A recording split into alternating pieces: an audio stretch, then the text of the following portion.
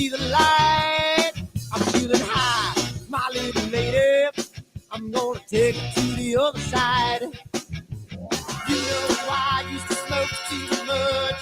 You know I used to drink too much. Take a ride in my car, and you can get me high, high, high. You know I used to smoke too much. And you know I used to drink too much. Take a ride in my car, and we're gonna get real.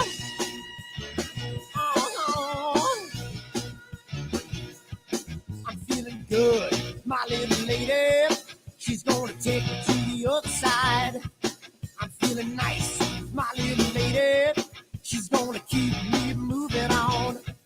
I'm gonna run till I drop to the break of dawn. Never gonna stop, she's gonna treat me right. I'm feeling good, my little lady. She's gonna take me to the other side.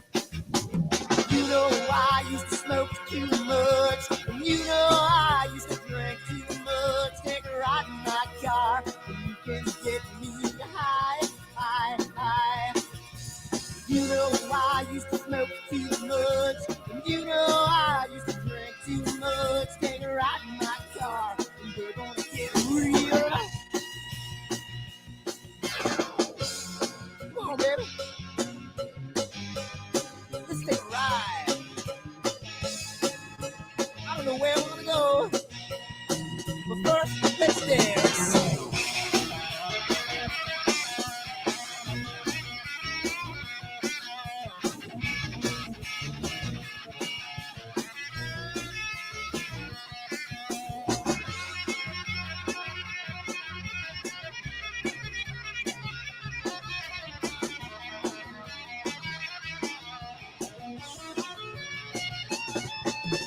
You know I used to smoke too much. And you know I used to drink too much. Take a ride in my car, and you can get me high, high, high.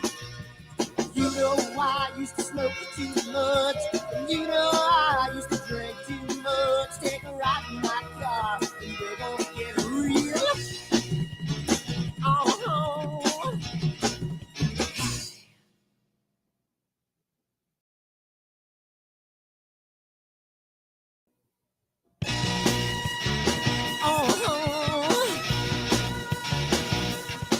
I'm feeling high, my little lady. I'm gonna take it to the other side. I'm feeling strong, my little lady. I'm gonna keep her moving on. I'm gonna run till I drop to the break of dawn.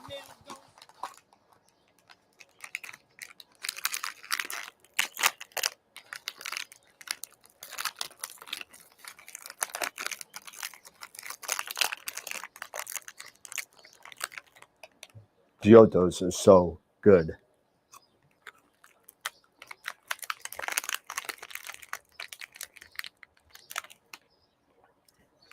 These chocolates are what? Chocolates? We're here about astrophotography. What are we doing? Wrong video. Whoops.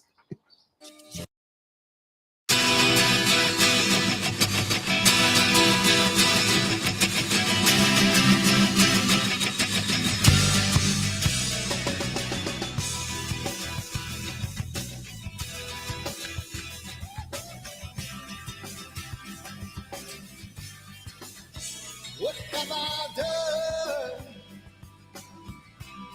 Ooh, what have you seen? Early at night, got in the fight, in the candlelight, looking through the screen. Now what have I done? What have you seen? You know there's no future when a person has come in between.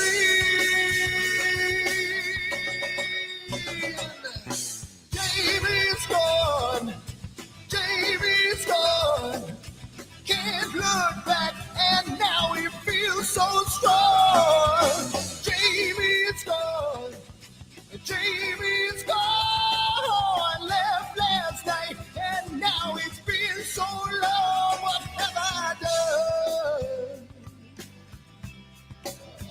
What have you seen? There was nothing to say, took her away, and I feel the pain, made love in pain. Oh, oh, what have I done? What have you seen? She knows there's no future in love when a person has come in between.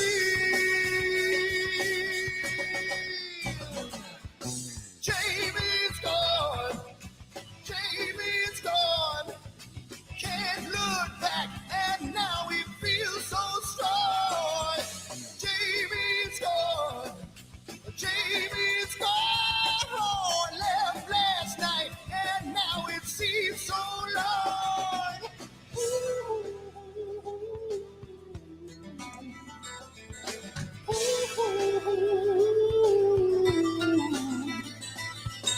You can hear these words I say when you're a million miles away. Yeah.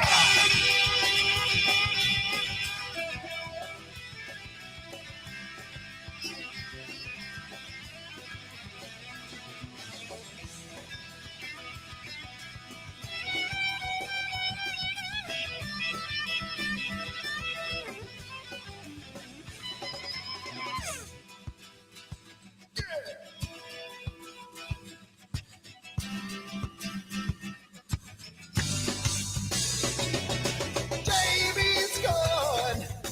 Jamie's gone. Can't look back, and now he feels so strong. Jamie's gone. Jamie's gone. Left last night, and now it seems so long. Jamie! Come on, Jamie! Yeah! And now you feel so strong. Jamie! Come on, Jamie! Yeah! Left last night, and now it seems so long. What the hell's wrong with my telescope now?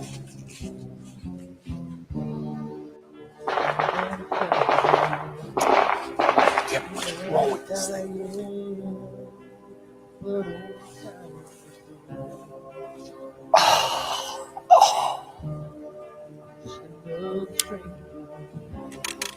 The lost Lone Ranger, can I break this spell?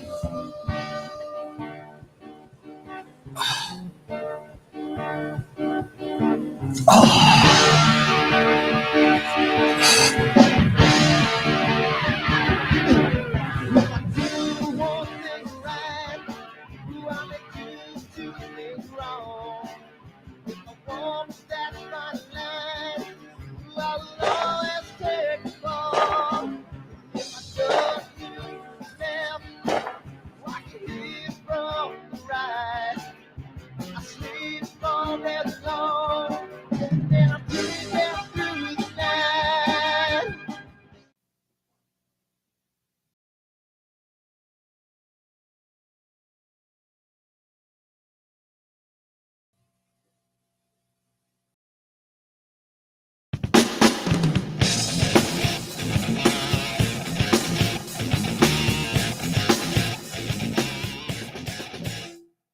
I've seen a lot of bankers, and I've seen a lot of cops. I've seen a lot of lawyers pull out all the stops.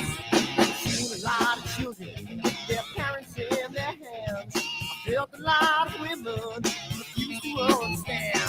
Well, I don't think I understand why we're making such a fuss. And I don't think I understand what's come of all of us. And I don't think I understand why we take the world for granted. I just want to get right back to Guitar Players Planet.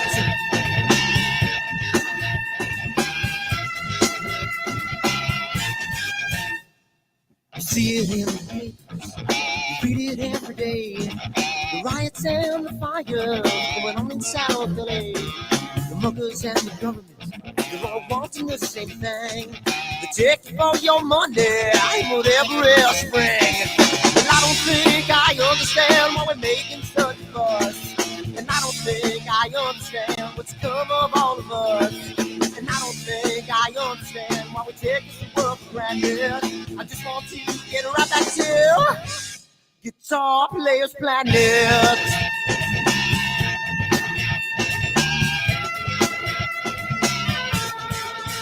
Take me.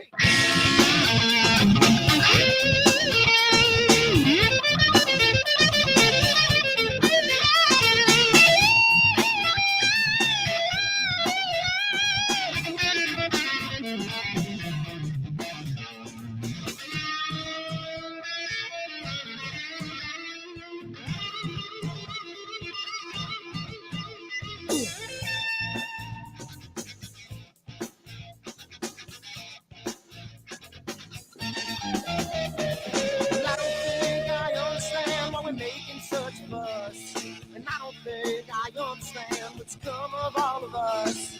And I don't think I understand why we take this world for granted. I just want to get right back to Guitar Players Planet. Guitar Players Planet. Guitar Players Planet. Guitar Players Planet. Guitar Players Planet. Guitar Players Planet.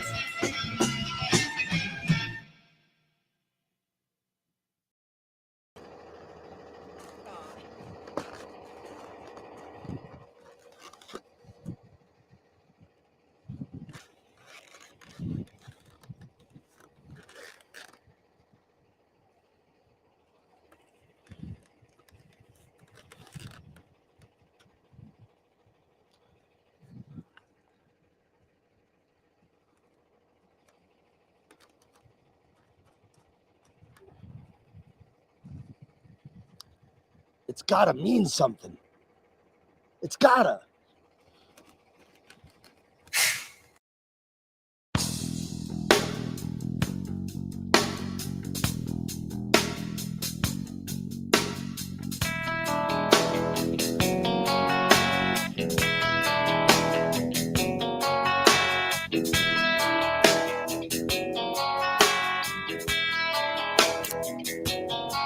All right.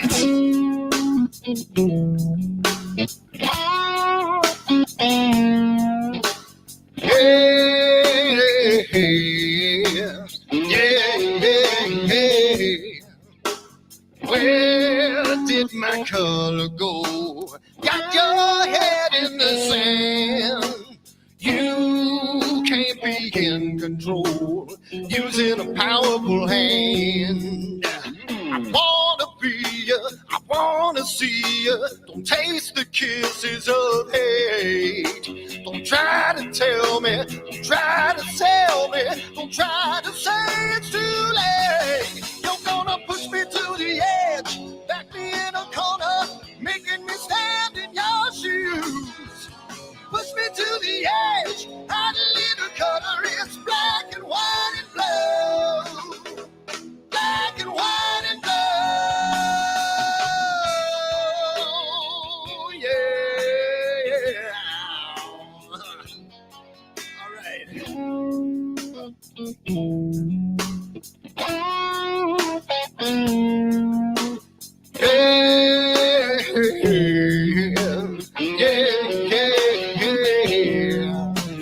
Cat learns to ring a bell. Rat gets free from the maze. We can be taught to love. We've got to learn to wait. I wanna see you, I wanna be you. Don't taste the kisses of hate. Don't try to tell me, don't try to sell me, don't try to say it's too late. You're gonna push me to the edge, back me in a corner, making me stand in your shoes. Push me to the edge, add a little color, it's black and white and blue. Black and white and blue, yeah.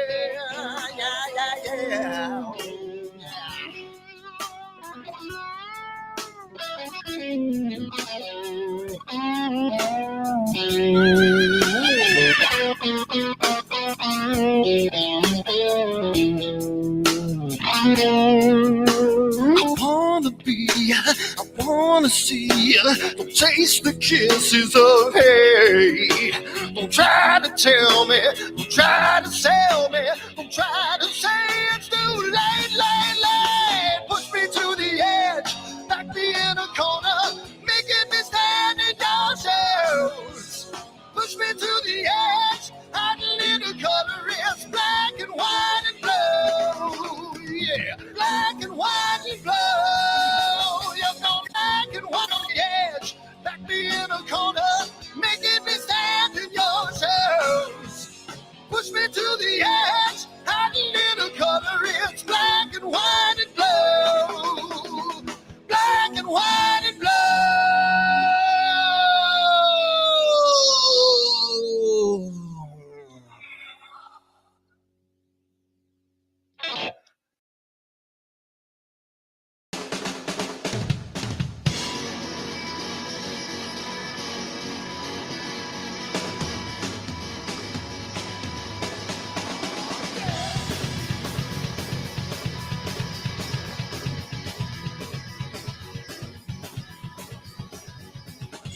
Another man come around today, gonna mess with my dream, gonna take it all away, take it all away. I'm just a boy with nothing to lose, got my head in the news, got a bad attitude, yeah, go away. So I play guitar.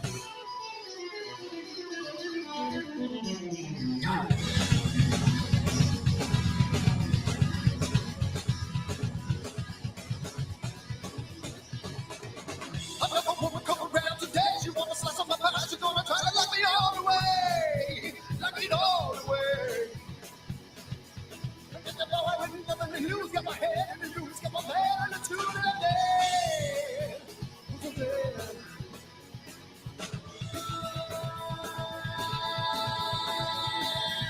I don't care, 'cause I got nothing to lose.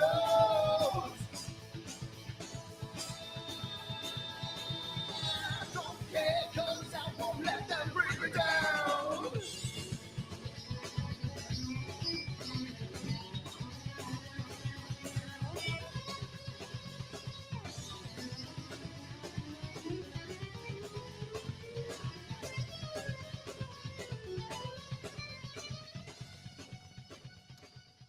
So it's a wonderful night tonight. It's really good. You know, cloudy nights and not cloudy nights, but clear dark sky and was it clear outside.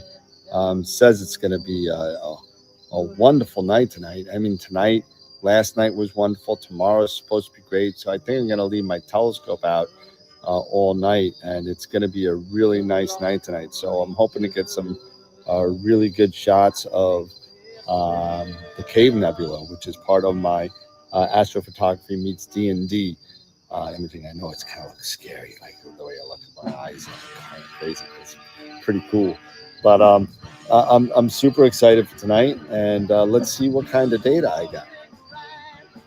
Well, yeah. Dirty. I swear to God, these clouds are just pissing me the off. I don't understand. I don't listen to these things anymore. I can't take it. New York, you suck. And you know what? I'm so done with all this. My telescope's out here, chilling out, and all I got is freaking clouds and PhD beeping at me for no goddamn end. Unbelievable. What am I going to do? I need to move. I'm so finished with this. I hate this.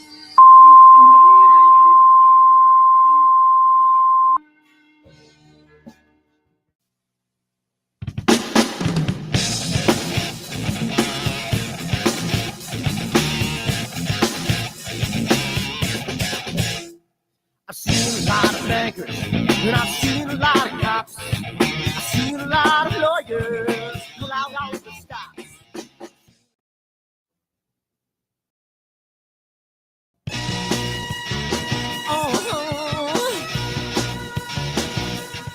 I'm feeling high, my little lady. I'm gonna take it to the other side. I'm feeling strong, my little lady.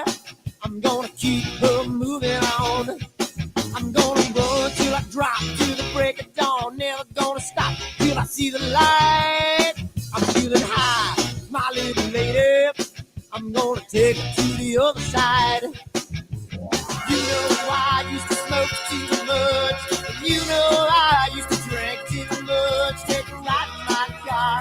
You can get me high, high, high. You know I used to smoke too much. And you know I used to drink too much. Take a ride in my car. We're gonna get real. Oh, I'm feeling good, my little lady. She's gonna take me to the other side. I'm feeling nice, my little lady. She's gonna keep me moving on. I'm gonna run till I drop to the break of dawn. Never gonna stop, she's gonna treat me right. I'm feeling good, my little lady. She's gonna take me to the other side. You know I used to smoke too much. And you know I used to drink too much. Take a ride in my car. And you can get me high, high, high. You know I used to smoke too much. And you know I used to drink too much. Take a ride in my car. And we're gonna get real. Come on, baby. Let's take a ride. I don't know where we're gonna go, but first, let's dance.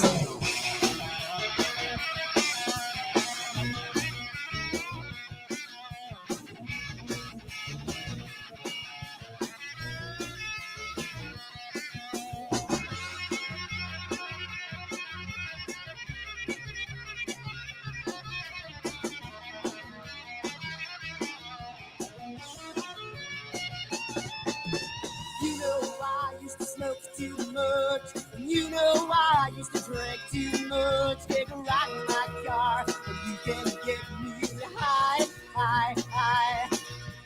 You know I used to smoke too much. And you know I used to drink too much. Take a ride in my car, and we're gonna get real. Oh.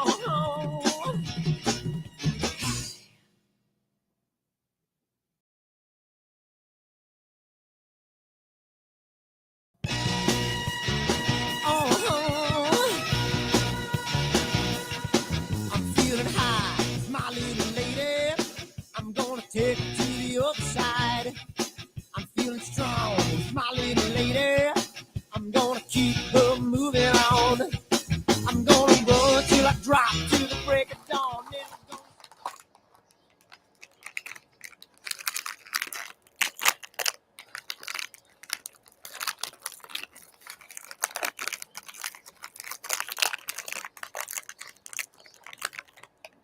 Giottos are so good.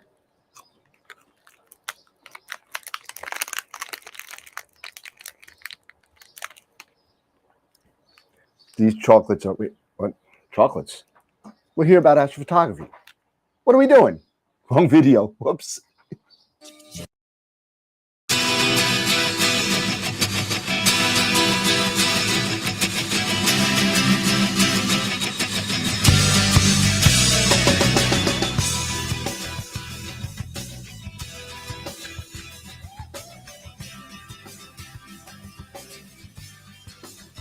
What have I done?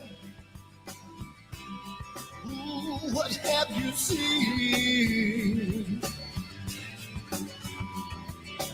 Early at night, got in the fight, in the candlelight, looking through the screen. Now what have I done? What have you seen?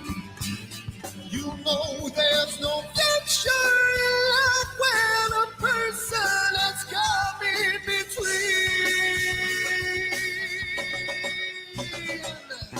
Jamie's gone, Jamie's gone.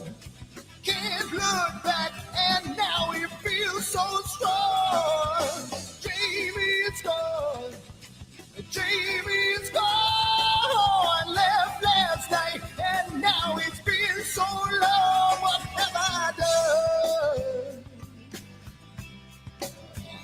have you seen? There was nothing to say, took her away, and I feel the pain, made love in vain.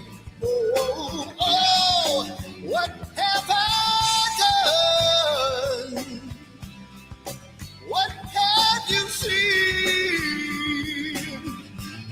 She knows there's no future in love when a person has come in between.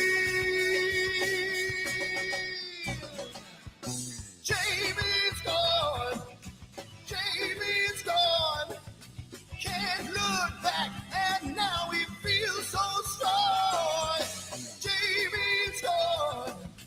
Jamie's gone. Left last night, and now it seems so long. Ooh.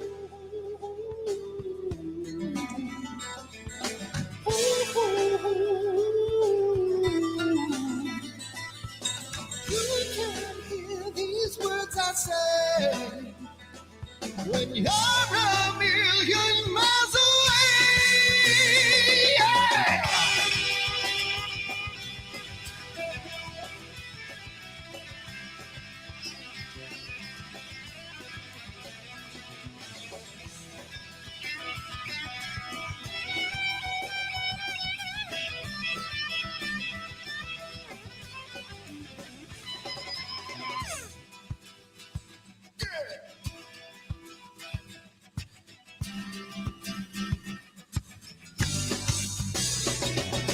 Jamie's gone.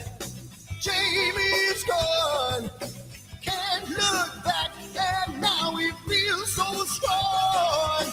Jamie's gone. Jamie's gone. Left last night, and now it seems so long. Jamie! Come on, Jamie! Yeah! And now you feel so strong. Jamie! Come on, Jamie! Yeah! Left last night, and now it seems so long. What the hell's wrong with my telescope now?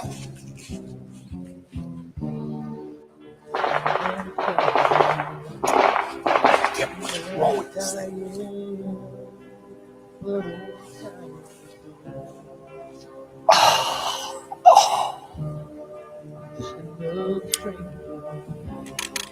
Another lost Lone Ranger. Can I break this spell?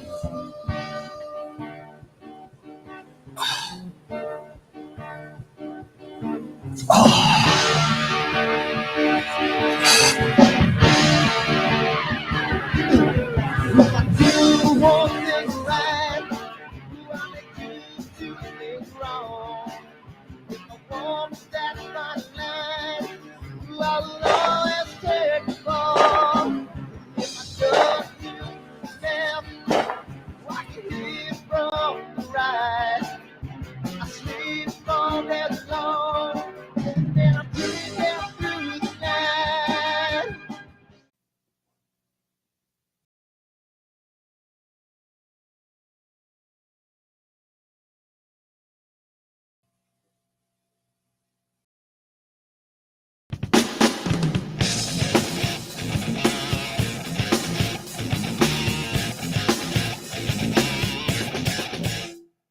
I've seen a lot of bankers, and I've seen a lot of cops. I've seen a lot of lawyers pull out all the stops. I've seen a lot of children with their parents in their hands. I felt a lot of women refuse to understand.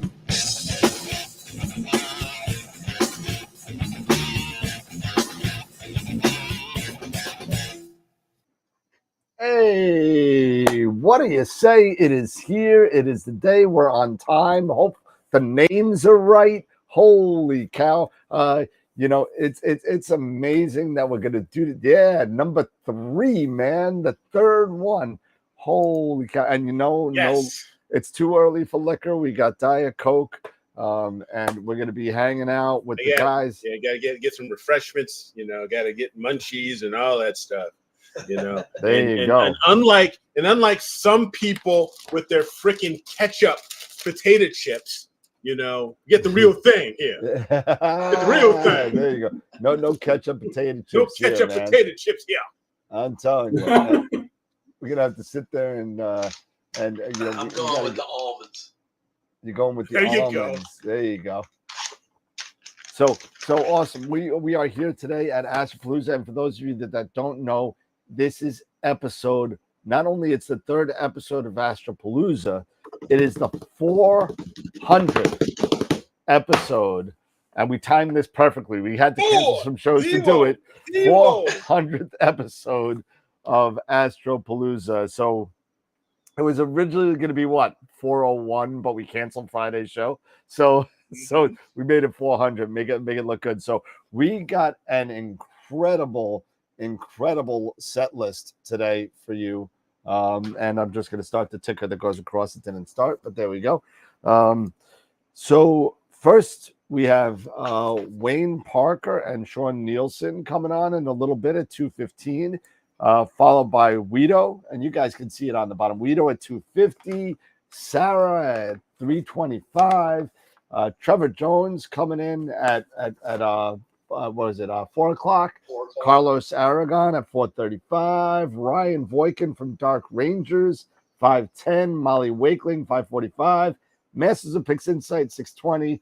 Wilfredo at 6:55. Ben from the Narrowband channel, and then Simon Tang. Unfortunately, we do have a scheduling change. I might have mentioned it on the show, but Frank from SETI Astro had something come up. He will not be joining us to close out the show, so Simon will be closing out the show. So we may be a little bit earlier than the 8 hours. Who knows? But you know how we do.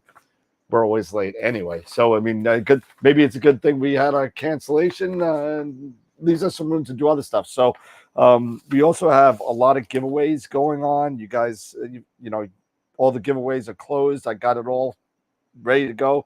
The first thing that we're going to be giving away after the Wayne Parker and Shawn Nielsen presentation is going to be a $50 gift certificate to Buckeye Stargazer. Thank you to Joel over there, and really, really cool. So thank you for Joel. And we'll be doing that after the presentation from Shawn and Wayne, if Shawn makes it.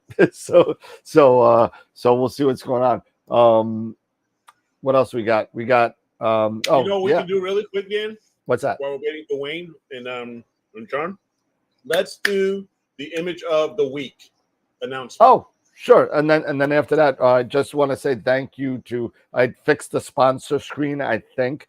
So I want to do the sponsors and thank you to all the members as well. So go ahead, knock yourself out and do the picture of the week. Okay, let's do this week's picture of the week winner. Let's go ahead and share this here.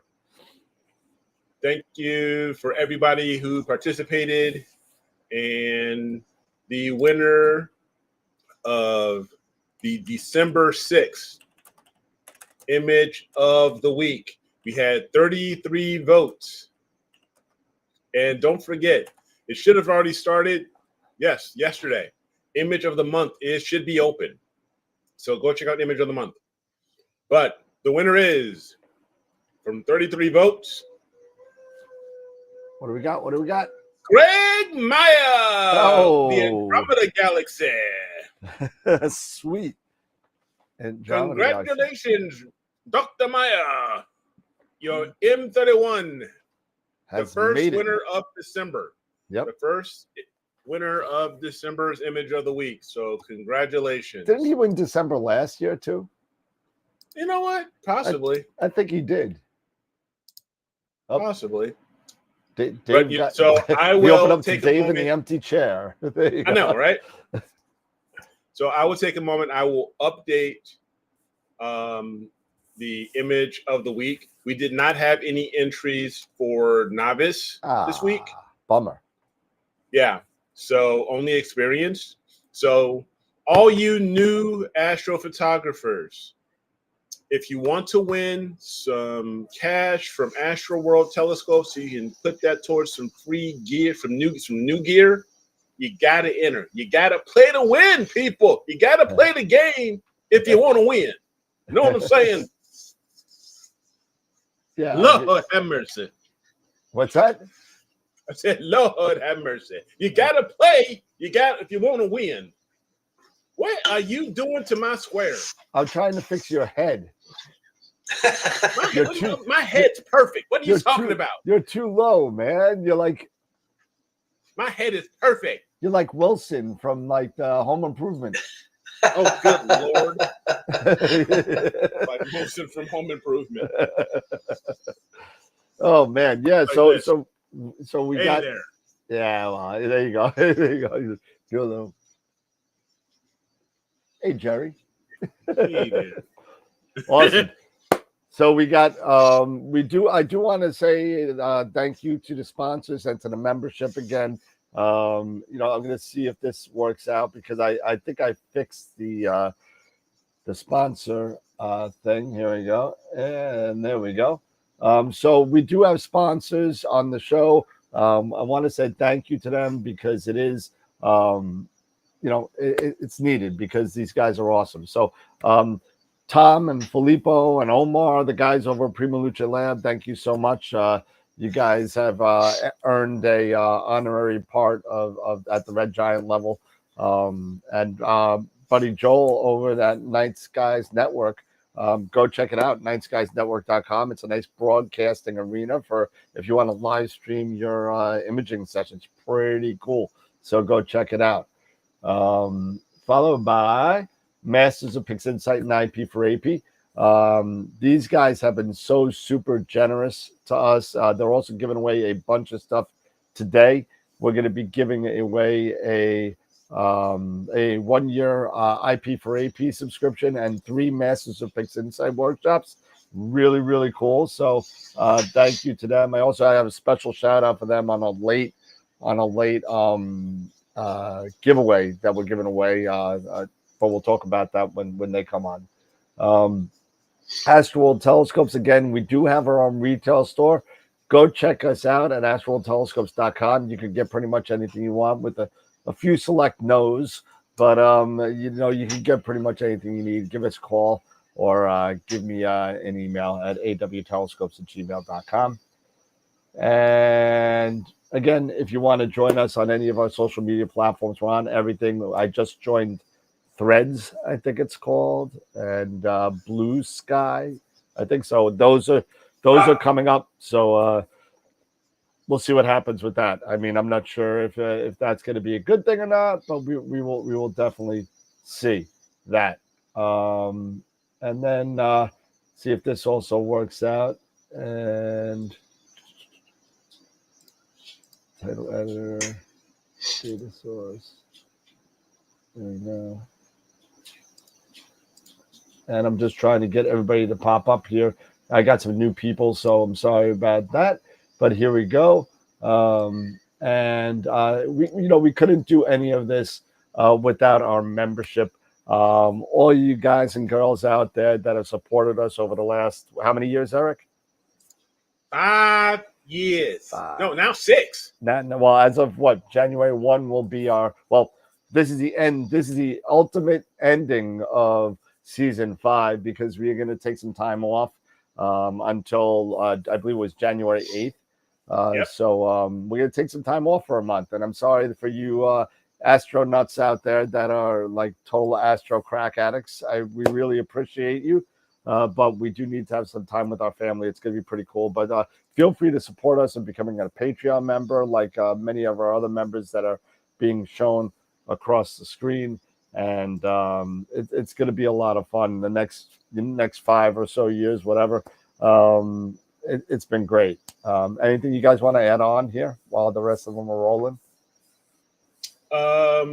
No, but what I will be trying to do, I'll do the best I can to at least go through Image of the Week for December and get it set, have that rolling. So you guys can still enter. You'll have the announcement. It'll just be a pop-up on the website, announcing who the winners are. So please, even though we're on a hiatus, don't forget to participate. Don't forget to, submit your images, and don't forget to vote, because we still need to fill our calendar for 2026. And we're going to need those December entries. So, So just make sure you keep in that website. Yes. Just keep checking the website. Awesome.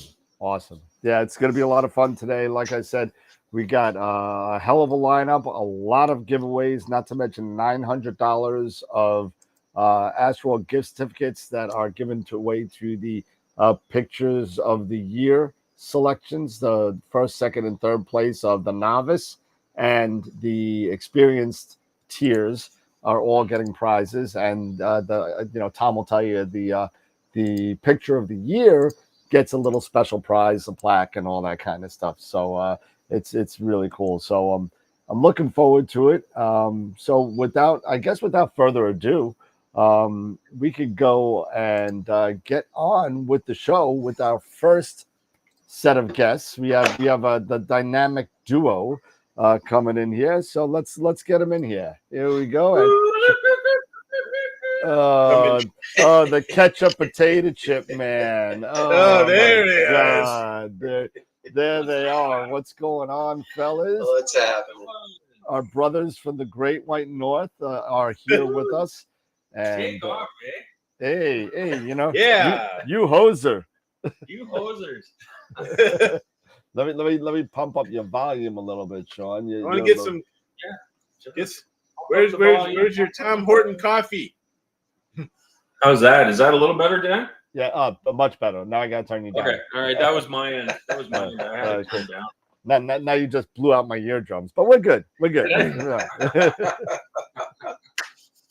Awesome. So how's it going, guys? Well, Great. Good. you guys are kicking us off. So I mean, we got 7 hours and 47 minutes. No, 8 hours, 9 hours, 7 hours and 47 minutes to go. And this is what we do every year, first Saturday in December. If you're so inclined and you like this type of stuff, feel free to hit us up on Patreon. Feel free to hit us up on YouTube and all that kind of stuff. We've been doing this for 5 years, and because of people like Shawn and Wayne and the rest of the panels that are coming on, it's awesome. So what's happening, guys? What do we got going on in Pod S and Visible Dark?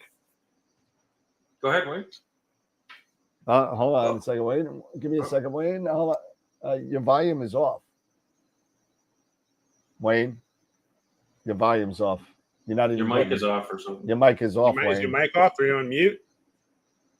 Yeah, you muted something. I'm not getting anything from you. His presentations are usually better when you can't hear him. I don't have any signal from you, Wayne, at all. Here, okay, I'll fill in for him. Hello, my name is Wayne. Wayne, we can't hear you, bud. Presentation today on SkyPod S. try. Oh, dear Lord. Yeah, we got nothing from you, Wayne. I don't know. Maybe you hit the mute. I don't know what happened. It was working fine in the green room. He's good on his end. What about your end, Dan? No, I got no signal at all from him. Not even a level. Is it plugged in, Wayne? Oh dear. Oh, the first glitch. The first glitch. Wayne, Never failed. try logging out and logging back in, Wayne. Try that. If you could hear us. Maybe that's it. Log out and log back in. Try that. Anyway, moving on to wait to come back in. Moving along here. So, what is going on in the land of Visible Dark there, Shawn? Good to see you. You know what? Not a lot going on. I'm working on a collaboration image with a client of mine, which is really interesting stuff. I can't really talk a lot about it right now, but we're sort of approaching it from the perspective of You remember that? Remember the M31 image and the blue, the O3 nebula there, or whatever. Sort of something like that. Not as dramatic, but it's an area that is imaged quite often, but seldom imaged in this way. So we're just sort of exploring a little bit with regards to the data and what it could possibly reveal, if anything. If not, it's just going to be a different way of looking at it. And it's going to be really fabulous when it's done. We've got some great data coming in already, so we're collecting a lot more. So we'll see where it goes in that. It's a lot of fun actually. So really enjoying it. I think Wayne's back. Yeah, I think we got audio. You got online audio? now. Can you hear me? Yep, I got you. Yeah. There we go. Funny, I guess when you guys reset, because we were all up chatting for the last hour here, and all of a sudden I'm gone. So, hey, if I can interrupt for a second, sorry, Sean. I was going to say, Sean. Yeah, no, shoot. Go ahead. To do this together at his place. We got a snowstorm outside. We've been snowed in for basically a week. I mean, I've been out a couple times, but I'll show you right now. Here's what it looks like. If it loads up, here's what it looks like outside. This is, you can see this. Oh my God. This is my Pod Mac Oh. right now. And what you can see is it's actually really snowing out there. So it's good fun. So that's why I'm not at Sean's, and I had to hastily put this together in the corner of my kitchen so I'd have somewhere to join you from. And I just want to say congratulations, guys, on Astropalooza number 3. Thank you. It's a very, look at Sean and I. We're like we're going for the 5-timer thing, like Saturday Night Live. You're kidding. I got. What are you saying? I got to buy you a jacket now? Jeez. Yeah, World 5 with it on the back, but we'll give you a couple years. But congratulations to you guys on another great year. I'm a big fan, and I tell everybody about you and stuff, and it's great stuff. You got to tune in to find out what the heck's going on. That's what I tell everybody, and you know how much we love you guys. No, I appreciate it, man. Brother. Awesome. Thanks so much. Yeah. So what's going on? I guess Sean, I guess you want to finish your lead. Yeah, sorry, I jumped in there when my audio came No, it's on. okay. No.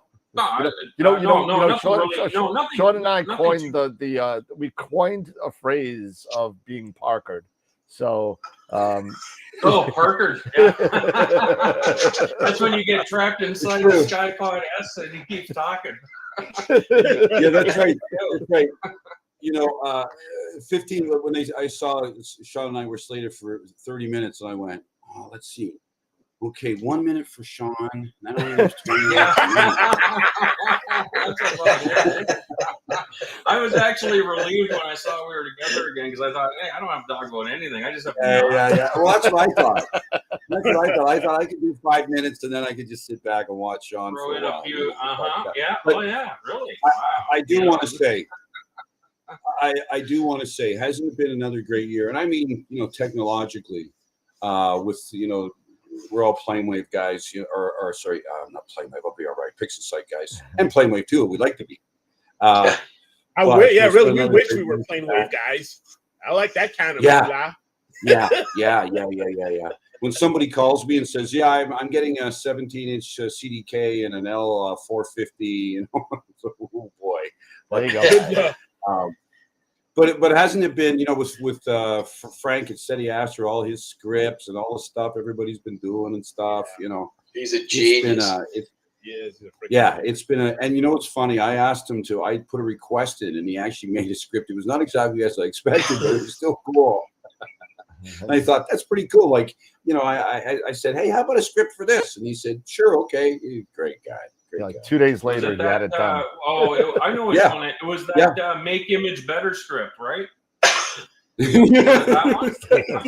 He was putting the slider on 10 for Make Image Better, all in one. That's the one that I need. That's the one that I need, like with my Pepto-Bismol Galaxies. You decide. The APOD script, right? The APOD script. Behind you there. Yeah, well, I want to say, thanks. It goes from my POS all the way over to like somebody like Adam Block or somebody. It's somebody over there. Like, ooh, that's mine. That's what the slider should say. Actually, it should start with me at one end, and then have like Adam Block or somebody at the other end. You just slide it towards Oh gosh. Or Sean, for that matter. What are we saying? We got a top line expert right here. You know, Sean is. Oh, I yeah, want to that's say, true. Sean is one of my. But he always gives me Sean's he gives me all I kinds know, of eh? grief. He gives me all kinds of grief. I'll just, yeah. Who am I, right? Yeah, I'll just disappear.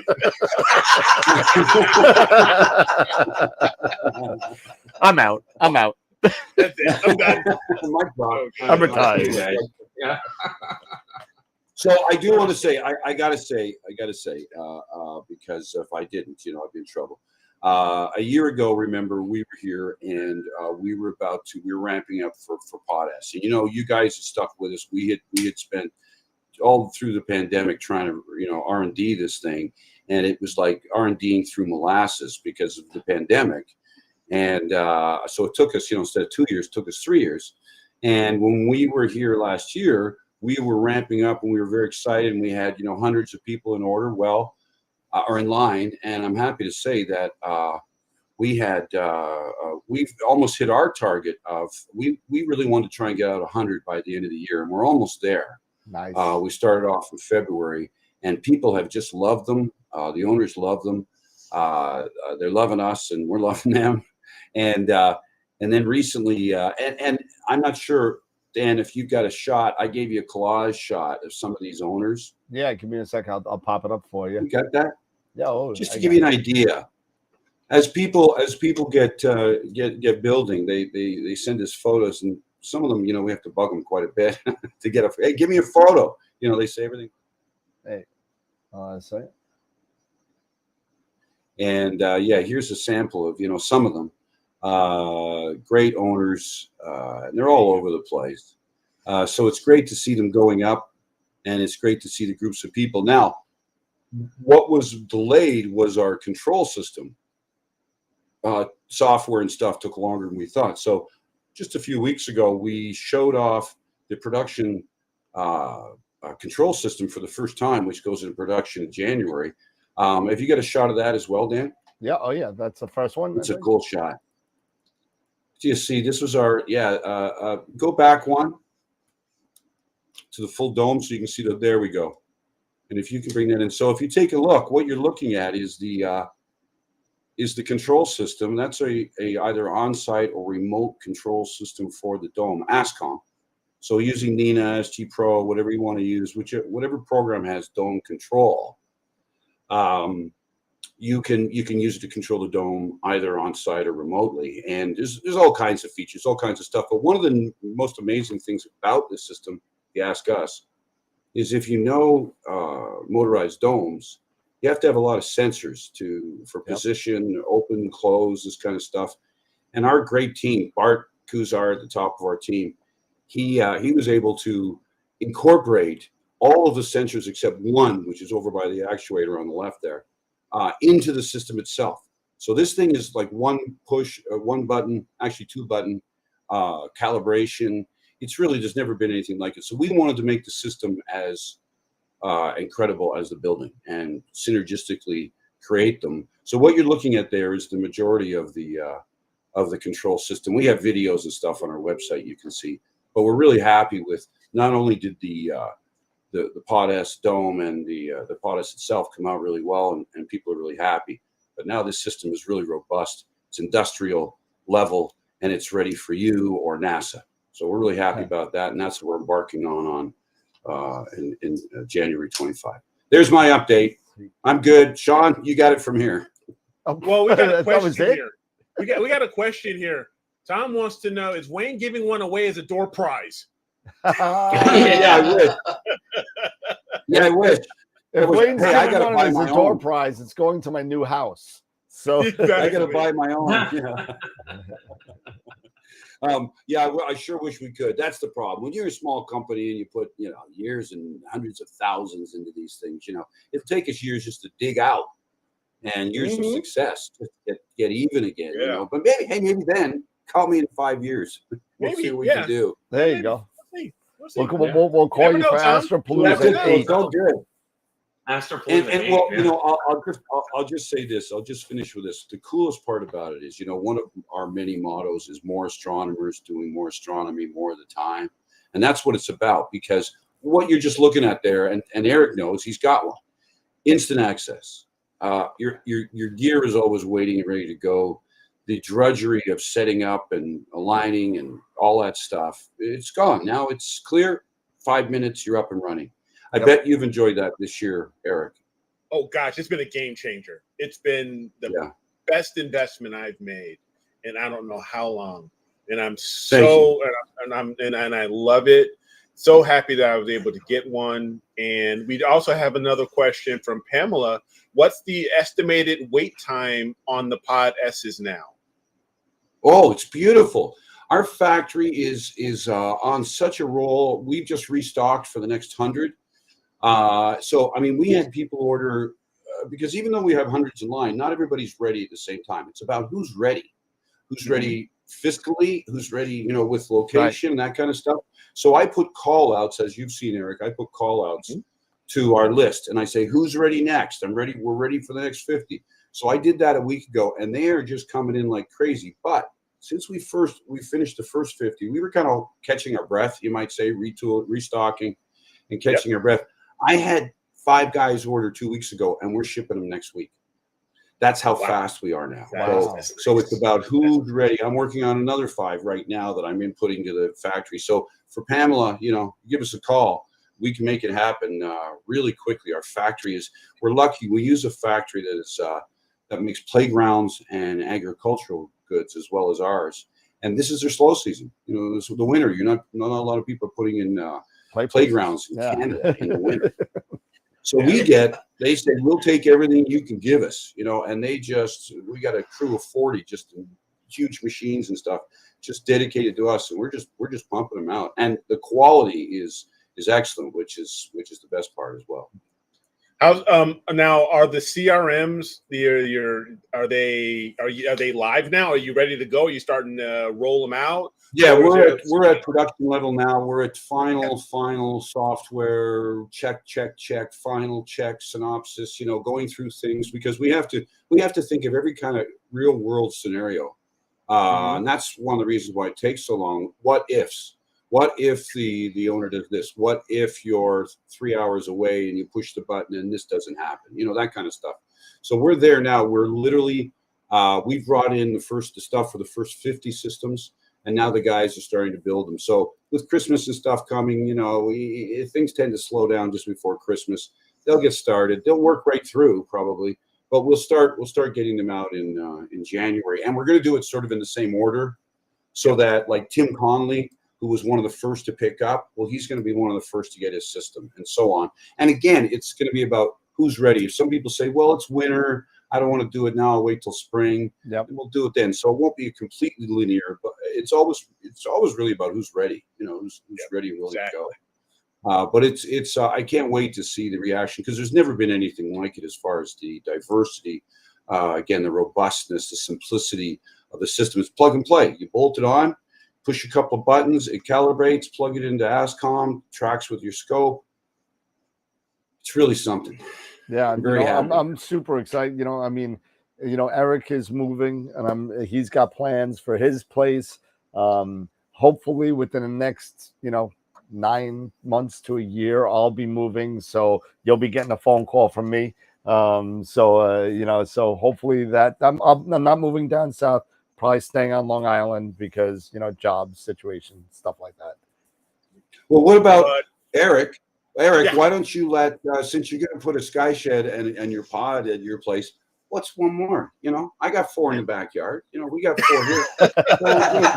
What's one more? Yeah, exactly. Robin won't mind. He's got the land to do it right now, right? Yeah. I promised Robin a pool. I'll put in a pod. You can call it a she shed. Dan's pod instead of a pool.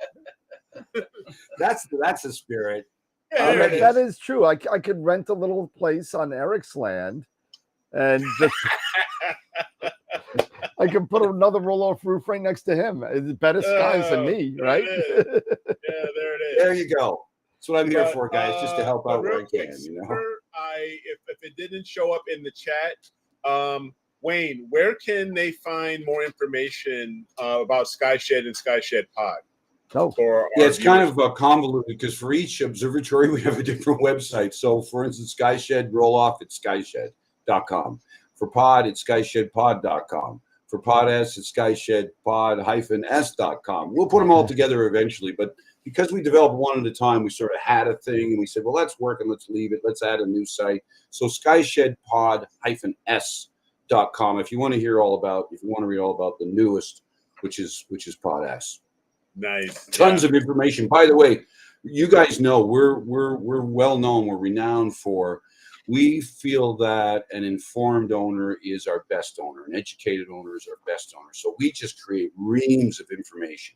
Hey, I want to be in my observatory on a Saturday night having fun, not on a text helping you because you got a problem building. Exactly. So we try and just give you everything we can and do everything we can to make it as easy as we can for you. So you really don't need us. And again, we believe in imparting as much information as we can. Now, speaking of the Pod S, and really quick, so I know we probably had time. When it comes to the dome, you know, Yep. What's the recommend? What's the weight of it? Because I know you've got all these controls and everything. It's not like my pod where me and my son can go out there and it's like boom, and it's on. You're right. No. You're right. Now, you're right. Your pod dome weighs about 160 pounds, and lifting it, half of it is even less than that. So you're not lifting that much. With Pod S, of course, you're not lifting the whole dome. You're only lifting the slot covers, which are really easy. They slide really nice and easy if you're doing it manually. But the dome itself, without the control system, is 320 pounds. It's twice as heavy as your pod. It's much thicker. It's really hardy. You know, it feels like it's solid, and it's 2 inches thick. And then when you add the control system, geez, that's easy, another 50, 70 pounds. So you're looking at a 400-pound dome. That's why you see a lot of photos of, we tell everybody, a lot of our owners build on their own, just as they get a chance in the garage, literally on their own. But at the end, they need to get their buddies together, the Astro Club, their friends, and to lift that 400 or 300 and something pound dome onto the wall. So it's the one time get a brew crew. You're gonna need a brew crew, people. Bring beer. Get a brew crew. And we love to see those shots as well. And there's some of those on our website with different friends and stuff. So, but it is it's very substantial. You know, it's made to. You think your pod is tough? This is your pod on 11. There you go. Right on. Thank you, man. That's awesome. That's awesome. Well, Dan, you've been in one. You at Starfest. You and Shawn came and visited. You know, should have had your cameras rolling. Jeez, I don't know these guys. Next time. Next time. No, next time. No, I was thinking of that Starfest there. We sort of we should have rolled some videotape on that. But I thought what was really great was that Dan and I cruised in every morning and drove past Wayne and the boys, and we'd stop and roll down the window and say, "Hey, you got that together yet?" It was these. I got to tell you, folks. Dan and Shawn were like the cool kids at school, you know, because we're all there camping, and every now and then this cruising truck comes along, and these guys are kind of, hey, how you doing? Hey, how's it going? Hey, how you doing? What's up? And after the 12th time, I said, hey, when are you guys going to stop? You know, like it's like Ollie and Stan in this freaking truck, right? So it's like, hey, yo, I'm from New York, and then he goes, yeah, how's it going, eh? You know, but no, it was great to see you guys there. But it was, and my point is that you both got a chance to stand in the Pod S that we made at, and you know something you might not know the end of the story. We made that for a great guy named Frank who happens to live about an hour north of Starfest. So we asked him, can we bring it to Starfest, build it, shoot a video because we wanted to update our assembly video, have nice surroundings, summer Starfest. We did that. And then Sunday morning, loaded onto a trailer. It went up an hour or so to Frank's. He had it up and running that night. I mean, it was in place, and he was ready to move in that night, which was pretty cool. That's sweet. And now he loves it. He's absolutely just so happy. He owned a pod for over probably about 15 years or more, and he loved it. And he said, you know, I love this more, which is cool. Oh yeah. I mean, you know, when you get into the whole automation and, you know, you add that extra element to it, I mean, I remember when I first got my first mini computer to actually not have to go outside anymore. What a game changer that was! And now just not have to go outside really at all, and everything's set up and you're ready to go. Yeah. I mean, Yeah.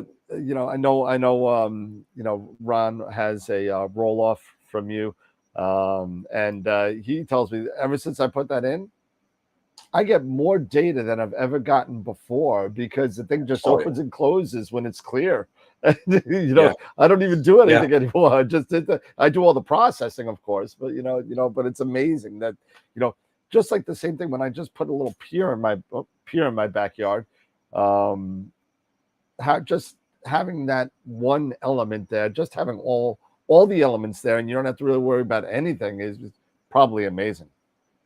Yeah, I know. I found that and too. you're absolutely right. That even having that element, like Shawn has, I always bug Shawn, but with Shawn's backyard, he really doesn't have somewhere he can put a shed or a pod, and he has our pier, and he makes the most of it. And that's what we love. With Ron, for instance, Ron has absolutely made the most of his sky shed over the last 15 years almost, and we see that, of course, a lot, and that's what we love to see. That's why we do it. We want to see the results, and absolutely.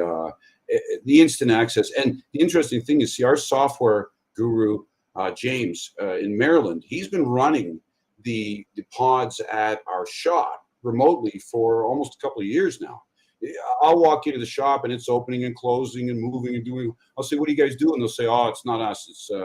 It's James in Maryland. He has 24 access. We have cameras set up and stuff, so he can check out his latest software revisions." So that aspect has actually been in place. Now we're just gonna bring it into production, and I can't wait to report next year of all the systems out there and all the owners of them enjoying them. That'll be fun next year. That's gonna be awesome. Now, Wayne, you put a lot of I followed this for the last year or two, being at the Bat Cave and so forth, where things are being built and whatnot. You put a lot of work into this and in the design and functionality and whatnot. You've tried to make the Pod S as easy as possible for the astrophotographer to use. But the question that I have is, did you actually look at it from the perspective of 3D? Did you look at the function and using the Pod S in a 3D format? What did you say? Sorry, what do you mean by 3D? I'm surprised. Dan's got to be distracted. He should have picked up on that one. 3B. 3B. Because I missed it. 3 beers. 3 beers, and it looks good. Oh, 3B. 3 beers, yes. Yeah, it's funny you should say that. One of the warnings we have on our pod door on the inside that we have imprinted in the mold, and it says something like, "Do not let friends operate your pod," one of the warnings. And we wanted to say, we took out the word drunk. Do not let your drunk friends operate your observatory. That is for you. You just have the captain of the ship. Do you have like a stick figure of a guy stumbling over with a beer or something? Yeah, that would work. That would work. Absolutely. Yeah, that would be me. But it's going to be neat to see. It's going to be neat to see how much people enjoy it. And like I said, you literally could, Dan. I mean, if Eric had the room, we'll pressure him, But I forget there you go. It's great because it's literally get up and running, use remote desktop or any desk or whatever else, and you just got everything operating, and write your script and set it to go all night and get lots of juicy data. Yeah. Yep. That's it. Awesome. That's it. I love every minute of it. Believe me, Wayne. This is, like I said, it was a game changer. Cool, Eric. It's great. Yeah, it's a huge game changer when you can get the Sky Shed or the Pod S or whatever it is you're using. Like Dan said, even putting a pier out. Like when I put a pier out in my what I call a semi-permanent sort of situation, I started getting a lot more data. It was just phenomenal. Save that whole hassle of setting up and tearing down and polar lining and all that. And Shawn, you're a perfect example. You have no sky. Like, it's incredible that you get anything. You have zero You sky. have this little sliver, He's got between this the- what are little, they, little birch eye trees or hole something? right here. All right, guys. The truth is, I take Eric's good data and I make it into an actually good image. All right, unlike Eric who destroys it. But it's amazing. I mean, I use you as an example, Shawn. When people say, well, I've only got, 270 degrees of sky and my house is in the way and I don't know. And I say, are you kidding me? 270 degrees. Most people don't realize that it's about making the most of the sky you have. Nobody has a perfect sky. Unless you're on, the classic Castaway Island with one palm tree. Everybody's got buildings, houses, barns, trees, something. And you make the most of the sky you have. And you may have a quarter of it. You may have half of it. You may have, a cone in the middle surrounded by trees. But hey, good news is it's moving. It's moving. It's not static. So it's a new show every night. So Shawn, like I said, it's amazing that you ever got into astrophotography with that backyard. I know, right? There's like one line, and the stuff you do is incredible. It's incredible. Yeah. Okay. See if I got any more That's questions here. Yeah. Any more questions in there? Or I'm trying to get in touch with our next guest here. I think my plan worked. It did the 1 minute. Yeah, that worked. It worked. It's a beautiful thing. It's a beautiful thing. Just, I'm not just saying team up anything with now. me. It's all the floor is yours, Shawn. It's all yours. He did it. Look at he Take left it me from 30 there. seconds. Woohoo! Thanks for tuning in, everyone. I'll make See it up to you, later. man. I'll make it up to you. No, it's all Next year I'll good. I get love on it. I you. think it's great. It's just amazing Next how year I'll you get just on have the gift for gab, especially when it comes to astronomy. I always say I could slap my Irish mother. Now. No. I love That's my mom. fantastic. Yeah. Congratulations to all you guys too. With this Astropalooza and everything, all the work you guys do on Astral TV. Oh yeah. This is really fabulous, and it's a just an amazing thing that you guys are able to do this. As consistently as you do. The dedication that goes into it. Just fabulous. So congratulations on Astropalooza 3. And number 4. Yeah, thank Love you. it. You appreciate Love it. it. Man. Appreciate it. Number 1 fan. Thank you, my man. Thank That you. was of course aimed at Dan and Dave, not so much Eric, but whatever. Look at that background. Come on, look at his ghost background. His own ghost Come background. on. I'm not I looking did at his- okay. I'm not I looking did at his okay. basement bar. I'm not looking at his basement bar and his old treadmill and stuff like Exactly. that. You're not looking at that anymore. And his Christmas No tree that Christmas he won't tree, take yeah. down. He's gone. All that stuff. I love it. I love it. It's great stuff. Yeah, all the best to you guys for 25, and all the best to Astro World. And we'll be tuned in as always, and we'll be promoting it because it's a great resource.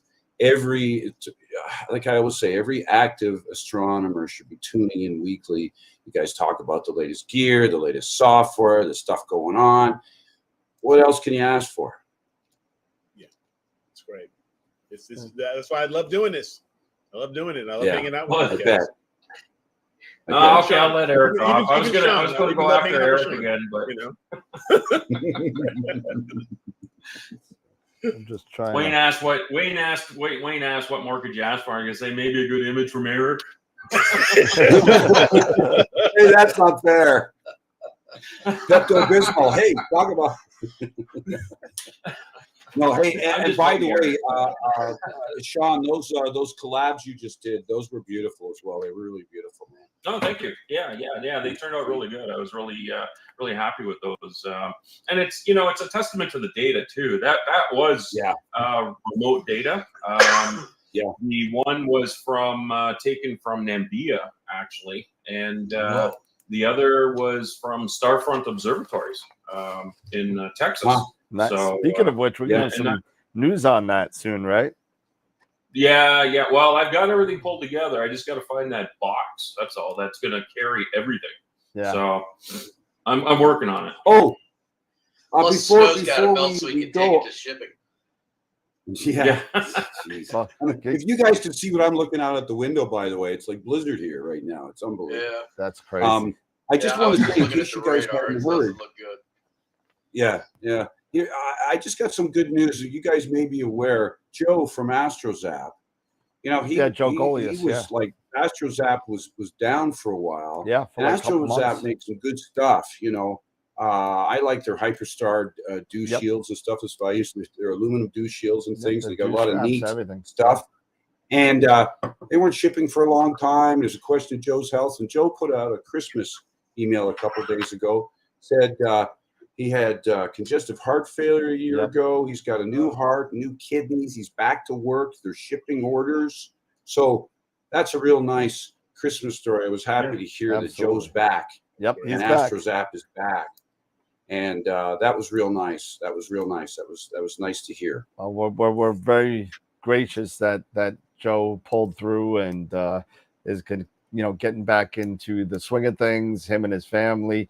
I know all of our thoughts were out to him and his family during the difficult time that they were going through.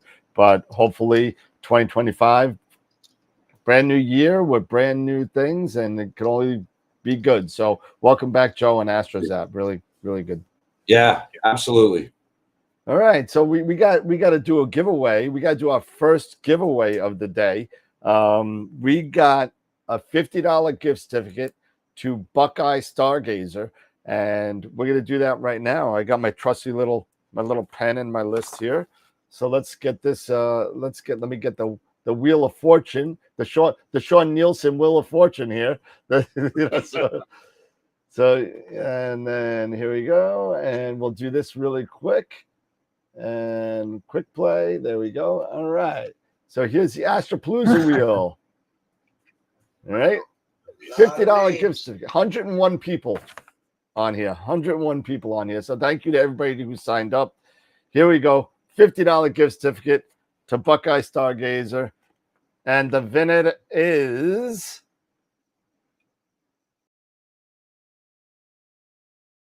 Claudio Stabile. I'll take that. Claudio Stable. Stabile. I like the word stabile. Stabile. Sounds Italian. Claudio Stabile. Okay, so Claudio, awesome. All right. And there we go. And that is our first giveaway. So thank you. We got plenty more to go. Shawn, Wayne, thank you so much for coming in and hanging out with us. I appreciate it. We're gonna try and stay on target, with time. So again, thank you so much. And you guys got to come on again on another show, and we'll just for sure. we'll go off the rails together. Thanks, guys. Thanks, guys. And thanks, Shawn, as usual. Yeah, thank you. Yeah, thanks, guys. Appreciate Continue it. success, All the guys. best, guys. All the Really best for appreciate it. 2025. We'll stay tuned in. Absolutely. Now Thank you. Shawn and I can go back and watch the rest of the Watch the rest of your show, hard and work then all day. and you're good to go. So you don't have to watch all 8 hours. It's okay, really. So I'll go in and out. thank you guys. All the best, you guys. Have a Guys. great one. Thanks, guys. Thanks so much. Appreciate it. Okay, you too. Thanks for having us. Yep. Bye-bye. All right. So we're doing pretty good on time here. And we are off to our next guest, who is coming at us from a really far way away. And we're going to just jump right to him. And there we go. We got Wido from Wido's Astro Forum. Hello, Dan, Eric, Dave. Hello. How's it How going, are my ya? friend? I'm still on Earth. Well, That's good to know. That's good. That's good. Yeah. But it is definitely 9 p.m. here, so I guess that's like evidence that the Earth really is round. It's not we don't have any flat Earth here going on. So I'm telling you, it's definitely now. You're I don't even know how many miles away you are, but I mean it's an amazing distance that you are from New York, where we're hosting this. And I want to thank you so much for staying up. I know nighttime for us really isn't a big deal, but I mean, it's I appreciate the time that you're putting in to come and hang out with us, because it's really a treat. So thank you. Absolutely. It's great to have you on. yeah, Wido. thanks so much, Dan and Eric and Dave, for having me on your show. And it's an amazing show. I saw you have a great lineup, so congratulations on that. And I hope you have enough coffee to do everything. Well, I got Diet Coke right now. Red Bull. Like a Red Bull. non-stop Red Bull. show. Wow. No, I can't do Red Bull this early. If I do it and then I have too much, then the blood sugar will tank, and the screen may never move. Wido may be on for the next 8 hours. So, I don't think people will. People want to see other people as well.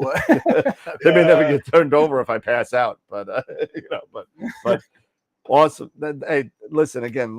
Thank you so much for coming out with us tonight. I mean, it's really, really cool.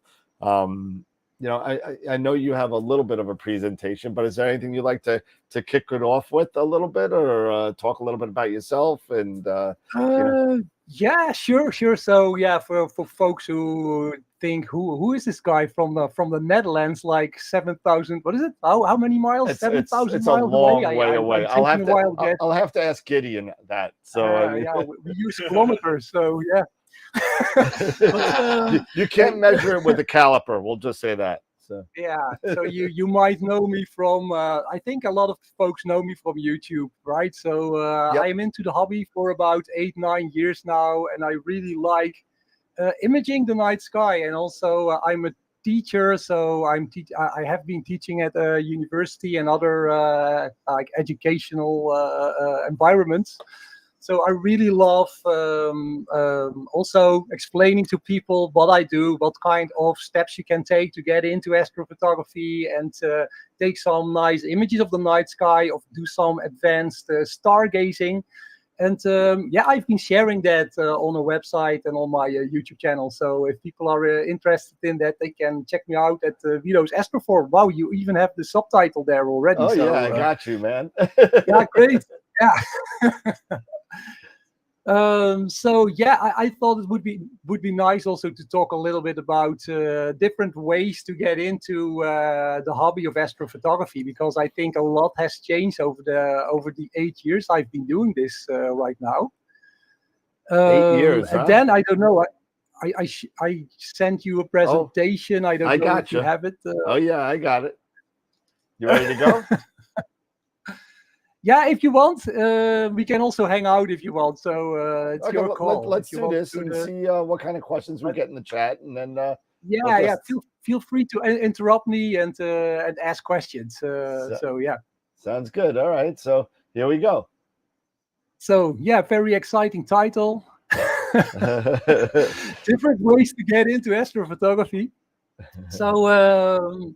Yeah, the next slide. So I don't know about you, Dan and Eric, and but if you talk to people like, why do you want to get into astrophotography? I get a lot of different kinds of reasons why people want to engage in the hobby, right? So for some of I get a group of people who are really in it for the curiosity.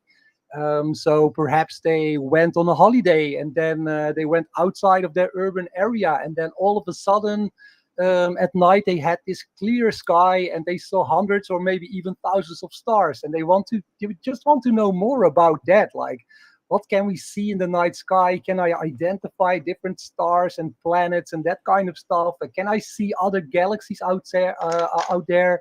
Do I need a telescope? That kind of stuff. And then I also have a whole other group of people then, and they're not necessarily interested in astronomy, but they are interested in taking the best possible picture of objects in space. I don't know if you have that also. Yep. But yeah, there are some people that are, for instance, already a high-level landscape photographers, or people who are really into like nighttime photography, and they also want to know, hey, how can I get these great high-quality pictures I see astrophotographers take of the night sky? And that might be the moon with the beautiful craters and mountain ranges. Some people are really interested also in solar photography, where you can see these solar flares and sunspots.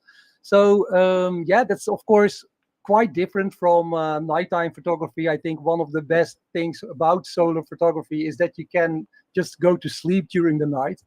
And then we also have people are interested in planets, like taking a picture of the great red spot of Jupiter, or maybe the Galilean moons in orbit around Jupiter, or they want to see Saturn's ring and take an image of that.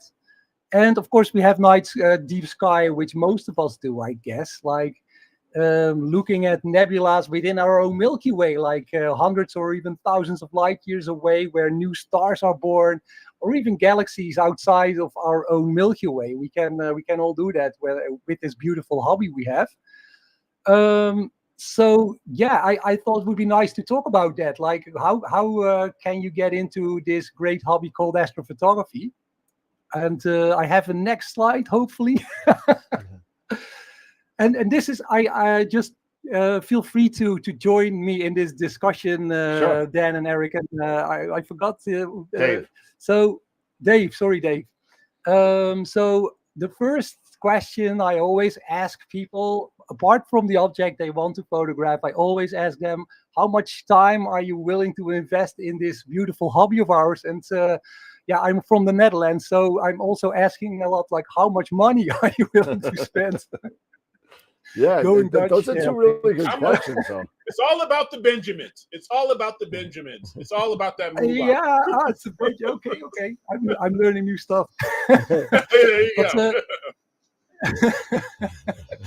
Yeah, I mean, it can be a real money pit, right, to get into astrophotography, and especially when you want to get these super high quality pictures, you have to spend some serious money. But there is also a way to get into astrophotography that will not cost you thousands of dollars. So that's also what I want to talk about a little bit. So if we look at the next slide, yeah. So how did that get in here, you might ask? This is not an astrophotography picture, but yeah, I recently took up playing the piano again. I did it when I was younger. I played in a lot of bands, like yeah, on an amateur level, like rock, blues, cover bands, and all that kind of stuff. And then I became a father and a little bit older, and I couldn't stay up until 4 a.m. and then drive back home after a wedding or a party where I had to play. We've all, you know, it's amazing, and we say this a little bit, you know, a lot on the show, where how many astrophotographers are not only dealing with the art of astronomy, but also dealing with the art in being musicians. There's so many people that are musicians as well, so it's just kind of interesting how that kind of links up. I guess, yeah. I think, yeah, maybe it's also an art in a different way, right? Yeah, like visual and sound. So it has like this connotation or this relationship. Yeah, for sure. So what I want to make clear here, without spending too much time on learning how to read sheet music here, is when we look at like the piece on the left hand side. Even if you don't know anything about playing the piano, I'm pretty confident that I can teach you how to play that minuet in G in maybe a couple of weeks, maybe a month. If you invest some serious time in learning how to play the piano. You can also see it, like the notes are like clearly visible on that page, right? And that song only takes about 2 or 3 minutes to play. Mm-hmm. Whereas on the right, yeah, obviously that's a harder piece. That is a 1 page out of the Piano Concerto No. 3 of Rachmaninoff. And that piece, this is only 1 page. So that piano concerto, it's about 40 minutes long. Wow. So, I got that. That's oh my God. Yeah, that's too much for me. I'm lucky I could play 3 Blind Mice on exactly. Mary Had a Little Lamb. Yeah. I usually only had like some short like an A4 with some chords on it, and then we started to play with the band. But anyway, so I just wanted to make clear, like you have different levels of playing the piano. So yeah, if we go to the next slide, you also have different objects and different levels of doing astrophotography, right? And so on the left, that is I say a decent looking picture of the moon. I'm not an expert in photographing the moon, but and actually I I only used my my camera with a 200, no, I think 300 millimeter focal length telezoom lens. And yeah, if you spend a little bit of time in looking at some tutorials about how to image the moon, I have them, but a lot of other people also explained that already on YouTube. They are completely freely available. If you spend a little bit of time on that, you can get a good quality picture of the moon with its craters and mountain ranges and mares and so on. Whereas on the right, that's a pretty complex picture. I would have a hard time explaining in 1 minute how I created that picture. So if you want to know how he created that picture, you could go back a couple of months and see him explain it on our video a couple of months ago. So I thought I used the same one because then people can go back in time and look at that show. That's right. Maybe very, very shortly. So that's like the Pac-Man Nebula, of course. That's for you it will be clear, and also for more experienced astrophotographers, they immediately would recognize the Pac-Man Nebula there. And I took then a narrowband picture. Now I have to explain what a narrowband picture would be, right? Because I'm using a dedicated monochrome astrophotography camera with different filters to create this. That can capture very specific parts of the light spectrum, right? Then you can create this Hubble palette, and I even included some professional grade data of the X-ray Observatory telescope that takes pictures of the Pac-Man Nebula and other nebulas in infrared, where you can see the new stars that are being born in that nebula. And I also included some professional grade infrared data. So anyway, maybe we should just skip this because I would need a lot of time to explain how I actually did it. No, I'm not even talking about stacking and like stacking and the processing all of that data to get to that final image. So yeah. Well, we could have a whole show on that. Yeah. If you want, I hope people will still be awake. You know what? The people that watch our show will watch the whole thing, I'm sure. I think they will be knowledgeable enough to understand what the narrowband imaging is, probably. Absolutely. But at the same time, I notice a lot of folks that are like new to the hobby, and they are just looking for a way to get into the hobby, and then something like that, it can be very anxious for them to think about it. So do you know anything about this flow, or? A little bit, yeah. So, as go with skills, go with the I gotcha.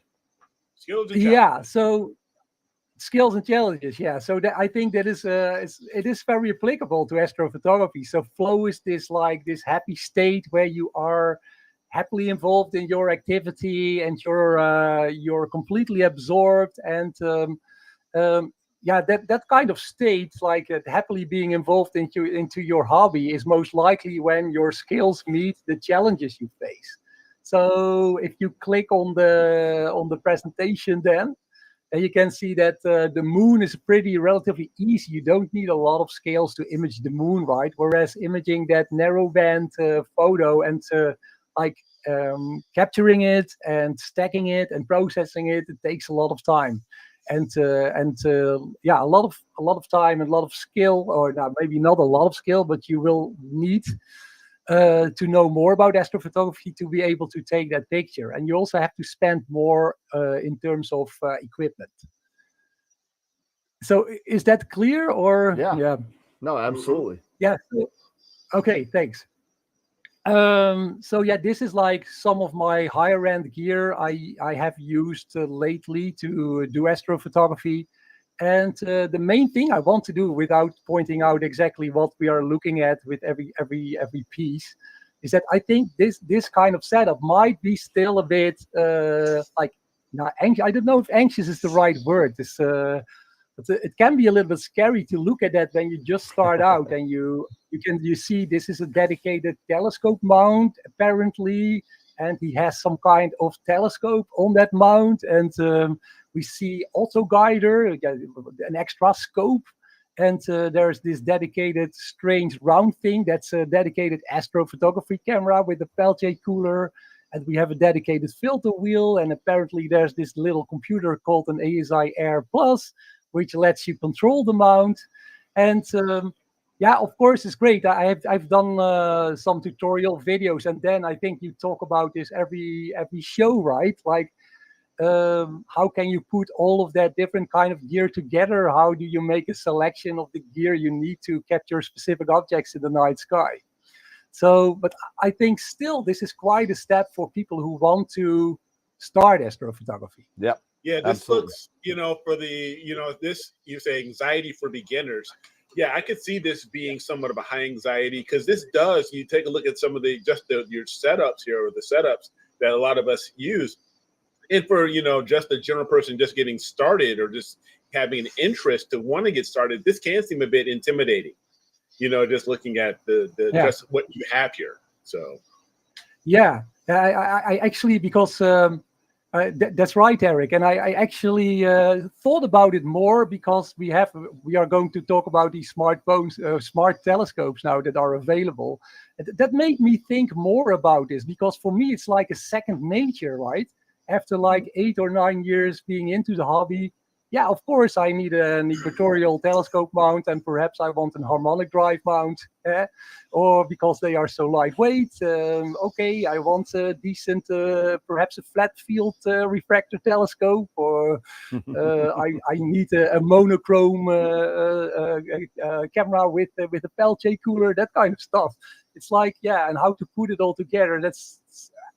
If you're into the hobby for a couple of years, you don't think about the complexity anymore. It's like, okay, it's like the piano you play, and at first it's a bit difficult to do, but after a couple of years you get used to it.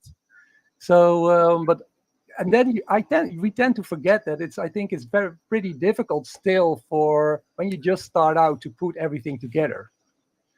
Is that right? Or maybe I'm missing? It definitely be very, very like Eric said, very anxious, especially when you have all these elements that you're dealing with, and not only that little red box, that ASI Air. Not only this thing does so much, it can create its own set of anxiety, let alone the other stuff. Yeah, so. Exactly. Yeah, and that is there's a lot of debate, of course, over the ASI Air Plus. I don't want to get into. No, we won't go there.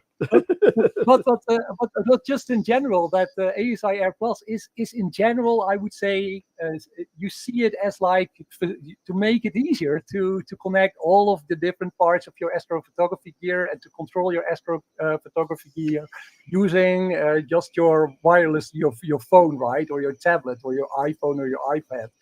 And so that would already be like a little step into the automation of astrophotography there. Without having to download all kinds of astrophotography software on a laptop, but anyway. So when we go to the next slide, because I don't have a lot of there are a lot of other very interesting guests on your show. Then no problem. So if we skip ahead, then we saw this like these upcoming smart telescopes appearing on the market. I would say, I think it was about 2 years ago, right? Yeah. So all of a sudden they were there. Yeah. I was kind of amazed. I didn't know what it was actually. Yeah, kind of. If I remember right, it kind of started with the Odyssey and the Stellina, and then it kind of went, all the way up to the C-Star 30 that we have now. And now the Celestron.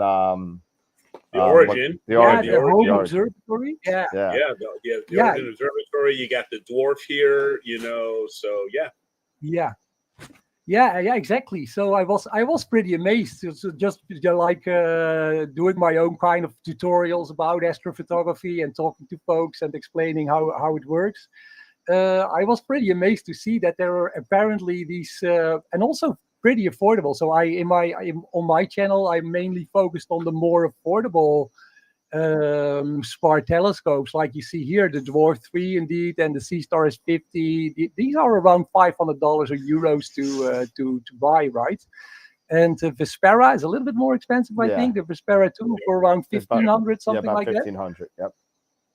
Yeah. So I also like if we think about the time and money you want to spend on a hobby. I think when you just want to get started with astrophotography, you don't want to immediately spend thousands of dollars on a high quality telescope or tracking mount, I think these smart telescopes are pretty interesting to look at least when you want to start doing some astrophotography, or you want to gaze at the night sky in a more advanced way as compared to like just using the naked eye, right? So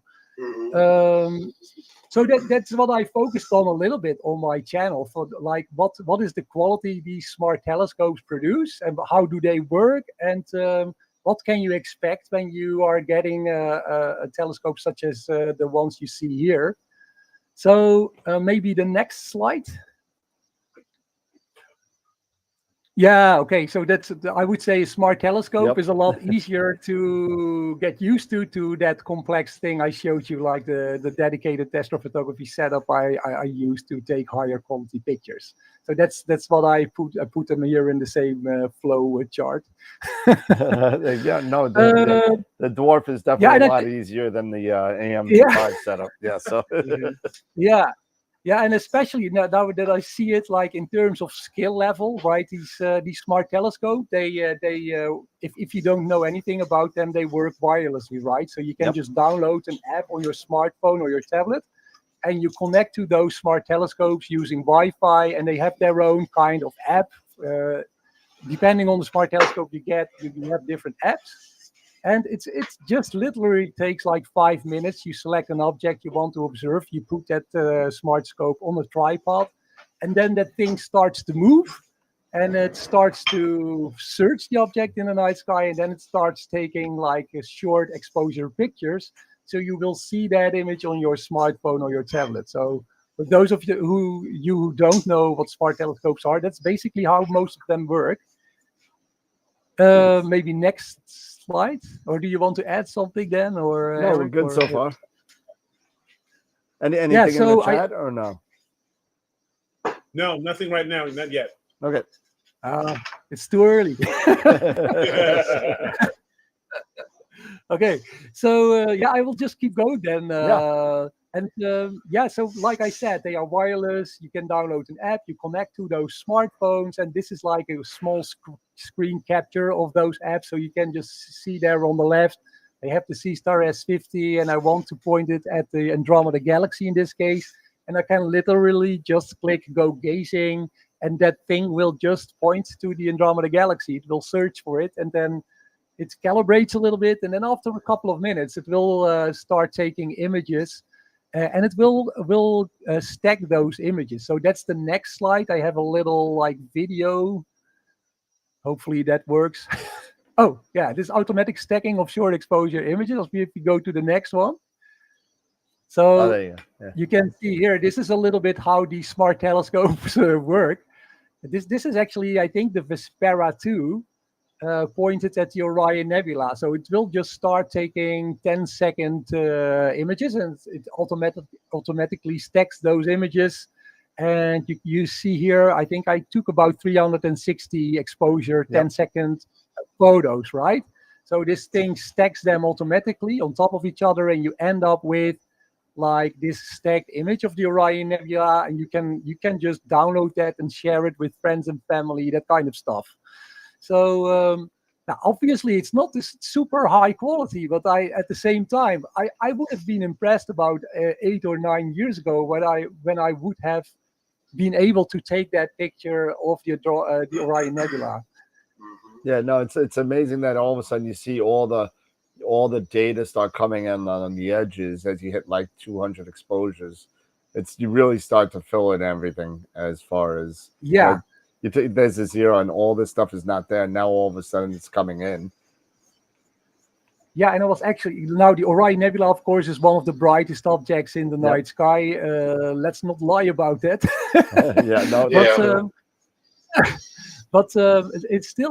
I was actually amazed to see that these short 10-second exposures could reveal so much detail when you stack all of them together automatically. I actually wouldn't have thought it would show so much detail. Yeah, so I was amazed that they could do that. I'm kind of worried about being like a higher end astrophotographer and creating this. I will talk about it in the. It's going to be a while until it reaches that resolution. I think it's going to be a while. I do think it will take another 10 years. Yeah. I hope it takes 20. We have one question here from Corin. Yeah, go Corin. Yeah. Wido says, "Hi, Wido. What is your Bortle sky level in the Netherlands?" Yeah, so the Netherlands varies a little bit, but I am really in an urban area. So I have Bortle 7, Bortle 8, depending on the app I check. I'm really in heavily light polluted skies. So this is also taken from my my balcony from home. So that is also amazing that these smart telescopes, they do have some like light pollution filters or narrow band, like dual band filters, which enables you to block out some of that city light pollution you might experience in your area. And you're still able to take decent images of the night sky, even though when you are in that Bortle class 7 or 8 sky. Nice. Okay. And I should. Sorry. No, go ahead. Yeah, I should visit like dark sky sites more often, I want to say, because especially with broadband targets like galaxies, you want to go to like a place where you don't have any light pollution. But unfortunately, that takes me maybe hours to go there, so I cannot do that every weekend or every night. And you, especially in winter when it's so cloudy, we only sometimes have a couple of hours, like a small break in the clouds. And then these smart telescopes are super easy. You just set them up and you start imaging in 5 minutes time, right? Nice. Now, Dank Solo's asking, what is your favorite one-shot color filter? Wow, that's a good question. You know, can I say something strange? Go for it. I started using like no filters whatsoever with the color camera, like the ASI 2600. I have color camera. I just pointed at the Andromeda Galaxy and the Pleiades. I will show you the pictures. It's in the presentation. And you can do so much nowadays with post-processing. Like you have Grexpert and like dynamic extraction. How is it called? DBE. Background Background extraction. Yeah, the DBE. Yeah. It's in my opinion, but yeah, I'm also just a guy looking at it. They have gotten so good that I can take a lot of that artificial light pollution out of my pictures, even when I'm just shooting color in broadband. Of course, I would need like a moonless sky. That would be important. But when I'm shooting broadband, I stopped using these narrowband filters. And of course, when I do want to take narrowband images, I will use like a dual band filter or HAS2O3 filters. But I don't have very expensive filters, actually. I use like a 7 nanometer H alpha S2O3 filters when doing narrowband. And that's it. Wow. Okay. Yeah. We had a conversation a while back talking about filters, especially in the cost of filters and being in certain light polluted areas and things like that. So it's not uncommon to hear people say, like yourself, I just have a 7 nanometer. It does fine for me. So very 7 nanometers are very reasonably priced versus going out and spending $100 or $200 more on a 3 nanometer, which adds such a tight band pass. It can be a lot more difficult using those filters for focusing and auto focusing and stuff like that. But a 7 nanometer, even if you went up a little wider to a 10 or a 12, you're still blocking quite a bit of the light pollution that your night sky, if you're in a city, an urban area, that you're going to have to deal with, and you won't have to make such an investment, right? I mean, even if you have a lot of the one-shot color cameras, you have these dual band filters. A lot of the dual band filters, say, I talk about my NB. I was chatting with Tarek on the line in the chat here. My NBZ, that NBZ filter is a great one-shot color filter. It's 10 nanometers, and it doesn't cost that much. Yeah, exactly, Eric. I completely agree with you. And I have been using like these. I think they are a couple of $100, right? H alpha 7 nanometer H alpha filters, or you have Optolong filters, or ZWO filters, or they are all around. What is it?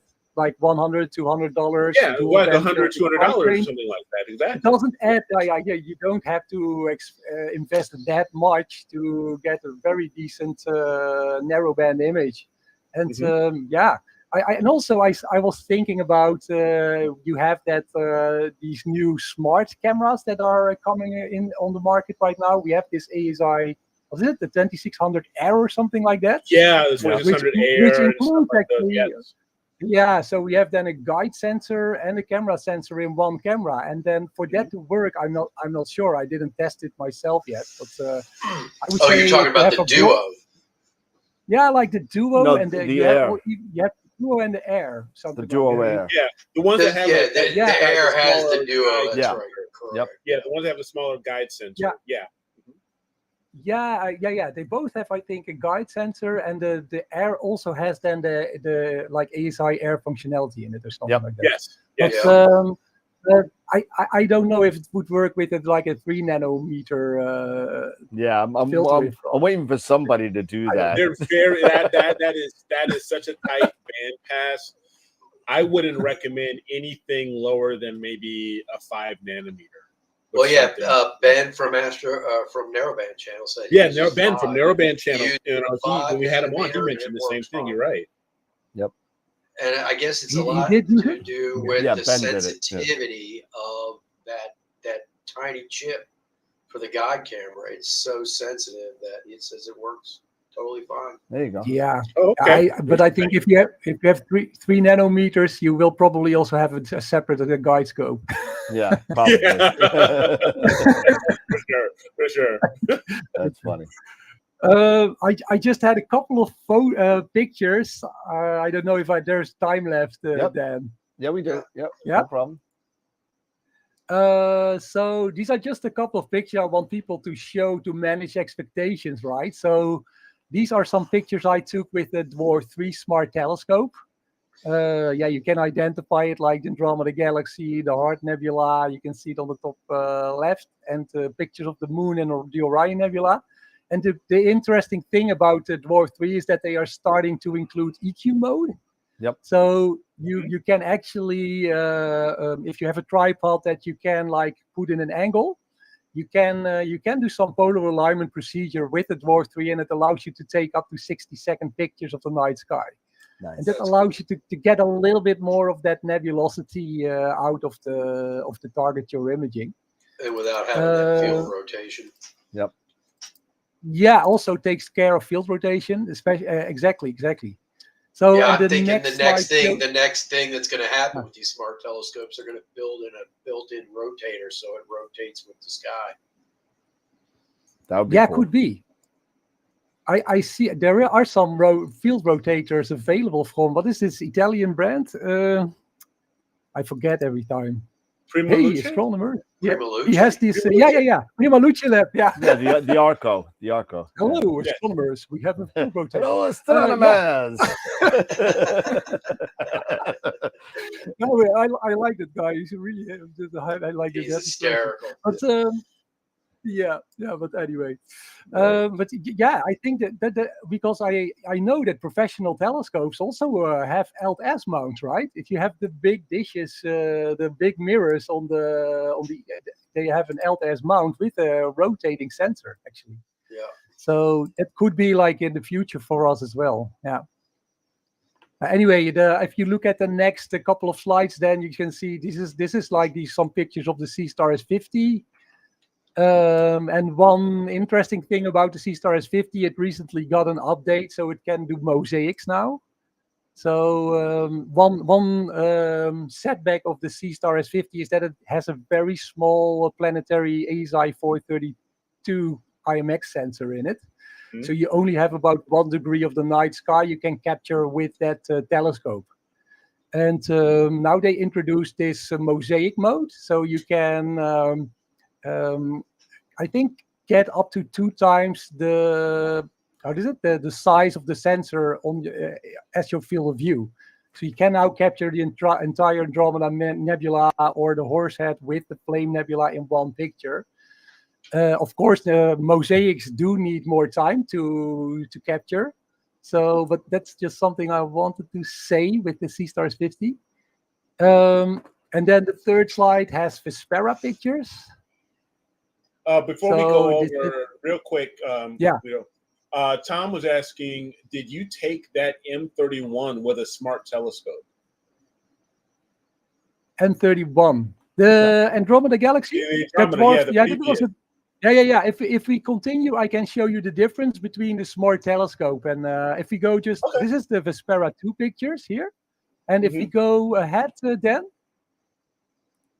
if we just go, the other way. Which Yeah, that's the Dwarf 3 picture of the that's a dwarf. Andromeda Galaxy. That's really good. Yep. Yeah, but it is good, but not if you go to the pianos. Oh, okay. All right. There you go. Yeah. So yeah. So don't want to spend a lot, but you have an electronic piano on the left. That's about a couple of $100. You can just buy it, and you have a great wave sound of a piano in there, so you can play pretty nicely. But then on the right, you have like I think it's a Boston. It's like $20,000 piano. Yep. And you will hear the difference in sound when you play on the two. So so if you go ahead with the presentation, I think I have too many slides. I'm sorry for that. It's okay. No, you're fine. But yeah, so I did some fun video. I thought it was fun. Some people hate those videos. Other people like those videos. But I thought it would be fun just to compare like a Dwarf 3 smart telescope, which only costs about $500, to like the setup on the right, which costs a couple of $1,000, right? So I did some of those videos, and if you go one click ahead, then you can see like the difference in what you can get with a high quality or higher like quality setup. So we see the Pleiades on the top, the Pleiades stars there, or cluster, I have to say. So on the you can I think probably guess which ones I took using my higher end setup. Yeah, I know. I also did it with the C-Star S50 and the Edge HD, like Edge HD with the 0.7 reducer. I took some pictures and compared the two results. So if you go one slide ahead again, you can see then the difference in, for instance, the Crescent Nebula as taken with the C-Star S50 versus using that Edge HD.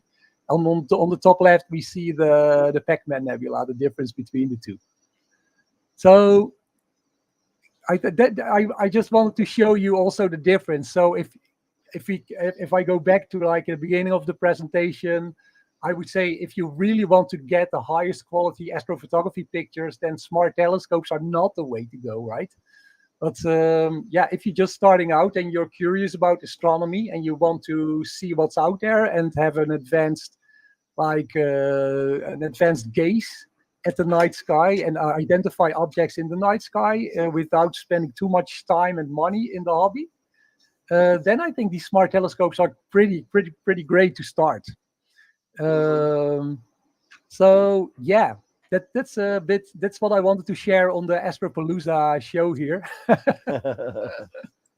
And yeah, so the one thing, so I will continue to test these smart telescopes. Let's see if they get better, and let's see if they at one point will defeat me in my attempts to capture the night sky using these higher end setups. And right now in the Netherlands it's super cloudy, right? I don't know how is it in New York? Oh, it's horrible. So, yeah. So you always get excited because you have these long dark nights during wintertime, and then you end up with only one or two clear nights. Yeah. But yeah, I know that like Jupiter and Mars are out there now. I think they are close to opposition, right? So, Jupiter, I think, is getting real close. Yeah. Yeah, I think Jupiter was this week, or it's maybe this week or next week. So I think you're right. I think it is this week. Yeah. So I thought one nice thing to do is to perhaps like do some planetary imaging, because it doesn't take like the whole night. when I want to do higher end astrophotography, I would need at least one full clear night, right? To really get some hours of data on an object I want to image. And if that's not the case, then I will go into planetary imaging and spend some time with the family and my piano. Nice. There you go. And planetary, once you're set up, you only need a few, 5-10 minutes of video, and you're done. Exactly. Yeah, it can vary a lot. I once tracked like Jupiter. I wanted to track like the, how do you call it, like the transition of one of the moons in front of Jupiter. Yeah. So I did that, like I took like 1 or 2 minute videos for a couple of hours, and I was super surprised at the difference in quality between those short videos. You really can get lucky and like get a great picture of Jupiter. It's like, yeah, how do I don't know how to explain it, but sometimes the atmosphere is really stable, and then all of a sudden you get that great image. Yeah. So you have to be a little bit lucky when you go doing planetary imaging. You definitely want to take maybe 10 or 20 or 30 videos at a high frame rate per second, and then hopefully one of those videos reveals like a clear vision of the surface of the planet. Anyhow, I think I talk too much. No, it's okay. No, but you make great points about how these smart telescopes are so good for beginners, because it really, it gives people that easy, let's figure out this thing. But then once they catch that bug and they realize, oh, I need something better, then they're going down that path of something more expensive. Yeah. But, yes, it can be, you can get some anxiety using a more expensive and more intricate rig, but it's those pitfalls and getting through it and figuring it out. And then you end up with something so satisfying, and it just rejuvenates your sense of love for it. Yeah, I think like it's exactly, Dave. It's like the easy. It's like people don't have to take such a big jump to get acquainted with what you can actually see out there, what's available, and you can just go into your backyard. You can connect to the universe in a couple of minutes, right? And then I'm almost sure that then people will start to wonder, hey, what else can I do? What else can I see? And then, nice. Then they will be lost down the rabbit hole. Down the rabbit. Yeah. It's terrible, but I don't know. First you get aperture fever because you want to get a more detailed image of the surface of the planets, and then you want a close-up image of some of the smaller nebulas out there. And look at me, I'm now 9 years into the hobby, and I'm still not done. Right. Well, we do have in a good way. We got to do another giveaway, and I don't want to cut you off, Wido, because we love having you on here. But we do have to give away our next giveaway, and we're giving away now from the people over at Wanderer Astro. Graciously donated one of the M54 rotators. Speaking of rotation, So I was able to talk to the owners over there, and they sent me a Wanderer Astro rotator. So pretty cool. And we're going to be giving one away right now to a lucky winner. So let's get this up and running real quick. And here we go.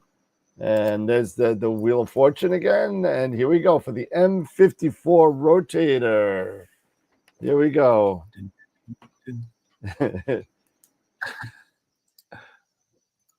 And again, Claudio. Jeff Rotino. All right. Congrats. Rotino. Congratulations, Jeff. And we will get that out to you. And pretty cool. A lot of good stuff here. All right, awesome. And I think we're all set with Sarah, I believe. Here we go. So let me get this back on here. Where is Wido? There we go. All right. Hey, Wido, thanks so much for hanging out with us. Appreciate you chilling out with us and, making time out for us and taking some time away from your family and your astrophotography journey. And love having you, man. It's great seeing you, and we're looking forward to having you on another show in the future, maybe after the holidays. Great, Dan. Thanks so much for having me, and good luck with all of the super nice guests you have. And I hope you have that Red Bull ready for. How many hours are you? How many hours are you still on? Like we got another 6 hours and 25 minutes. Yeah, we got just about 6.5 hours. Respect to all of you. A lot of respect to all of you. Awesome. Take care, Wido. Thank you for coming on. Have fun. Thanks so much. Take care. My pleasure. Bye-bye. All right, awesome. Now we're running a little bit behind, so no big deal. We got plenty of time. We got some time to make up because Frank isn't with us tonight, so that's okay. But we're gonna move right into it again, and we're gonna go forward. We're gonna go hang out with Sarah Matthews from Sarah Maths, and we're gonna get her in here real quick. Let me see if I can find the button. There we go. And there we go. And we got Sarah. Hey. Let me make sure we got some guys. audio. There we go. We got audio. We got everything cool. Oh, good. Yep. We're good to go. Good.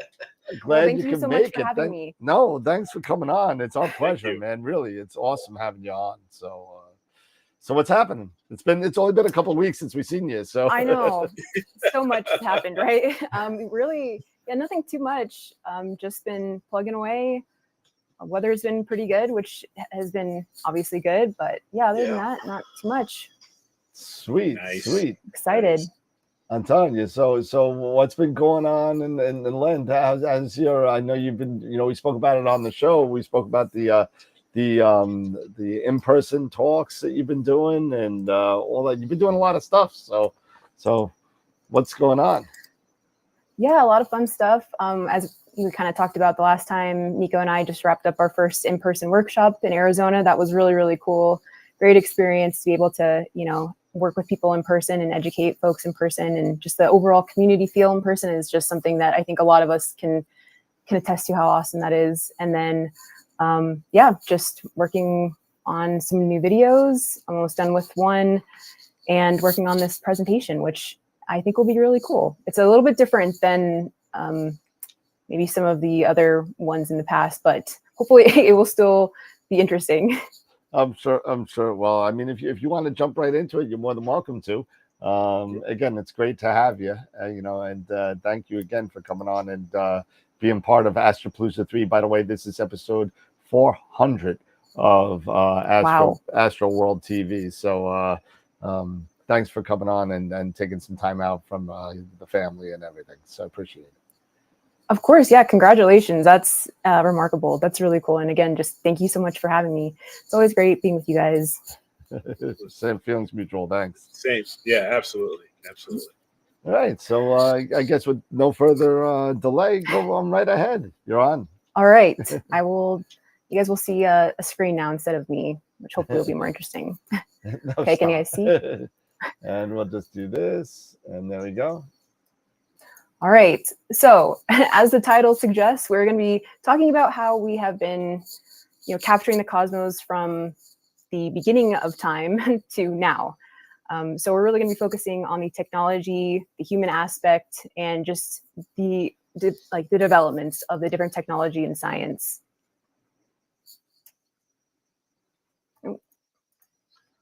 There you go. So if you're not familiar with me, I'm Sarah Matthews.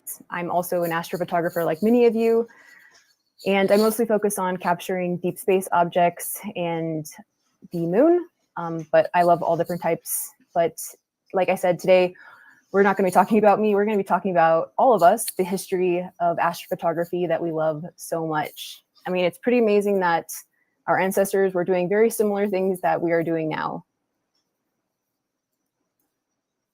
Okay, so this dates back pretty far. We're going to talk a little bit about just the earliest astronomical records that we have. And of course, we can't confirm whether or not they are actually astronomical in nature, but these markings of different astronomical objects kind of do suggest that our earliest ancestors were at least trying to, use astronomy to timekeep, for example. So we have this item here, which is this is a stone with engravings on it from the Blombos cave in South Africa.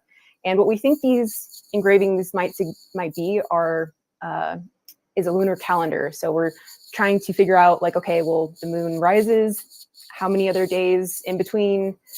And then they were just trying to figure out basically like how many in their corresponding year that they had, which is a whole other history in and of itself. But it's pretty fascinating that we were using astronomy for timekeeping, or at least that's what we think here. And then if you guys are familiar with those cave drawings that they found in France, these are from 17,000 BCE. And what we think these dots here are in the red box are the Pleiades. So this kind of starts to suggest that, while our ancestors at this time were mostly hunter-gatherers, as kind of indicated by this beautiful cow, majestic cow, really. I think it's actually maybe what we now call a Taurus, but it's fine. But we were starting to use the Pleiades, for example, to not only tell us about the time, but also to help us navigate, to kind of help us determine when the best times to hunt certain animals were. So that's pretty cool. I mean, there are, I think, 6 dots here, not 7, but nevertheless, I mean, the fact that they didn't have optics like we do now is pretty amazing. Yeah. I mean, 17,000 years ago, that's amazing. That's crazy. It's a bit of time. Yeah, it's really cool. Seems like yesterday. Yeah. It does. It's like a little bit of time. Right, blink of an eye, guys. Right. So moving a little bit further or closer into our day and age, but it's still very far back. I won't go through all of these different examples, but this one in particular that you're seeing on the screen is called the Nebra sky disk from 1600 BCE. So it's a little bit closer to us in time period, but it's basically kind of like the first real object that we have that indicates all of what was really important in the sky for our ancestors. I mean, of course, new things are always coming about. We're learning more things, but we have the summer solstice, we have the sunrise or the sunset, we have north, we have the south, we have the crescent moon. We're not totally sure if that round object is the sun or a full moon, but we also do have the Pleiades once again, kind of in that in between the sun/moon area. Yeah. So that's pretty cool that the Pleiades keep coming up, because it is one of those objects we can see with the naked eye. So we'll talk a little bit more about applications of astronomy. Astronomy was really cool because not only was it spiritual and religious in nature, but it also gave us, predictive measures because of the mathematics behind it. So we were able to, use those predictive capabilities to plan the flooding of the Nile River, for example, in Egypt, which is fundamental for the harvest to come. So on the left, what you're seeing is a modern day calendar that the Egyptians would have used to track the flooding. So it would use the heliacal rising of Sirius. So the inundation here at the top left, you can kind of see the floods. And this is one you can actually recreate. It's not the real one, but just to kind of give you an idea. And then we also have a Chinese star chart, which is really cool. It's kind of like a compass. And these would help to predict the monsoon seasons, which again, of course, ties directly to agricultural planning, which was fundamental to our ancestors and the whole revolution that we had with hunter-gatherer to agriculture, which happened at different time points in different civilizations. But it's still pretty cool how we were trying to figure all that out. And then, of course, the infamous Stonehenge. This was both for burial, but also for other religious and spiritual gatherings. Sometimes I think that's kind of like a blanketed statement, using spiritual and religious reasonings for artifacts, but nevertheless, we do at least have the science of the summer solstice sunset, the summer solstice sunrise, the winter solstice sunset, and the winter solstice sunrise, which is really cool. The accuracy that they were able to just use and create these massive structures. So we obviously really loved looking up at the stars. I mean, it was very important to us. No surprise. Nah. No. Nah. And then we wanted to also, of course, just like I showed you back in the earliest kind of artifacts, we wanted to show in writing. I mean, or not in writing, but when we started to write down after the prehistoric areas, which is what I was showing you, now we're starting to write. And this is a tablet from Mesopotamia, and this actually shows not only the astronomical predictions, they're not only star charts, but they're astronomical predictions, which definitely had political implications. We were starting to use astronomy not just for agriculture and navigation and timing and spiritual things, but we were also really starting to see astronomy become this political powerhouse in terms of giving us this kind of predictive capacity. So it's really cool. Yeah, you can see that we're starting to write. So kind of moving further on, we'll talk about a little bit the Islamic Golden Age, and this was fundamental for optics, for mathematics, for transcribing Latin from Greek, or from Greek to Latin to back to Latin for us to be able to use in Europe, but I'll get to that in a second. But here we have the Book of Optics by this gentleman here. I'm going to absolutely butcher his name, so hopefully you guys can all read so I don't embarrass myself. But he really helped to transform our understanding of optics, not only just mostly with our eyes, because before then we really didn't actually understand how our eyes worked. So he actually figured that out. And he wrote all of this actually when he was imprisoned in Cairo, which is pretty amazing. So yeah, at that point in time too, we had already seen a lot of trade happen with Asia, Africa, and Europe. So you really saw this knowledge of astronomy and other things start to evolve and spread. Nice. So other early scientific discoveries, of course, the Chinese and Japanese astronomers were able to record the supernova of the Great Crab Nebula that we all love today. That was dated back in 1054 AD, which is pretty remarkable. There's another artifact potentially that also depicts a supernova occurring on a rock, or depicted on a rock, but I didn't include that. But it's still amazing that these astronomers were able to not only look at the stars, see how the stars moved, see how the planets moved, but then when anything was different, they were like, okay, pattern recognition, something deviated. And what they were seeing is basically this, which is really, really amazing. So kind of moving into, we've talked a little bit about optics, but we're going to fast forward a little bit. So while we have focused mostly, we're going to focus mostly on European and modern American history, but I would like to reemphasize that cultures and civilizations worldwide have really made and continue to make just absolutely remarkable contributions to science and technology. The revival of classical knowledge through the Arabic mathematics and translations of Greek texts to Latin, for instance, they really did play a vital role in shaping the Renaissance and fueling the scientific revolution. And so on that note, by the 1600s, as Europe recovered from the devastation of the Black Plague, innovation absolutely flourished, which was cool. Maritime trade expanded, global connections, and advanced navigation, but she also had a lot of new discoveries that were challenging old beliefs. So against this backdrop, in 1608, in the Dutch city of Middelburg, something really revolutionary happened. Hans Lippershey, he was a spectacle maker, and he filed a patent for a device that could make distant objects appear closer. So then within months, word of this invention spread across Europe, and then we have the telescope, but it wasn't actually used for astronomy at first.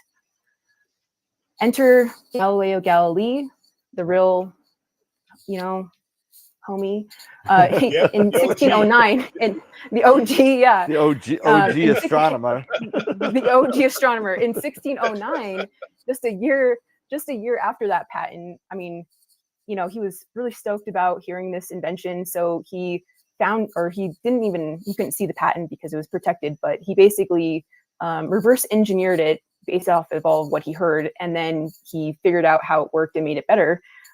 So that's kind of like what you're seeing here. This is a very simple, one lens refractor. And that just absolutely changed the foundations of human understanding, because he didn't use this for war or for, spotting enemies across the vast seas. He pointed it at the sky. So he saw a lot of different things. He saw the different mountain ranges on the moon, different craters. He was the first to see the moons of Jupiter, which is, of course, why we call them the Galilean moons. He was the first to see that Venus had phases like our own moon. And that was actually the proof that not everything actually orbited Earth, because up until that point, most of Europe believed that the Earth was the center of everything. Although the Greeks did make mention that potentially that it wasn't the case way back when, but up in, antiquity is its own thing, but we basically believed that the Earth was the center of the universe, or whatever we thought was. And of course, Galileo was like, no, actually, it's not. And so at this point, our mathematics was not totally to the place where we needed it to be, but this certainly helped mathematics to get a little bit further, which we'll get to in a little bit, where it helped physics and our understanding of astrophysics expand even further. So just imagine being Galileo and seeing all this for the first time, because, and then just going to the church and being like, hey, this is actually wrong. We owe a great deal to him. Yeah, and he was labeled a heretic. Yep. Yes, yeah, Yes, he absolutely. was. So, yes, he was. So it's good to be open to new ideas, and he was very brave. And he also laid the foundation for Newton, because before then, like I said, a lot of other types of sciences like chemistry, biology, those sciences kind of didn't develop as quickly as astronomy did, because for one, they didn't have the predictive mathematics behind it. And, when an entire world is able to work on the mathematics, because everybody can see it and there's a huge social care for it, it grows more. So once we have the telescope and we're pointing things up at the sky, we're pointing it up at the sky, our mathematics evolved a lot. That's where we got calculus from. So we started to look at things from this larger three-dimensional plane. Newton, for example, was the inventor of calculus to the extent that we know. And he also developed the Newtonian telescope design, which helped to at least eradicate the issues that we saw with refractors or single lens refractors with chromatic aberration, which was really annoying. And he did this when he was 26 years old, and it was 1668, so it was about 50 years or so after Galileo, but it's still pretty remarkable. Yeah, for sure. Well, I bet that was hard to collimate. Yeah, no kidding. Right, yeah. That's your single right. collimation screw in the back. Yeah. Well, and when you think about just trying to get all the materials, like the mirrors and just there's so many other things had to go right. I mean, we had to have access to being able to grind these mirrors. It's pretty remarkable. Yeah. Even Tom's wondering, is that a go-to mount? It absolutely is. Yes, it is. It's the new AM7. There you go. There you go. The AM7. So they went with a little bit of a different design there. It's more like kind of, Atlas with the world, and it's just, it's a little bit cooler. So sweet. So retro. Yeah. So retro. Yeah. That's the theme of this. Okay. So moving ahead a little bit, we'll talk a little bit about the evolution of telescopes in the kind of later time periods of the 1700s to the mid 1800s. So we have in Germany, the Herschel family. I'm sure many of you have heard of them, William Herschel, Caroline Herschel, and then later their son, John Herschel. They were really into building very large telescopes. And it was William Herschel that actually discovered Uranus, which was amazing because that really expanded our entire view of the solar system and the depths of our solar system.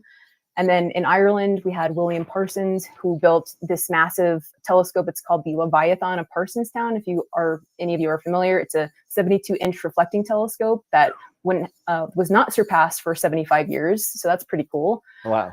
And that's a pretty amazing PR, Sure. Absolutely. But these really weren't just technological achievements. They really represented a fundamental shift in how humans viewed the cosmos. Their universe wasn't just this, it was no longer just a ceiling of lights above us. It was this vast space we could actually explore, since we had the right tools. And so by the mid 1800s, astronomy was a really serious pursuit, but there was still a problem. Everything that astronomers saw were, they only could see by their own eye. And then if they wanted to share, they had to draw something by hand. So complex nebulae, star clusters, planet details, they were all very subjected to human error and interpretation. So we really needed a way to capture these, we really needed to find a way to capture what these telescopes were showing us. And so fortunately, another revolution was about to begin. So while telescope makers were perfecting their mirrors and lenses, a parallel revolution was brewing in chemistry. So like I said, astronomy was really like this big powerhouse of a science before all the other sciences. But then, physics was able to expand more, chemistry as well. And so in the Industrial Revolution, we weren't just seeing steam engines and factories and electricity. It was also transforming the chemicals that we're going to be using for light-sensitive materials. And so in 1814, a French inventor, I'm not going to pronounce his name because it's not going to sound good, began experimenting with ways to capture light. And his motivation actually wasn't astronomical. He wanted to create images for printing. But his work really would change astronomy forever, because in 1822, the individual down below, his first name I forget, but I can never pronounce his name either. Daguerre. I'm sure Daguerre. Thank you. He managed to fix an image on a metal plate coated in butamin. So that's pretty cool. Nice. So he. Oh, right, hold on. Oh yeah, and Daguerre was actually. Wait, how did you pronounce it? I forgot. It's a Daguerre. Daguerre, yes, thank you. But Daguerre was not a scientist or an astronomer. He was actually really into building dioramas for entertainment. He was a theatrical scene painter of all things, but he noticed what was going on in the sphere and was like, "Yo, I'm gonna create something. I'm gonna expound on this photography science that's going on." And so, totally by accident, as legend would have it, is that he accidentally broke a mercury thermometer actually over a Daguerre. And apparently when you heat it up to 75 degrees Celsius, you can actually see a faint image appear, which is really cool. And so what he decided to do, also by legend, is that he decided to take a picture of the moon in 1839, but apparently his workshop burned down, so we were never able to see this metal plate of the moonlight that apparently he took.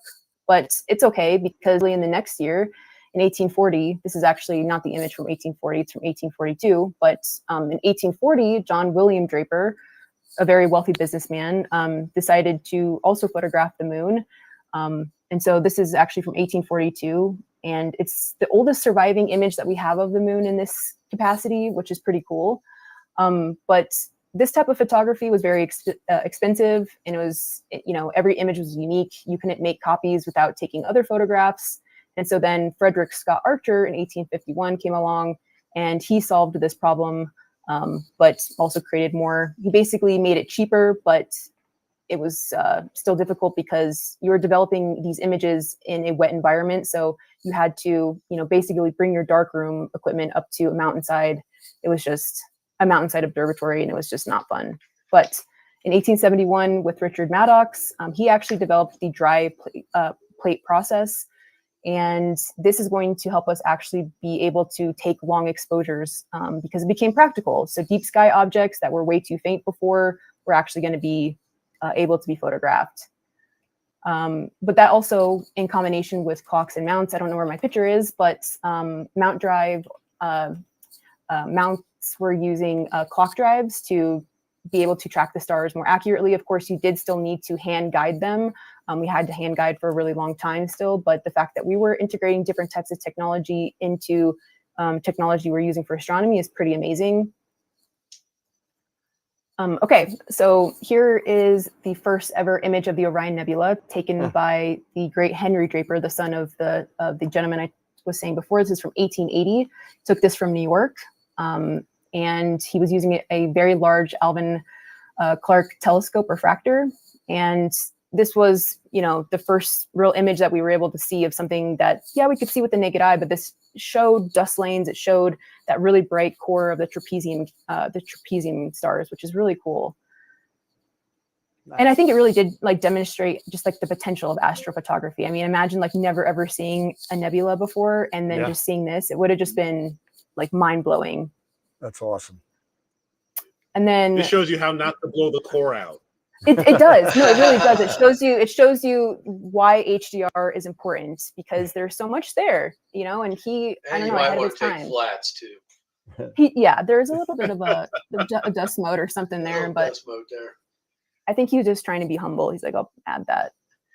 But yeah, so this is a really cool story because I'm sure as many of you guys can guess, this is the Andromeda Galaxy. But back then, during the time it was taken by Isaac Roberts in 1887, this was actually called the Andromeda Nebula because we didn't even know that other galaxies existed. So at that point in time, our perspective was just, okay, it's our galaxy. I don't know if there's anything else. So that was just another nebula with a really large core. And so this was the first time we ever saw this great spiral structure. And it was hinting that maybe these nebulae might actually be entire galaxies, but it's going to take decades more to prove that. So pretty amazing. Yeah. And then are we good on time? Sorry. Yeah, no, we're good. We're fine. Okay, so the earliest 20th century, we have more observatories. We have a lot more money coming in from really wealthy individuals, but also from nation states, which is cool. We built Mount Wilson Observatory, which had both a 60-inch and a 100-inch telescope or telescopes that were actually designed for photography. And they were really representing that we were putting a lot more emphasis towards astronomy and photographing the night sky and learning our place in the universe. While simultaneously, Einstein's theories of relativity were becoming more and more popular. So again, our place in the universe, our understanding of our place in the universe and the mechanics in which we live in were also changing. I mean, before that, we were really focused on Newtonian physics, but now we're basically, okay, we have all these new types of physics, or we're on the precipice of quantum physics, basically. But our understanding of space-time was absolutely amazing. So we also had Edwin Hubble. Of course, I'm sure a lot of you guys have heard of him with the Hubble telescope. He was using the Mount Wilson's telescopes I talked about earlier, and he was actually the individual who did prove that Andromeda and the other spiral nebulae that they had discovered before then were actually distant galaxies. So in the 1900s, that's when we actually finally learned that we have other galaxies, which is really crazy to think about. That is amazing. Yep. So yeah, move into the space race era. Of course, this is following two massive world wars and a burst of innovation and just global connection. Commerce was all over the place. And then we, of course, have the space race with the US and the Soviets in the 1950s and 60s, which really did bring unprecedented resources to astronomy. When Sputnik launched in 1957, it wasn't just the start of the space age. It really did spark this revolution in how we approach the cosmos. We had our first satellite images of Earth, which we had never ever seen Earth before. And we also were landing on the moon, which is incredible. But equally, I think as cool is the whole amateur revolution. So we have a monk named John Dobson. In the 1950s, Dobson began building telescopes from surplus porthole glass and construction tubes and simple wooden mounts. So his design, now lovingly known as the Dobsonian telescope, really stripped away all that complexity in favor of simplicity and affordability. But Dobson he didn't just design telescopes, he really took that to the streets. So he started the Sidewalk Astronomers movement, which was founded in 1967. And it was started with this whole radical idea that astronomy should be for everyone. And so he would set up his telescope on street corners, inviting, passerbyers to look at the moon, planets, and deep sky objects, which you could imagine that during this time, everyone was getting really excited about the moon landing, etc. So that's really cool because at that point, astronomy was not accessible to most people. And so this whole grassroots movement really did coincide perfectly with everything that was happening and really set the stage for basically everything that we do today as amateurs. So kind of meanwhile, while all that's happening, professional astronomy was also being transformed by other new technology, the development of photographic emulsions that were sensitive to different types of wavelengths of light allowed astronomers to study the universe in new ways, which is pretty amazing. Eventually, we'll be able to use that in our amateur astronomy with narrowband filters, etc. We had Eastman Kodak working with major observatories, developing specialized astronomical plates. And then we also had the famous polymer sky survey of the 1950s that used these plates to photograph the entire northern sky, which was like the backbone or for reference for astronomers that we still use today. And then, of course, we have more to thank NASA for, and that is for the CCD. So the space race brought the revolution because of electronic imaging, because NASA needed better ways to capture images from space, because we kind of talked about that before with being able to image the moon, the Earth. So their requirements really drove the development of the new sensor technologies, the charged coupled device, or the loving CCD. And when they first appeared in amateur astronomy in the 1980s, they were, of course, very expensive and primitive by today's standards. I'm sure some of you may remember, but they could do something remarkable, and they could detect far more light than photographic film could ever. So in the 1980s, of course, we had the early CCD cameras, and they were being installed in professional observatories, kind of in a little bit of the amateur field, but not really yet, unless you had incredible means. We had these early electronic detectors, though very expensive and complex. They did show the potential of digital astronomy. And then we had the kind of first commercial astronomical CCDs kind of towards the end of the decade. And then we also had early computer control systems for telescopes, because we had this big expansion of computational power. It was becoming more accessible to most, to consumers, not just the professionals or the military. So computing was becoming huge. In the 1990s, we have SBIG cameras. That was really cool with CCD cameras. We have more and more computerized telescope mounts, although a lot of people still used hand tracking, of course. And it did help at least be able to, do the things that we're doing now. And we did start to see Photoshop, for example, on the horizon, or I guess did come, in the mid 1990s, which is pretty cool. So we did have new tools to enhance our images. In the 2000s, DSLR astrophotography, I think many of us know that it just absolutely revolutionized things. It was a more affordable price point than we had ever seen before. And then modern CCD cameras got even better. We saw cooling systems that were reducing noise for long exposures, and the price point also fell. And then the mount technology improved significantly with better tracking, accuracy, and reliability. And then, of course, we have the CMOS sensors that we use today. We started to see them in mirrorless cameras, and then, of course, adopted into dedicated astronomy cameras. CCDs kind of, stayed there, but would soon, of course, go away a little bit. And then the dedicated astronomy cameras overall became a lot more affordable and sophisticated. And then, of course, came the more advanced image processing software and these automation tools, which is really cool. But let's talk, and of course, I'm trying to kind of go like a mile wide and an inch deep here just to kind of cover all this. So Gotcha. I want to talk about kind of current and future trends. So on the left, we have AI image processing that we're experiencing. We're experiencing kind of price-friendly-ish options. That price point is starting to get lower and lower. That feedback loop between taking a picture and seeing the image is much, much smaller than it ever was, and it's going to continue to get smaller. We have affordable remote imaging. So with the onset of the Industrial Revolution and modern society with light pollution, we are now at least able to use remote observatories. And hopefully light pollution goes away. That's a whole other topic. But yeah, we do also have better connectivity, fewer cables. We have smart telescopes, for example. And then again, on the right-hand side, this is kind of potential future trends. This is all, of course, conjecture, but with the onset of advanced computational power, more storage, et cetera, we may very easily start to see virtual and augmented reality applications. So you could take an image in real time and then upload it and see it in this, kind of virtual or augmented space. We're going to have better quantum efficiency in our cameras. We'll have faster processing.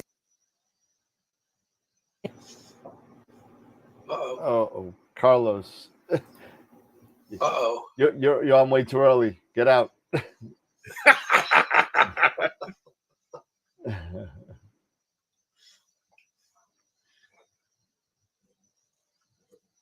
Let's see. We just lost Sarah. Whoops. We're on the same number. Sarah, if you're on YouTube, just come back in, please. Were they on the same number? Yeah, they were, but Carlos isn't on until 4:35. So we still got Trevor. We're about 15 minutes behind, guys. So I apologize about that. Let's see if Okay, so let's we got some dead air here. So apologize about that, Sarah. It looks like another guest booted you off. I apologize about that. So what we're gonna do right now, Sarah, if you come back on, we'll make a little mesh up here. But we're gonna go right to Trevor. And Trevor is here from us. And again, I'm sorry we're running a little bit late, but we're just gonna jump right over to him since he's been waiting in the wings. So let's go right up to him. There we go. Then we got There he Trevor. is. Let's see, make sure we got audio here. There we go. And we're here. Awesome. Wow, you just booted Sarah just right in the middle of her talk. Eh? I know. It was actually the person after you, and it looks like they're on the same number. And Sarah, I am so sorry. We promise we will have you back on. Everyone said your talk was amazing. One of the best Yeah, I talks. love the talk. Unbelievable. So That's right again, up your alley, Eric. sorry we didn't Yeah, get it to is, see the totally. end. I'm so sorry. I guess this happens with live TV. I do apologize about that. Wasn't done intentionally, I swear. But Trevor, welcome again. Thank you for taking some time out from the family again and doing this. This is your second Astropalooza. So appreciate you coming down and hanging out with us. It's great having you, man. Yeah, of course. It's awesome to be here. Yeah, I was really getting into Sarah's talk because it was starting. She finally got into where I entered the scene. It was the DSLR revolution is when I started, but it's so cool to see the real backstory of astronomy and astrophotography. Yeah, it's pretty amazing. And she actually, I don't know if you saw the beginning. She started, at like something like 16,000 or 17,000 BCE. At the dawn of man. Yeah, so she started all the way back. So, but it was an awesome talk, Sarah. I feel so bad. I'm sorry. Yeah, It's never happened I before. love that type of. I love ancient history and that type of talk. So please come back. Yeah, when you can, Sarah.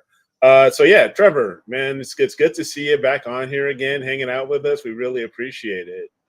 Yeah, it's really it's cool to be here. Am I going to just go to 4:30 just so I can gauge for time here? No, I'm emailing everybody and saying we're running 15 minutes late. So I mean, I don't mind if I can be the overlap to get it back on track. That's fine too. I can adjust. I mean, if you could do that, that's great. I mean, if you want to, I'd appreciate it. I don't want to cut you off either, because we do love having you here. So I feel like I'm here just to hang out with you guys. I can, I've done so many talks this year to different crowds, different audiences that want to know about the YouTube side of thing. They want to know about gear. They want to know about processing. So I kind of left this open to just pivot into what makes the most sense for the viewers. I do have a slide presentation we can hop into. Yeah, sure. It's more of just a talking point than anything. So I'll go over to that. I like your little toy in the background. Yeah, I just threw that in there. Speaking about modern technology, right? Yeah. All right. Let's see here. Okay. Dan's calling Screen Trevor sharing. the godfather of Astro.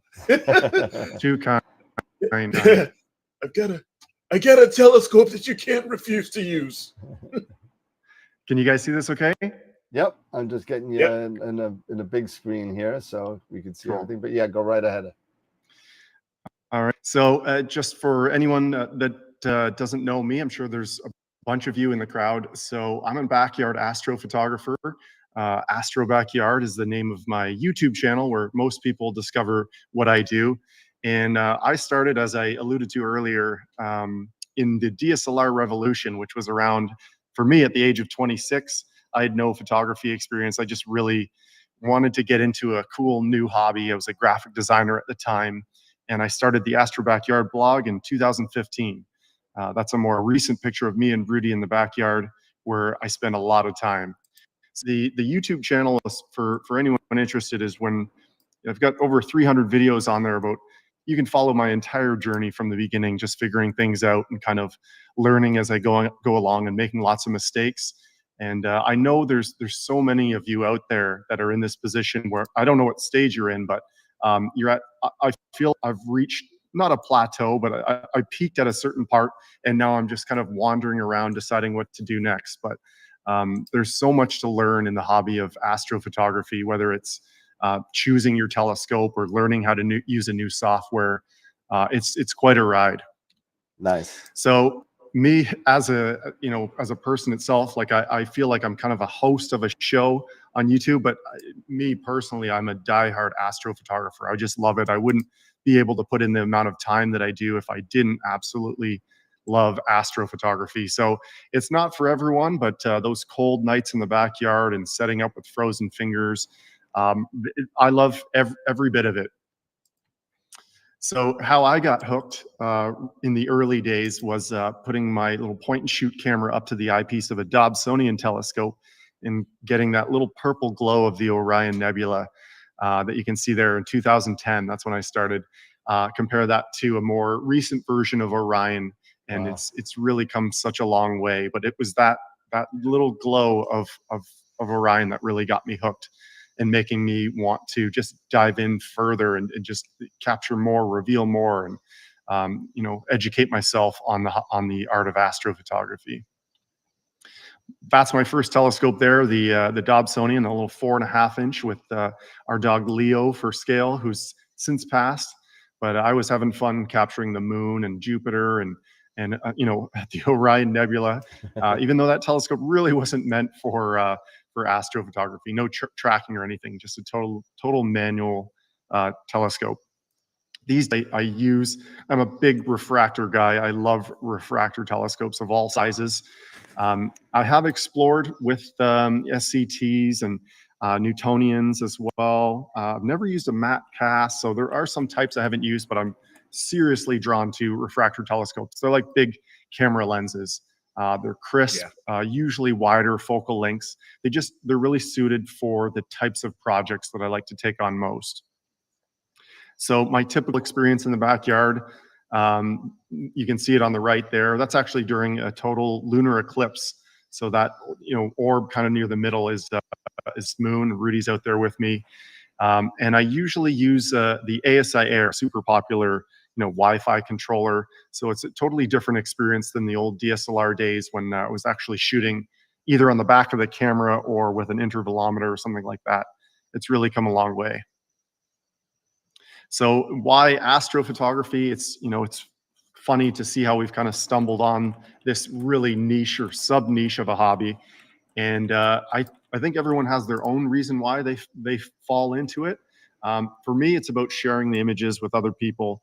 The average person doesn't even realize really what's up there and what's possible with amateur equipment and what you can capture. You just see their eyes light up when you show them a picture of a galaxy or a nebula. That never gets old. And then for me, I just have a deep appreciation for the natural world, whether it's animals and birds or weather and nature. All of that is just so exciting to me. So this is just another excuse to go on camping trips and be outside and spend nights under the stars. I love all of those things as well. And there's always something new to explore. You would think, I've been in the game for 14 years now. I must have seen it all, but there's always something new to explore, a new project to take on, or a new challenge as an astrophotographer, whether it's to, just create a better picture than you ever have before, or, be noticed for your work, winning an image competition. There's so many ways to challenge yourself and expand on the hobby. So it really is there's an endless supply of ways to enjoy it. The two of the coin, of course, for people getting started, you can figure out one side of it where, okay, I've got the equipment, I understand tracking and auto guiding, and I've got a good camera and my image scale is great. But of course, you have to process the pictures afterwards, which for some people, they might be better at that aspect than the acquisition. I like to think I'm semi good at both sides of it. I do enjoy image processing. I know others have a real hard time with it. But there's so many ways to go about it these days. But again, it's early on, it's kind of a shock to see the starting point of a picture versus the end. You can see in that 4 sections there of the starting point, it just looks like a couple of dots. But that NGC 7822 was hiding in there. That picture on the left, I love that picture, and I've seen other people use it without credit because it's just such a cool astronomy picture. No, that's okay. My pictures are free for anyone to just go out there. I don't police that. But that's the Texas Star Party, which is incredible Bortle 1 skies, and it was just such a memorable night.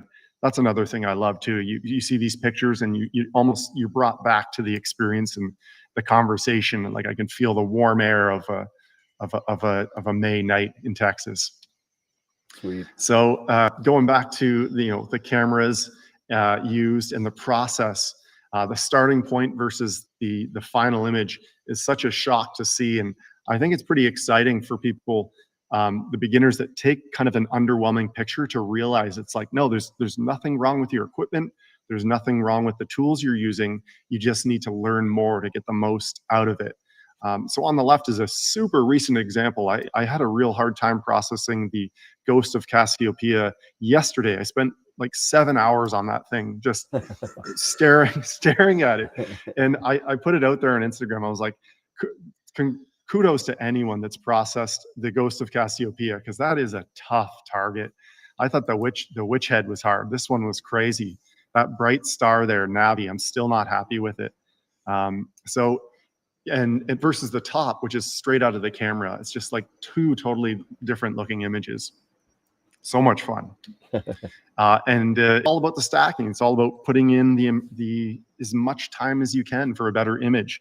You can never, I mean, to a point, but in general, you can never have enough image data to play with. You're gonna reap those rewards in the editing stages afterward.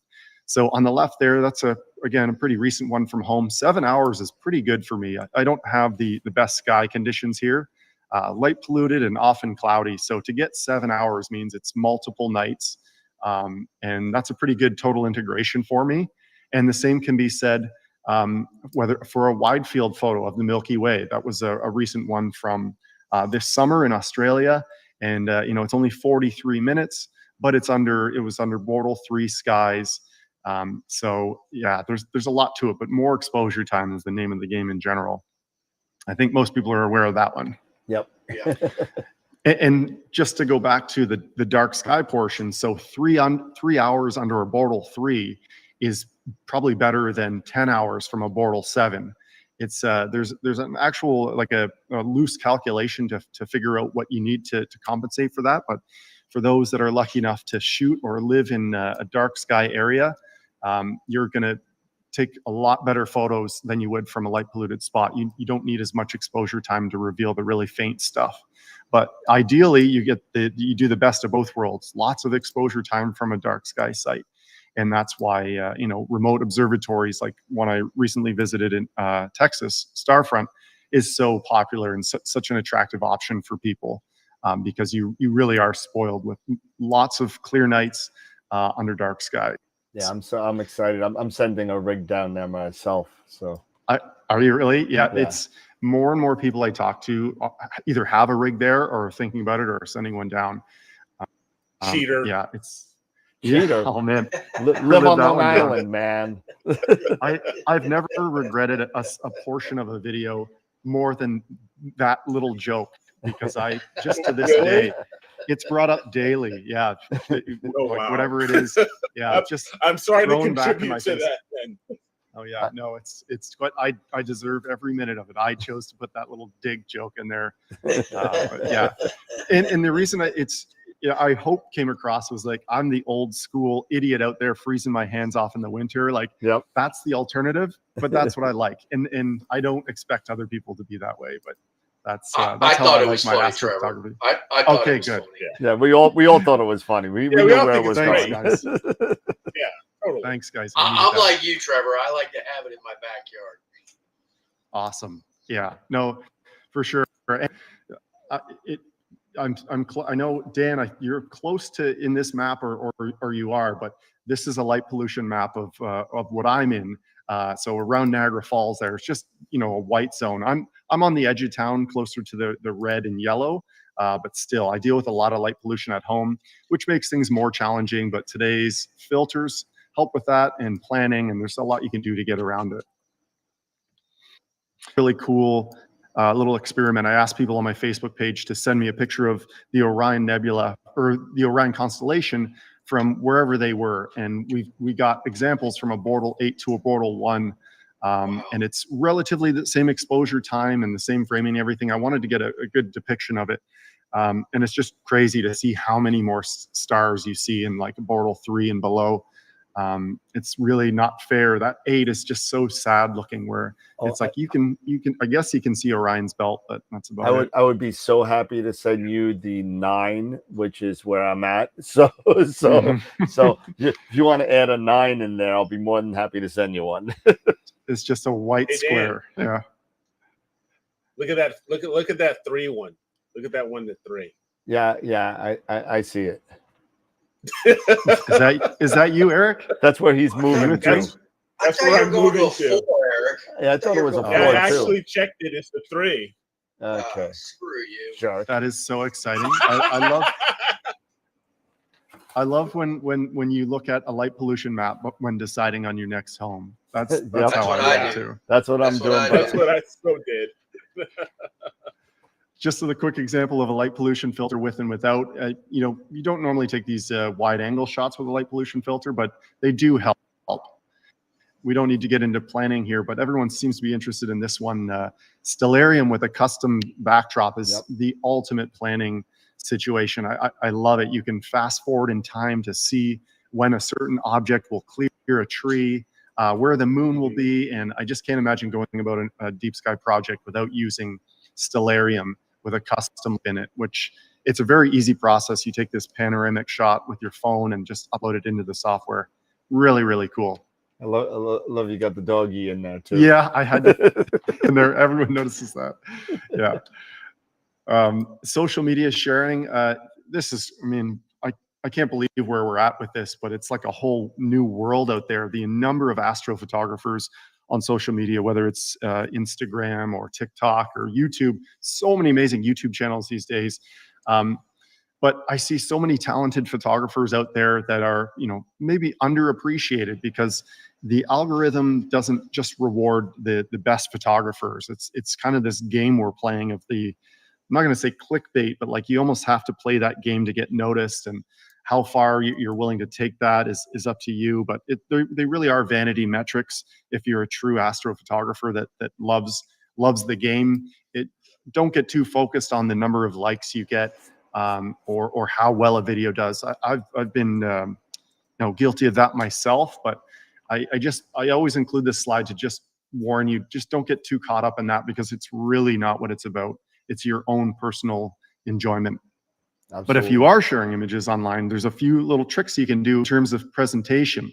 So format and frame the image based on where it's going. So for me, when I do these YouTube video reveals, it's a very widescreen 4K format, in this case for the horse head, versus an Instagram post that you want to be vertical because people are looking at it on their phones. You want more of that scroll time to be on screen. So you wouldn't want to do a really horizontal long panoramic image on Instagram because it would just be so swipeable. So little things like that you can do just to make sure you're putting your best foot forward on social media sharing.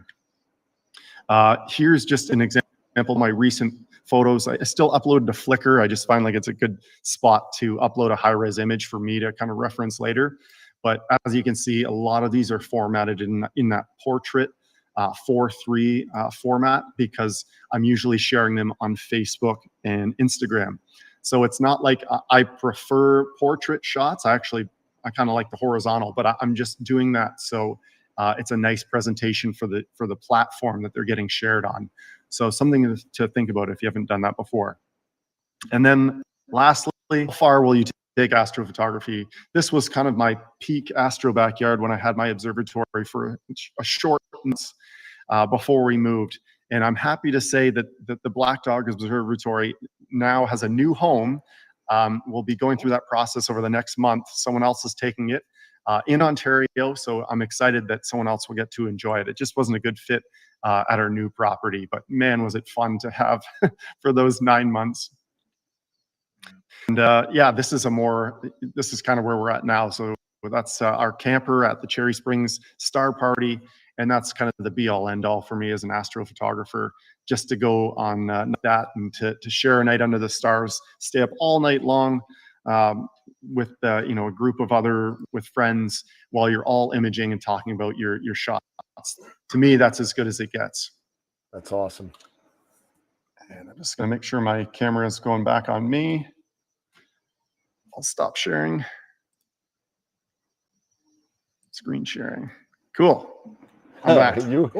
You weren't right. kidding. If you, Thank you. I'm going to 4:30, and that's it. Well, we have a Christmas party tonight that we're going to. Oh, I'm on a tight okay. schedule. All right. Well, you There you know, before That time you of year. go, you know, Eric may be going to a Bortle, 3 Sky now. Three and a half. Yeah, but he doesn't have one of cares? these. So, God, you know what? Touche. That just was keep that- fair. That was fair. You just keep that sitting next to you at all time. well, So you it's can- go. I got it as a steal. It was a steal. I literally so I picked it up and it's slowly. I'm putting the Asado on there. I'm doing everything, and I'm gonna be getting that all ready for springtime. So Love it. yeah, it's gonna be awesome. Yeah, It's gonna be awesome. I'm psyched. I'm so excited. He doesn't have a harmonic mount yet either. No, but I do have an EQ8R, so I'm okay No, with that. I mean Eric. Oh, Doesn't have a Eric. harmonic No, Oh, yeah, Eric doesn't no. have that. But Yeah. No, I don't. So you know what? Hey, you gotta take the good with the bad, right? You can always I'd rather you can have always your get new skies. gear. yeah, You can always absolutely. get new always gear, get new but a gear, Bortle absolutely, 3 is a Bortle 3. Absolutely. Exactly. It's going to be coming out with images. Right. Like he's going to come out with 2 or 3 images a night. If Yeah. he gets clear It's gonna skies, be ridiculous. It's gonna be crazy. So it's going to be exciting. awesome. But Trev, yeah. thank you so much. I know you got plans tonight, so I hope you have fun at your Christmas party. And thank you for accommodating and getting us back on track with time. But I'm telling you, if you do, I know you're a busy guy, but if you want to come on a show on your own and just hang out with us, you're more than welcome to come on. We'd love to have you and just talk Astro, man. It'd be really cool. Yeah, for sure. Awesome. Are you gonna thanks so real much for quick? Are having you me. gonna plan on swinging by? Are you gonna come down to Neef this year, or Neef is not decided yet. I'd say it's 50-50 for Neef. 50. I'll We're take doing 50. Winter Star Party in the Florida Keys again. We're doing that in January. Nice. nice? Yeah, that's a good one. Enjoy it. Nice. I'll think about you when I'm in the Bahamas for my birthday on February 1st. So. Oh, nice. so Very nice. sweet. All right. Awesome, Trev. Hey, thank you so much for helping us out here, and enjoy your night with your family and friends, and have a great holiday, man. And then I'll probably Happy holidays. if I don't see you, Neef, I'm sure I'll see you at Starfest in Ontario again. I'll definitely be For coming sure. up again for that. So I love going up there and hanging out with you guys. So it's a The lot of fun. best. Awesome. Thanks so much, guys. Happy holidays. Trev, thanks so Same much. to You you. as well. Take care. Cheers, guys. Bye, you Cheers. too. Cheers.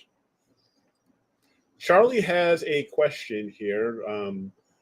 Is mono better for light polluted skies? I would have to Yes. say a resounding yes. Yes. Absolutely. Yes. You got to think about it. Now, we got a couple seconds before we go to our next guest, but when you think about it, when you're doing mono, right, and you're shooting through color filters, the R, the G, the B, right? Now, we're not talking the L that lets in all the light in, but the R, the G, and the B, you get an inherent light pollution benefit out of that because you're only allowing 1/3 of the light coming in. So that definitely does help. The luminance is where you get all of your resolution for the most part of it. So you're going to have that, and you may want, I wouldn't be stacking filters. Don't go stacking luminance with an L Pro or whatever. Don't be doing any of that because you are shooting mono. It's going to be fine. I shoot Bortle 9. Dave is like in a 6.7. 7. Nobody cares where Eric's in anymore. But it's definitely a benefit when you are shooting in Bortle 8, 7, 7 and 9. I would say to just jump into mono, or if you do the color and you want to save a couple bucks, jump into the dual bands and get into your narrow bands really quickly because you're going to be finding out that it's not impossible. You can do it. Trevor has done it. A lot of other people have done it. Shooting OSC from Bortle 8 point whatever, but it's not fun with the gradients, but it's doable. All right. Well, we do have a couple of gifts, and we're gonna, since we're back on track with time, we're gonna actually jump right into Carlos, and we're gonna give away 3 gifts at the end of Carlos's talk, because we're a little bit behind on that because we had some technical difficulties. But let's jump into our friend Carlos, who we haven't seen in 2 years. Let me get him in here. Yeah, it's been a while. Let's see. There we go. And let me make sure I got audio on Carlos. I think I heard his hands put together. Can you get me? I got You got you. me? You're loud. Oh and my clear. gosh. I am so sorry. I am so sorry, Sarah, and everyone else. So 2 years ago, I came in with like 5 minutes to spare. So I was really kind of late. So this year, I've been prepping for I've been here since the show started. And I was like, okay, I'll jump in 30 minutes early in the green room. Nope. Apparently that wasn't the green room, so I'm so sorry. Please forgive me, Sarah. You were live. Dan's fault. He gave you this. You were live. It's Dan's fault. He gave so you the sorry. same number as Sarah. Well, we were running 15 minutes late, and usually there's time there to kind of do that. But unfortunately, I've been trying to send emails out with timing updates as we go. But it's kind of I kind of got stuck into, I was very interested in what Sarah was saying in her presentation. I didn't send the email out quick enough. I'm so sorry. That's right. Well, thank you for having me here. This is an incredible honor. It's awesome to see you again. We haven't seen you in 2 years since we did the benefit for you a couple years back. Which is we got to do it again in 2025. I think it's time to do it again. Yeah, absolutely. Still got that We meat really I sent you? appreciate that. Yes, I have the Me, the LX65. The mount's been great. Been using it for a little solar H-alpha scope.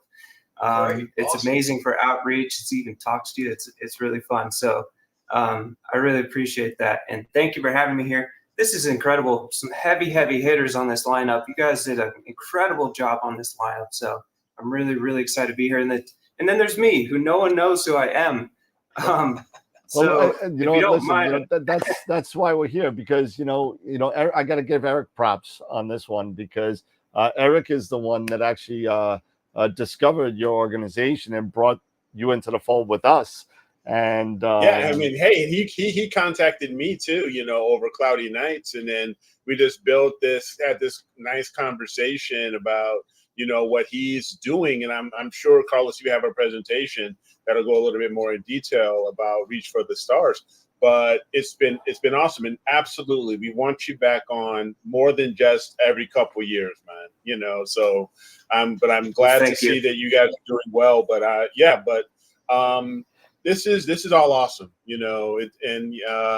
what we're doing here, what you're doing. I can't wait to hear more about what you guys have been up to. Awesome. Well, thank you so much. If you don't mind, I'll just jump right into it. Yeah, you got it. Floor is yours. So, thank you. My name is Carlos Aragon. Hello, everyone. I am here in Tucson, Arizona. We have some wonderful Bortle 3-4 skies here where I'm at on the east side. And I got into astronomy about 5 years ago, completely accidentally. A lot of you might relate with this, but I had been in the military. I went through an incredible 7 years in the military. And then one day I was injured, completely disabled, and I was medically discharged and disabled from the military. So I lost everything, all of a sudden lost everything. And that basically ruined my entire, my entire goals for my career. So that was a huge hit. And one thing led to another. I lost all my savings. I couldn't get a job. I had a shoulder injury. I was terrible. I ended up becoming homeless and living out on the streets. And it was one day when I was at my lowest, contemplating ending everything, if you know what I mean. Yeah. And we decided to go to Walmart. I met my wonderful, who's now my wife, Kira, and we started dating. She has a son named Uriah, and we went to Walmart to get him a birthday gift. And we got a Walmart telescope. Now, I do not at all recommend any type of Walmart telescope. ever. But that little telescope completely changed my life when I looked through it and pointed it at the brightest thing in the sky in the winter, which happened to be Jupiter. And when I looked through that eyepiece, it was the most incredible view I'd ever seen. I could see some cloud bands. It was quite blurry, and I was trying to figure out how to focus the dang thing. But oh my gosh, I didn't really realize what was happening, that this little toy telescope was transporting me through time and space to be able to see a planet out in the cosmos like that. It was enchanting. It was almost overwhelming. And I had this amazing feeling of joy pass over me. And it lasted for hours for the rest of the night. And when I went back inside to my wife, she saw this big smile on my face. And she's like, whatever you're doing, you need to keep doing that. And so the next week we went online on the classifieds and found an 8-inch Orion. And that was it. That was it for me. My life completely changed. All of my stress, anxiety, symptoms of PTSD, all these things just kind of dissipated. And that's how I got into astronomy. I'm going to go ahead and share my screen here. Sure. Let's go to present, full screen, present.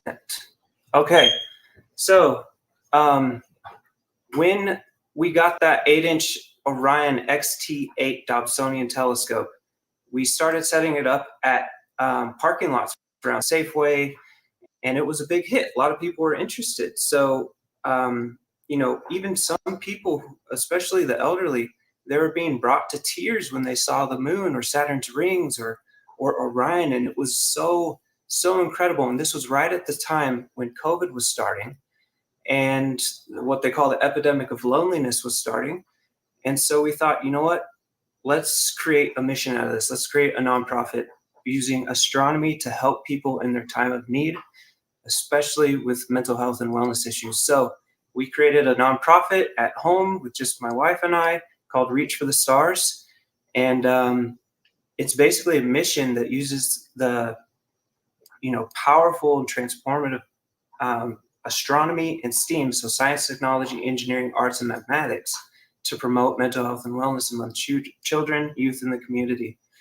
So that's the whole mission around Reach for the Stars. And the way we do that is using mind-blowing experiences, trying to get the best views of the cosmos that we can, whether it's visual, through astrophotography, EAA, live stacking, everything that we can do to make that moment when someone looks through their telescope for the first time, the most awe-inspiring, memorable moment that we can give them. And that is proven to be transformative. And apparently we're one of the few, or we don't know of another organization that's doing this to use astronomy to help people with their mental health. And I know this is an astrophotography channel, but I just wanted to mention that this is something that I think a lot of people use, whether they know it or not. Astronomy as a coping mechanism, a sense of relief, to cope when you had a hard day. Go out, be under the stars, get out in nature, look at something incredibly beautiful, and understand that it's so far away, and how small we are, yet how connected we are to the universe and the stars, and the elements that are made in stars are the same top 4 ingredients that are made in our bodies. It's just incredible. And when you bring that to someone's life, when they're having a difficult time, it can be very transformative. So that's what we're doing. We use the awe effect, and we explore the universe to inspire and heal those in it. So it's really fun.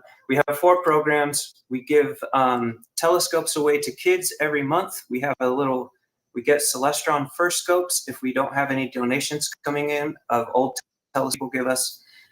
We give them a package with a planisphere, some filters, some eyepieces. We kind of create a custom kit every month, and then we select a child or a family in need to give it to. And then our second program is we specialize in stargazing events. So going outside with big telescopes, good equipment, a an OLED TV connected to a 2600 MC Pro on an Esprit 80 triplet APO with some Optolong L Ultimate, L Enhanced filters, and giving live views of the cosmos to try and give them every type of way that we can impact their life through those stargazing events. And they're completely free of charge. We host 2 every month now. And then we have the third program, which is the Beyond the Stars Youth Camp, where we have youth come to our house. Again, this is all out of our home, so we're very, very small. But we have youth come, we have them do science, STEM experiments, launch water rockets, and then go out, look at the sun, come back inside and paint the sun or sculpt it, all types of things to bring that awe and inspiration to youth. And then finally, we have a mobile program where we are hired by companies and organizations to go out and host an event at their location. I don't want to get into their accomplishments. I did want to announce that because we are out of our home, the only thing limiting us is the 4 walls of our house, how small we are, and how big of a need there is in the city, and how many children. There's 1 counselor for every 600 youth. Not enough. So we wanted to create a facility, a concept design that is probably years down the road and very expensive, but we brought an engineer, created Stargate. This is our community observatory concept design, just to show people what our vision is for the future. A large roll-off roof observatory with an outdoor event space, remote telescope, a solar telescope, a visual telescope, and then a EAA telescope. So 4 piers, and then planetarium underneath the sky deck. And so I just wanted to show you that. We've been working on what the future holds. So these are some of the youth that we work with. That's my wife and I on the sides. This is in our backyard with some telescopes that we are showing the sun with before it gets dark. And then our stargazing events. It's just really fun. It's an absolute blast. And for the last 4 years, my wife and I, we don't get, we haven't paid. The board is now putting together a stipend for us, but this is just a passion project, and it's a nonprofit that's really, really special to us. And so if you're in Tucson or anywhere near Tucson and you know how to run a telescope, please contact me, because we only have like 1 or 2 astronomers that come to our events and help us out. And we definitely need the help. But I want to get into astrophotography with the time we have left. This is Sarah. She's a high school intern. We bring in interns from schools, and we get to basically do their senior exit project with them. And luckily, someone donated us an ASI Air. And that has allowed us to do all types of stuff with the other equipment we've been donated. And as you can see here, this was the picture she took for her senior exit project on light pollution, which is really cool. And I think she did great, and she got a very, very good grade on that. But I want to talk about astrophotography. This is my very first image ever. Probably, I think it was with the cell phone up against the eyepiece. We've all had this picture taken, right? I'm not the only one. Yep. Oh, Yeah. Pretty terrible. But this is the Orion. Yep. That's better than Trevor's. That's better than Trevor's. All right. I got something. Oh, that gives me hope. But that was 4 years ago. And today, I, have a pretty cool system that just runs. Today, I actually just finished this next picture a couple weeks ago. Now, this might be pretty wild and not very appeasing to a lot of people, but having the core not blown out for 30 hours of data on a mono camera, this was my hardest project so far. And the Pixinsight process, ArcSine stretch, that's what got me past that barrier to get that core, some of the details in the core, not all. But my hardest thing that I'm working on right now is colors. It's getting decent colors.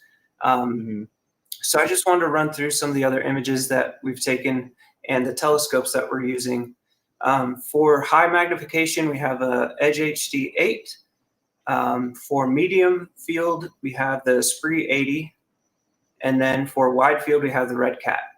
Now these are not three different systems all at once. This is the whole camera or the whole imaging train switched to each telescope each time. So that's what we're doing. And this is let me move over here. I don't know if the colors are coming in right. I have two different monitors, and one of them is terrible and the other one is decent. So one of the monitors looks really bad color-wise. But yeah, here's some of the images we've captured in the last couple years. And I hope some of you can give me some feedback, say yay or nay. Great. But thank you. But yeah, so we're trying to get these pictures. This purple version was last year's Cosmic Dragon, one of my favorite objects in Cygnus. And then this was this year's image. So we're getting better, especially with the tools in Pixinsight. I went from Adobe Photoshop and just could not get over that learning curve to Pixinsight. And that has changed a lot of things. So you can see, again, last year's California versus this year's California nebula. So it's really, really cool what you can do just from the confines of your home. And I wanted to talk about the system, the ASI Air.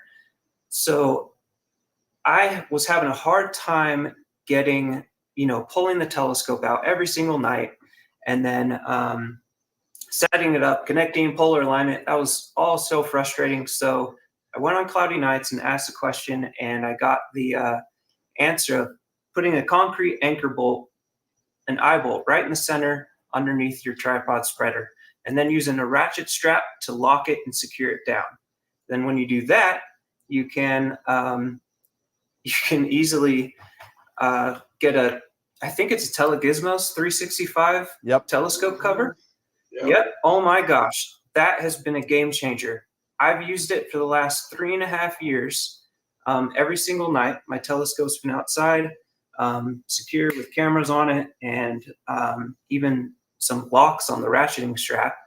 But I just walk outside, pull the cover off, turn the two switches on, one for the mount, one for the ASI Air, and boom, walk back inside and we're off to the races. That's what I do. And yeah, so the barrier was the Wi-Fi signal. It's 250 feet to the backyard to my couch where the TV is, and that was the most important thing for me. So I wanted to figure out how to use that Ethernet cable to really change the game. So I did, and I got a 300-foot Ethernet cable running along the roof, down in the backyard, buried in the ground. And so as soon as I flipped that ASI Air switch on, 30 seconds later, as long as I'm connected to anywhere in my house's Wi-Fi, I'm connected to that ASI Air. So it's so simple. And over time, if you don't have a setup like this, you will build the most efficient setup for you. And the system you use the most and the one that's most efficient and easy to use is your favorite. So it is a dream come true. I do want to go back to this image of the comet. This is the Atlas comet that was recent. Adam Block was kind enough to point out how terrible I did on my processing skills, that this is a mismatched, a frame that's not supposed to be there. I was like, oh my gosh, look at this awesome, like a forward protruding, barrier that that the jets might be exploding. He's like, no, that's a mismatched frame. You need to fix that. I was like, oh gosh, okay. So thanks, Adam. Shout out to him. He's incredible. But yeah, so it's really fun. The Cygnus wall, the veil, the dolphin. It's just incredible, and I'm getting decent. I'm getting happier with the results, and I'm starting to do more videos and things. So definitely look us up sometime and check it out. We have a lot of fun. Not only with helping youth, but the stargazing events, man, we're trying to make the most incredible stargazing star parties there are. And if you're interested in coming and helping out with that, that would be awesome. But now, how do I stop sharing? Press stop sharing. Get back here. There we are. There you go. There you go. All right. So yeah, reach for the stars. Check us out sometime. We do a lot of cool stuff, and I appreciate you guys having me on so much. I wanted to show you guys this telescope behind me. A lot of you might know it, a lot of you might not. It is a 7-inch Meade 178 ED APO. It's kind of a very old school telescope, and apparently it's one of the worst APOs ever built because of the lens cell assembly. So the reason I bring this up is because we get donations from people who have telescopes in their closet, don't use them, or people like Dave and other people who send us equipment to use in our programs or to give away to families in need. Someone sent us this, and it was all messed up and has a lot of refurbishment that needs to be done. So basically what I do is I take parts from all different types of broken telescopes and Frankenstein stuff together, and then we give them away. This one's going to be in that community observatory Stargate that I talked about earlier. And so I've just been working on refurbishing it.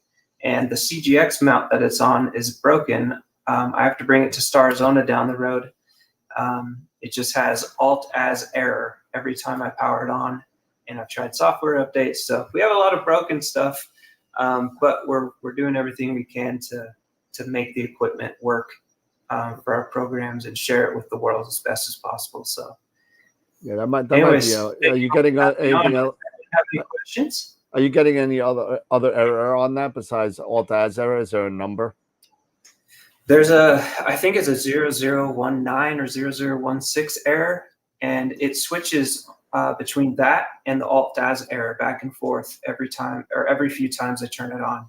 Yeah. And so it won't really slew in those directions when that happens. Yeah, if it's a 16 error, that could be one of two things. That could be a motor error, which would trigger that Alt-as error, and not being able to slew, or a power error. But it doesn't sound like that you're having power issues. But no, I've tried all different types of 3 amp. It sounds like you might amps. need a board, a new board, or a new motor. Yeah, that's what they said at Starzona. So they just told me to bring it in, and they'll see what they can do. So awesome. Yeah. Folks at Arizona are really good. Those guys are great. They're incredible. Absolutely incredible.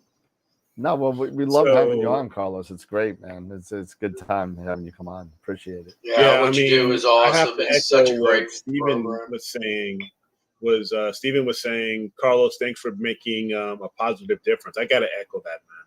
You've been doing this now for how long? 4 or 5 years? Almost 5 years, yeah. Yeah. Yeah, and you're making a huge impact, on the children in your community, as well as the citizens, the overall, citizenry of your community, man.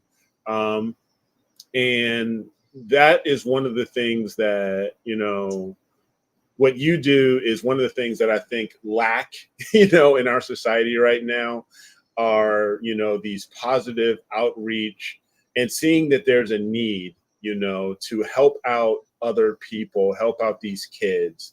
And, so I hope the project of the new building and everything, I really, really hope and pray that goes well for you, because you're one of those people in, what you're doing, with Reach for the Stars. You guys totally deserve it, man.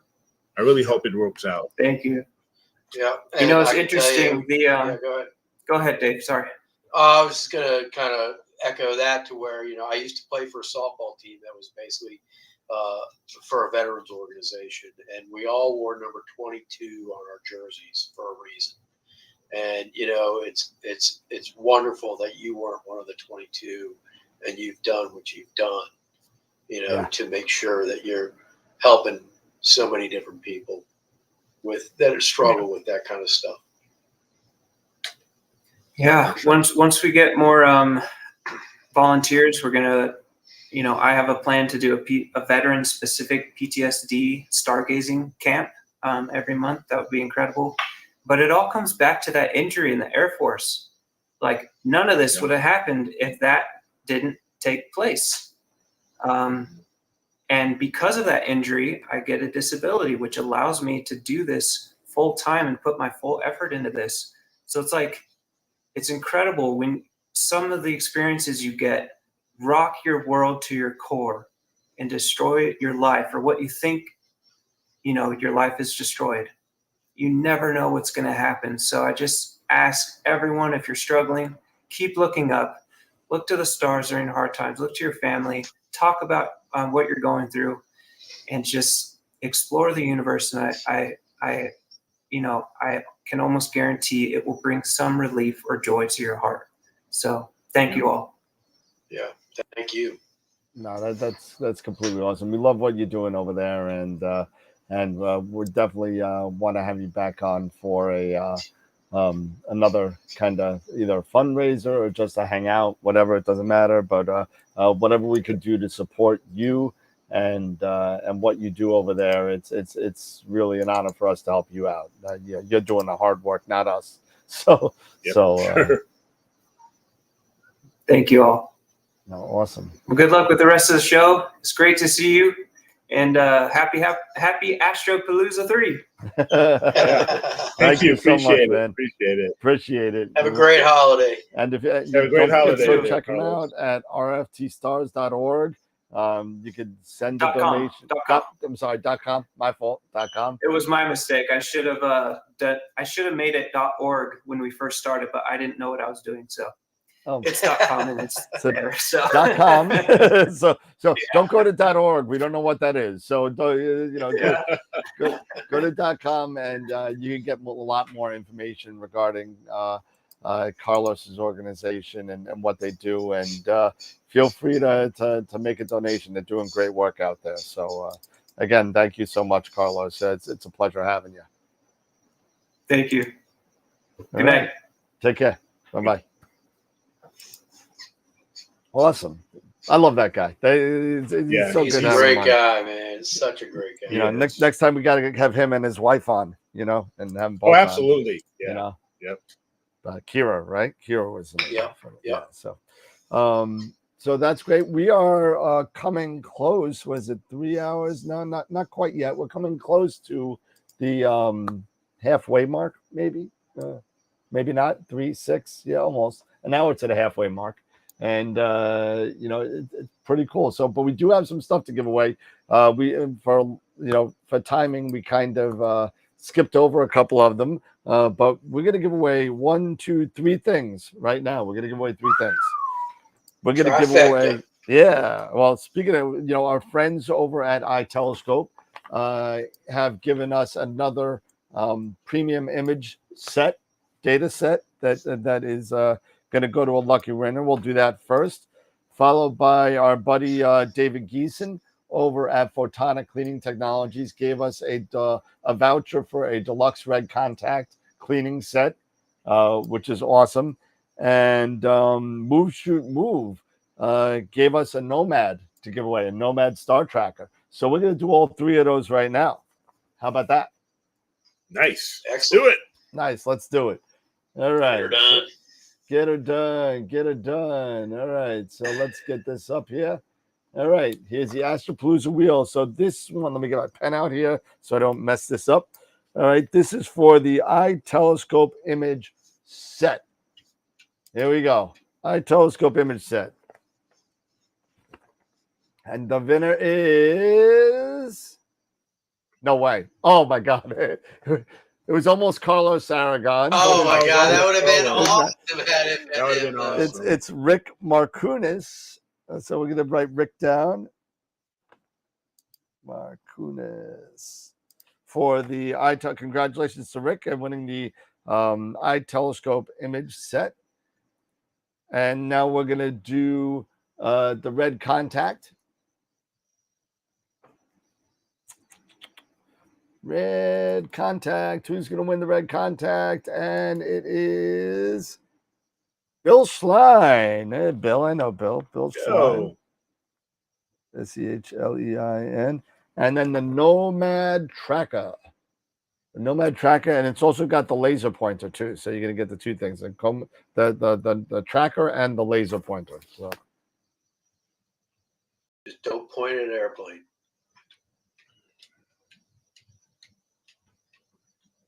Christopher, it likes that area. That's just that's three next to each other that have won. Likes that area. Christopher Moges. All right, congratulations. So we're going to be going in a little bit. We're just waiting on Ryan to pop on. Let me see if I got any emails real quick regarding that, and see. This is.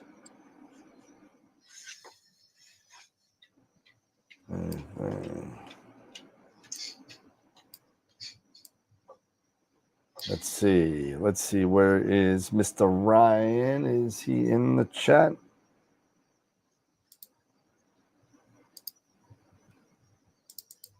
Let's see. Yeah.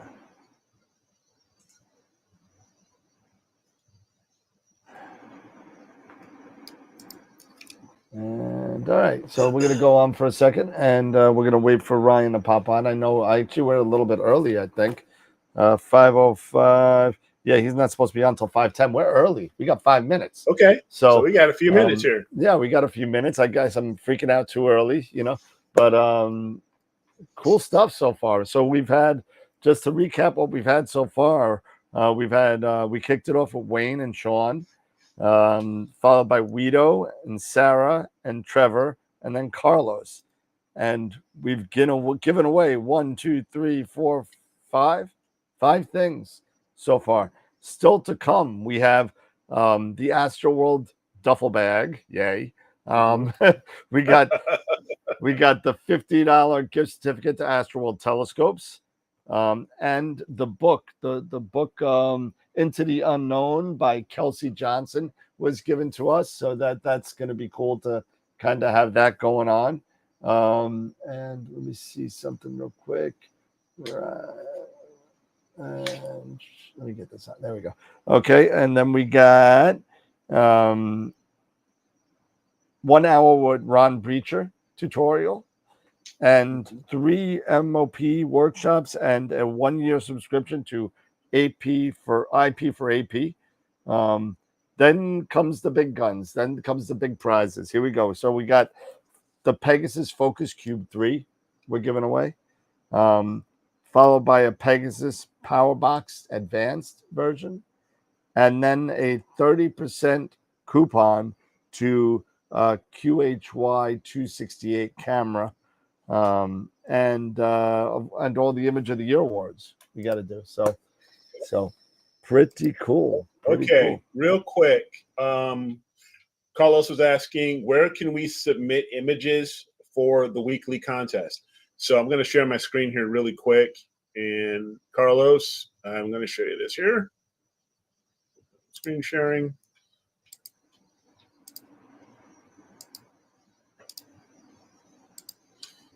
Okay, so for those who don't know about our Image of the Week contest, I'm sure most of you all do. We do this, of course, every week, and then you can have a chance if you win our monthly prize to be in our calendar, or you can even win some cool stuff if you win Image of the Year. But nonetheless, Carlos, you would go to our website, astroworldweb.com/IOTW. You can just, if you go to astroworldweb.com, you can go to images and then click on the Image of the Week contest.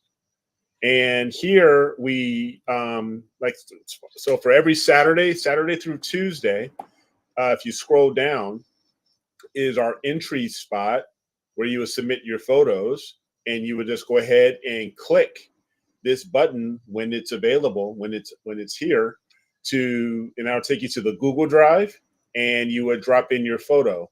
I do ask that if you can try to save them, since you have Pixinsight as a WebP file, that would be great. And then you can either add your image to either the novice. So if I click here really quick, you can go ahead and drop in to either novice or the experienced. But either way, you'll get a chance to win some cool prizes. So don't forget to just go to our website, astroworldweb.com/IOTW, and you would just click there. So there you go. All right. And don't forget also, on top of that, don't forget you could get right now on the website, you can pre-order the Astroworld 2025 calendar. You can get that. That's up. You're able to pick that up. I had to up the price a little smidgen because they went up a little smidgen. But but not a big deal. But it's all the pictures of the month winners, plus the cover has the picture of the year winner on there, which we will announce at the end of the show. So don't forget to hang out. If you leave, go to dinner, come back and watch at about, let's say, 9 o'clock. Let's say maybe 8:45. Let's say, because we're missing Frank. So 8:40, 8:45. We will be doing that. So it's going to be kind of cool. It's going to be a lot of fun, giving away a lot of prizes. I think it's, what was it? $300 and $150 and $100 for the experienced. And I think it was $150, $175 for the novice. It's on the website on what it is. So it's going to be cool. You'll get an email for the gift certificate, which you can redeem whenever you want. So pretty cool. All right, so it's 10 after 5. I'm waiting for Ryan to come on and see. Let's see.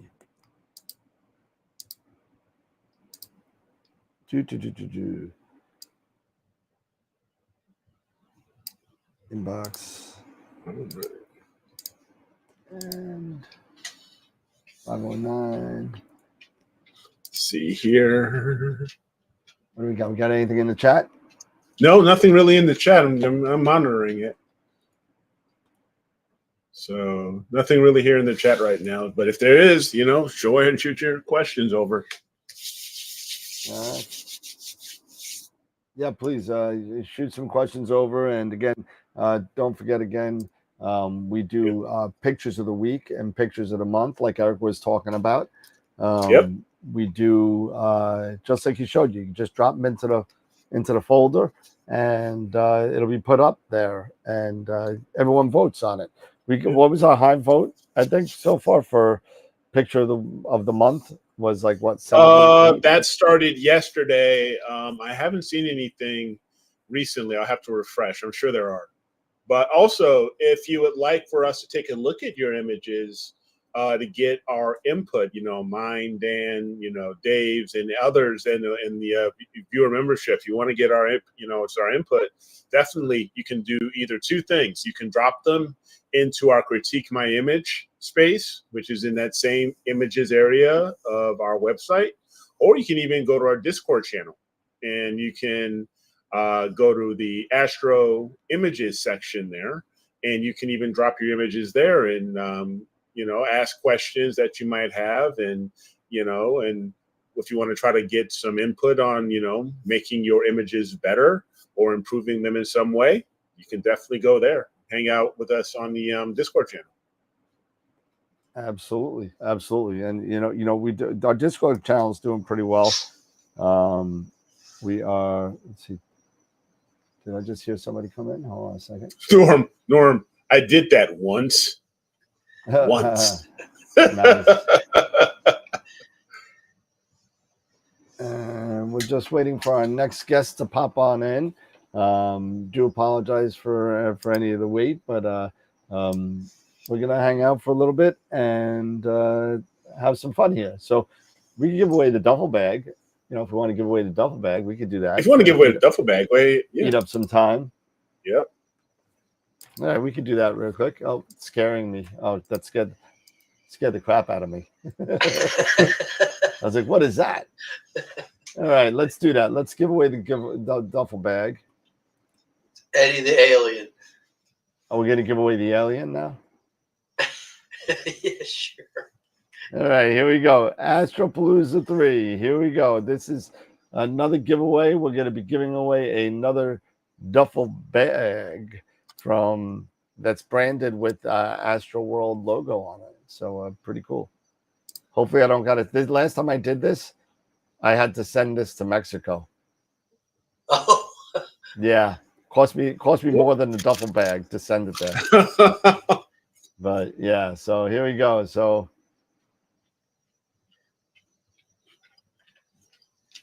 and the winner is Amayo Das. All right. Amayo Das. There we go. For the duffel bag. All right. Congrats. Amayo DAS. So while we're in this break, do we want to give anything else away right now? Dan? No, that's it. That's it for now. Or else we won't have enough to last the rest of the show. Yeah. So I'm working on my last processing my last image of here in Illinois, which is NGC 1333. The embryo. Yeah, the embryo nebula. So doing it in LRGB, and I'm about to let me go on my screen sharing. And for any of you guys who are using mono, I'm sure you guys know all about this. So I'm doing LRGB.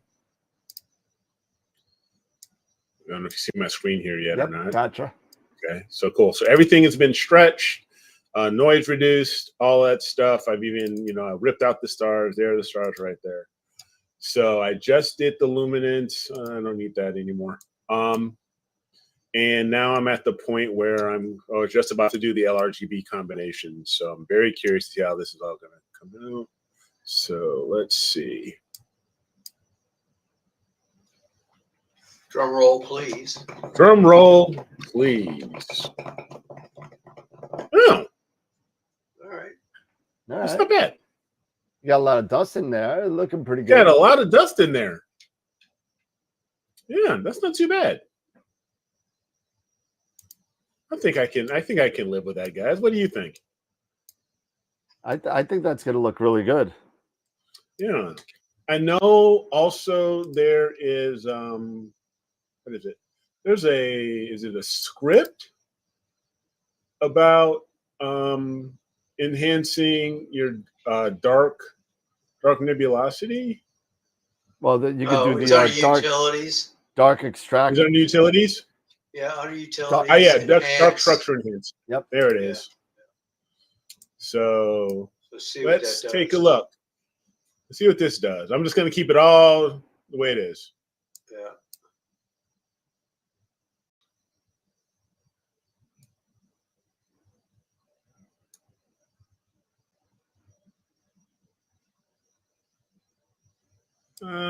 Well, it did it, but I didn't see anything noticeable.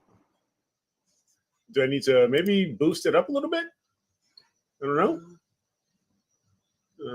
Dark structure enhance. I've had mixed results with that script. Yeah, it's tough. Layers through. Yeah. So I'll just do another iteration here. Let's just see what happens. Give or take. That's the embryo.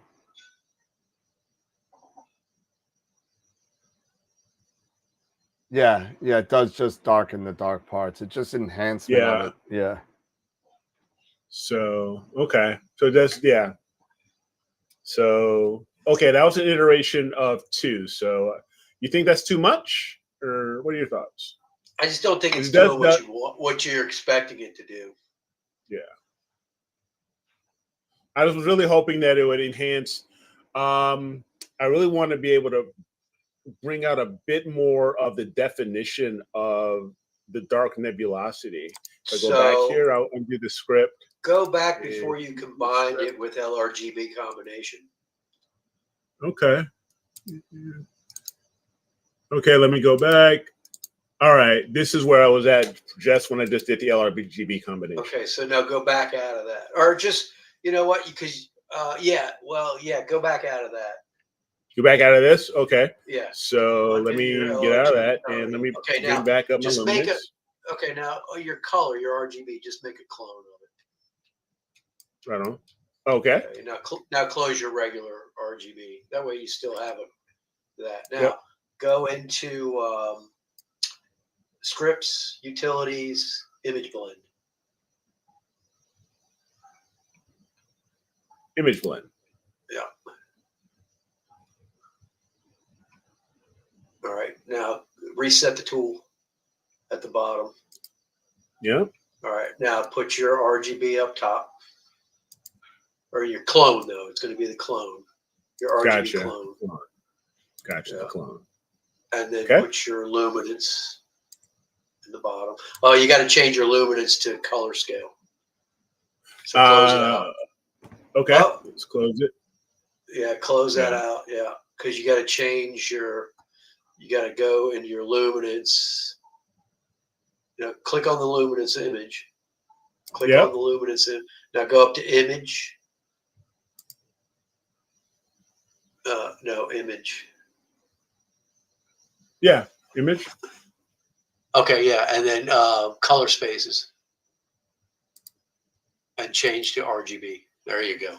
Now go back into. Now go back. Gotcha. Yeah. They have to be the same in Image Blender, or else they don't work properly. Gotcha. There. Now reset the tool again and just put the things back in there. Yep, just put it back in. Yeah. So your clone and your luminance. Okay. Now hit your blending mode. Go to your filter type. Filter type on the bottom one. Okay. Yeah, filter type. You have blur, high pass, hue, and color. I would do blur. Yeah, do blur.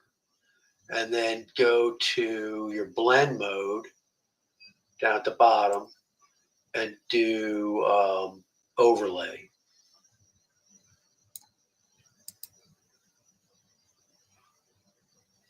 Okay, so now you can play with your opacity, your midtones, and your highlights on both sets of images, and kind of see what you get there. Okay. Nice. Okay. Let me see. I'll tinker around with it. But see how much already that looks a little bit more like what you're trying to get. And if you play with your midtones and your black levels and stuff like that, you potentially are going to get something more to what you're looking for. Yeah. Yeah. Yeah, for sure. Okay. Cool. Thanks. This is definitely what I'm trying to go for. Yep.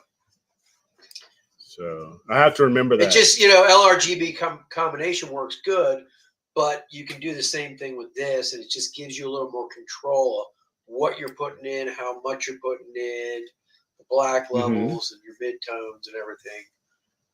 Okay. Just gives you a little more control, but it's doing basically the same thing. Good. All right. Cool. Thanks, my man. Yeah, so I don't know what happened with that, or I think we might be having some issues with That's Ryan's. right. Dr. Dave will fix you up. That's right. I don't know about that. Yeah, it looks like we're having some issue with Ryan's Ryan's input, I guess. I'm not sure what happened, but we got Molly Wakeling coming up in about 20 minutes. I'm not sure where Ryan is. Maybe he could come back with Simon's slot. We'll see what happens. Sometimes this happens with live shows. I do apologize about that. Live TV, baby. Yep. Live TV. It's a wonderful thing.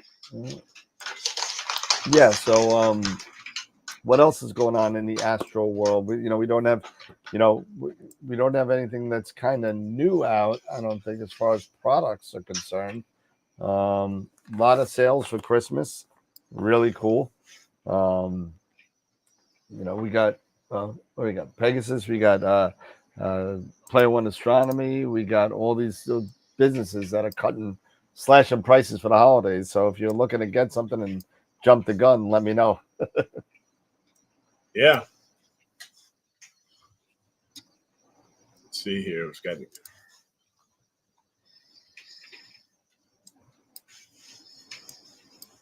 I'm checking to see if there was anything else. Nope, not right now. But yeah, no, this image blend, I've really got to start using this a bit more, Stan. So, Dave. So, no, good call. Good call. Thanks, yeah, I mean, I wonder if have they even announced that the CAA is officially released? I haven't even seen anything on. No, I haven't seen anything. I know everything that everyone else says that the M54 that they did. They changed it from an M42 or 48, whatever we saw. Last Neef? Was it last Neef or the Neef before? Yeah, it was last year. Was it last year or the year before? I think it was last year. Pretty sure. Was it last year? I don't know. It feels like because forever. we were all expecting it to be out in like April or May, and nothing. Yep. Yeah, nothing. Not a thing. Nada. And I'm not the only one that's just been curious about it, but I've kind of given up. So it's like one of those mythical things where you see it. Yep. And then it's like Bigfoot. It's like Bigfoot. No one will believe you. Yep. Or like Loch Ness. I saw Dylan O'Donnell bought an Asado for his C14. Yeah, I did see that. Oh, he did. Yeah, he did. Oh, yeah. He did. Yep. Yeah. Yep. So it's good. Yeah, they're still teasing us with the rotator. Let's see. What scope do you have on your mounts, and what do you dislike about them? Wow. Wow. You know what? I really love my mobile setup for astrophotography. My FRA 400 with my Pegasus mount. Although I'm looking to go lighter now because I don't need to hold the 7-pound telescope. Yeah, you could go down to the what's the smaller one? Well, I could go down to the 88, or I'm really seriously considering the Wave 100. I'm considering that from Skywatcher, the small one from Skywatcher. I'm considering that. And there's also other ones, the Ioptrons have some lightweight harmonics as well. So, I mean, there are definitely some good stuff out there that when you're dealing with the lightweight stuff, might want to kind of think about changing things to fit whatever you try and result you're trying to get, right? Yeah. I see. So I'm loving that Carbon Star. I mean, it's been a great piece of equipment. And, I guess Mikey Y was saying, a lot of people poo-poo it on cloudy nights, but I don't take anything much what they say for granted anyway. So, but I've been loving it. It's been great. And especially with that WD-20, I don't have to worry about balance or anything like that. It just rocks. So. Yeah, for me, I've been using the Sim60 and my refractor, the William Optics FLT91. That's what I just, with the Embryo Nebula, that's what I just imaged that with. But I'm really intrigued because everyone has been talking about that ASCAR SQ55. The SQA 55, yeah. Yeah, that the looks SQA really 55. nice. Yeah, it's sweet. That looks really, really nice. And for the price point, it's definitely much, much more competitively priced and more budget friendly versus the Red Cat, just to be honest. And you guys know how much I enjoy using William Optics. I mean, I've been using them from the beginning, but sometimes budget talks, money talks, and sometimes you got to listen to your budget. Quip just did a video on it. Says he thinks it's the best lens he's ever used. Yeah, he and Luke, he and Luca Matico have just did videos, and yeah, they were great. as far as their reviews being very honest. I saw And- Trevor had a picture of it in one of his slides, so I wonder if he's getting ready to do maybe a video on it too. Yeah. But it looks really nice, and man, it's just pretty cool. Yeah. Yep. Yeah, so it looks like Molly's gonna pop on early. So Molly, Awesome. when you get a chance, just pop on, and we'll go right to you because I'm not sure what happened with our last guest. I want to apologize to the viewers.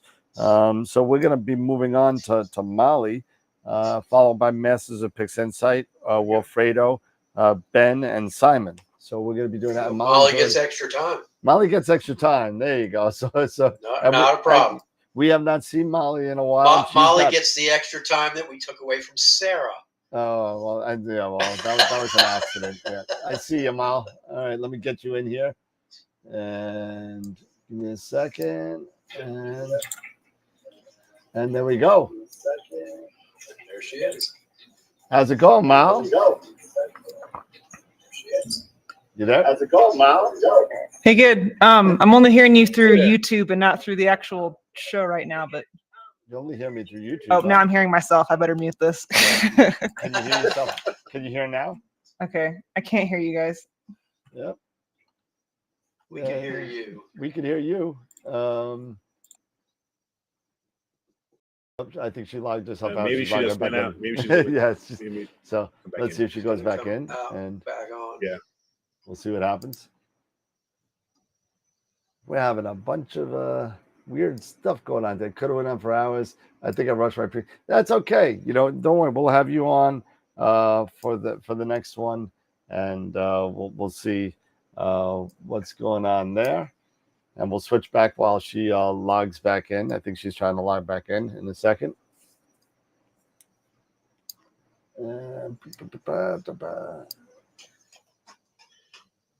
All right. Gotta love live TV. Gotta love it. Oh yeah, man. You gotta love live Gotta TV. love it. And hold on, Molly's back. And let's see. Can you hear us now, Mal? Yeah. All right. There we Okay, I go. use a different browser, so I think we should be good to go. What did you use before? The first one? Tried using Chrome, and I just saw a black screen with nothing. Oh no. I could hear myself on YouTube, but yeah, we heard once I it. started talking, then I was hearing myself on YouTube. So but I How's couldn't hear you guys. But now I'm on Edge, and that seems to be working. So cool. Perfect. Awesome. Nice. How's Might it get a little going? bit It's out been a of here. long time. You've had a lot. Yeah. You've had a ton of life changes and Yeah. I and have. a whole bunch of stuff going on. Oh my God. So how you been? It's been crazy. Yeah. I'm almost done with my PhD. I'm just wrapping up a couple of things, submitting a final draft to the committee. It's been kind of slow because I had to move on to my actual job. But because I'm kind of doing both at the same time. Yeah, the regular job gets in the way, right? Yeah. But yeah, I've moved to Albuquerque. The skies are a lot better here, which has been great. A lot darker, a lot more clear nights. And Where I'm sorry, where are you at now? I'm in Albuquerque, New Mexico. Okay. Yeah, definitely. Yeah, I was in Dayton, Ohio. Yeah. Big difference, Okay. I'm sure. Big Yeah. change. Big change. Much darker. Yeah, skies. big difference. And I've been super busy, so I couldn't make it to Astropalooza last year. Haven't been able Yep. to come talk for y'all in a while. So, but I'm hoping to get back more involved with more Astro stuff once I get my committee to sign off on my dissertation. It's been a whole saga. Saga. I could do my whole talk on how much of a saga this has been. Yeah. Well. Do a 20-minute video on that, right? Yeah. if not more. But- Yeah. Wow. Yeah, That's because crazy. I've been watching your travels all over Facebook, and man, it's amazing how how you moved like the whole process was going around, and it sounds great for you, man. It seems like it's a really great opportunity, and it's going to be fun for you, I think. Yeah. And I just got elected to the AAVSO board as well. Nice. So that's exciting. That's awesome. That's great. So what else has been going on with you? Anything you want to share with with the masses? I've joined Astronomy Magazine as a contributing editor in the intervening time as well. Oh, nice. Oh, nice. Good. Congrats. That's good. Very cool. Yeah, thanks. Yeah, that was Dave Eicher reached out to me, and that was very exciting. No, huge, Dave's a good huge people. honor. So that's been a lot of fun. So those have been coming out for about the last 2 years, 1 year and a half. Let's see, yeah, year and a half now. So that's been a lot of fun. I write the Observing Basics column that I took over from Glenn Chappell. And I've turned it a little more in an astrophotography direction because that's what I know. But I now own a 12-inch f5 Skywatcher Dob. So from my Bortle 6 to 3, depending on what part of the sky you're looking at, backyard, Yeah. I'm hoping to do a little more observing and write a little more about observing topics as well, visual observing. Cool. That's awesome. You're probably going to get so much more time in Albuquerque. It's going to be. Yeah, New Mexico. Oh, heck yeah. Yeah, it's been crazy. great. I'm going to be counting up the number of observing nights from each of the couple of places I've lived over the last several years and compare what the observing night rate is and stuff like that. So and that's going to come soon. I'm catching my log up. I have all these written, like typed notes I remember on like your Google whole Keep. logbook that you've had. Yeah. Oh yeah. Night, I've been I keeping a remember logbook seeing you since night night one. I'm like night one. Then I saw night 1,000 something. I'm like, oh my god. Yeah. Yeah, I'm at night 911. I thought you hit 1,000. I'm sorry, my fault. Not quite yet. Getting close though. Yes, I've been keeping notes in Google Keep when I didn't have time to write full posts anymore in my Microsoft Word logbook. But now I'm slowly getting those copied over to the Word one, and I'm going to start filling in the Word one again. I can put more pictures in there and stuff like that. So, but yeah, keep a logbook, visual, astrophotography, whatever. Anytime the telescope comes out, it gets a log entry. It gets a night number. Nice. There you go. Sweet. That's That's a great idea. I started doing that, and I've kind of fallen away from it. I should get back to it. Yeah, I'm so glad I've done it since the first night. But even if you've been observing for 15 years and or longer, and you haven't started one, like you may as well start one now, because in another 15 years from now, you'll be glad you did. Yeah, I just have a when I was doing the Messier Astronomical League project for observing, and I used Sky Tools for that, and it has a really great log book in there that's made up kind of for you. You can put all your seeing, transparency, notes, everything, and you can actually download that and put it into a file and send that file to the Astronomical League, and it's an acceptable program to kind of do that. So if you want something more electronic, you could do that as well. If you don't have anything is pretty much usable as long as a lot of it's in the honor system. So I mean, but just sit there and you could just sit there and put everything in there, and I still have my logs from 1991 in there, and it has dates, times, everything. That's awesome. Yeah. Yeah. Now, are you still contributing and being a part of the Astro Imaging channel as well? Yes. Yeah.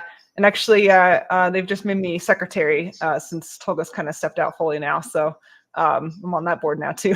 But for the one day a year we have a board meeting.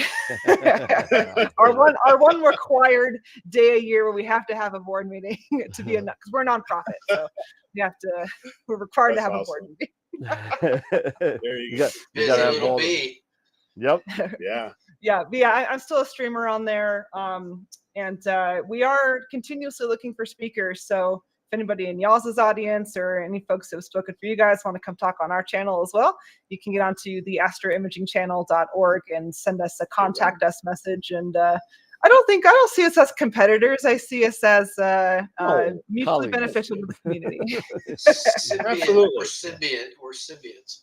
Yeah, exactly. Yeah, this is more symbiotic. Yeah, exactly. We're Wednesday. We're Wednesday and Friday, and you're Sunday to wrap. We run Sunday. Yeah. Yeah, if we were doing Sunday, then that's something. But but you can and not for nothing, we had not only you. but we had Eric Coles on the show too. So I mean, you know, we definitely have been on the shows with each other. So I mean, it's more of a, you know, I've never seen anybody be cutthroat in this hobby. So I mean, it's you know, it's not like that. You know that, you know, it's more like just spreading the knowledge of astronomy and astrophotography and all that, and getting everybody together. Yeah, absolutely. Yeah. So now with you in these wonderful New Mexico skies, what have you had a chance? I know you've been working on your dissertation and everything. Have you had a chance to do any imaging recently, getting out, you know, and what fun stuff have you been able to capture? Yes, I've been able to do a ton of imaging. I got set back up in my backyard. I've only got 3 or 4 telescopes set back up right now, but kind of as I had some time, got those set back up. I bought a new mount this year, an Ioptron HAE 29, the strain wave mount. Okay. And after some initial issues that turned out to be simply a bolt was pushing up on my dovetail bar that I didn't realize was pushing up on the dovetail bar and totally screwing up my polar alignment.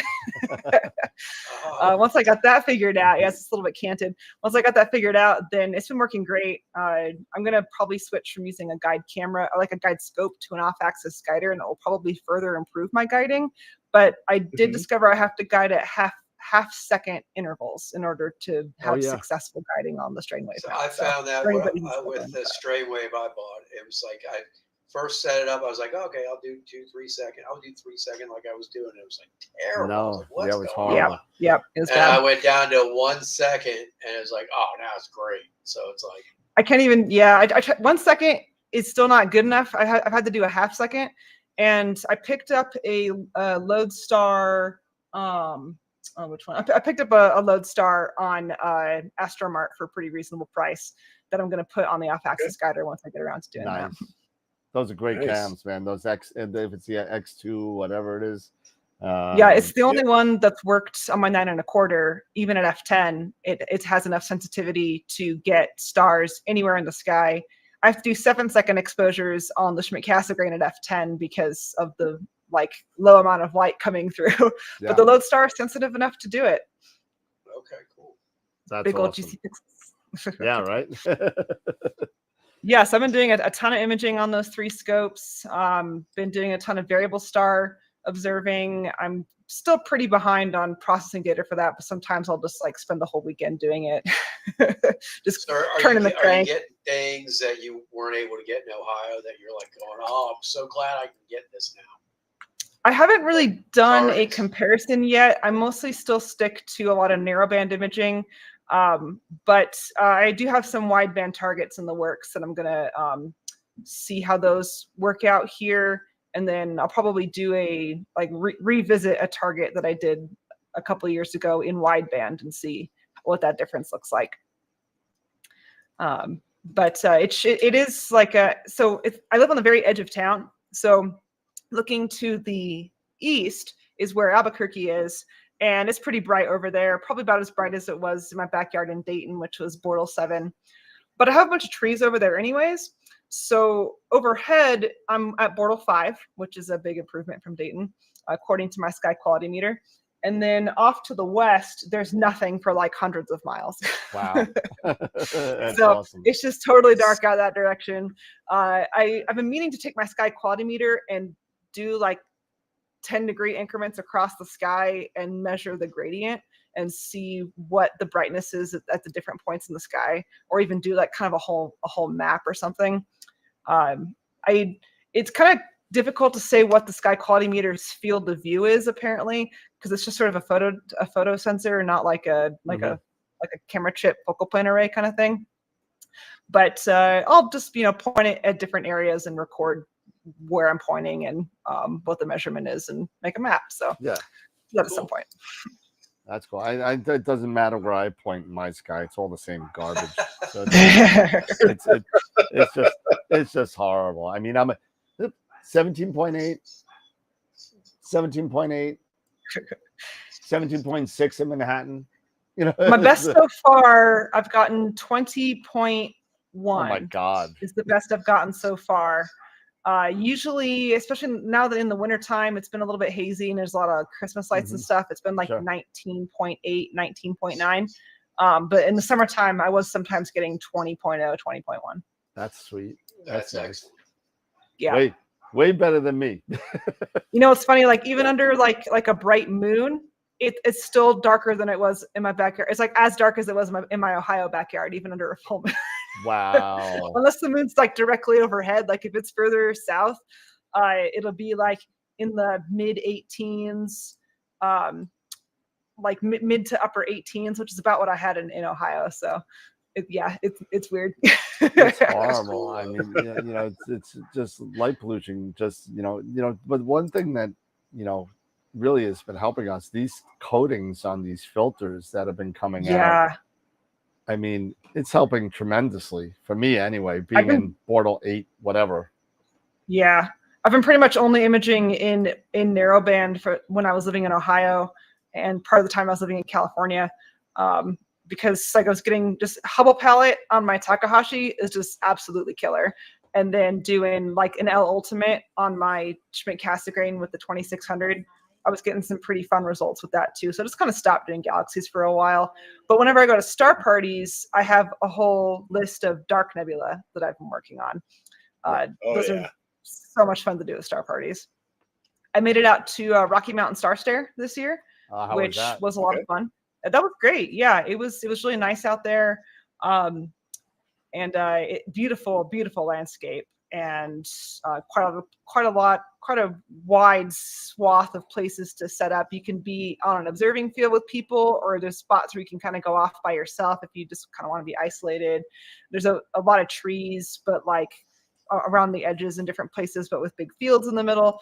It was a fun crowd, and that was a fun time. I bought a 16-inch f4.5 Discovery with a friend of mine that we have out at our dark sky property now. And we had a guy with a 20-inch Obsession come look through it and was like, yeah, that's really nice. So that's sweet. So good praise for the telescope from an Obsession owner. Oh yeah. Nice. So that was just a ton of fun. We were hopping all over the sky, finding all kinds of stuff, bringing all kinds of people over to come look through it.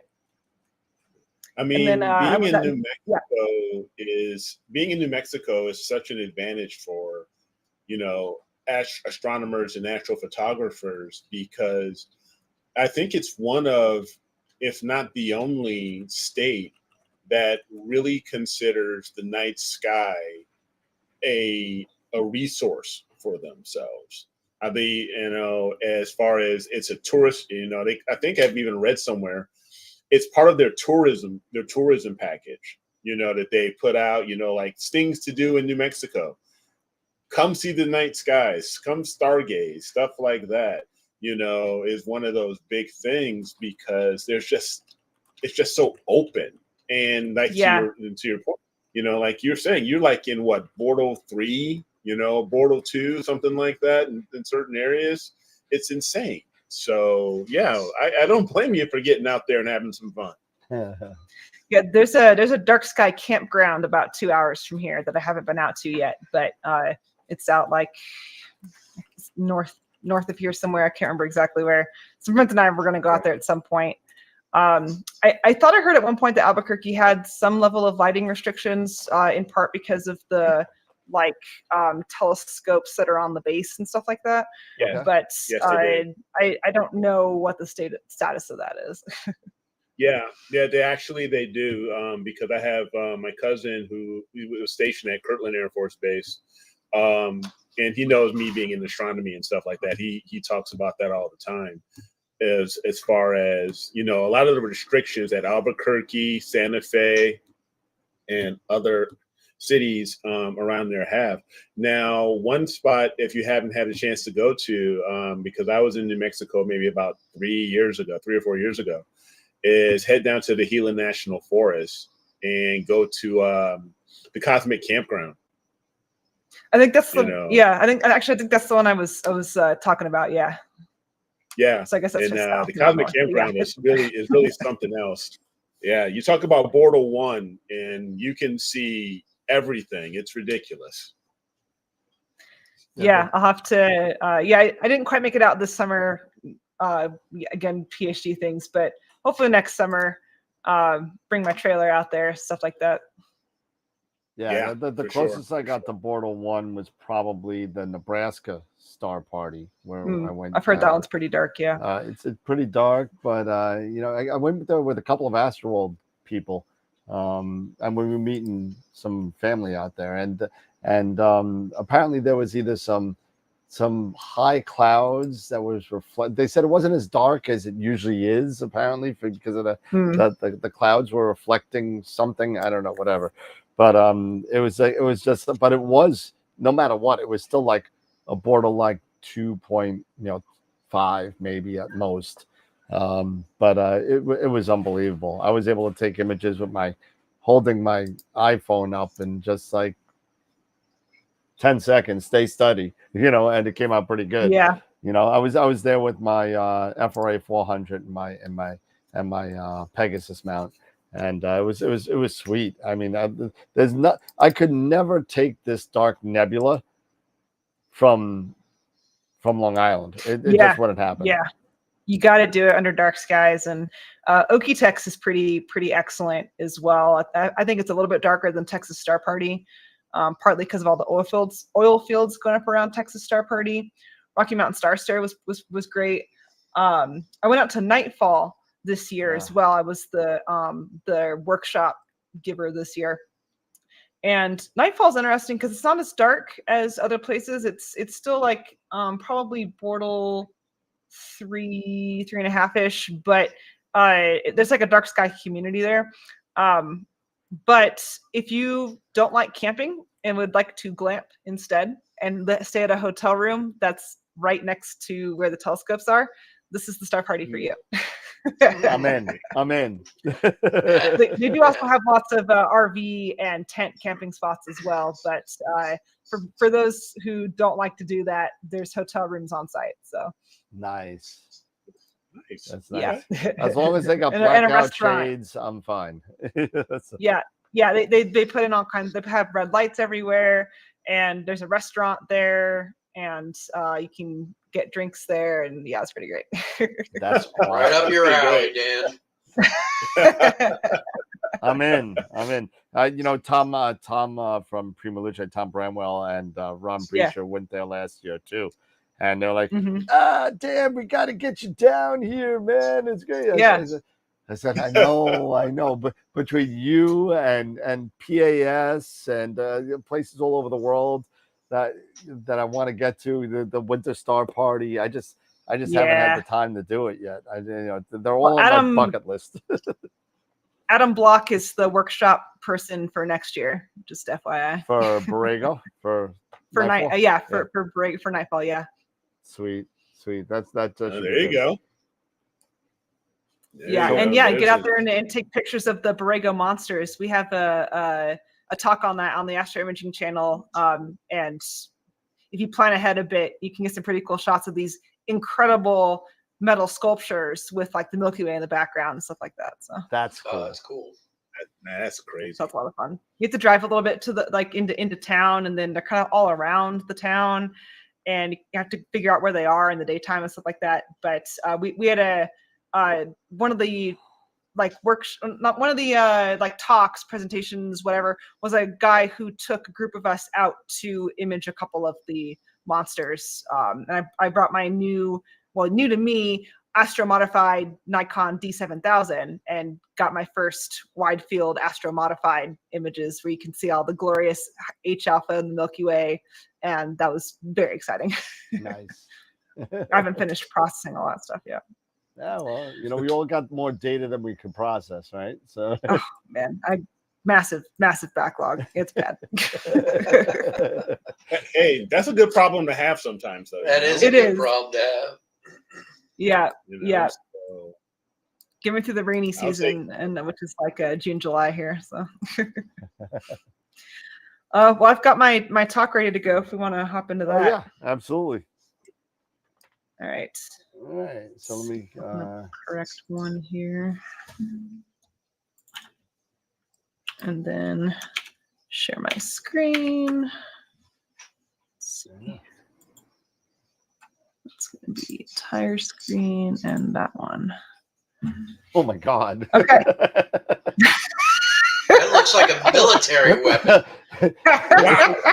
Oh my God. It's a mortar. Yeah, I know. Oh my God. That's a multi It's the murder hornet honeycomb. My goodness. That What is the that? dragonfly array, one of the instances of the dragonfly array, and my dream, definitely. What no, but what is that? Like what? That is I don't remember the number. I'll have to go count, but it's a bunch of 400 millimeter like Canon or something camera lenses with CCD cameras on the back of it. Oh my That's God. a big like sky survey kind of array. Holy cow. I don't remember offhand what their field of view is. Like 24. I just counted them. It's like 24 of them. Yeah, something like that. Yeah, and there's been they keep adding more. Keep adding more.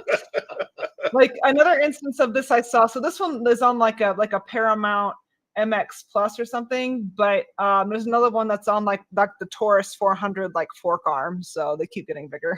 Oh my Wow.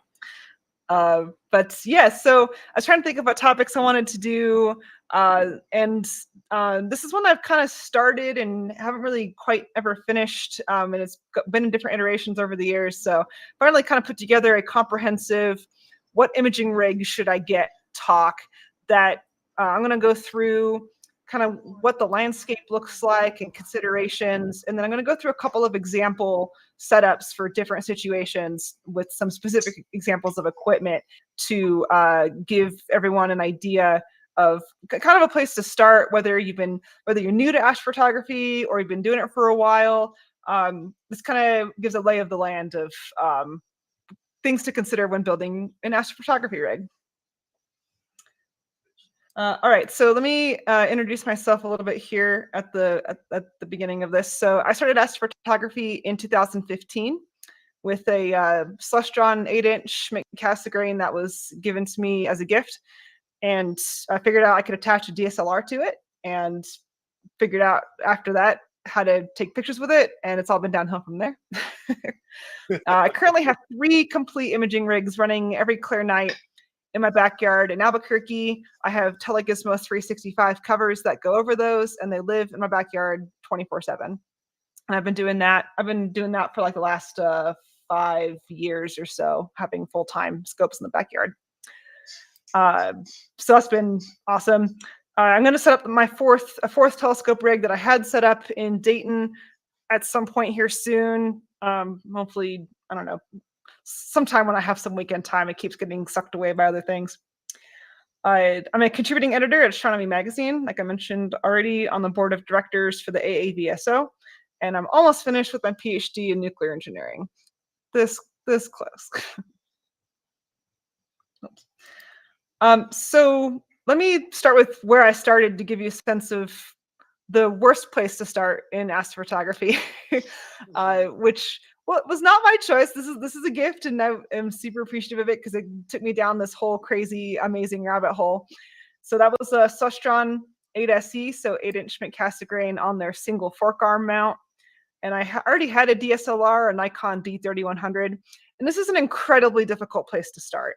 It's one that a lot of people end up starting in because they buy this telescope not really knowing what they need, and it's a really cool looking, affordable, easy to use telescope, and it ends up being just about the worst thing for astrophotography, unfortunately.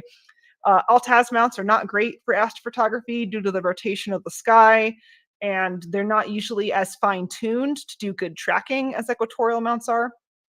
I found I could track for about 20 seconds if I wanted to keep about 70% of the images.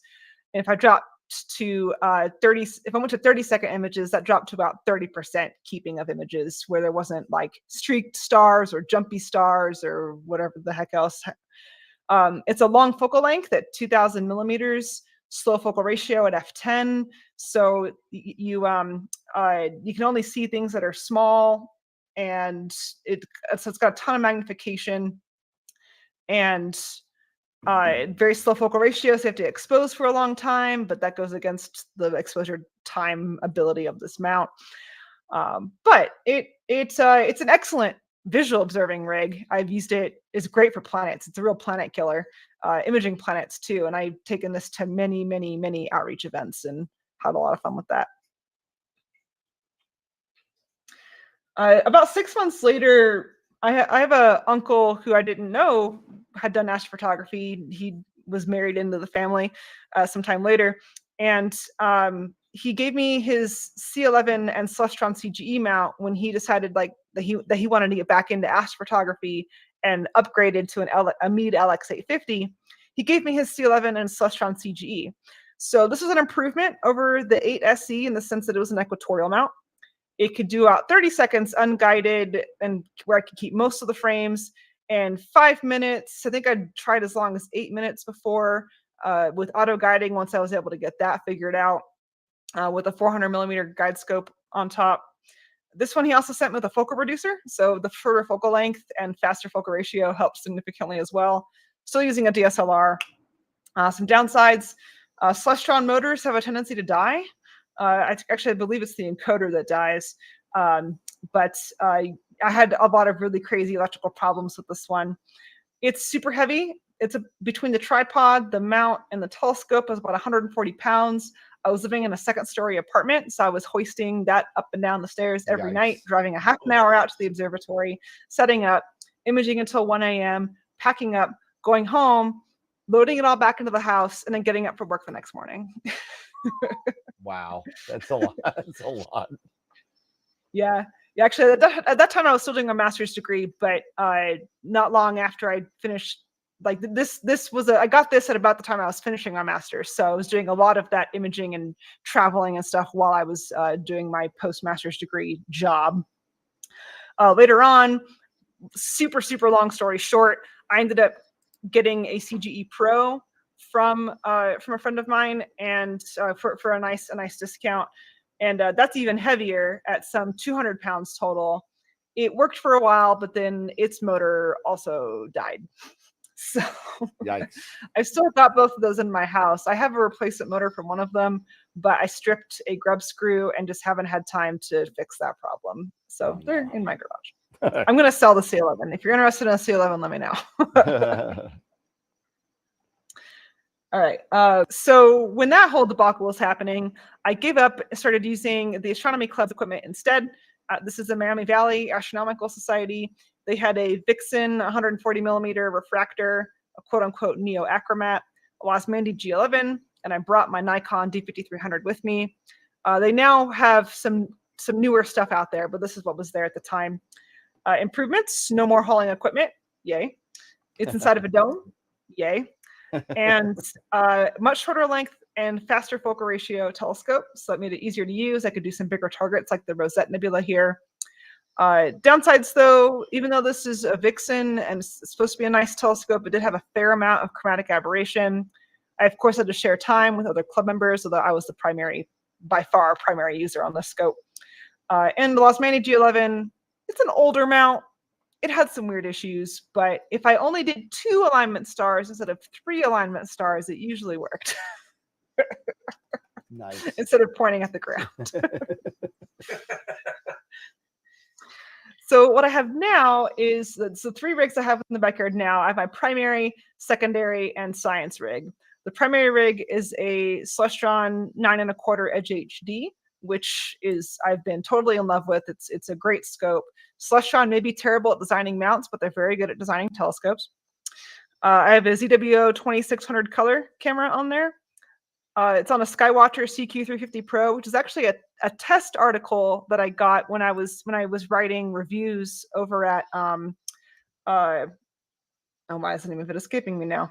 There was a Astro Gear Today, which has been shut down unfortunately now, but was a nice a great reviews website. Skywatcher has not asked for it back, so I've got the boxes, but I'm still using it. Sweet. I mean, they can have it back if they want it. I've got an off-axis guider, filter wheel, electronic focuser on there. Secondary rig, my same uncle sold me his Takahashi FSQ 106N when he upgraded to the EDX4. Nice. So that was a very nice family discount. I have a ZWO monochrome 1600 on there. Ioptron HAE 29, which is a super portable, super lightweight, like awesome mount that now that I've got some of the bugs worked out has been working great. I've got a guide scope, filter wheel, electronic focuser on there. Then the science rig, this is a Newtonian that I picked up off of a friend of mine from out in Ohio. It's an 8-inch f5.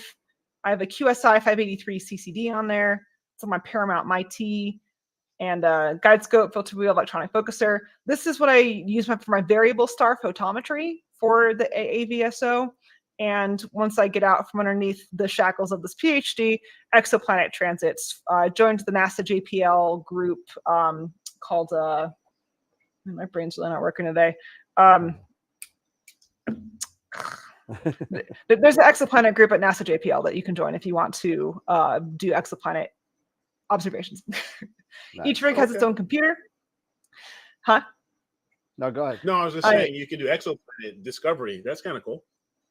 Yeah, so it's mostly follow-up observations because there's too many stars to go try and go measure like light curves on, because the changes in the brightness are very small.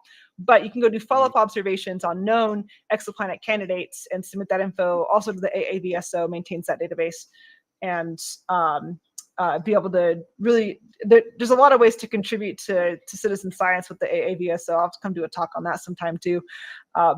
But yeah, exoplanets, super looking forward to getting involved in that.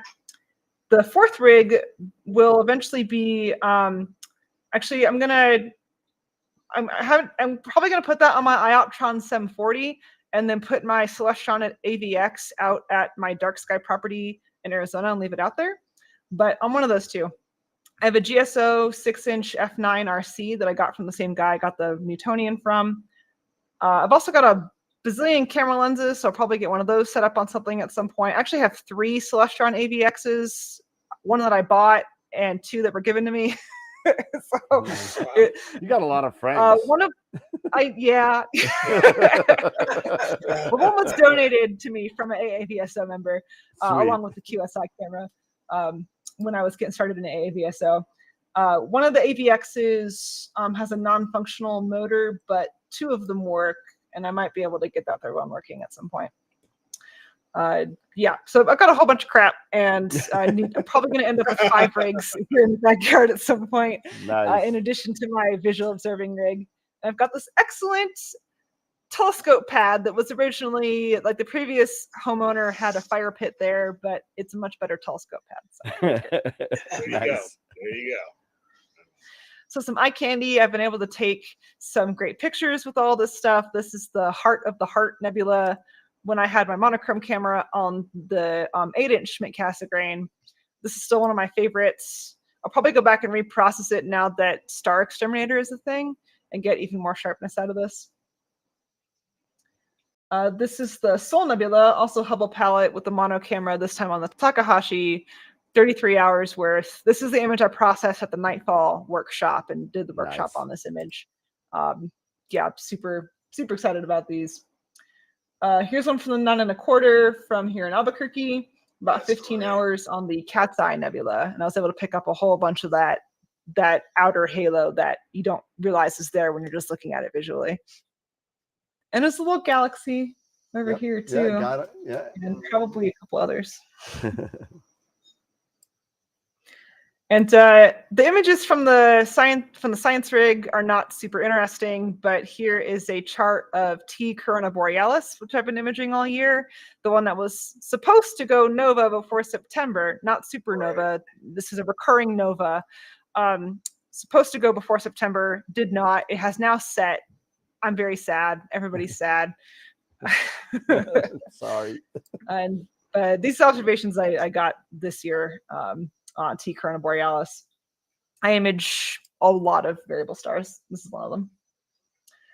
Okay, so that's some background on how I got to where I'm at, the real short version, what kind of rigs I'm running, stuff like that.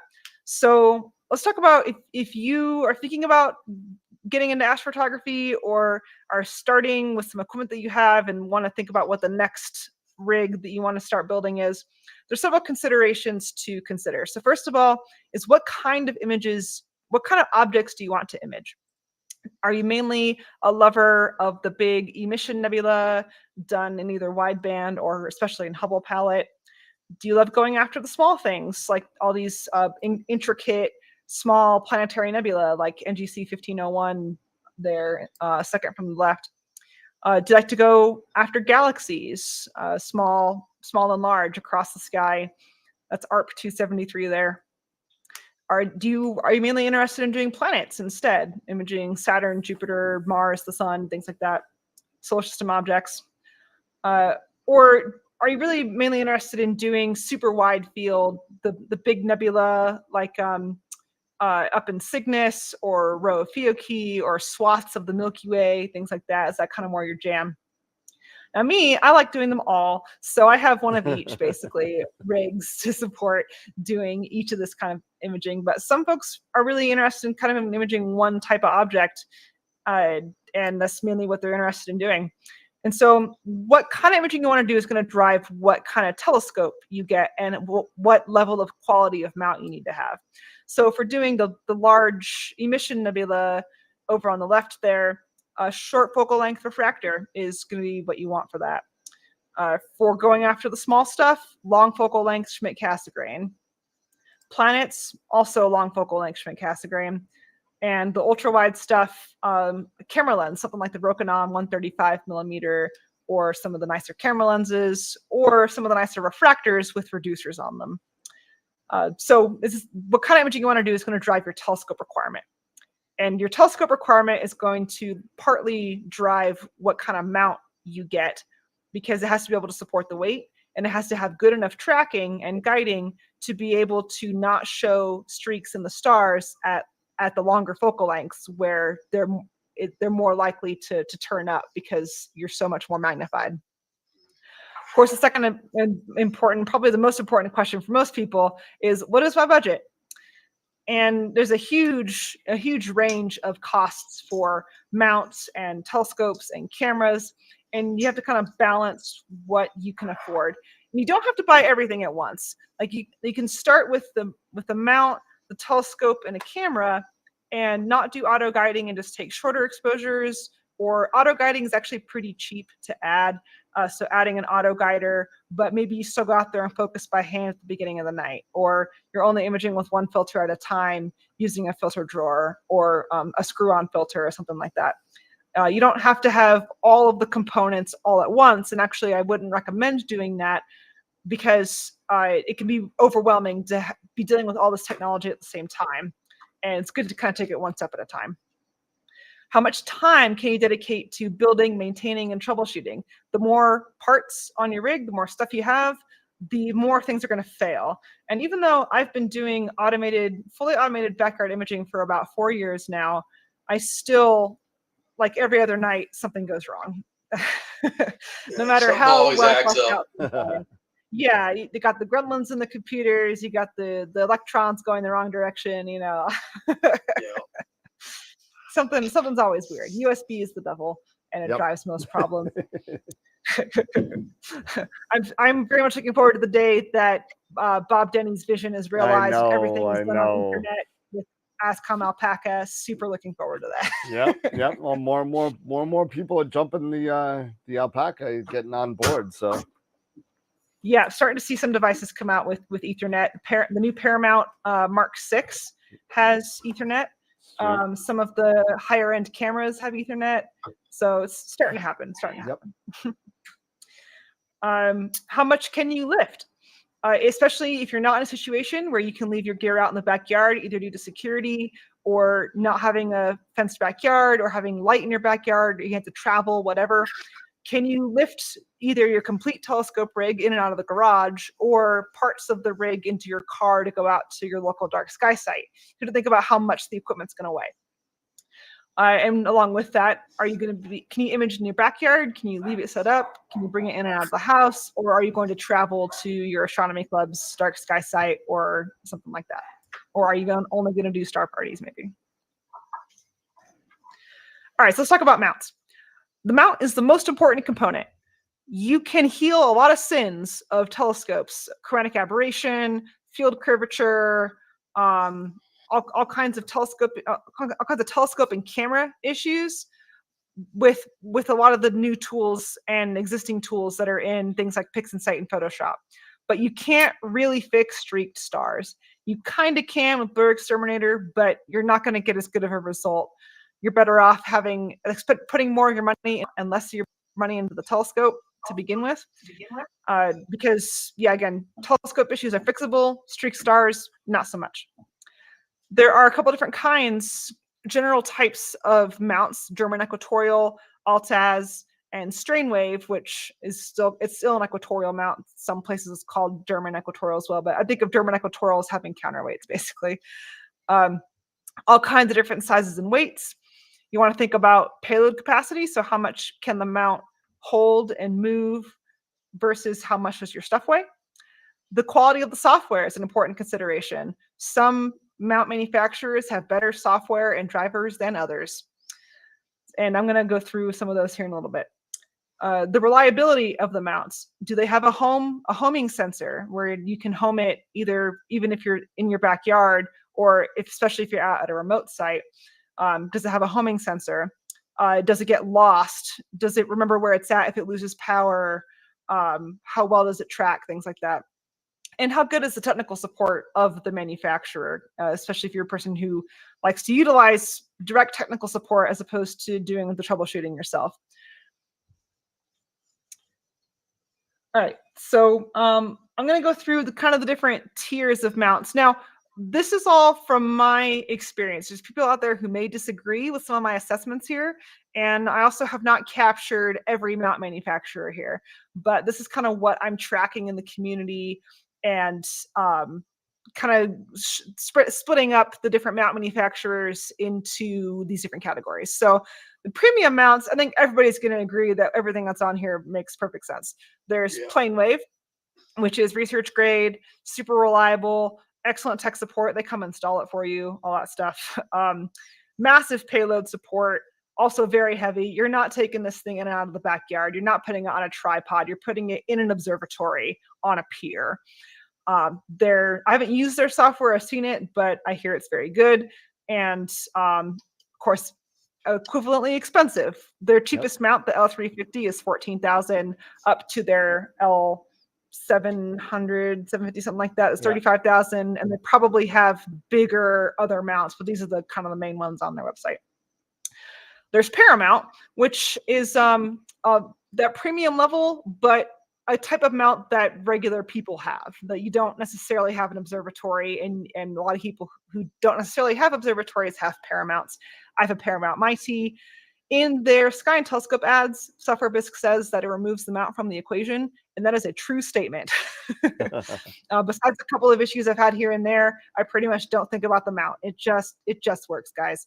The price has gone up since I bought mine. A Paramount Mighty is now about $8,000, but they've also, the new Mark 6 and now has a 70-pound payload capacity, or the Mark 5 has a 55-pound payload capacity. So they've increased the payload capacity, but keeping it inside the same package. I think they just have different motors in there. They weigh 35 to 85 pounds. 35 pounds is very manageable. I take it to star parties. It's super easy to move. Their software is comprehensive. I kind of hate it, but it does have everything. It's just illogically organized. It's expensive. It does come with the mount. If you buy it new, if you buy one used, you have to pay like $500 to transfer the license. This is the stupidest stuff. Yep. But while there is a subscription fee of like $100 a year, you do not have to have the subscription. You just don't get updates anymore. And let's be honest, Software Bisque has not been putting out a lot of updates on the SkyX in quite a while. Yep. So I use it as a driver. That's it. You have to have it in order to control the Paramount, but I use it exclusively as a driver. And then I do everything else, all my other software. 10 micron. I have no personal experience with 10 micron, but they've long been kind of a bastion of solid, awesome mounts. It's, again, research grade, expensive, super reliable. huge payload capacities, huge weights, huge prices. But there are folks like regular amateur astrophotographers who use these. I have seen it. Astrophysics, which are also big and expensive, although I tend to see more of these among the amateur crowd than 10 microns, like the Mach 1 or the AP 900, some 1100s here and there. Huge payload capacities, relatively heavy.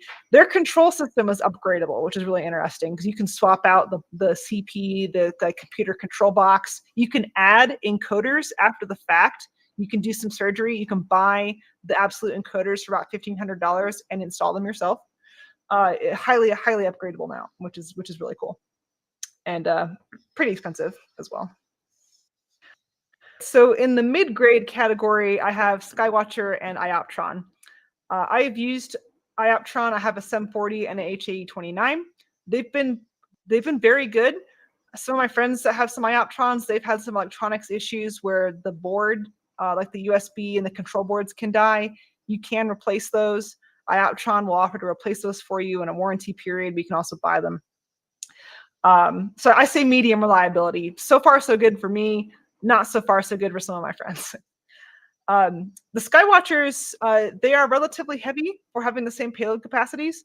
When I was looking at, when I eventually got the SEM 40, the equivalent mount is like the EQ6 on the Skywatcher side, and the EQ6 weighs twice as much as the SEM 40 does for having the same payload capacity. So the weight to payload is a lot heavier on the Skywatcher. But people still love them and buy them all the time. And Ioptron is actually a US-based company, by the way. They're in Boston, or I think, somewhere around there. And they both, these two are kind of competing with each other. They have similar mount classes for similar prices, similar payloads, stuff like that. Skywatcher software, they're on the old, their firmware is inherited from the Orion line, so EQ mod, etc. There's a new software called Green Swamp that is a much superior control software for the Skywatcher than EQ mod, but it's still pretty limited in its scope and capability. Skywatcher has their own software, but it's also quite limited in scope, and I feel like I need to have EQ mod and Green Swamp and Skywatcher software to do all the things. So I just use Green Swamp, and then I use Nina because their software landscape is super complicated. Ioptron software is quite good, even though I have to power off the mount every time I disconnect it from USB before I can reconnect it, which is annoying. I'm sorry, y'all. I'm putting Slush on a low grade one. There's going to be people who disagree with me, but I have owned how many? Like 6 Celestron mounts now, and basically all of them are dead. So tell us how you truly feel. I'm sorry. They're great at designing telescopes, but designing mounts, I don't know who works over there, but they make some very strange decisions that are hurtful. I think their Celestron CGXLs, they have finally figured out a lot of their issues, but AVXs, CGEMs, CGE series, I think most people who have those probably have a dead one now. So sorry. Their software is better than it used to be. They used to just have like this, it was like a picture of the hand controller and you could hit buttons on the hand controller and it was terrible. But then they partnered with Planewave, and Planewave wrote some software for them because I guess they don't have any software guys over there. So their CPWI app is pretty decent. It's not great, but it's workable. Okay, so I want to talk about strain wave mounts separately, because there's a couple extra players here that don't have mounts in the non-strain wave category. And a lot of these, so ZWO, Ioptron, and Skywatcher are in tight competition with each other. ZWO came out first with their strain wave mount for this new, like, lower cost strain wave mount. And then Ioptron hopped on board shortly thereafter, and Skywatcher has now entered the game as well. And so they're all similarly priced, similar payload capacities, and similar weights. And the incredible thing with strain wave mounts is their weight to payload capacity ratio is insane. The AM3, ZWO AM3 weighs a little under 9 pounds, has a 17-pound payload capacity without a counterweight. That's enough to run most of the shorter focal length refractors. And I have seen people put 8-inch Schmidt Cassegrains on them before. It is terrifying to look at, but people do it. And if you put a counterweight on there, you can go even higher. The AM5, which is only slightly bigger than the AM3, has a 33-pound payload capacity without a counterweight, and that's enough for that could hold my 9 1/4 Schmidt Cassegrain fully kitted, which is about right about 33 pounds. So All right. I would not do it. I would be terrified of doing that. I've seen it done though. No high precision encoder option on the ZWO or the Skywatcher. Ioptron has a encoder option. It costs you an extra $1,500 to $2,000. The benefit, I've been kind of waiting on the data on this still, because I think it allows you to not have to auto guide them, because you have to auto guide a strain wave mount. The periodic error is enormous, and you cannot do periodic error correction because it's not actually periodic. And so you have to auto guide, but I think the point of the high precision encoder is that you're supposed to not have to auto guide, but I have yet to see data on that.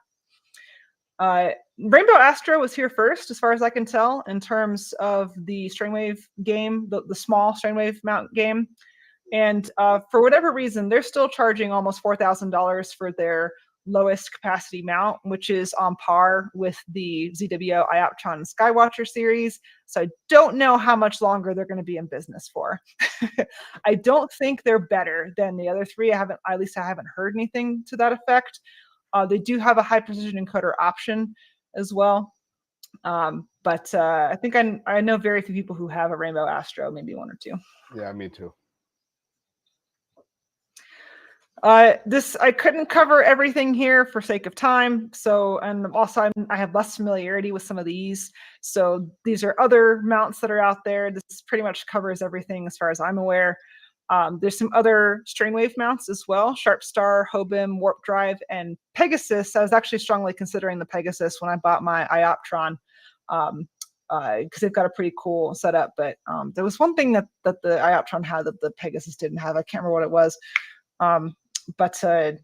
Yeah, some other stuff that's out there. Yeah, I got the Warp. I know I'm not really sure how to rank some of those. Yeah.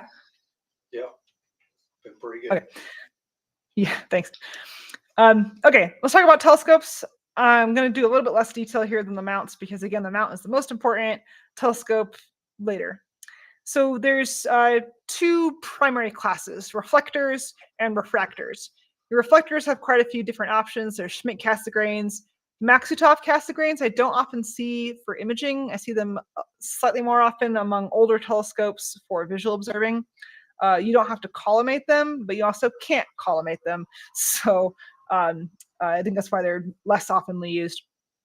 Newtonians, which some people use them for imaging.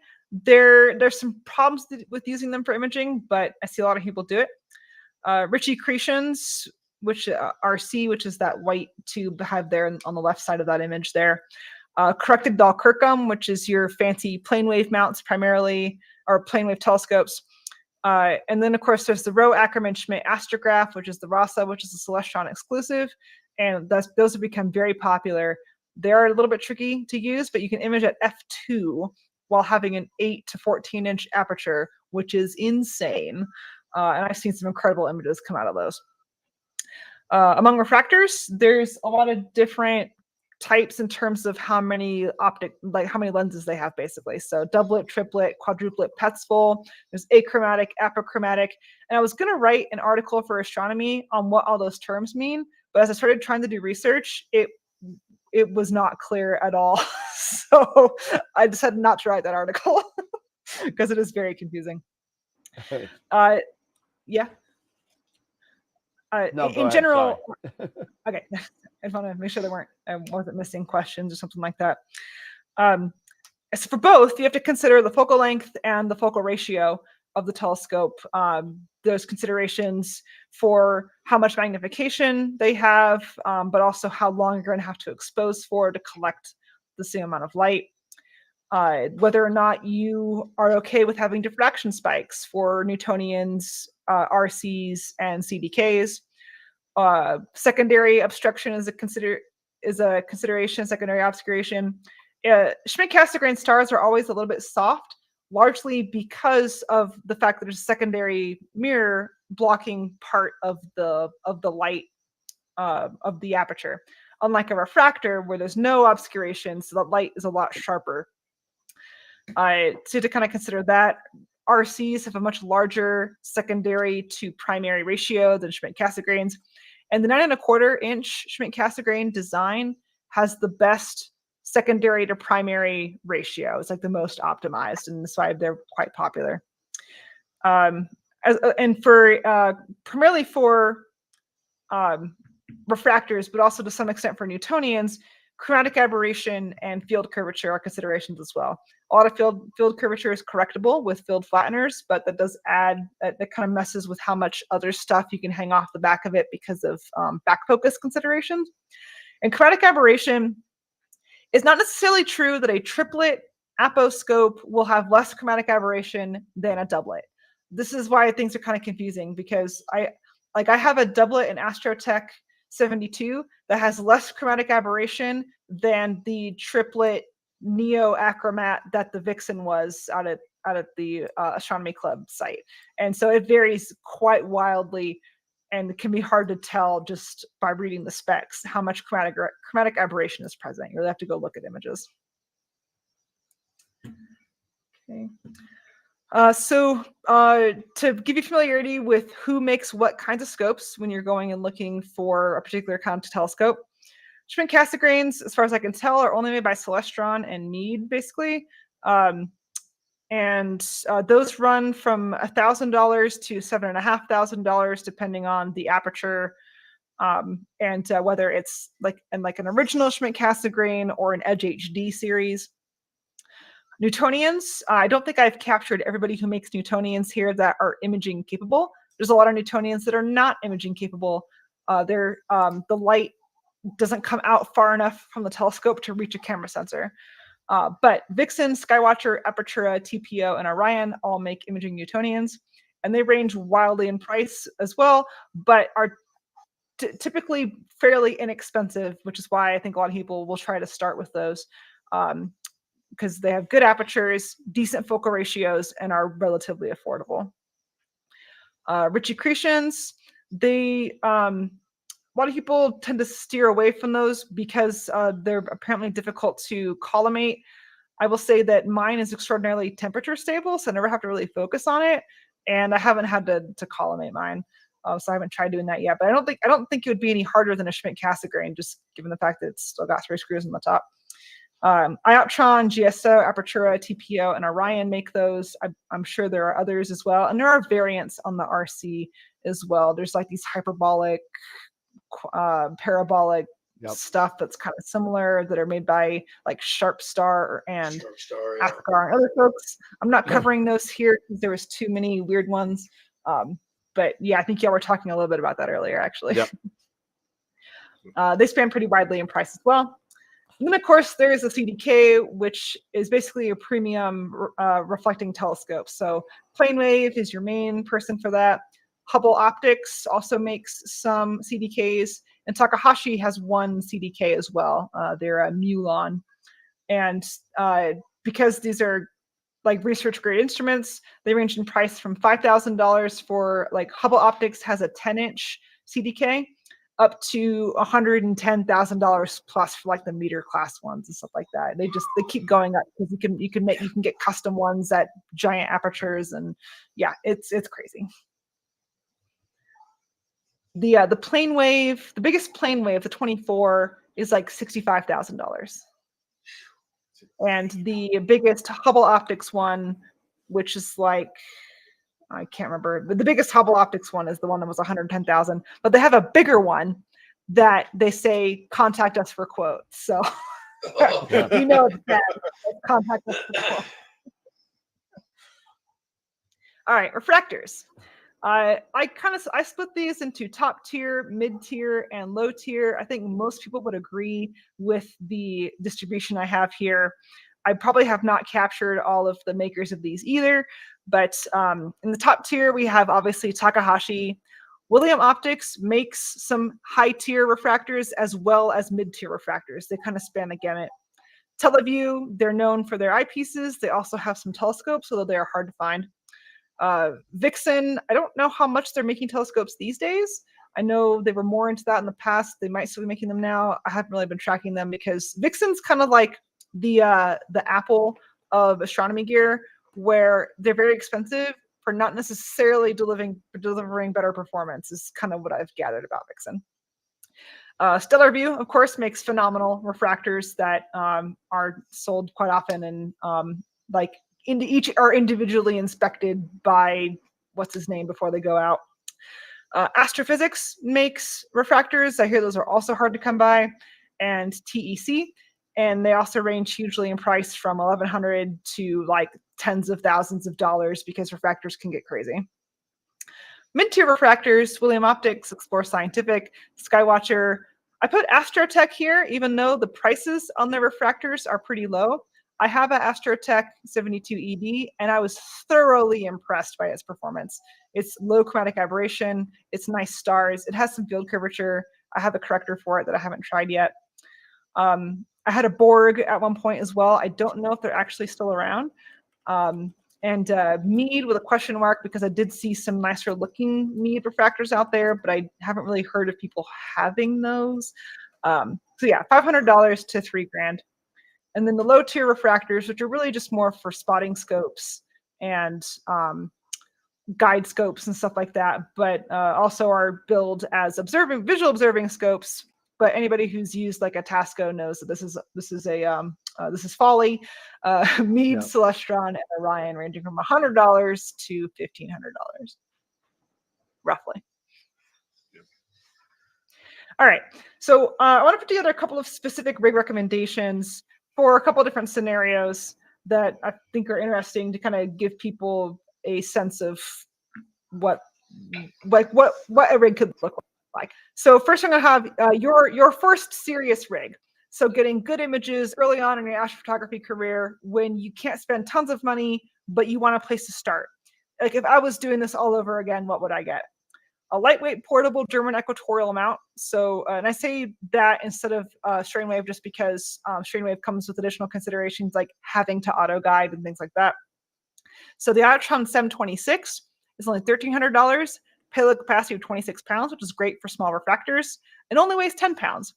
If you want a little more room to grow, you can get an Iotron 740, which is $2,100 now, but it has a 40-pound payload capacity, which you can put your Schmidt Cassegrains on. You can put pretty much any like normal telescope on it, and for pretty affordable price. And they do, in my experience, have very good performance.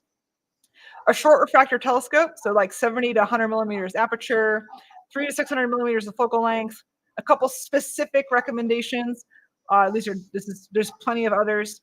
William Optics Gran Turismo 71 for a little less than $1,000, or the Explore Scientific ED80 for a little less than $800, or right around $800, are good places to start for good quality refractors that are not over $1,000.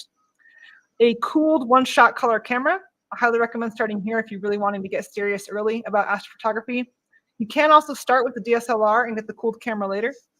And for the cooled camera, I do recommend the 2600 MC for about $1,300. It has come down in price. The 294 is like $1,000, but it has some issues and it's very high noise. And spend the extra $300 and get the 2600. It has a bigger sensor, fixes a lot of problems. You'll thank me later. Total price for this kit about $3,500, and that can get you started. But if you want to have a little more automation and be able to take images longer than about 30 seconds or a minute, depending on the focal length of the telescope, you'll also want to get a small guide scope like an Orion 50mm mini or a CWO mini for less than $100. You really don't need much for this. These are little singlets that they're just super cute. Cheap guide camera, CWO 120mm, $130. QH45L2, $150. You can dual use these for planetary, small, cheap, and monochrome. You definitely want, you can use color for guiding, but with the cheapness of getting just a nice, like a little monochrome guide cam, just get a monochrome guide cam for $150 or less. Electronic focuser, For refractors, you can easily use a ZWO EAF for 150 or the QHY Q focuser, which has a bit more payload capacity for 200. So with all of this extra stuff, that gets you pretty much fully automated with a color camera, is $3,900, which is a decent chunk of money. But if you're like, I've been kind of messing around, I think I want to get into astrophotography and I want my stuff to mostly work, for about $4,000, you can have your full kit and caboodle. And this will serve you well for a long time. You can do a lot of imaging with this. Then there's the El Cheapo, the lowest cost but still effective setup. I say still effective because you can pay even less money to get a Skywatcher Star Adventurer or something that is not go-to, but I highly recommend having a go-to mount for doing astrophotography. You'll get miserable going and trying to point the targets yourself, using like a non-go-to Star Adventurer. So the Skywatcher Star Adventurer GTI, which is go-to, $740. For about the same payload capacity, but actually lighter, is the Dioptron Sky Hunter for $550. I have not used this. I've not seen anyone use one yet, so I don't know what the performance is like. But if you're using a short focal length refractor or a camera lens, it'll probably be great.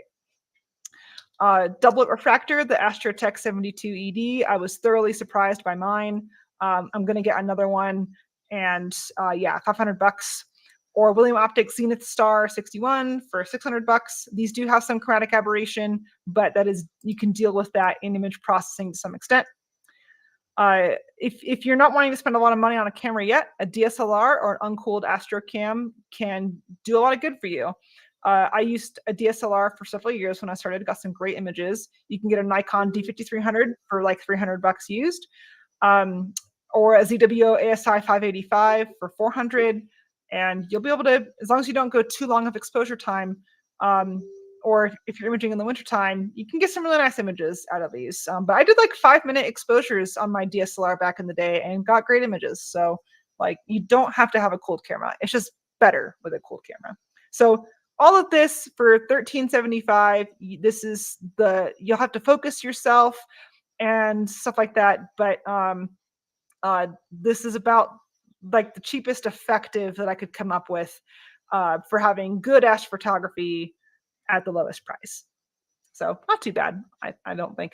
No, it's good. There's the ultra portable, which this is why I'm going to buy another Astrotech, is because between that and my HAE 29, I will have an airline transportable complete imaging rig. Nice. Take it with me to Australia, whatever. Like you can put that you can put that in a check bag, a carry-on bag. You can put it in a Pelican case, like super portable, but fully capable. So these strainwave mounts have changed the game because there's no counterweights. That's the big thing, because counterweights take up a lot of weight, and the bar and the weights take up a lot of space. But the strainwave mounts can have pretty good payload capacities, but very small and lightweight, and but still go-to and great tracking. So the lightest of those is the HAE. One of the lightest of those is the HAE 18C. You could also do like the ZWO AM3, about $1,500. You get a carbon fiber tripod for $300. That only weighs 5 pounds, is only 2 feet long when collapsed, but has a pretty hefty payload capacity. A doublet or a lightweight triplet. So as I mentioned, the Astrotech 72ED for $500, or the William Optics Gran Turismo for a little less than $1,000. They're both under 7 pounds. The Astrotech is only a foot long, which is great. Cooled or uncooled one-shot color camera, depending on how much power you have available to you where you're going. Again, I recommend the ZWO 2600 here for $1,350, but whatever camera you've got, use it. And all of this for $4,000, including a guider and focuser to be fully capable. And finally, the Epic, which is what I'm calling top of the line feasible. Now, obviously, you can have a Planewave L700 with a CDK24 or like a meter class telescope. Like, obviously, you can get crazy and spend hundreds of thousands of dollars. But this is like, I am a person who, you know, has a healthy retirement check and like this kind of consumer level, top of the line. The sticker price at the end is still pretty insane. But if you kind of are like me, end up getting stuff onesie twosie over time, you don't realize how much money you've spent. So it's fine. So for this, I would say a couple telescope options here. You can get a plane wave CDK 12.5 for 12 grand. That's a bit high for a telescope. Like I want one of those, but I can't afford it now. And it's going to be a while before I can. One of the fancier Takahashis, the 130, there are fancier ones, but that's like kind of a middle of the road, super high quality refractor, 8 grand. The Takahashi FSQ 106 EDX4, which is the successor to my 106N, is $7,000. And my 106N, like I will never need a better refractor than it. It's perfect. There's not like, are there technically better refractors? Yes, but like in terms of getting images that are basically perfect, yeah, I have what I need with the 106N. 106N is no longer available, so that's why I had the EDX4 here. The 106M was a lot cheaper too, so it's kind of a bummer. An excellent mount you can get that is, not $65,000 for an L700 is the Paramount Mighty for 8 grand. Unfortunately, its tripod is also quite expensive. The Mighty Mark 6 is 70-pound payload capacity. The Astrophysics Mach 2 is 11 grand plus another 2,400 for the tripod pier thing. Similar payload capacity, but it has absolute encoders. There is a wait list for these still. Even though it debuted in 2019, you still have to get on a wait list to get one. They have not ramped up manufacturing, apparently. And then a killer camera to pair with this is a ZWO 6200, which is a full frame monochrome camera for $3,400. Or similarly on the QHY side, the QHY 600 for $5,600 or $4,600 that I think has I didn't have time to go do a comparison of what exactly is different between these two, but these are both pretty killer cameras. I'm eventually going to get a 6200 or something like it at some point. Now, in order to really make your rig work, if you're gonna invest that kind of money in that stuff, you're gonna also invest money in the rest of the stuff. So, in autofocusing off-axis guider, which exists, is the Pegasus Astroscops OAG for $600, and pairing it with a Lodestar for $500. Because if you're gonna do this, you may as well go to the best guide cam, which is a Lodestar. Focusers, you can get the Moonlight Nightcrawler, which, as far as I understand, is about the best you can get for $2,600. They do have higher priced ones that are fancier, but this is one of them. I got one. I vouch for that. All right. Yeah, my uncle has one too. He has one on his 12.5-inch CDK on his Astrophysics mount. Yeah. The Primo Lucha Asato 2, I have one. It works pretty well. They've had some issues in the past that I think have been mostly addressed with driver updates and getting the power sorted out. I do still occasionally have issues with mine for a little less than $700. If you were going to put it on a focus knob instead, like on a refractor, you can get the Primo Lucha Sesta Senza 2 for $270. Rotator. If you're gonna be this kind of imager, you're probably gonna want a rotator. You get the Arco 2 for $700. Filters. All right, here's the deal. So first of all, Astrodon pretty much doesn't exist anymore. They were bought by Farpoint, which is optical structures. They were bought by optical structures. Optical structures didn't quite have the manufacturing capacity to put out the filters at the same quality that Dawn used to.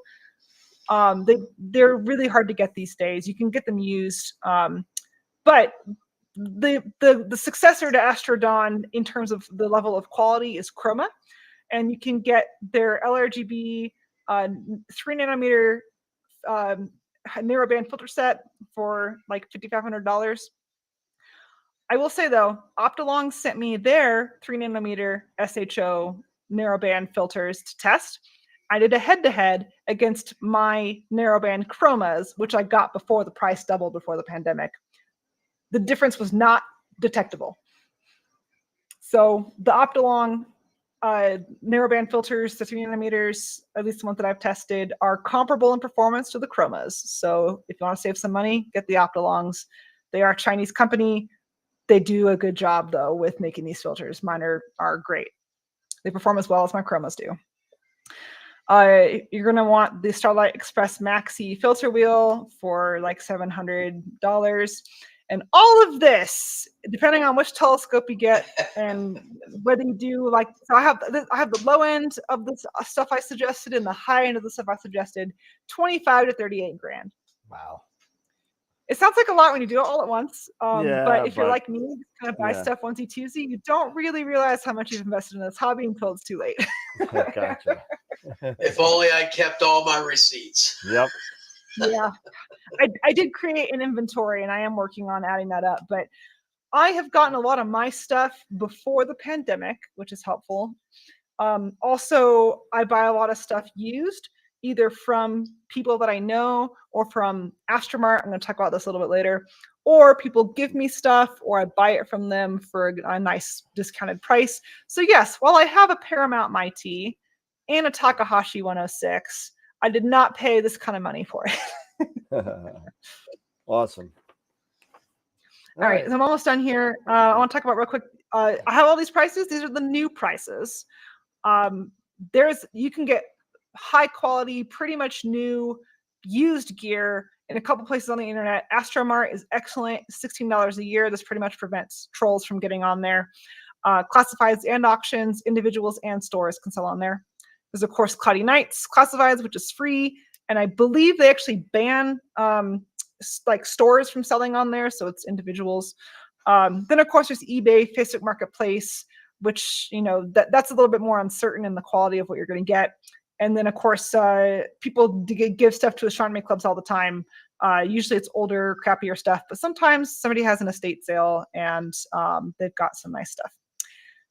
But yeah, like the quality of used gear is in general pretty high. A lot of it has not really been used that much. And the stuff doesn't really degrade that quickly over time. Mounts, telescopes, like unless they're really ill-treated, they're going to last a long time. So the used market is great. Awesome. In conclusion, there's a dizzying array of options and opinions. You have to decide on your priorities and consult with experienced imagers. There's a trade space to consider of cost, size, weight, quality, a huge used market. At the end of the day, use what you have. There is no right answer for the gear for astrophotography. You go into the forums and they'll be like, oh, you can't use that for astrophotography. You have to have this for astrophotography. That is a falsehood. Whatever you have is what you're going to use for astrophotography, and you're going to get astrophotos. And then you just have to have good skills in processing them to get as much as you can out of them. Use what you have. Spend money when you can. Whatever you have will work if you're diligent enough. Awesome. And that's what I got. I know it was a little bit long. Yeah, I'm not trying to cut you off, but we got the next guest already in line. I know. I'm sorry. It was longer than I thought. No, it's okay. Let me get you back on the screen here. I didn't see a lot of questions, just a lot of good comments along the chat saying it's a great informative presentation. Really so I just have a couple comments. Mid-level telescope, by the way. I have the Series 6000 80 millimeter. It's one of the best telescopes I have. Great. So it's for a mid-grade, perfect, because it was not very expensive and it was really good optics. And then the other thing was that Prima Luce self-focusing off-axis guider. Do they have one too? Oh, the Pegasus one, or does Prima Luce have one too? Yeah, Pegasus. Okay, yeah. Yeah, tell me about it. I like it, but the only thing, it's very thick. So when you're trying to deal with backspacing, you're like going to get, if you have a filter wheel and everything, you're going to be out of range. I was tempted to get one, but I saw how thick it was, and I was like, I don't know if I can get my backspacing right. Yeah, like on my Schmidt Cassegrain, that would be an issue. The CDK, I think, has a stupid amount of back focus. Really long. But like my Takahashi also has a ton of extra space on it still. So it really depends on which telescope you have, whether you can use it or not. I think that was the big deal. Yeah. All right. Well, Molly, thank you so much for hanging out with us again. Appreciate it, and we definitely want to have you on for your own show again. When you get all settled in your PhD and all the other stuff going, get your doctorate done. And we wish you all the luck in the world. We love you. Have you Love come your on and show. split atoms for us? There you go. Yeah, I'll tell you all about my research, which is extraordinarily boring. Awesome. All right, Miles. Thank you so much. I'm gonna take off. Yep. Yeah, thank you. I'm gonna take off. I'm off to a farewell party for a friend of mine. So. All right, sounds good. Moving on to his next job. All right. All right, Miles. Thanks. Molly. Take care. Yeah. Thank you all. All right. Bye. Bye-bye. All right. So we're gonna move right along here. Sorry, we're running a little bit late here. So we're gonna jump right on into Masters of Pixinsight. -1, I think, because let's see. All right. So we got Pete and Warren here with the black screen in the middle. Guys, sorry we're running a little late. I apologize. How's it going, Warren? What's happening? Let me make sure I got audio on everybody. Doing okay. Check 1, 2. There we go. Perfect. We got everybody, I think. Hold on. No, we don't have Warren. Yeah, I hear Warren. I hear Warren. There you are. Hello. Check test 1, 2. You hear me, Dan? Yeah, gotcha. There you go. Good. How's it going, guys? What's happening? Doing okay. Good. We're running a little late. I apologize, but thanks for hanging in there. Appreciate it. No problem, Dan. How are you? I'm doing good. How you guys holding up? How many hours are we in now? We are on our 5th hour, almost our 5th hour. So, okay. So, and we after you, we have you, then Wilfredo, then Ben from the Now Ben channel, then Simon Tang is going to be happy we're running late because he was worried about making it on time because in California he's zipping home from work. So lots of fun. No, seriously, thank you guys for hanging in there. I appreciate it. Absolutely. Okay. So, Pete. So how are things going? Good. Yeah. Okay. Yeah, it's been a busy year for Masters of Pixinsight. We've just done our 15th free workshop, and I think we're on 60 plus workshops since inception. So it's been a lot of fun. And Warren and I go back to 2004. We started out with IP for AP. Yeah. You move it. You keep moving it back. It's 2006. 2006. It was 2010. Now it's 2008. 1958. I'm getting old. I'm We retired started now. this You know, before computers started. You know. yes, we were sketching, and Warren was showing people how to sketch. Okay. On black paper Well, with Warren, white pencils. we were Astro Art, and we met on a Yahoo group, and I had said to Warren, "Hey, pretty nice stuff. Would you mind if we got together online? I've got some software. We can share screens." And then we met down at Cherry Springs and became fast friends. And shortly after that, developed a nice little business from our hobby. And during COVID, boy, things just blew up with the online. Yeah, I remember when you community. started. It was amazing. Yeah. So we've been pretty fortunate that way. Nice. All right. So Let me see if I can think get we have Warren has a demonstration planned for tonight. And before we leave, we also have a coupon code that we like to share with the group out there. And let me just get that up on my screen here. But let me, I'm just going to share my screen real quick if I could. Yeah, absolutely. Let me see. Oh God.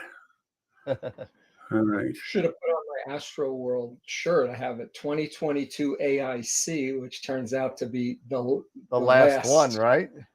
AIC shirt, and I didn't think about throwing the Astro World shirt on. Is it any chance of AIC coming back at all? Is it any chance? No. Not in any live format. Sort of, You know, we might have to, the map people and the Astro World people might have to get together and do something. I'm down with that. I'm down with that. So you know, I just we're really fortunate. This is like a snapshot of over 30 days of the folks that come on and come and subscribe and view workshops and view videos, and we're really proud of this. And again, it all blew up with we were doing like 5 workshops a year on the road, and we couldn't do it with COVID. So we reached out to the folks that were coming to a workshop that we had in San Diego and Buffalo. We offered to refund their money or do it online, and every one of them said, let's do it online. And when we did that, we started just kind of advertising, and it blew up. So again, we're really proud of what we accomplished in the community that we have here. Our next workshop will be Photons of Photos, and it's a very, these are our I think by far the favorite workshops. You get to look over Warren's shoulder and see what decision he makes when he's processing. And Warren will be working on the Iris Nebula. We give you all the data when this is done.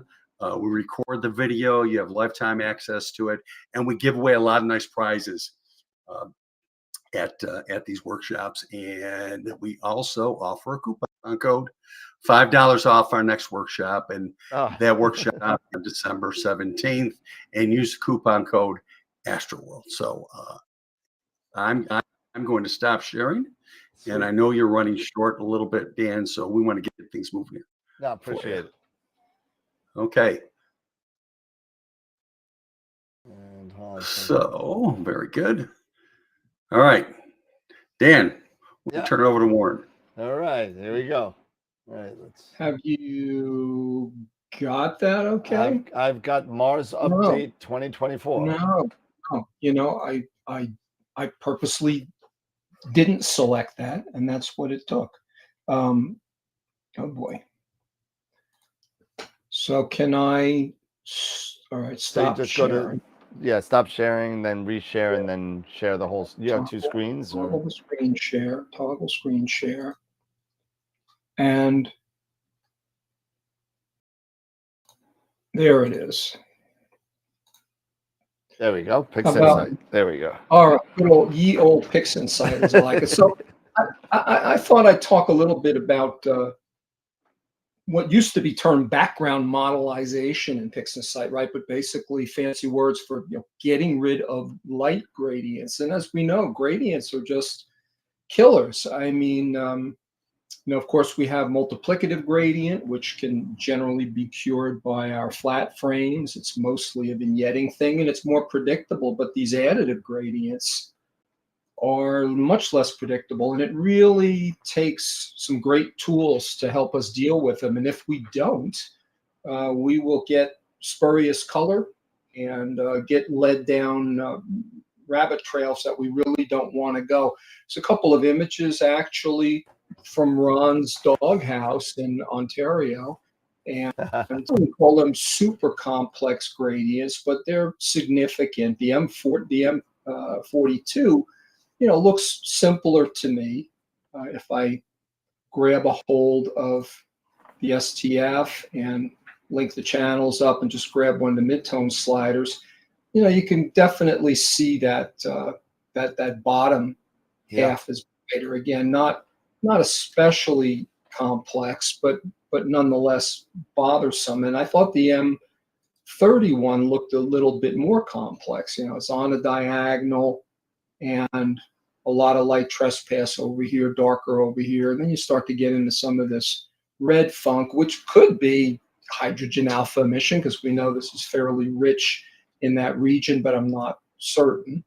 And also pulled up an M45 Pleiades that we did recently on our Masters of Pixinsight Photons to Photos. And this one actually looks a little bit more on the complex side. I can see, greenish and dark fall off here and some funky stuff here.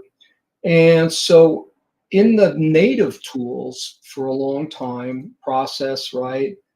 As I said, used to be termed background modelization, because we first have to model a background before we can subtract or divide it out. We have the automatic background extractor, and we would all agree, I think, at this point that is a passé process. So it was good. It was fast. It did okay, but a much less complicated algorithm than DBE, right? Dynamic background extraction. And we still feel very strongly about DBE. It's good. And as I say to students and as I say to people that I interface with, it's really worth going through more than one tool to get the best result, because I don't think that there is that magic bullet that one works well all the time. Then we have newer, but also native to the P team, Pixinsight. We have gradient correction. And right now that's living in a submenu of the process menu all by itself, gradient correction. It's the only little person on the block. And that's because, and I'll pull this up real quick, some of us may be following this Mars initiative from the Pixinsight. Hey, Warren, just to interrupt, the only thing that's showing on your screen is the Pixinsight desktop.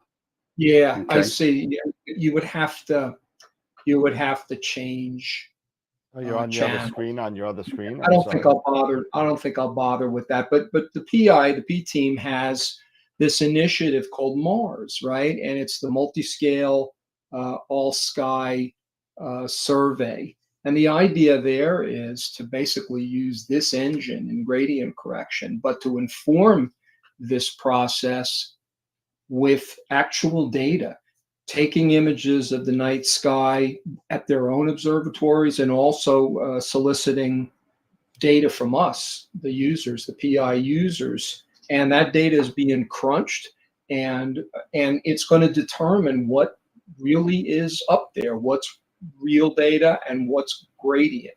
And the more we know about what gradient is and what real detail is, the better this gradient correction tool is going to work. And I think ultimately that's promised for version 1.9.0. And so when that comes down the pike, it's my belief from what I'm following there that it won't replace gradient correction, but you'll have multi-scale gradient correction. And then of course we got our German friends on the Discord group, Graxpert, and Jürgen Turpey and Frank Sackenheim, and there's another Jürgen involved there. And so we now have a AI driven, right, a neural network, machine learning trained gradient removal tool in Graxpert.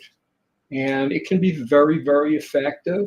It comes, or I should say is available as a standalone process, a C++ process, and that's driven by a repository that you need to enter in the resources repositories. And also there's that script group, submenu of scripts called Toolbox. And there Warren, lives the, yeah. I hate to interrupt again, but we're seeing your cursor move, but we're not seeing any of the menus, or we're not seeing any of the processes. Yeah, I can see that now in the preview. So that's really fantastic too. So I can't show you these tools. Did when I opened the tool, did that show? No. No, the tools aren't showing. The image we're showing.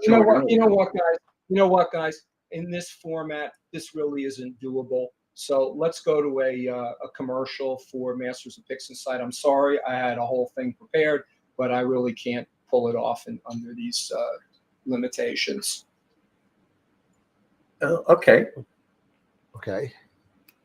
All right. Have you guys got any suggestions as far as sharing? Well, can you just pull it over? Is it on your other screen, or? No, it's right within Pixinsight, but I suspect I'm going to consistently have to find these windows, and I'm not even sure if they're available. Let's see, toggle screen sharing again, and could you share the desktop, the screen, just share instead the of whole the screen instead of the window?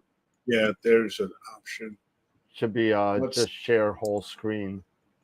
Okay. Let's see. So now see if you can bring up a script or pull down a menu. Well, I haven't found that yet. I see a button to toggle screen sharing, but I'm not really getting the prompt. Yeah, do you get a window when you toggle the screen share, and then you have a couple have a bunch of tabs, and then at options. the top you have a choice for an entire screen? Yeah, turn the screen share off or click on the screen share again, and you'll have an I'm option gonna up do top. that. Yes, I'll do that because Sure. I am not seeing those options anymore.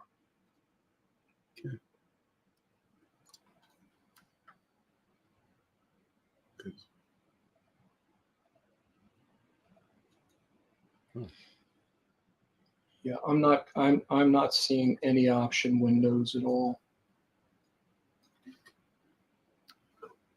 That's the camera preview. This is the mic. Warren, send over a screenshot of what you should see. Toggle on- screen share. Toggle screen share.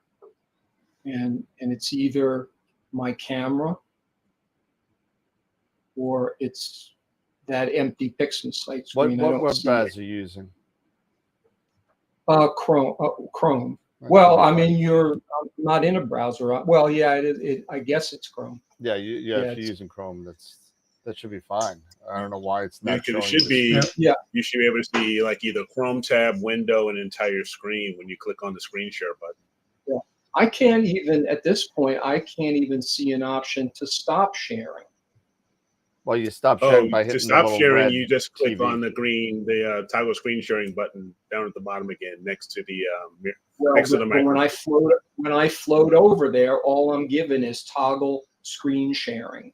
And when I toggle it, all I get is either me on the camera or Pixinsight without seeing anything. A box doesn't open up when you hit toggle screen share. No, initially, when I first started the share, I could see various options to choose different things. But now, like I said, I don't even have a stop. Let me try coming back in. Okay. That's the last. Sure. Really Yeah, do. give that a shot. See if I can Great. read it. Always fun technical difficulties, right? Yep. It's live TV. It happens. You know, these things It's been happen. all day. No, we've been doing pretty good. You know, Actually done very well, actually. All right, I'm back in. Okay. And it still only gives me toggle screen share. Oh, here I go. Okay. So more Do entire screen. Yeah. So really, Windows, and if I Entire go- screen. Entire screen. Okay. Yep. Entire screen 1. All right. Hopefully that works. There Let's we see go. there. There we There go. you go. Where Yay.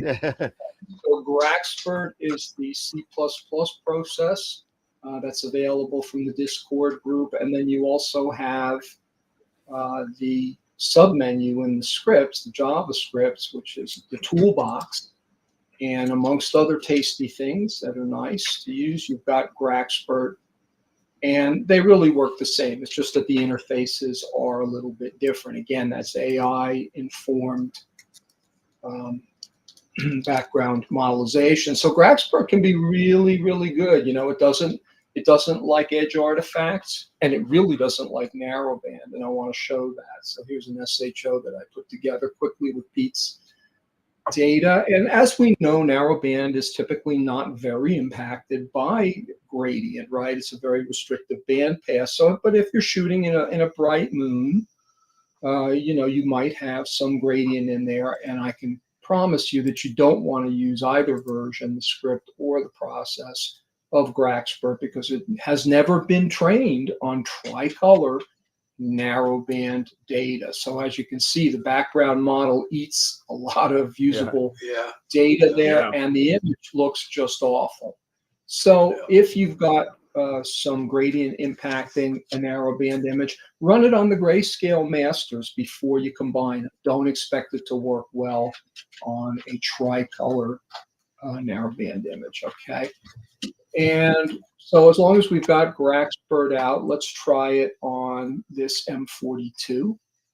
And you have very few options to worry about. By default, smoothing is at 0, but I find 0.5 is a little bit better because when you do choose to show the background model, it's a little bit smoother. It doesn't look like it's compromising any data. That said, the tool works very well, and it doesn't really seem to compromise much data at all. Subtraction is going to be your correction method to get rid of additive gradients. Latest AI. And before I run this, I'll just, what I mentioned before, resources, updates, manage repositories. So repositories are where we put the actual URL locations of these types of tools. We add them and okay them, and then PI syncs to entire repositories of developers' scripts or whatever it might be. In the case of Russ Croman's 4Pay, Noise, Star, and Blur Exterminator, you've got repositories for them too. So that's how we do that. Let's apply this. You do have a real-time preview here, but guess what? It's not for the background extraction. It's only for the denoising feature, which is separate and apart over here in the toolbox. And it's good, the noise reduction, but not as good as Noise Exterminator. So that's what the real-time preview is for. We can't use it for background extraction. Apply that real quick.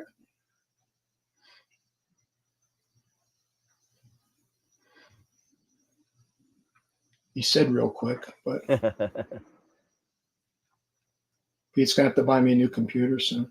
It's kind of simple, it's constant catch up. So here's a very beautiful, smooth background. Doesn't look like we compromised any data in there at all. And you can see that that gradient is essentially gone. Of course, we haven't done background neutralization, color calibration. But one thing that you'll notice, and I'll point out when I get to the gradient correction, that looks awful. But that initial gradient that we get, and it really isn't a gradient, it's a color bias. Those initial color biases that we get because of misaligned channels, this is one tool that does kind of knock that out. DBE will knock that out as well. But when we get to gradient correction, we'll see that it doesn't do that. So that's one. Let's go to M31. And let's take a look at good old DBE. And of course, that is a dynamic process and a little bit harder to use than some of the others. Perhaps it needs good data, it needs good information from us. And as I always point out to people, on the display tool, you have a channel selector, and particularly in hydrogen alpha rich areas can be really useful going into the red channel or whatever channel you might pick to kind of see things a little bit different than a color image. Here, if I link the channels up and we put that single stretch on, again, very typical, whatever color channels are in front, it's going to really show when you do that. We unlink those channels, we put a new auto stretch on.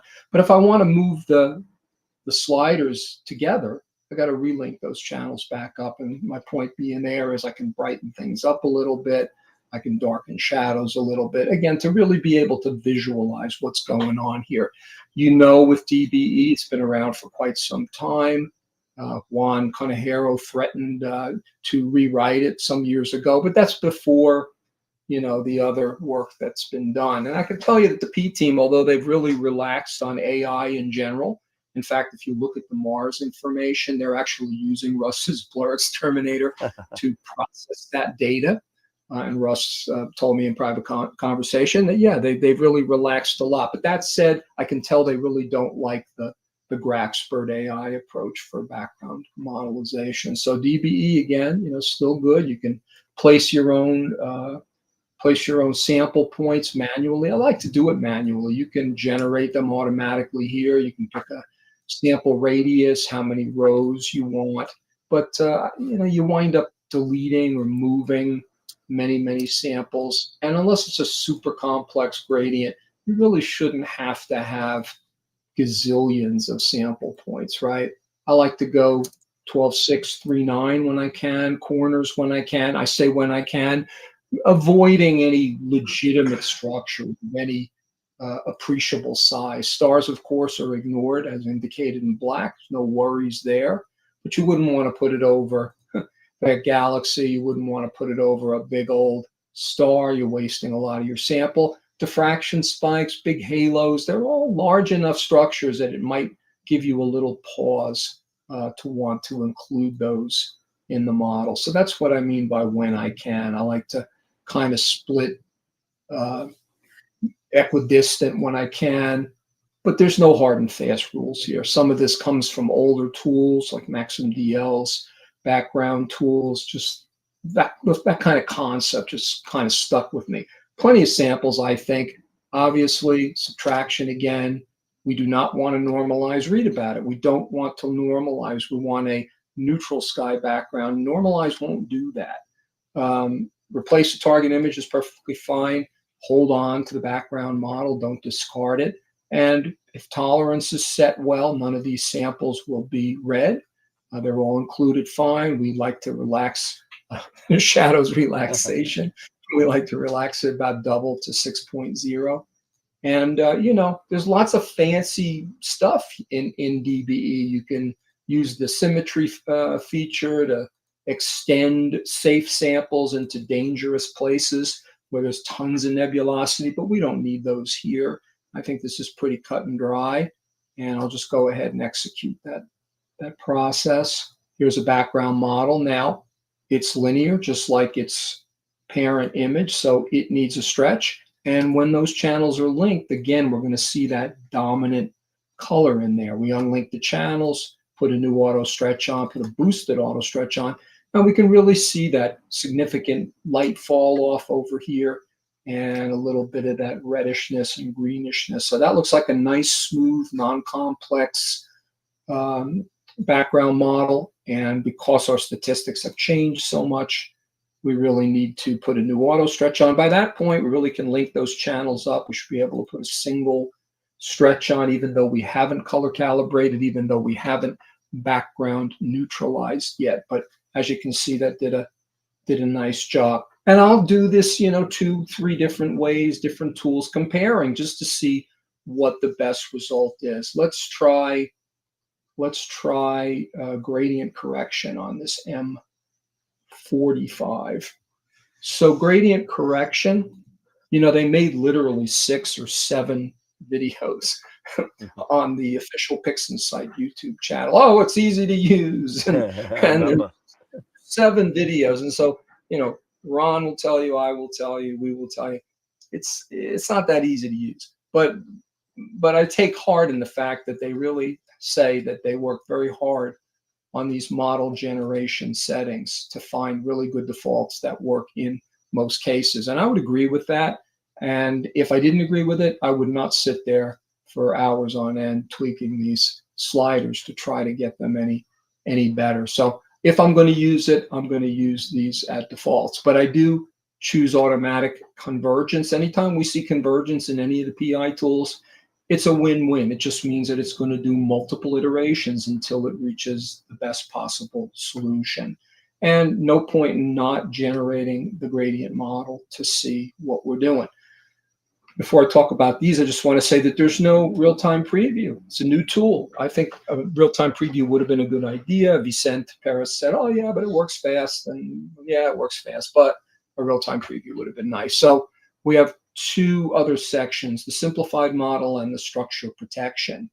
And these are pretty simple to understand. So simplified is a little bit deceiving. What it means is if you have a complex gradient, use the simplified option because it will run a initial simpler version of the algorithm before it runs the more complex, more powerful version of it. So if you have reason to think that you've got a really complex gradient, and I said, you know, this might be a little bit there, but looking at it again, you know, this is legitimate reddish nebulosity here. It's really more about the dark fall off here and the blast of light, I would say, from this end. So let's assume that it's not simple. It's not a particularly complex. So I won't choose simplified. But if I did, you have a model degree. You can experiment with 1 or 2 setting here for model degrees to see which one might be better. And if you're going to do that, go ahead and also generate the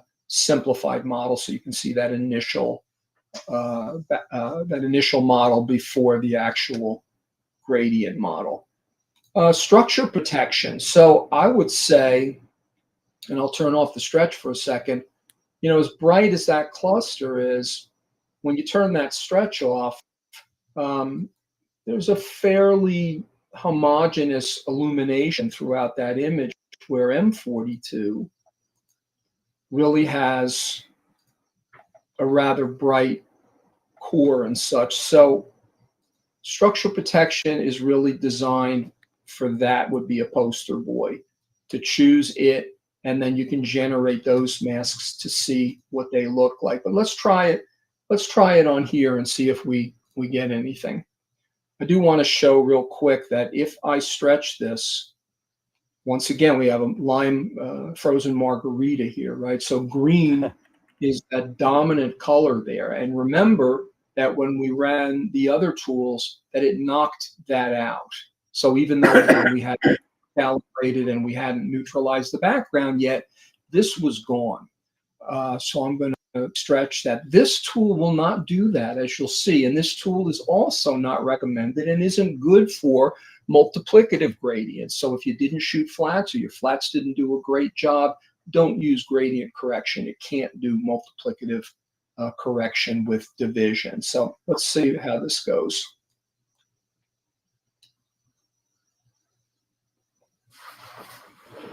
So there's some structure protection, and these are the masks that are coming out from this feature.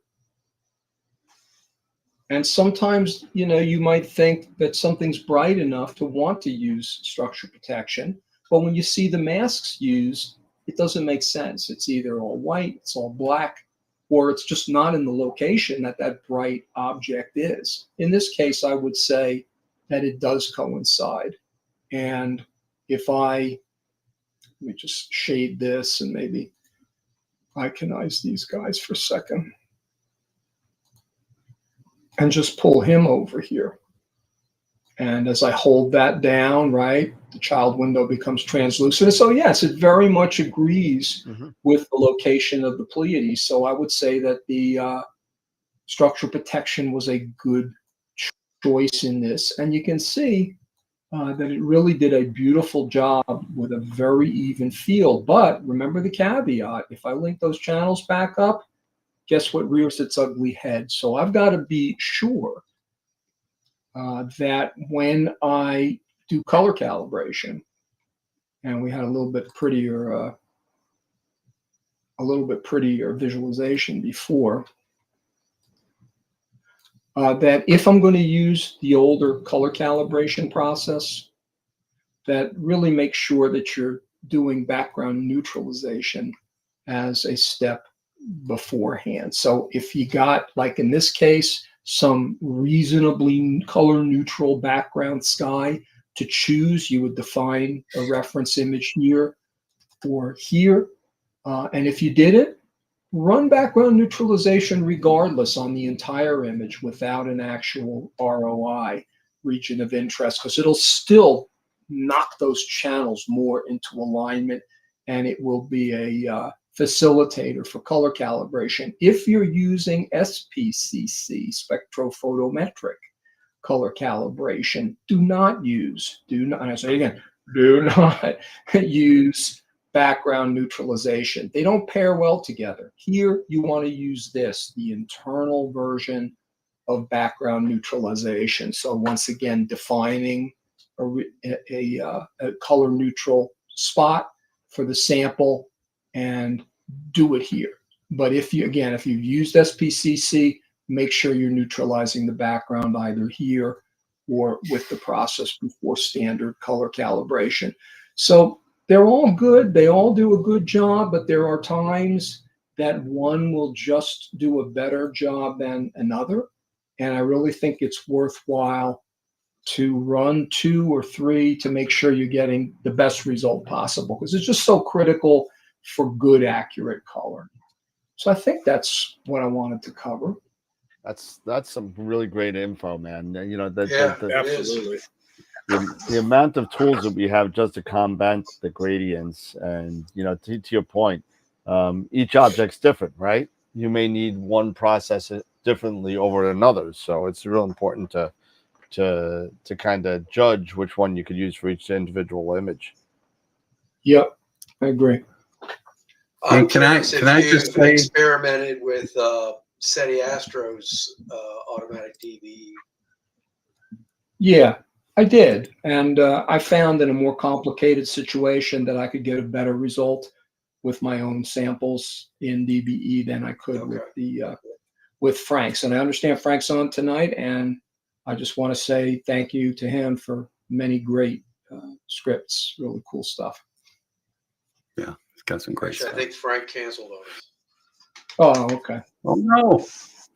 Well, I you know can what, tell guys? He had something come up. Yeah, I hope you see that this is why people love learning from Warren. He just explained 3 tools that everyone has a lot of problems with, but he gives you the context and the manner of which to use these. It doesn't go into every little single button and slider, and just really explains it well. And I've learned from Warren over the years, and I think that's the biggest it's a compliment we get from a lot of people, is that, you know what, you guys explain how to do it, when to do it. What do we call it, Warren? The context and chronology, the what to do. There and you when go. to do There it. you go. And he just, you know what? And I just learned something about the new gradient tool tonight. So great job, Warren. Send me a bill. Thank you. Let's see, 45-minute late fee. And hey, you know what? Warren is available for one-on-ones. And let me tell you, spending an hour with Warren, okay, it can really cut the learning curve down, tremendously. So, Warren, hey guys, can I share my screen before we exit here? Yeah, Warren, just hit your screen share button so we can see your face again. Okay, so I will do that. There you go. Perfect. There you go. I just want, I know you guys are probably running behind still. That's okay. So just make it really, really quick. Please join us for our next workshop. You look over her shoulder, Warren Keller, as he processes the Iris Nebula. And again, this is about 2 hours, and we have room for questions and answers. You get the data, you get the icon sets, and we always open things up with questions and answers afterwards. And again, there's a coupon code of Astro World for $5 off the work. And I also let everybody know that,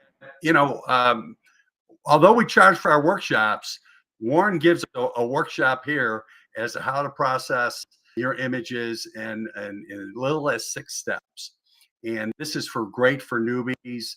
We go through the interface here. Again, no cost. Just come to the Masters of Pixinsight website. We come out and tell you how to evaluate your data with Blink. We give you some files to download as part of the tutorial. We teach you through weighted batch pre-processing.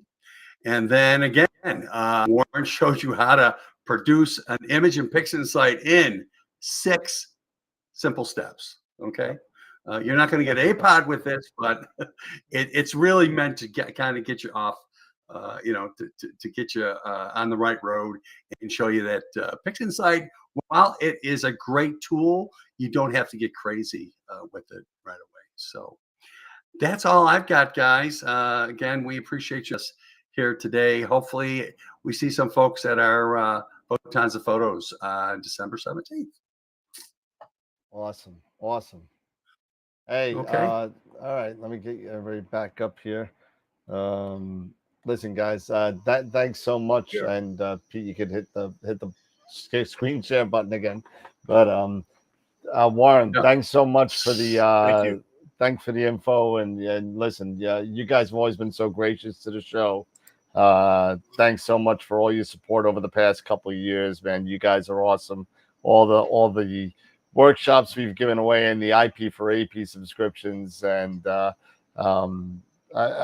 could thank you so much for your support, guys. You guys are awesome.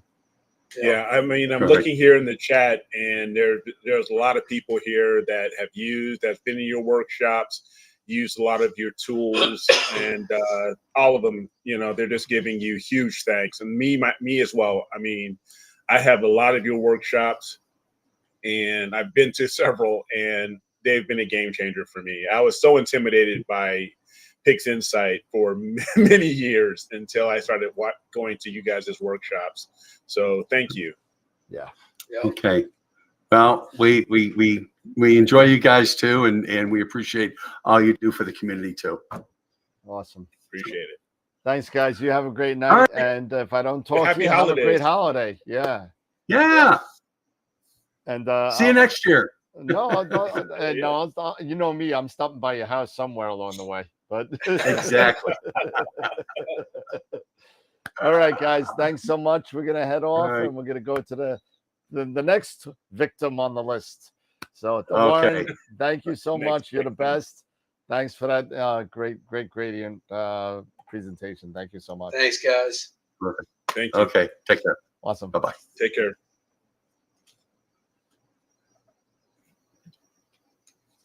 All right, awesome. Those guys are great, and I know we're running a little bit behind, and I know that we got They two are guests. great. We got two guests in the background. I got Ben and Wilfredo waiting in line.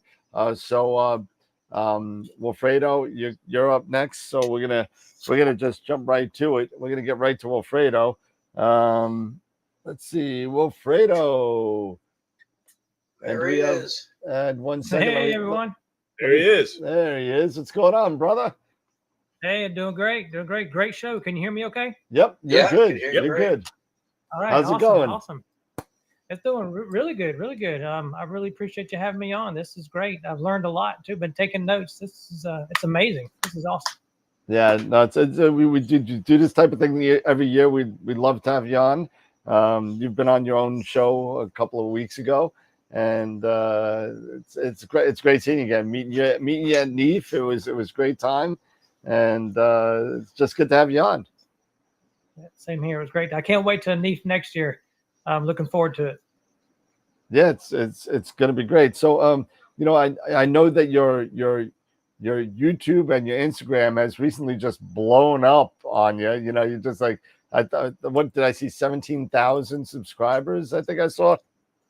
Yeah, it's almost to 27,000. It should probably be at 27,000 tonight. So, well, Oh my God. We'll see. That's awesome. Wow. That is fantastic. It's yeah, I have to give thanks to like the worldwide community because of TikTok.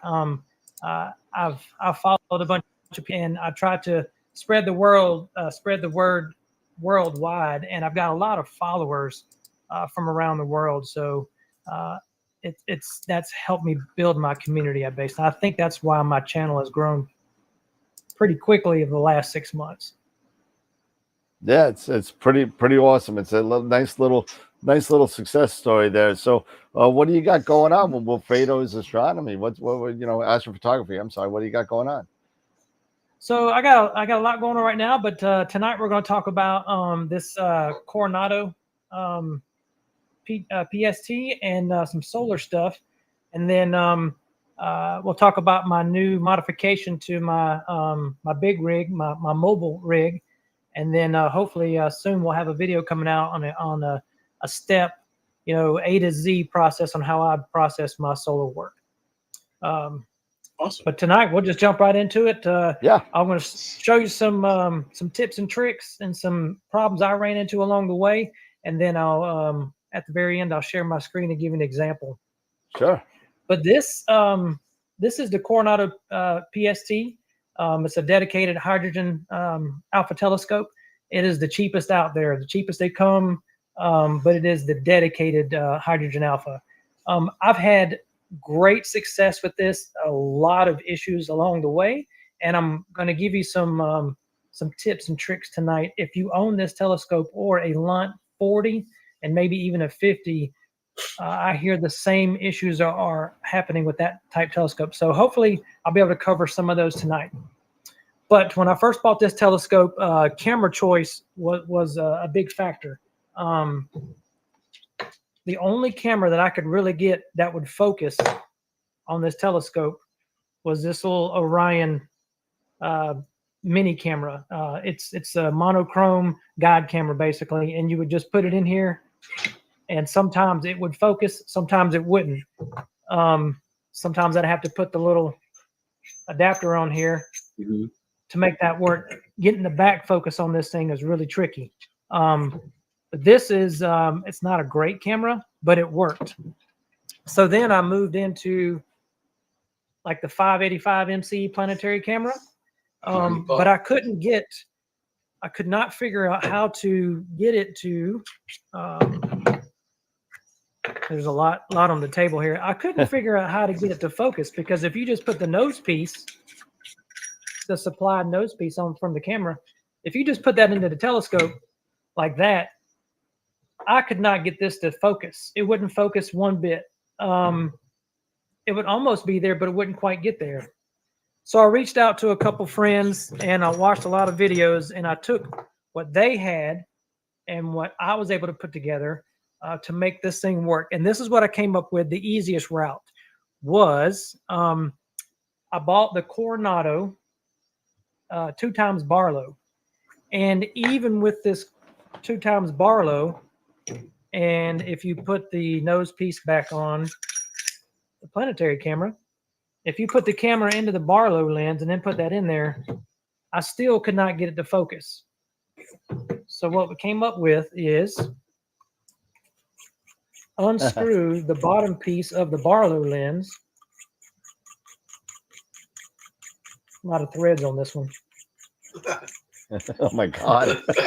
Yeah, it's really small, small threads. But also when you do this, if you keep turning this thing back and forth and it hits the stop, there's a little ring in here that gets loose. So you'll have to make sure you tighten those up, but just try not to touch the lens.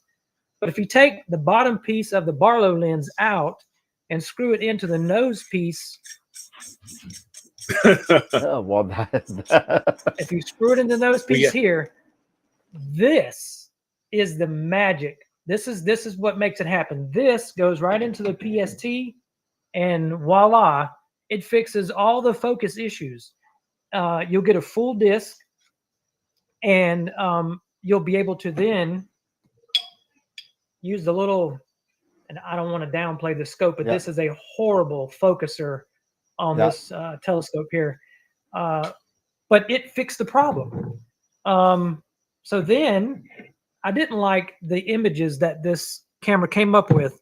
So then I upgraded to the 183 mono. But this is a 20 megapixel camera. So it's not as fast, nor near as fast. Even when you crop it down to the smallest ROI, I'm getting 19 frames per second. And I was elated at that because it did turn out to be good quality images at first, especially when you zoomed in and was doing time lapses. So I'm like, I need to find a camera that is faster, but looks good. So then, well, before I get to that one, I wanted to try something different. I used the 2.5x Barlow in Telview, and what we had to do here is it wouldn't work. You couldn't just put that in there, put the camera in there. No, it just wouldn't work. So separate it. You get the T-ring, right? Put the T-ring on there, the T-ring adapter, and then your, I think it's the M42 to M48 adapter. Yep. All right. So if you have one of these planetary cameras that the ring. adapter ring comes off, you just take that off. Unfortunately, if you have one like this is the 678, it won't come off, and you can't. You can screw this on here like this. It will screw on there, but it will not work. It just will not focus up. It won't get close enough to the sensor. There's not enough space, or there's too much space. So what you do is you take this little adapter ring and you just start it. There's only like 4 threads in here, so there's not much. But if you start it with about 2 threads, hold it there, and then gently start the the Barlow lens, that works. This works perfect. You can use the 2.5 times Barlow this way on this scope, and it works perfect. A great picture. You're not quite a full disc, but it works great. So then it looks like you're putting some watchers into a panic attack with the telescope Legos. Yeah. Like, oh my God, what is he doing? Yeah. You're getting creative here, Wilfredo. You're getting creative. Well, you have to be. You have to be creative because when I was watching all these videos, people were saying, "Hey, you got to have this. You got to have that. This won't work." I was told that this Coronado PST would not take a great picture, but the picture that's up for Image of the Year, which is one of my best solar pictures, was taken with this Coronado. Yep. With this Frankenstein rig that you see here, and it works. And if you really want a really high resolution picture, you just take your 2600, and then of course you just take it and thread it right on in here like this. It's not a very fast. It's not a very fast, frames per second, but the detail and resolution is insane. And this does work. It focuses right on up. You will not get a full disc. However, you can do a time lapse with this. It's not very fast, but you'll get a very nice prominence that you can zoom into, and it works. Now, I did want to try my 6200 out, but I'm afraid, there's this little window right there. Yep. I am deathly afraid of scratching that window.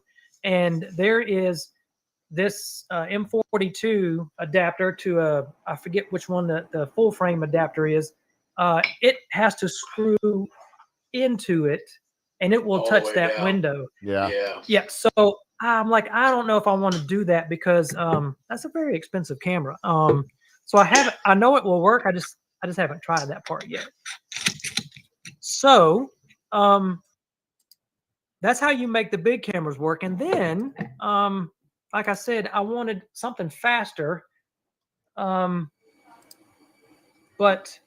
I found the Player One Apollo M Max. This is the best solar camera that I've come across so far because I think the native at the native length ROI, it's in the 60s or 70s. It's pretty high when I have it set up. And then when I crop it down to where I'm doing my images or time lapses, I'm at 150, anywhere from 130 to 150 frames per second. And it works really well. But the bad thing is it's only 1.7 megapixel. The images look great, but when you try to blow it up, it doesn't look very good. So that's why I like the 183. It works well when you blow it up. But one day I did a 2.5 hour time lapse. I wanted to capture the rotation of the sun and all that. Well, I ate up almost 3.2 terabytes of a hard drive doing that. Wow. So that was very difficult to process. It took a long time and almost burned up my laptop. And that's why I got my new computer, as you see over here. Because it's just too much. And then I got this Saturn planetary camera. I was going to do for planets, but it actually turns out very well. Even though it's color, you can make it record mono. And it's not as fast as the Apollo. However, this is 1.7 and this is 9 megapixels. And it produces a really good picture. So I can't wait to do a time lapse with that, but I've been trying to use that on Jupiter. So that covers how you get this Coronado to actually focus. This was given to me by the Player One people up at NEAF when we went up there, and this is a tilter, a tilter. So you get those Newtonian rings. Yeah, the Newton rings. Yep. Yeah, the Newton rings. I get those when I go above 2 times Barlow. If I go to a 2.5 Barlow.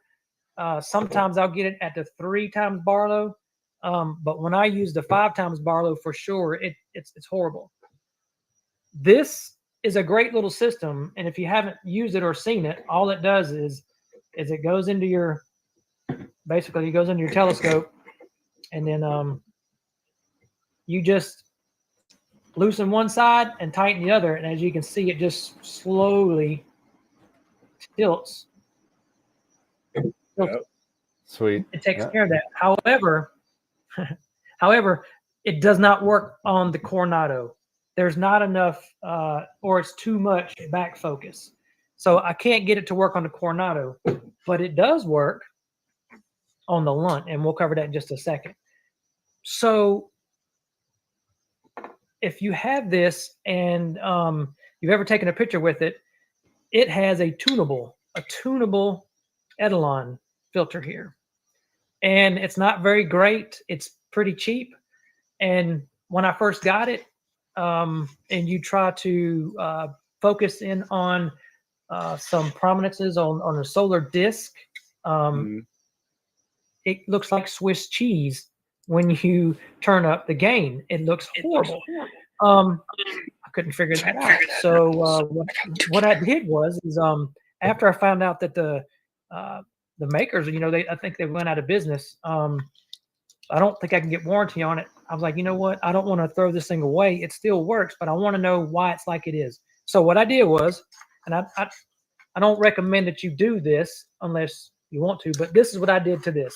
I just took it apart.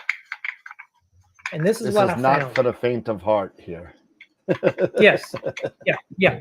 So I took it apart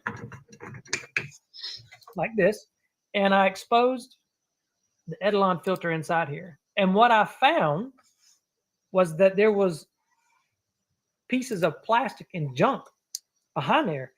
So I just took a little tool and I just twisted this off, and I took the filter out, cleaned it off, put it back on. And then I went onto this side over here, where this is where you would actually screw on the double stack filter. And I took this off. And on the inside of this, there was little pieces of plastic. And downside the tube, there were items in the tube. So I had to clean all this out. And I'm assuming that was all from the factory when they put it together. Wow. And once I cleaned all that out, I came over to the focuser side, and I don't know if you can see here, but there is I'm trying to get it in there. There's a small little prism-like device that's in there. We see it flashing in there. Yeah, and that's the focuser, right? And it's very small, and it is cheaply made. I'm not an engineer, but this thing is very loose and it's horrible. So I looked down in there, and lo and behold, it's covered in gunk. Oh my God. So cleaned it out. I haven't taken the screws out yet, but you could do that as well and get down there to a little bit better. But once I did all that, I cleaned it out, put it back together. I blew it out, to keep the dust out of it. And then I just put it back together. And then the next time I went out and tested it out, it was about 85% of that Swiss cheese was gone, and Wow. it dramatically improved my image. So I was very happy about that. Sweet. So this particular beginner scope, I think it was like $1,000, it's $900 something. I won't say it's a waste of money. I think it's a good buy. It's a good starter scope, and you can do all kinds of things with it. You just have to explore, and you have to experiment with gear. But one of the great things is it's got the solar finder in it right there. It just shows right up, and it's pretty easy to find the sun in that. But that's the PST. Sometimes the mounts that I would use, this is the Hilo finder, the Solo Quest from Skywatcher. Yep. This is a pretty good mount. It works well sometimes. It will track pretty good. You just got to make sure it's level. It comes with a tripod with a bubble mount down here, and there's also a bubble mount right here. And you really got to worry about the top one and being on level ground, because it won't track very well if you don't. But I've noticed, and it tells you, it's out of warranty now, but it tells you not to, right? Don't do this. Don't twist the gears. No. Well, straight out of the box, you put it in there, you turn it on, and it automatically spins around. It stops. It's missing a gear. So you got to grab it and twist it. Oh, and then it's good. So it's only going to spin so far till it tracks the sun. Then it's going to go up and down a little bit. So it's not like it's going to go 360 on you anyway. So, but it's pretty cheap. It's like $500 something. But this works pretty good. Yep. You can do time lapses with it. However, if you do a time lapse using this, you're going to have to use something like DaVinci Resolve to counteract the field rotation, and that's a whole nother class right there that I'm still having issues with, but it's doable. Now this is my new one. This is the Lunt 60, and so far I'm pretty pleased with it. But I always like to try to say what to do, what not to do. The other day, I did go out to capture the International Space Station, and I drove about an hour and a half, 2 hours away. I got set up. It's in the freezing cold, but I got there an hour and a half early so I could set up and go over my stuff. And I couldn't figure out. I could not get the image of the sun to show up. I tried camera. I tried to focus. I tried changing out cords because I bought extra cords, and I just could not figure it out. I had the sun right in the solo finder. Mm-hmm. I just could not figure it out. I tried adjusting the Etalon, and I'm looking at the scope, looking at it down the horn, and I'm just looking at it. I'm like, why can't I see anything? Well, he pulled an Eric. You got to watch the "Don't Get Frustrated" video for Astroworld. Then. yeah, you got to take the end cap off. Because you can't see through it. Nope. But this is a pressure tuned one, and so far I'm pretty happy with it. But I will say, if you have one of these, you need to read the instructions, because I tend not to read instructions, and it came loose. It tells you to tighten everything up. Well, the focuser, the blocking filter itself, comes out. Of course, on the PST it doesn't, and I'm pretty sure on the 50 it's upgradable too. You can just comes in and out. But anyway, this was all the way in. It was all the way in, and I could not achieve focus. I'm like, here we go again. I can't achieve the focus. I'm gonna have to try something different. Right in the instructions, like the second page, it says big letters. Before you start, A, do this. B, pull the focus tube out about 2 inches, and then you're good to go. Sure enough, that worked like a champ. So make sure you do that. Now this is the pressure-tuned Etalon filter. And this particular one, I think I'm having an issue with it. It's not as smooth as the PST, because it's a tilt. It's real smooth. But this particular one, there's a O-ring down inside of there, and it comes off by taking that cap off. There's a little Allen wrench in there. Well, when I first got it, it was easy and it worked great. But now, when I was up there doing the getting the International Space Station, when I was turning this, a little piece of O-ring, what looked like an O-ring, ended up on the thread. So I think my O-ring is broke, but there's a video on how to fix that. But also, YouTube videos show that you start here and go in. I could never get a great picture like that. I watched Lunt's video, and they suggested start all the way to the inside as far as it'll go, and then work your way out. But what I have found is that this thing, brass and brass together, if it's not lubricated, it chatters.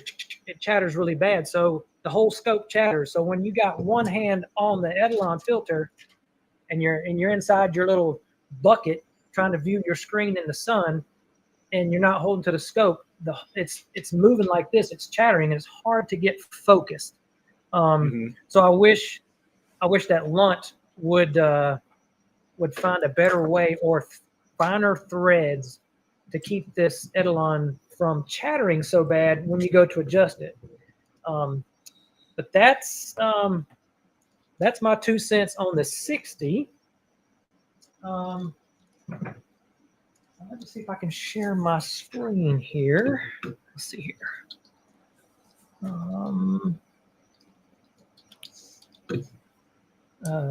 Entire. Let's see. Yeah, I forgot here. Entire screen. Yeah. Yep. And then I can just should be able to do. Yep. Oh, not that. Not that. Oh, I hit the wrong button. Sorry. Here we go. Let me know if you can. Yep. You can see the two sun pictures. Yep. Okay, great. So on the left over here is the that was a recent picture, and I'm still trying to figure out how to get it tuned just right. But here's the difference. If you look at the Lunt, the one on the left, the entire view of the sun, there's no gradient. It's all basically orange, yellow, and you can make these whatever colors you want. But the gradient is the same. So from the bottom of the sun to the top of the sun, it's pretty much the same brightness and this color. But if you go over to the right side and you look at this is the PST, and this is before I cleaned it. You can see in the middle it's really dark, but on the outer edges it's pretty much light. And then the top right hand corner, you've got this weird looking, looks like cheese of a reflection. And that's what I was telling you about, is before I cleaned it, I had that. When you try to adjust the exposure up or the gain up, that would always show up. But then when you move the filter, when you try to tune your Eidolon filter, it goes away. But when it goes away, then of course there goes your surface features, and it was really hard to do. So that's the difference between the two telescopes. They take about the same type detail, but the pressure tuned Eidolon gives you a much easier way to control how the sun and the gradient looks as far as the dynamic range, I think, of how your image looks. So that's those. And then the last thing I want to show you is this is my new. This is the my portable rig. You should be able to see that now, right? That's a portable rig. Yes, yes. So what would you consider not portable? I mean, holy cow. Well, so yeah, so I have bad knees and I have a bad back, so it's very difficult to move stuff around. Even picking up 20, 30 pounds and carrying it from the backyard to the front yard is difficult. So I built this rig, and you see my cursor on the. Yep. Okay. So right along the bottom here, when I first started, and I built this this trolley basically.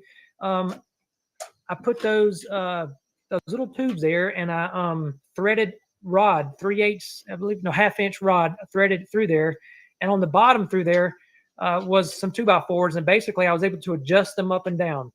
And it just made it stable. It worked great, but it was difficult because it took a while to roll it out, get it aligned to Polaris basically, or north, and then level it out. So I've been thinking about a way to change it around. And a lot of people were saying, I had a lot of comments saying, why are you leveling on 4 points? You should be leveling on 3 points. Well, I was always worried about it tipping over. Well, after using this thing for a year, with the threaded rod in these little areas, I finally said, you know what? I'm going to upgrade to a regular tongue jack, like a trailer. And I wish I would have done this a year ago when I built this, because all I had to do was drill the hole, put an extra piece of wood here, put it in there. And this thing is phenomenal. It is steady as a rock. It doesn't rock back and forth. And it is so simple to level out. It is a dream, and all I have to do is roll it out into the, from the shop to right there or anywhere in the yard, and I can have it set up and aligned and not polar line, but a line so I can get ready to do the night imaging, all within about 5 minutes after I get on site. It is so simple to use. I think I just hit the stop sharing button. Nope, not yet. Oh, let's see here. There you go. All right. Perfect. All right. So there we go. That's about it. That's I can't say that I got any new equipment coming. I would like to take a look at Skywatcher's new solar scope when it comes out. Oh, I'm pretty the interested in 76, that. 72, Yeah. something like that. Yeah. Yeah, because it's a single stacked with double stacked efficiency. And as soon as Santa Claus gives me the go ahead, so I can get the stack for the Lunch 60. There I'd you like go. to try that out as well. Yeah. Well, I was going to say, Wilfredo, your transit, you got it right down the pipe too, so that was pretty good. Oh yeah. Oh, you saw it? Oh, yes, right. Yeah, Yeah, I posted it on Discord. Yeah. So here's the thing. I did forget to mention this. If you are doing time lapses, I've been using Fire Capture for a long time, and Fire Capture, for whatever reason, pauses every so many seconds. It'll pause for just a fraction of a second while you're recording, and then it just continues on, and it's never a problem until I went to go do the International Space Station. Because if you watch the video, you're watching it, and then halfway, it appears out of nowhere in the middle of the sun, because Fire Capture paused for that fraction of a second as it was coming through, and it only takes 0.89 seconds, or it's less than a second for the International Space Station to transient the sun, and I only got half of it. So if you're gonna do stuff like that, time lapses are fine, but when you try to capture something that's moving, I'm going to try to go to Sharp Cap or something else, because I'm not sure why Fire Capture does that. But awesome. All right, cool. Well, hey, thanks, Wilfredo. What a great presentation, man. I'm avidly following you on all your social media. You've been doing great. Keep up the great work, man. And love having you on again and again and again. And you're more than welcome whenever. So thanks so much for coming on, man. Appreciate it. Thanks for having me, and it's been a pleasure. And I can't wait till next time. And sometime soon we'll have to come on the show and chat again. Absolutely. Whatever you want, man. Yep. We don't see you. Have a great holiday, and thanks again, man. Appreciate it. Yeah. Same here. Appreciate it. Thank All you. right. Happy holidays. Later. See ya. Same to you. All right. See ya. Later. All right. So we got another special guest. We got 2 left. Only 2 to go. We're running about 37 minutes behind. So I apologize to the last 2 people. So next we got Ben from the Narrowband channel coming on. He's been patiently waiting for about 40 minutes now. I've been watching him in the background. In here. And let's get him on in. Here we go. There we go. Hey, guys. There he is. Hey, let me lower your mic for a second. Here you go. There we go. How's it going, my friend? Oh, not bad. I had chemo this week, so I am kind of recovering from that. Oh, okay. All right. Well, I hope everything's okay, and all that, That's all right. This webcast has saved me from having to watch the end of Cinderella. Oh, glad we could help, buddy. Glad we could help. Absolutely. Glad we can assist. So what's going on, man? How's it going? Not bad. And I guess I actually didn't realize we were supposed to have like a topic or presentation or something like that.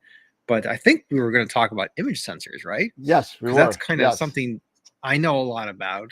And I know I try to keep abreast with all the research and stuff that's going on. But I guess what I want to do is kind of like tell you a little bit about where the industry is kind of going to go, okay, in the future. So you're all familiar with James Webb, right? Yep, sure. Now, what's so amazing about James Webb? Can anyone tell me? The infrared. That? Yep. Well, like a lot of people, when they say, "Well, it's amazing about James Webb," is, "Oh, it's bigger and it's got a newer camera and it's got shiny mirrors and so forth." Well, because it's like the they're furthest really, out, away from, it's you know. But here we'll run some specs up. Okay, so the Okay. surface area of James Webb's mirrors occupies about 270 square feet. Okay, Hubble, by contrast, is about 50 square feet. Now, if you were doing just some math quick, you would say, "Oh, that means that James Webb's is going to capture about 5 times as much light." You'd be wrong. Okay, well, it's actually going to capture about 10 times as much light. And there's a little trick that NASA did, which is going to be something we're going to start seeing on the pixel per pixel level of cameras eventually. And what I did, I kind of rigged this up really fast here. So this is 2 cameras. Let's see if we can get them back in here. Okay, you can see both of them have their own filter wheel. Both of them have their own sensor. And this SV Bony prism here, let's not imagine that as a prism. Let's instead imagine that as a beam splitter.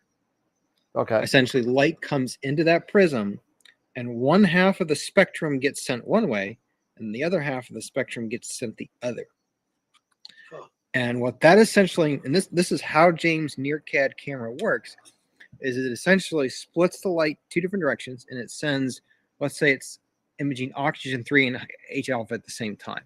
Well, it's going to send the H alpha light one direction to one camera and the oxygen 3 camera light to the other camera, and basically doubling the amount of light that it's able to record by using 2 cameras and essentially a beam splitter. Wow. And that's one of the incredible things about James Webb. And I can just imagine if there's to be a James Webb 2 someday, they'll probably put something that can split the light 3 ways. Yeah, so right. they can get 3 times as much light. Now, that though is kind of something that camera companies that are trying to build image sensors essentially are trying to build into the actual sensor itself. Is basically, not necessarily like a beam splitter, but it's been done a bunch of different ways. One company, which I think was based in Poland, they came out with a sensor that instead of having a bunch of micro lenses over top of the pixels, it had basically these prisms that would spread the light out across a rainbow. And then underneath that was basically a grid of pixels that didn't have any filters over them. Okay. They just simply recorded the light that came down to them. And it required a lot of calibration and so forth in order to basically each sensor's got to be calibrated according to the prisms that are laid on over top of the sensor.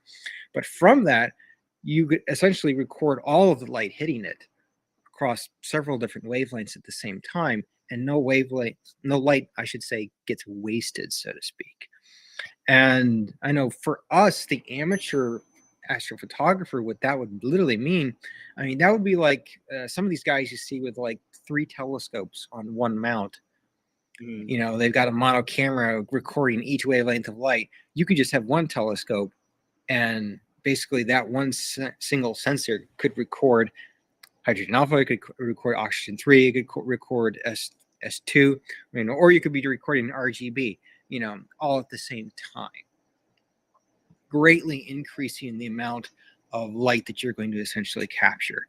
And I know what that means as far as how much more data you're going to collect. It's going to mean like for photographers, okay, in the photography world, it's going to mean about a 1.5 stop increase in the light sensitivity of our sensors. So that's kind of something that's kind of it's around the corner. It might be a decade away. I don't know. But it's eventually coming, and that is the way things are going to go, because this is the way our eyes work, and it really makes perfect sense that eventually sensors are going to go that way too, and we're going to see basically a revolution in photography yet again on top of what we've already seen. And basically you're going to get to capture a lot more light in a lot less time. That's going to be awesome. And- I mean, That's gonna be awesome. Oh yeah. it's going to Yeah. be great. Yeah, You Our could- answer was saying that it sounds a bit like the Fovean sensor that Sigma cameras use. Ah, Fulvian. Okay, that no. So I'm familiar with Fulvian. Okay, and that is one way that it has been tried to be done. Unfortunately, with Fulvian, what it is it's basically 3 layers of silica, and each layer kind of picks up is sensitive to a particular wavelength. Unfortunately, with Fulvian's technology, it absorbs about 1/3 of the light with each layer that it passes through.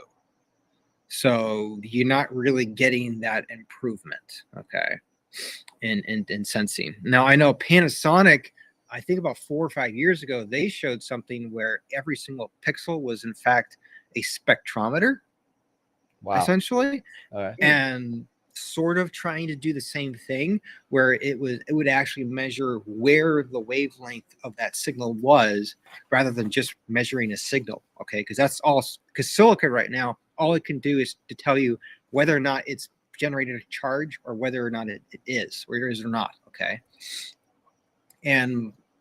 but Panasonic wasn't too open about like how it worked or anything like that. They didn't really show a lot, and they haven't shown much since. And frankly, after Panasonic's organic image sensor debacle, I don't have too much faith in them. But yeah, so Fulvian, not quite the same thing. And there was another technology out there that I talked about on my channel, but my head's still kind of chemo foggy right now, so I don't want to give bad data without reviewing it again. But that is the direction that things are eventually going to go. Where you're going to see. I know I love my model cameras, but there is going to come a day where model cameras are truly going to be a thing of the past. You won't ever see them ever again because of these new types of cameras that are coming out that can measure multiple wavelengths at the same time. That's going to be amazing. Josh was asking, would this somehow replace the Bayer matrices? Yes, absolutely. And I hate the Bayer matrix because for us astrophotographers, the Bayer matrix is terrible. Okay, because like half the pixels are green, and there's nothing in space that's green. Okay, you basically you say that, but Dan will argue that point. But I mean, there's just so many other different colors in between the whole color band. I won't argue the point. I will just say that sometimes I like a little green in it. I just make it that way. So, so I like a little green. You know, it's like Kermit. You know, not easy. Hubble did it, but it was for scientific purposes only. Yeah, I know. For us, like really, the only useful pixels on our one-shot killer cameras is the red pixels and the blue pixels, and that's it. Blue pixels. You know, pretty much all your multi-band pass narrowband filters will basically block everything that the green sees. There's a little bit that leaks over from oxygen 3, but it's a small amount. It's probably about 1/3 of the quantum efficiency of that pixel. Okay. And unfortunately, really what it does is here's a question for me, and this may sound like a dumb question. No, go ahead. Forgive me if it does. But then why in the world, if we're getting rid of all the green, why do we even waste our time taking green? Because even when you're doing Pixinsight, you're doing SCNR. And what's you doing with SCNR? You're getting rid of the green. That's actually a pretty good question. I think reflection nebula is about it. Yeah. Yeah. And for stars, for the sake of stars, because stars are a combination. The only thing that's the whole spectrum. Yeah. Okay, fine. So we'll give it. So we'll give it to the stars. Whatever. But still. Then you know what? If that's the whole case, then I say if you're gonna do LRGB, only do like 30 minutes of green, and there you go. Be done with it. Then after that, you don't need it anymore. Do more red. You know what I say? We make the pixels the green, rectangles. If you only need it for stars, do 30 minutes, maybe even an hour, and then you're done. No, we'll just make the pixels rectangles, and we'll just do R and B. That's it. Don't worry about the other two. Or you do the other two do two luminance in there. Then you got luminance and R and B. Yeah. I mean, even Josh makes the point of why are there two green? I don't know. Instead of RGB. Well, there are pixels that the photo sites that they do make like RGRB. There are different ones like that, but the most prevalent one, the cheapest probably ones that are out there, are the RGB version of them. Yeah. Correct. So there is a specific reason for that, and that is because in terrestrial photography, green is the most prevalent thing that there is in nature. Yep. Okay. If you go outside anywhere, I mean, except for in the cities, this green is everywhere. Okay. On Earth, I should say. So that's one of the reasons why. And also, your eyes are probably the most sensitive to green, more so than any of the other two wavelengths. Like blue actually causes your eye pain when it's get brighter. It's the only color that causes your eye pain. Red, on the other hand, does not. And then green is kind of in the middle in between the two, but it's the one that you do see the most of. Which actually reminds me, okay, so there is another type of technology out there that is able to sense multiple wavelengths of light. And it's actually, I can't remember the name of the tech right now. I did a video about it not too long ago on my channel, but essentially it actually uses some of the tech that's in solar panels. Okay. And so rather than using silica, it uses a completely different foundation for the chip. And it's a completely different type of material. And what they're able to do is make layers out of this stuff that will selectively sense certain specific wavelengths of light and allows all other wavelengths of light to just simply pass through it. So it sidesteps the issue that Fovean technology had, where it was absorbing a certain amount for every single layer. And that one actually looks very promising. And there are already sensors out there that are kind of like being experimented upon with this. I think Czechoslovakia is where it was first kind of talked about a little bit. But of course, in Germany, there's a couple of plants that are now working on sensors that are based on this. And I know there's also a bunch of them in China too, because they're producing solar panels, obviously. The only downside to that tech was that the longevity of them isn't quite as good. However, this is if you put it out in the sun 24/7. Okay, your camera sensor isn't exposed to light 24/7. I mean, it's maybe maybe 3 or 4 nights out of the month that it's exposed to any light, and it's a very small amount of light. So to me, I think that's probably a small negator. Okay. Lynn Kay said pretty much what you were saying. It's based on the human eye, right? So apparently we have 2 green cones to each one of red and blue in the eye. So basically to kind of balance out what we're seeing into the camera eye, I guess you say. And we have to remember that it's not always about astrophotography. These cameras and these sensors are actually built more. That's all it's about. Terrestrial work. I know. Terrestrial or security cameras. Yeah, that's these chips are being knocked out by the millions for regular photography and security cameras. I mean, that's why they. The big dollars in cameras is actually right now, at least, is in cars. That too, yeah. Cars. That's right. A lot of cars now have upwards of 12, sometimes more than 12 cameras on them now.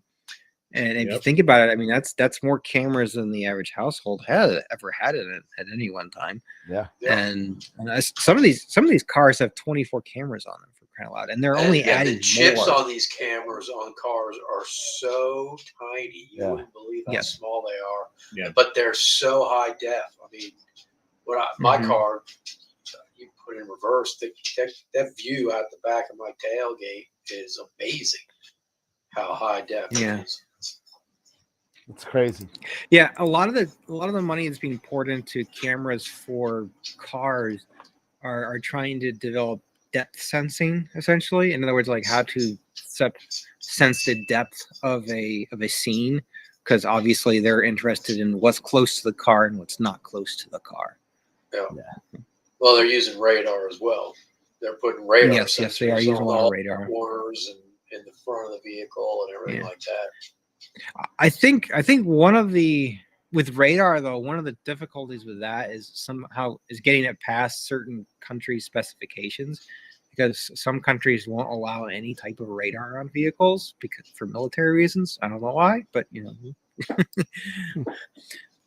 Well, the ones I know that I have to deal with, you know, on some of these more modern cars, is they have to be aligned specifically proper, or else, you know, you get all kinds of errors and everything like that.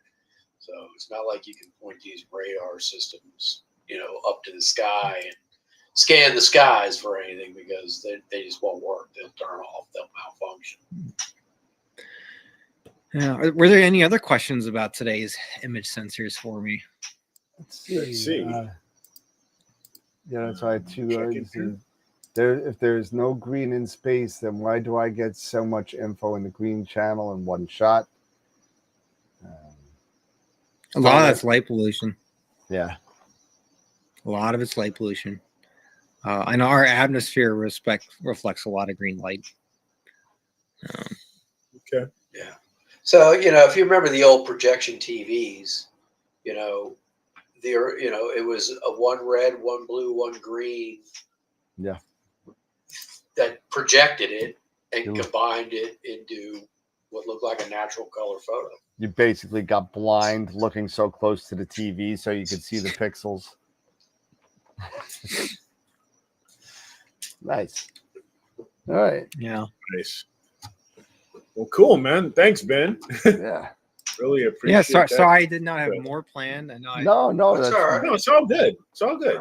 Love hanging out with you, man, and love grabbing all your knowledge and you know your information, man. You do such a great job with your channel, and you know, hopefully And we saved you from Cinderella. Yeah, that's the most important thing, right? There you go. My 3-year-old, it's her Cinderella. favorite movie. Oh my goodness.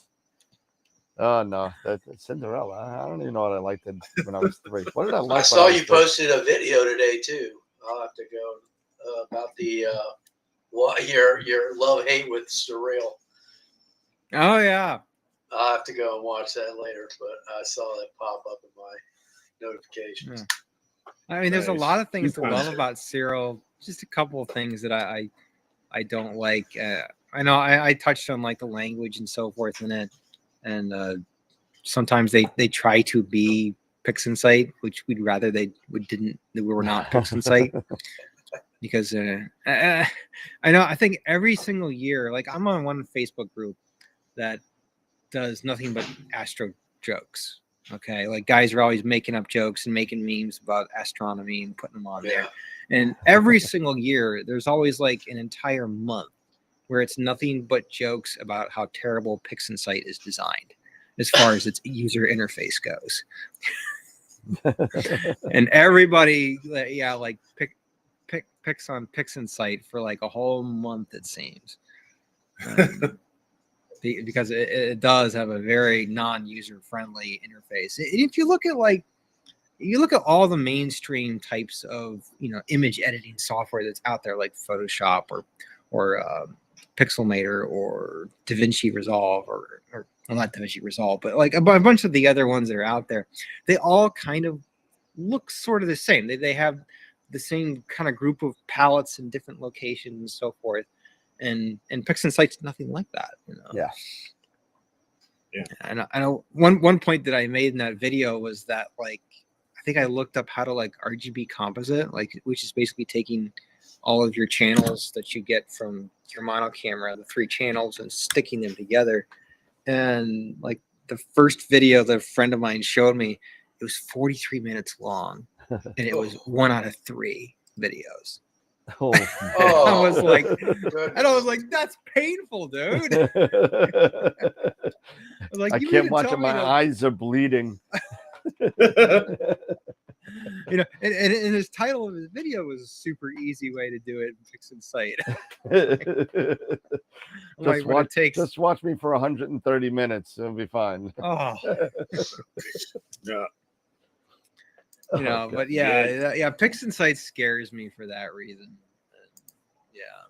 Yeah, you get used to it. You get used to it. You know, it's just I've been using it now for a couple of years. I wish I had more data to kind of do it and more time to process. And I basically forgot everything I've learned because I just haven't been I've been living vicariously through Eric and Dave and their images because I just don't have I wish I need a dome, I need a thing, and I need about another 5 arms to do this. And I'm telling you, it's a lot of stuff. It's something that I love to do, and I love sitting here, and I love processing, and I love putting my green in, on the things that need it. But it's like one of those things where I just need another. I need an assistant, I think. You need an assistant. But yeah. So, all right. What else? I mean, we got to do another giveaway. We've been skipping. Yeah, we got to do another giveaway. We got to do giveaways. How about we do the $50 gift certificate to Astroworld and the book Into the Unknown by Kelsey Johnson. This is actually a pretty cool book. Right. Yeah, this is from the same publishing company that gave us Accidental Astronomy. This is Into the Unknown. The Quest to Understand the Mysteries of the Cosmos by Kelsey Johnson. So we're going to do that as well. So why don't we do that real quick? And let me move all my stuff because my desk is now over the past 8 hours become a complete disaster. So give me 1 second. Let's get this back up here. And there we go. So we'll do the book first. How about that? We'll do the book first. And then the $50. How about that? Do it. Let's do it. Oh man, go. My mouse is not working. Give me a second. I think I'm losing all. I need more power to the weapons, Captain. There you go. All right, cool. There we go. So Astropalooza is the Astropalooza wheel. So we're going to be doing now the book first and then the $50 gift certificate. All right. So here we go. Book first. Who wins a book?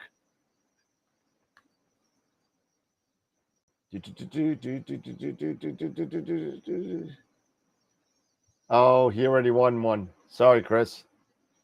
You already won one. You won the Nomad. You can't win again. I'm sorry.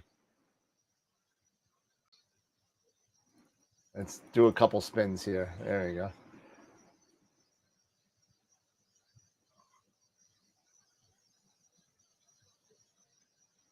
Oh, Dan? Is that Dan? Oh, wow. I'm not even going to try and pronounce that.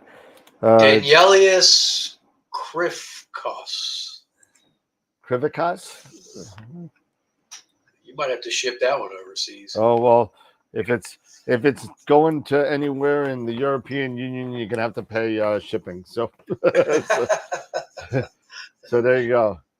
All right. So we'll do that. And then we're going to do the $50 gift certificate. Here we go. You ready? There you go. $50 gift certificate to Astroworld TV, Astroworld Telescopes. And it goes to, oh, Matt, you just missed it. Paul Smaglik. All right. Paul Smaglik. Awesome. So we got that going on. All right. Awesome. I don't even want to know what's the Matt. chat. So close. Danelius says, "Wow, that's an interesting way to pronounce it." Or that's a new way to pronounce it. He's on the chat. So that's awesome. Yeah.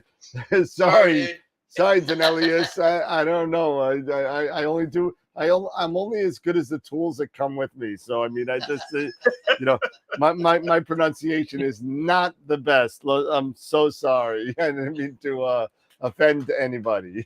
So I butcher a lot of names. Trust me. So oh, he's in Astoria. Good. I can drop it off.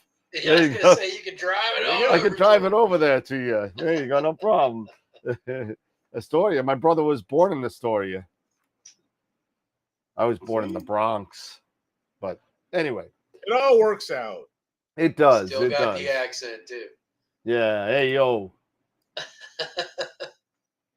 Awesome. All right, Ben. Well, hey, thanks so much for hanging out with us, brother. Appreciate it. Absolutely. I hope that Cinderella is over, and Oh, by now it is. Okay, good. So We I'm were glad watching the cartoon, not the live action. Thank goodness. No, well, then I'm glad we got you out of a little bit of pain, and you don't have to go through that torture another time. I But- think the most painful thing about that cartoon is that Gus is so stupid. And every time I watched that as a kid, I was like, "No, Gus, do it the other way, you idiot!" But he never changed. Because, the movie doesn't change. but it should though. Oh yeah. Yeah. Put a new version out. That makes sense. Oh my god. Oh. All right, Ben. Sounds great. Thanks so much for hanging out, man. We're gonna go give away some more stuff, and then hopefully right, thanks for Simon will having me, pop on. guys. But hey, Yeah, Ben, take care, man. Thank you. we'll have Merry you on Christmas, again buddy. after the holidays to chill out again. Okay. All right, sounds good. All right. Have a great Take holiday, care. my friend. Happy holidays. All right, bye, guys. Yeah. Bye bye.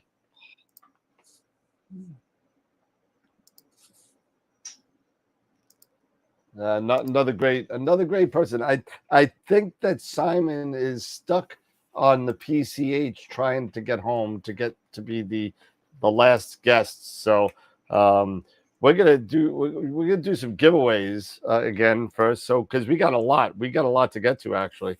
We got the 1 hour Ron Preacher, and the reason why Ron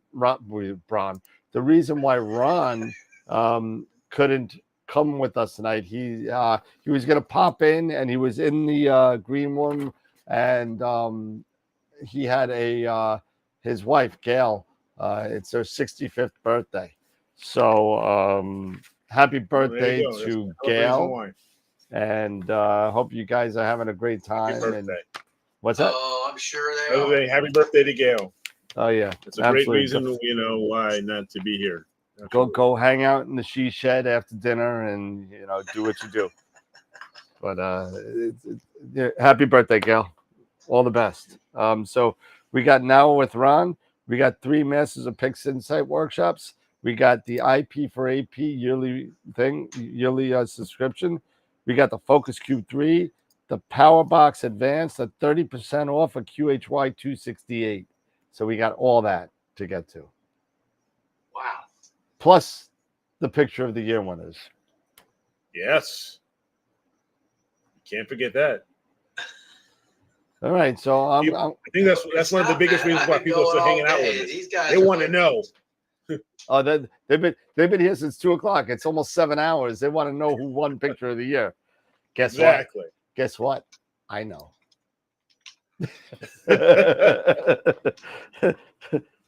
But all right. So let's do another giveaway. Let's do all the MOP giveaways. How about that? Let's see if we can slow things up a little bit and give Simon some time to get home, because he is late in traffic. If you have ever driven the PCH, you know what I'm California traffic. Oh, the PCH is horrible, man. I've driven on it. It is not fun. Yep, I've done it too. I've never in my entire life seen anything before or since. When you look at the PCH and you see 6 lanes wide going the same way and not moving. Where's Just not this? moving. Where's this? California. California Pacific Coast Highway. Oh God. Oh, it's horrible. It is so bad. All right, so let's get a spin it. Everyone's saying spin it, spin the wheel, spin it. All right, Spin the wheel. I'll Spin it. spin it. I'll spin it. Here we go. So let's get it back up here, and we'll do the quick play. Okay, there's Paul Maglick, who won the $50 gift certificate. So congratulations to him. All right. So this one will be we'll do the 3 Masters of Pixinsight workshops first. All right. All right. First, Masters of Pixinsight workshop. Oh, we got Simon. Simon just popped on. Hold on a second. We'll do this. So Norma. Norma. MOP. MOP.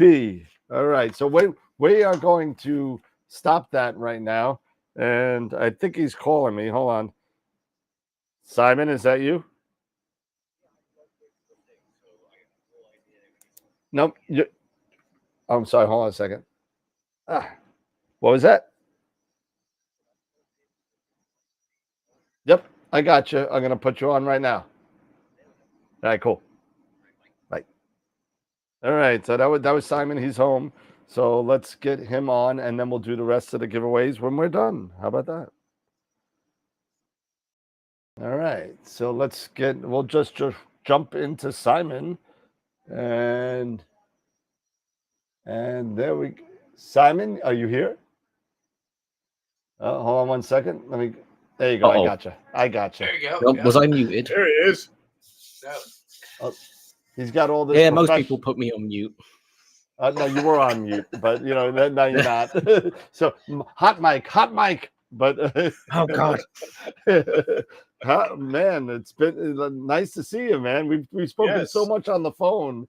I know, and we've never actually gotten together to do any of these before, so it's just like finally.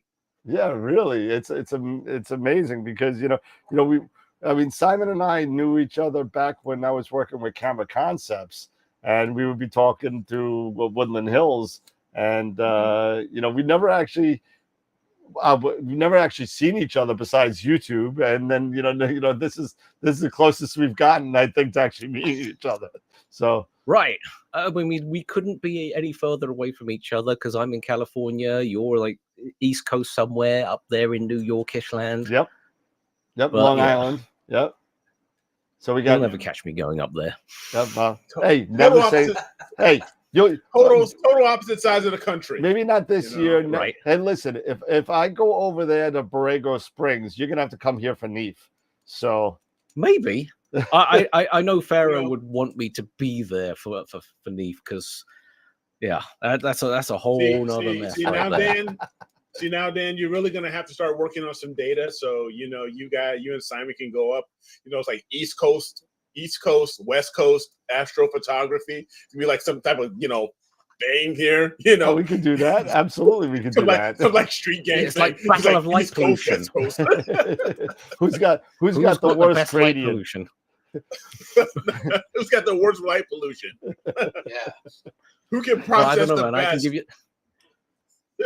I think LA is just as bad, but I think New York is the worst. If you're actually in New York City, it's the worst because even in Hollywood, you can still see the Orion Nebula if you know where you're looking. No, you cannot see the Orion Nebula from Long Island, let alone New York City.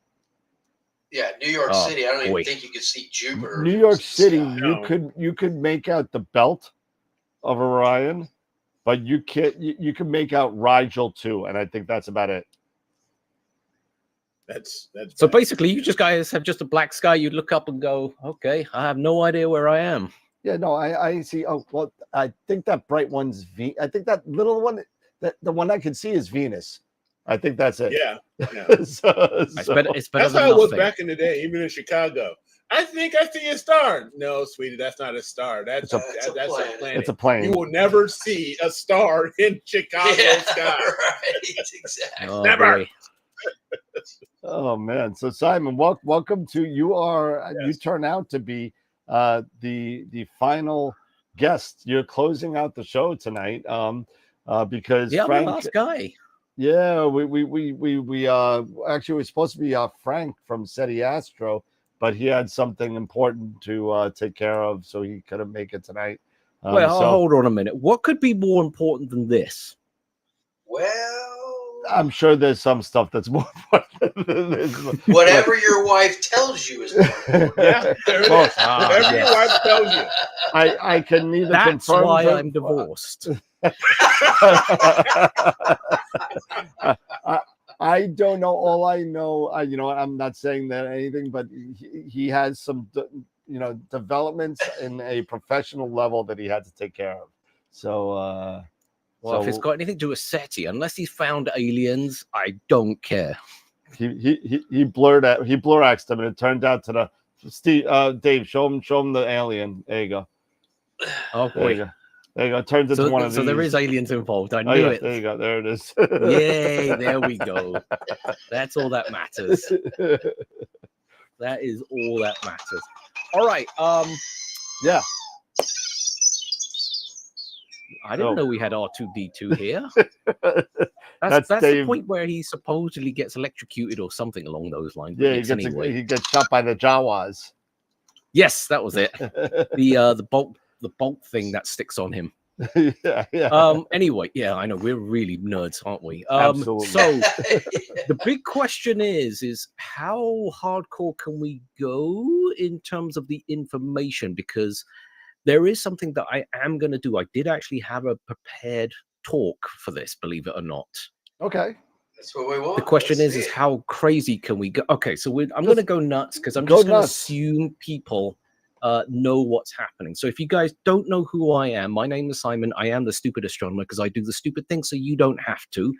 And for those of you who don't know what I specialize in specifically, I do solar imaging. I recognize a handful of names already in the chat. So hello for those guys. Good to see you guys on this side of it.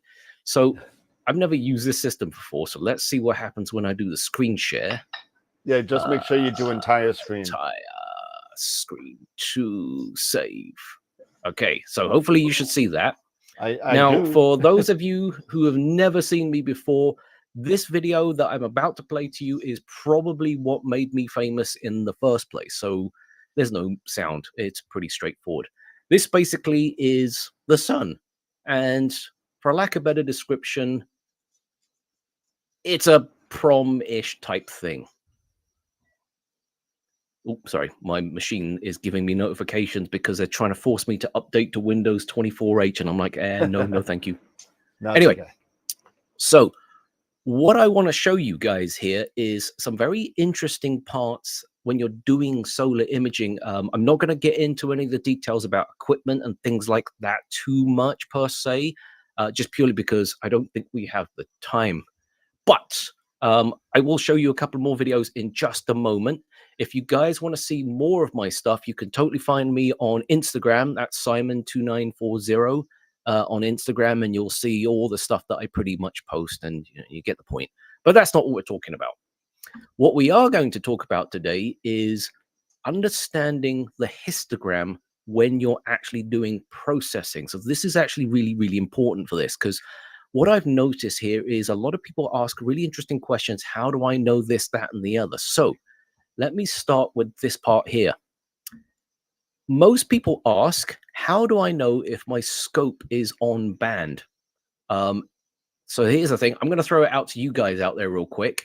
Do you know when you're on band, when you're actually doing processing? Or should I really say just even visual, for a lack of a better description, even if you're doing imaging? So Dan, you guys, Dave, I don't know. really don't do any solar. It's a new term for me, on band. No, I'm band. Oh, really? That's Okay. totally new to me. So when I keep calling him Will, but it's Wilfredo, isn't it? Yep, Wilfredo. Yep. Yeah, when Wilfredo was talking about his two scopes, he was talking about tuning. Yep. And what that basically means is when you tune your scope, you can be on band or off band. Now, off band would not show you any details per se. It'll actually show you more of the photosphere than it would show you the chromosphere. So the terminology of being on band is when you're actually looking at the chromosphere. Now, here's an interesting part to this. The actual terminology is derived because the scope itself is sweeping through the band of light. Specifically, we're looking at 656, which is basically hydrogen alpha. Mm-hmm. And by doing that, that's how we know if we're on band or not. But in the histogram, there's actually a telltale sign that we can actually look for. And I'm going to show it to you guys real quickly. So I've loaded up this image, which is pretty much on band for all intent and purposes. But what I want everybody to focus on specifically is one particular area of the histogram. And I'm just going to expand this really, really big so you guys can see it. We only want to see this area here. Now, if this image was not actually on band, this would just have a smooth drop off and none of these spikes would show up, because these spikes are actually these areas here. So I'm just going to widen this so you can see what we're talking about. We'll call these the little hot spots or the active regions on this actual image of the sun. When you start seeing this, this is where you know the scope is actually on band or coming close to being on band. And if you purposely blow past it, you will see in your histogram, it doesn't matter what the software you're using, Fire Capture, Sharp Capture, whatever, these lines right here will suddenly disappear. So why am I going through all of this? Because what I want you guys to do is understand how the histogram works and how it affects your image. And when you're processing some of these images, how to get the most out of it. So let me just quickly go back to this image specifically, because there are things that are on this picture that I want everyone to see. Now, depending on which areas of the sun that we are trying to affect, we're going to move this point all over the place so it reveals certain areas. Now, I can tell you this beginning part of your histogram is actually the outer edge. We'll call it's the limb of the sun. This very harsh edge is actually this harsh edge of the sun. So if I was to move this, you'll see where the harshness comes from. Okay. Now, if I go into the center, it'll show more of the surface details. Now, in fact, I've got to the point where I can actually just crop out all of the proms that are showing up. And now as I move further along, we can only affect just the active areas or the active regions. So in other words, the active regions is usually where there's flaring occurring, either C class, M class, or X classes if you're really that lucky. So now, what I usually do is I try to optimize my histogram in order to see every part of the sun. Now, this is very subjective. There is no correct way of doing this because some people hate inverted, which is basically this, and some people love it. So I'm going to show you one particular variation that I prefer to use, and it's a very simple hump. Oop, didn't mean to do that. Which just gives you this, the dark background, but the inverted sun. And then through manipulating the histogram, we can actually get more or less of the contrast to come out. And the reason why I did this particular image or wanted to show you this is because we have the limb of the sun, which kind of just runs off. And this is obviously a single stack image for those of you who are really into doing imaging and especially processing and all that kind of stuff. In order to get these perfect limbs like you saw with this particular image, this is actually achieved via double stacking. I don't want to get into it too much on this particular time round because it just kind of deserves a whole section by itself. It's not complicated. It just, there's a lot of things to talk about. That's the thing. What scope did I use? This is actually a Lunt 60. So the same thing that Wilfredo had. I keep calling him Will. I'm just going to call him Will from now on. But going back to the processing side of things, a lot of people don't realize that the common mistake I keep coming across is people will capture in 8-bit. And I always tell people, always capture 16. And if you don't, what happens here is if you look at this histogram, I don't have an 8-bit image to show you right now, but there's a tell when this is an 8-bit image that the histogram would be a lot more blocky.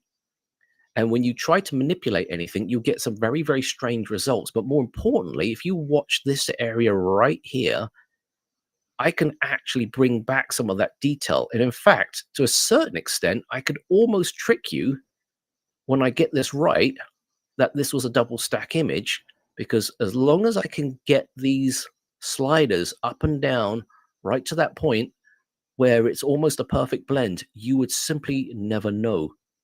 And it is actually possible because here it goes.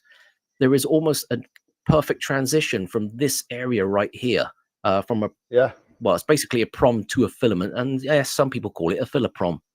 When you master where these bands are inside of your histogram, you can actually achieve some really interesting results. And now, a lot of people have a strange thing where they will capture the sun twice. One for the prominences and one for, we'll say, the surface detail. I hate saying it's surface because the chromosphere is not the surface. It is actually part of the atmosphere. So let me just get that out there. So by doing this, if you capture in true 16-bit, and if your camera doesn't support 16-bit, I'm going to go into that in just 1 second, you will still be able to pull out all this data, because this is exactly what this is captured in. It is basically a 16-bit image. All that data for the prominences actually exists in this part of your histogram. So just because you can't see it during the capturing doesn't mean it's not there. So you can kind of see how much detail is being gleaned out of just this one little area. Now, here's a fun part for you. We can tell because of the Doppler shift on these particular scopes, because it's a pressure tuned system. They're actually Doppler shift telescopes, believe it or not. Is this close or is this further away? This part we know is significantly closer because I have more detail and structure revealed on it, whereas this prom, if I make it a little bit more visible, is actually behind the limb, and there's a little less detail. In fact, it's just kind of wispy out there. If I actually turn the scope to be on band with this, you'll actually get more detail out of this, and then this starts to wash out. So that's actually what's happening with the tuning on this thing. When you turn that, you're not actually focusing or making something go on band. You are sweeping through the entire layer of the sun. By the way, this is why you get this hotspot effect occurring, because it depends what section you're looking at specifically. And then double stacking, so like I said, it's a whole nother disaster. I'm not going to get into that on this one because, like I said, it just takes too long. I hear you. But that's awesome. That's pretty cool. I don't do a lot of solar, and I probably should. Yeah, I've never done solar, but I'm very intrigued by it. You know, because basically it's pretty much the only star I can see is the sun. So I mean, you know, so let me just stop sharing for a second. So you know what the funny thing here is, though, I sit down with so many people and talk about the actual hobby in general. And it really makes me laugh when they go, I just want to see another star, and I wish I could see it up close, and if only we could see what was going on then. I was like, you do realize there's one just right here, right? And we can see it. It's like, you know, well, okay, it's nighttime now. You're not going to see it. It's down there. It's down there. Yeah. Can we get Simon back to do the whole double stacking? Yes, Matt. Yes, the short answer is yes, because the real problem here is I don't really have a way to, I don't know, channel out the really hardcore stuff, because I have to. I don't want to say dumb it down. I'm not gonna say that you guys are dumb or anything. I have to dumb it down for the majority of people that understand it. You know what? I'm solar challenged. Oh, okay. I am solar challenged as well. I'm solar challenged. The funny thing, I'm not afraid to say it. So the funny thing about when I was watching, because I was actually here for quite some time, just so you guys know that I did get home about an hour ago, and I didn't know how the system works. I thought you were I'm stuck glad on you the guys found Pacific me. Coast. Oh God, no! I left work early. Don't tell anybody. Oh, just sorry, Farah. Yeah. I get docked my pay. What? No. Yeah, some of the things that Wilfredo was talking about is, for example, he can't reach focus, especially with the PST. And the funny part of it here is it's not the PST's fault, to be totally honest, because when they designed it, it was really made as a visual scope only. And because the blocking filter is so tiny, when you actually look down it, it's like a 5mm blocking filter. It's absolutely tiny. But what people don't know is it actually has a collimation lens built into it that pulls the focus that direction. So in other words, it's designed solely for eyepieces. Believe it or not, if you really, really get into it, and again, not for the faint of hearted, and since Meade and Coronado is pretty much dead and gone and gone bye-byes, I'm actually allowed to say this finally without getting in trouble. You can actually replace those collimation lenses so it can come to focus with cameras without having all this crazy stuff, because one of the things about Barlow's that people don't understand here is the magnification changes depending on where your sensor sits in relation to the Barlow. So when you buy a Barlow, and by the way, I know we all work in retail to a certain extent, and we're trying to sell you a 2X Barlow. I hate to tell you something. It's just a Barlow. The reason why it's a 2x is because the distance has been predetermined for it to become 2x, 2.5, 3, and a 5, and so forth up. The reality is when it's this close, it effectively works as a 1.2x system. So if you can't reach focus for whatever daft reason, by using a Barlow like that, you can actually affect your back focus distance.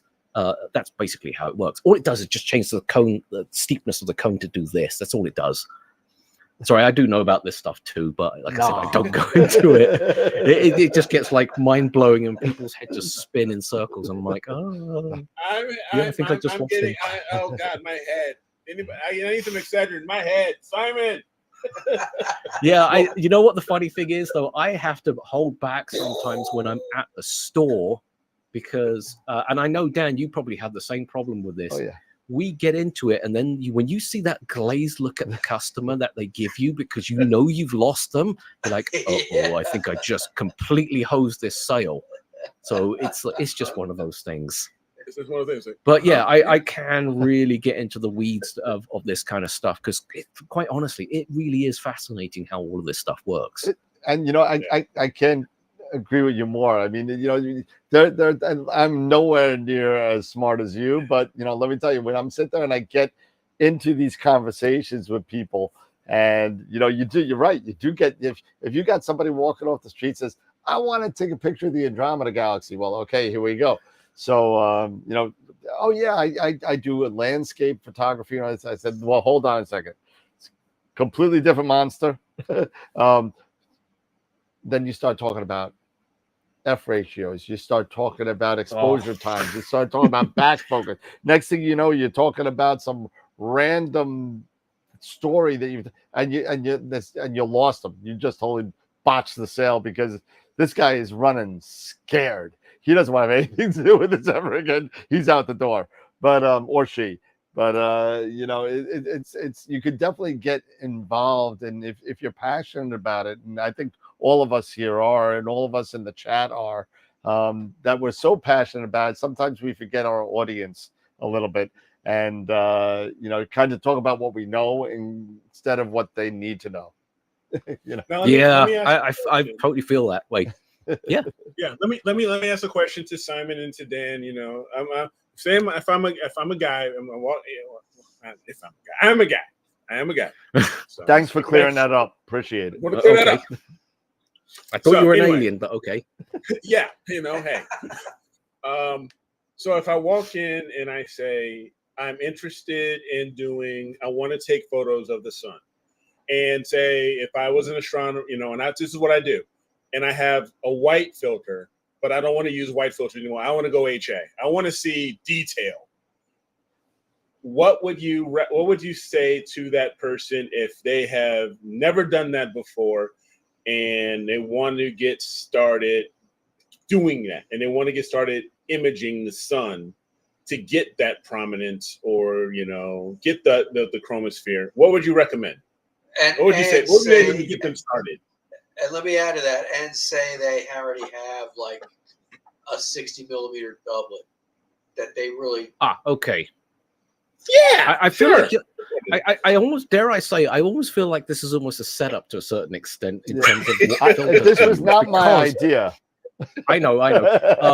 If you actually already have an existing refractor, and I'm going to be very specific, okay, it does have to be an open back tube. Mm-hmm. What I mean by that, you cannot use a Petzval, nor can you have any type of rear elements in the back. And I'll go through that in a reason why, because it's actually quite funny, especially with those already have experienced this. But anyway, let's go through this. If you already own any refracting telescope that is an open back, you can use something called a quark. That, by the long shot, is probably the cheapest and the easiest method just to simply get involved in it. However, the problem with going down the quark route is it is not the easiest to use in terms of technical ability, because it actually has a telecentric system built into it. And notice I did not say telecentric Barlow, because there's no such thing. It's just called telecentric. So there's a telecentric system inside of it that magnifies everything by 4.2. depending on your spacing, it can be a little bit more. So they say 4.2, 4.3, which makes this 10 times harder. So now if you want to do full disk imaging, you have to use some kind of a reducer, which now introduces another problem called distortion. So remember, you've got a Barlow built into something like this, or a telecentric system, and now you go and throw the opposite of a Barlow back into that mix. Do you see how complicated this suddenly got? Yep. So I prefer to tell people is really the best way is to look at a dedicated solar telescope. Yep. There are two on the market. Either the PST, which, yes, it is a struggle to use for imaging purposes, but if you've got a 2x Barlow, just shove it up there and you'll be fine. Or you can use something called the Lunt 40, which is the other alternative to have a relatively affordable scope. Daystar also has something called the Solar Scout, which is okay to use, but again, it has a higher level of advancement in order to be able to get a decent image out of it. Visually, all of these scopes work. It don't matter what you do. They're fine because you can change the magnification. If you use the Quark, for argument's sake, on a 60, even with the 4.2 telecentric system, just stick a 40mm in there and you get the full disk easy all day long, literally. So that's probably where I would throw most people down that road. Blocking filters is another mess. What the blocking filter does, that's actually the part that protects you. Just so you guys understand this, the Eidolon at the front is not what saves you from exploding and, you know, getting a hole in the back of your head. The blocking filter is the most critical part. Now, depending on what you're trying to do, the size of the blocking filter will determine if you're capable of doing imaging or visual. Now, I'm not trying to tell you guys need to buy multiple blocking filters, but try get one that works for, you know, your need. B1200 in general is the best all-rounder, but if you do a lot of visual, the 400 and the 600, which is actually cheaper, funny enough, are the better of the two. Why? Because they're not so bright. The irony here is we've got nothing but light. I mean, it's put it this way: the blocking filter will cancel out, I think it's like 99.97% of all incoming light and only give you the 0.03% of that remaining light. Even that can try and blind you if you're not careful, because if you let in the ultraviolet side of things, oh, God help you. It'll be the last thing you ever see. I'm just going to say that. So even though you're only receiving such a small percentage of that light, it has to be the correct part of that spectrum. UV, you do not want to mess with it. Infrared, it just feels a bit warm. That's all. Yeah. I did see somebody.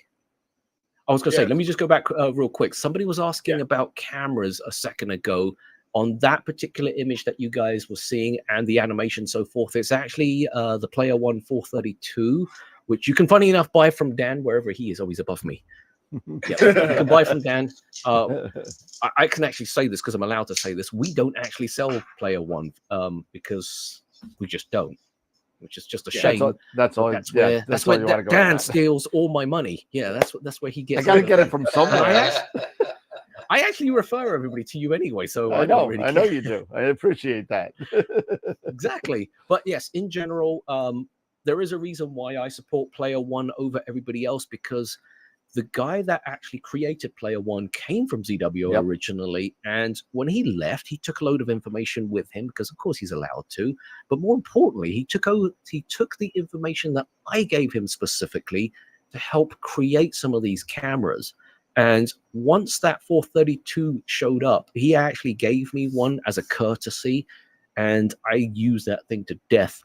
And I ended up buying a whole bunch, and then in the last 6-7 months, I really put pressure on him. I said to him, you need to get this particular sensor. My cat's deciding to leave. You need to get this particular sensor called the 428. Now, if you're getting into solar, get your butt out the way. You guys want to see a black hole? There's one right there. In more ways than one. But yeah, if you're going to get a camera and you want to get a one camera that is great for any size aperture specifically, the 428 sensor is actually the best one. Why the 428 is because it has technically two modes that you can operate in. You can either do the small pixel mode, kind of like the 294, and it gives you 4K imagery, or you can operate it in 2x2 hardware mode, which is essentially the same as a 432. Did I say that right? Yep, yeah, 432. Yep. So that's why that camera to me has been so important. There are some trade-offs. It is significantly slower, but I've now gotten to the point where I've proved that you don't actually need a lot of frames. In fact, most of the captures I do now is only 100 frames, and I just move on. And then when I'm doing the stacking, which again, we'll come back and we'll do stacking another day, I now only stack 20 frames because that's all you need. There's just nothing but signal. When you use this particular camera, this 428, what you can get out of it now is just astonishing.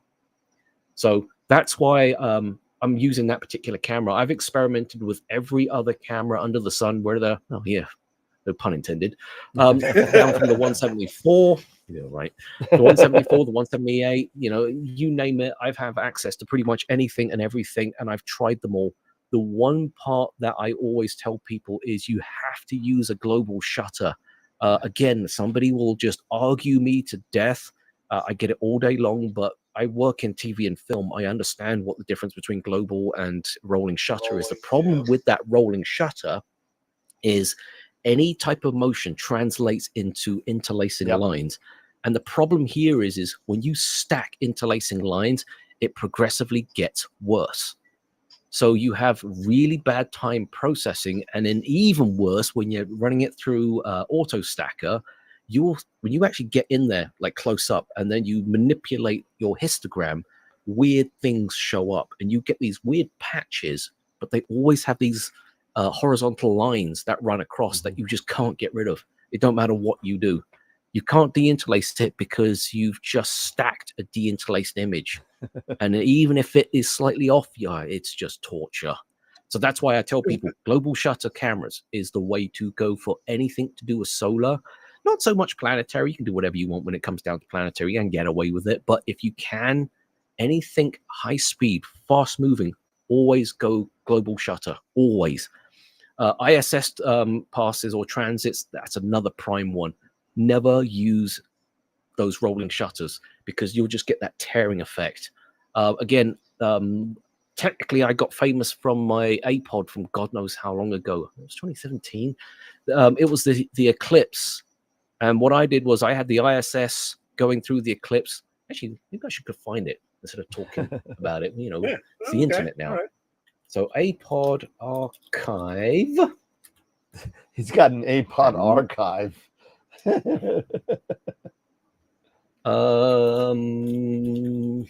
Where's the search button gone? Uh-oh. Oh, it's still loading.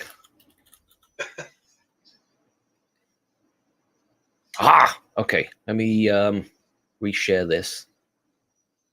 Okay, so that is the image that I did. So it's August 28th, 2017. There's a story behind this. Do we have time, Dan? Yeah, sure.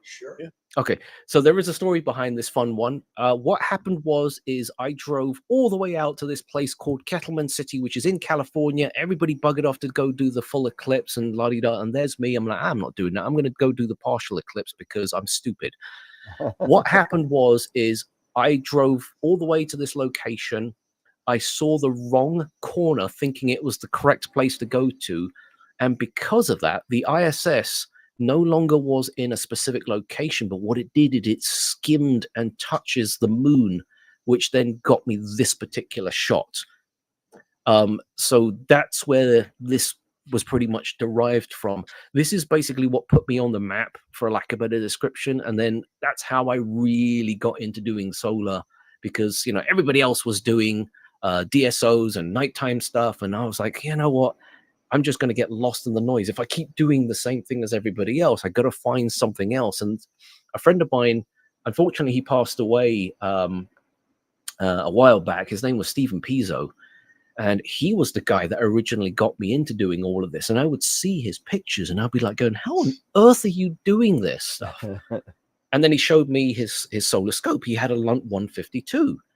And he invited me over and he showed me how he was operating it. He was using a red camera with a custom sensor back then, which was a monochrome sensor. And I was looking through all of his data, and I was like, this is just incredible. And I was like, this is going to take me years to get to this level.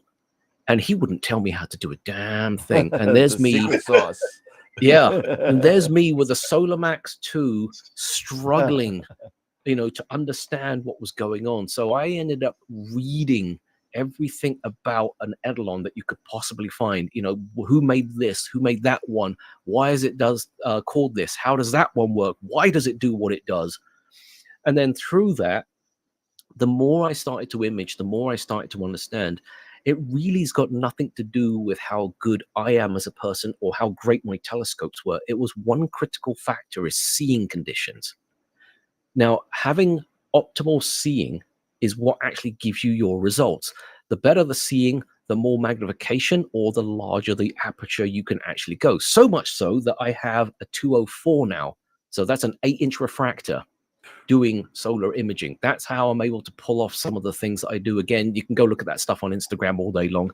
I'm not going to get into too much of it, but that scope kind of changed the world for me, and I started to understand what was going on.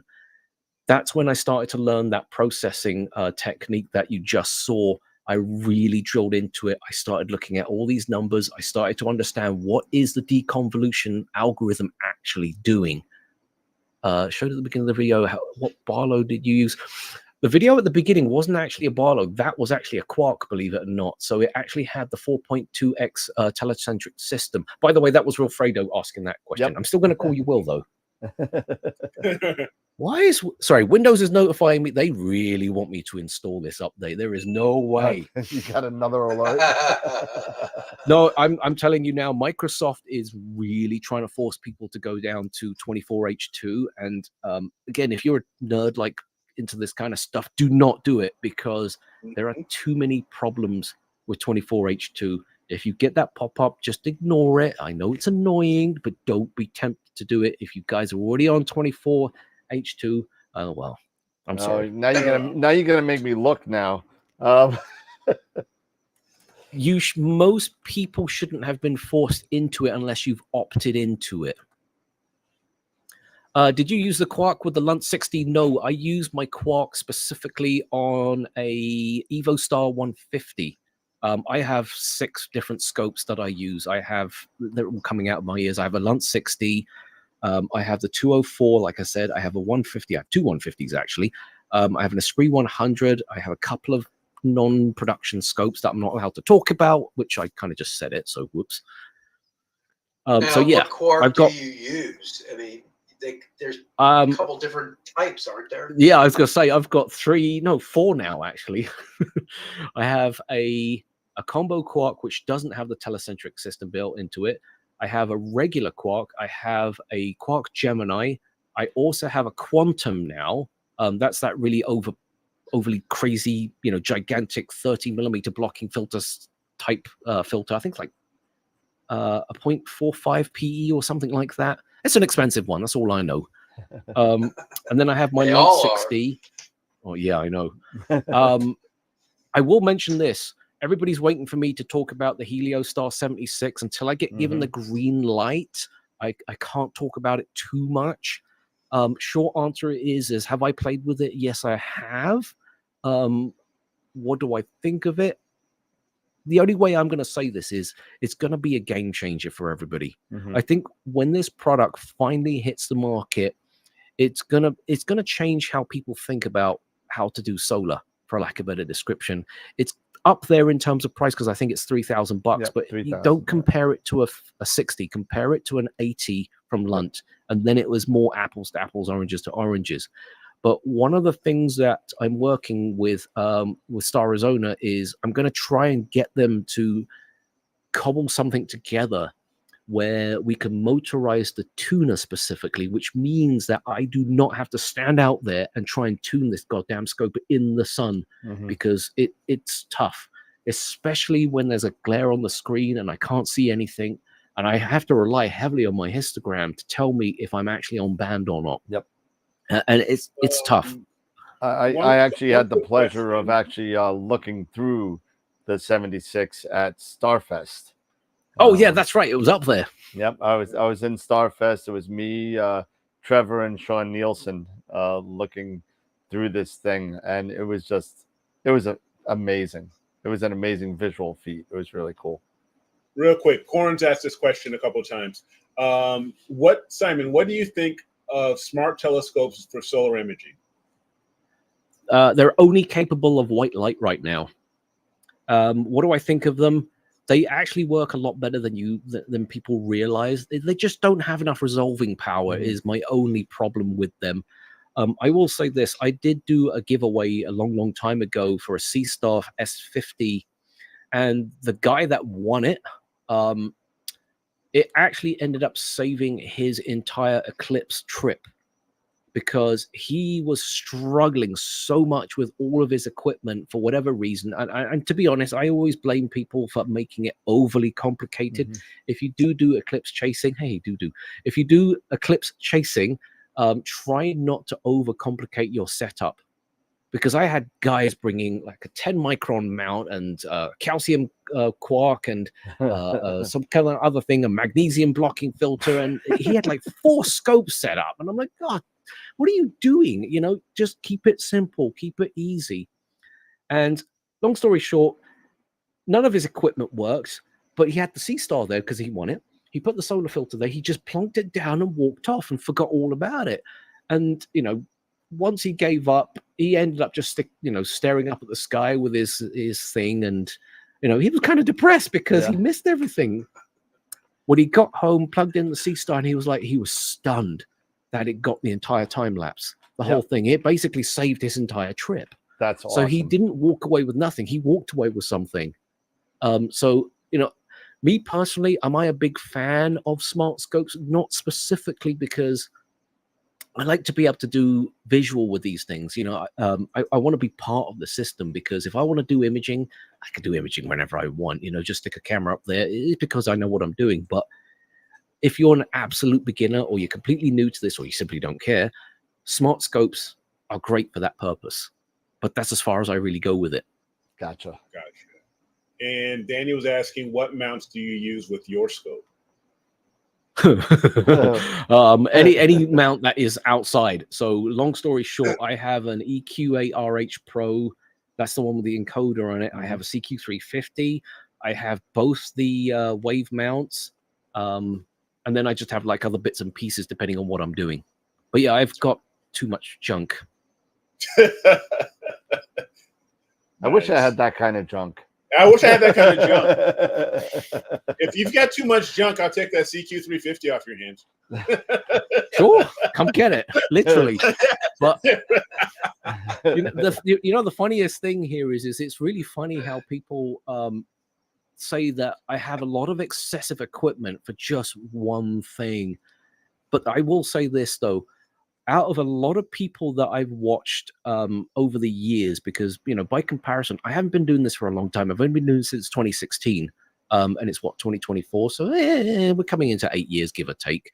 So that's not really that long by comparison. But I noticed by focusing on one particular area, and just basically mastering it beyond that point, to the point where, you know, I don't want to brag about myself, but it's almost like I'm writing the book for this now. It's gotten to that point.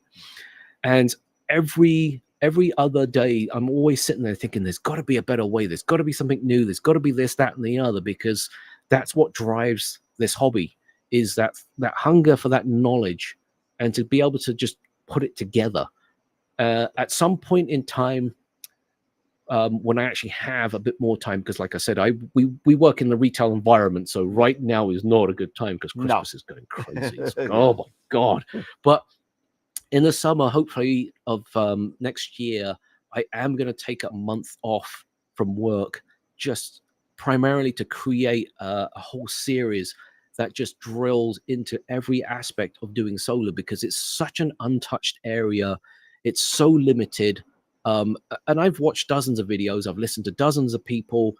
And I just want to say to some people, I know this is your take on it, but sometimes if it's your take and you figured it out, just come out and just state the facts. You know, when I discovered how to come on band just by looking at the histogram, You know, it's a statement of fact at the end of the day. It's a proven thing that I can actually write a book just solely on this whole subject, basically, now. And then there are other people who discovered it, but they kind of ignored it for some weird reason. I'm like, why? So I think it's because they don't know what they're looking at or don't understand what it is they're looking at. So that's why when I create this, I'm not just going to say, oh, okay, this is what you do and press this button and press that button. That's not what I'm going to do. I'm going to really get into the weeds. So if anybody has seen my stuff before understands how I do things, I don't tell you the sequence of doing something. I tell you what the button does and why it does what it does. And I think You're that's the the Adam critical Block part of to all solar. this. Nice. Yeah, maybe. I think Adam Block is like 20 levels above me. But I don't know, but that's what he does. I mean, he doesn't just tell you to hit this slider and do that. He tells you when In you detail. use Why? that slider, Yeah, why it gives it's you the why. changing, what it's doing. Yeah. Right. Absolutely. But I think that's the important part for learning some of this stuff. You can learn somebody's workflow, which is great, but it doesn't mean you know anything. And that's the part that really gets me. Learn the tool. Deconvolution is a prime example. You have to understand what the word even means. The classic one that I've ever had to people is when you actually look at the true reason of deconvoluting any image, what you're really doing is removing movement. That's what it's really doing. That's deconvolution. It depends on whose algorithm for deconvolution you're actually using that can determine the end result. So for solar purposes, we tend to use Lucy Richardson's deconvolution method, but there are like 4 different other methods of doing the same thing. Wavelets, by the way, is also another form of deconvolution. The only difference here is you affect the movement of where everything is going. If you know what that means when I say the word wavelets, you'll see a bunch of numbers and it's a cross. You pull numbers to one side and it will pull the image in that direction. How many iterations you go through, how many layers going that direction. It does get over the top and overwhelming because some of these guys, you know, they really go into it and like they start calculating the point spread functions of some of this stuff. And you're like going, yeah, you lost me about an hour ago, you know? Yeah. That's awesome. Let me ask you this. Yeah. As far as solar processing, is there one all be all, you know, like all in one, all encompassing, you know, this is all you really need. Maybe you don't need, after you use sharp cap or fire capture, is IMP PGG? Oh, IMPPG. IMPPG, is that all you need? Or are there other, like the Registax and Auto Stacker? Do you need all those as well? As far as I'm going to answer this in a very clever way. There is only 2 pieces of software that you technically need for processing. That's Auto Stacker and IMPPG. You can actually do all of this in Pixinsight if you already own Pixinsight. In fact, there's a guy that actually published a great little sequence and series on processing for solar in Pixinsight. The only thing that I wish that he kind of drilled into a little bit more was the histogram, because that to me is a critical part. Oh, look, the black hole's back. There you go. So, yeah, you can actually get everything done with just those 2 pieces of software. The only reason why I don't get into the thick of it with, say, Photoshop is because that's a preference. It's up to you how you want to take it further than that. I have processes inside of Photoshop that, again, I will go into. But a lot of the times I've found is people don't have Photoshop. And they're always asking me, well, what if I have this program or that program or whatever? I think Affinity Photo is another popular one. GIMP is another one. I mean, I can go on forever for the software. But usually when I teach people, I stop at that point because I don't want to tell somebody you have to buy this piece of software, because this is the part of the hobby where it's up to you to take it one step further. I can't be that person that does it for you. I can show you the crazy workflows that I have. I can show you some of the really cool techniques that I have that really tweak out the final bit of detail. But again, that's my workflow. I don't teach workflows per se. Yeah, I appreciate that, and I appreciate, you know, when you have the opportunity to have that month to do all this and to explain the why. I think that's what Mhm. a lot of people are going to be looking forward to. I agree. Think a lot of people are going to appreciate. I think a lot of people, most people who do solar imaging these days, well, especially for focusing, use my specific method for focusing. And I'm going to turn around and say I didn't design, create, or come up with this crazy concept. This concept has been around for a very long time. It's actually called edge contrast detection.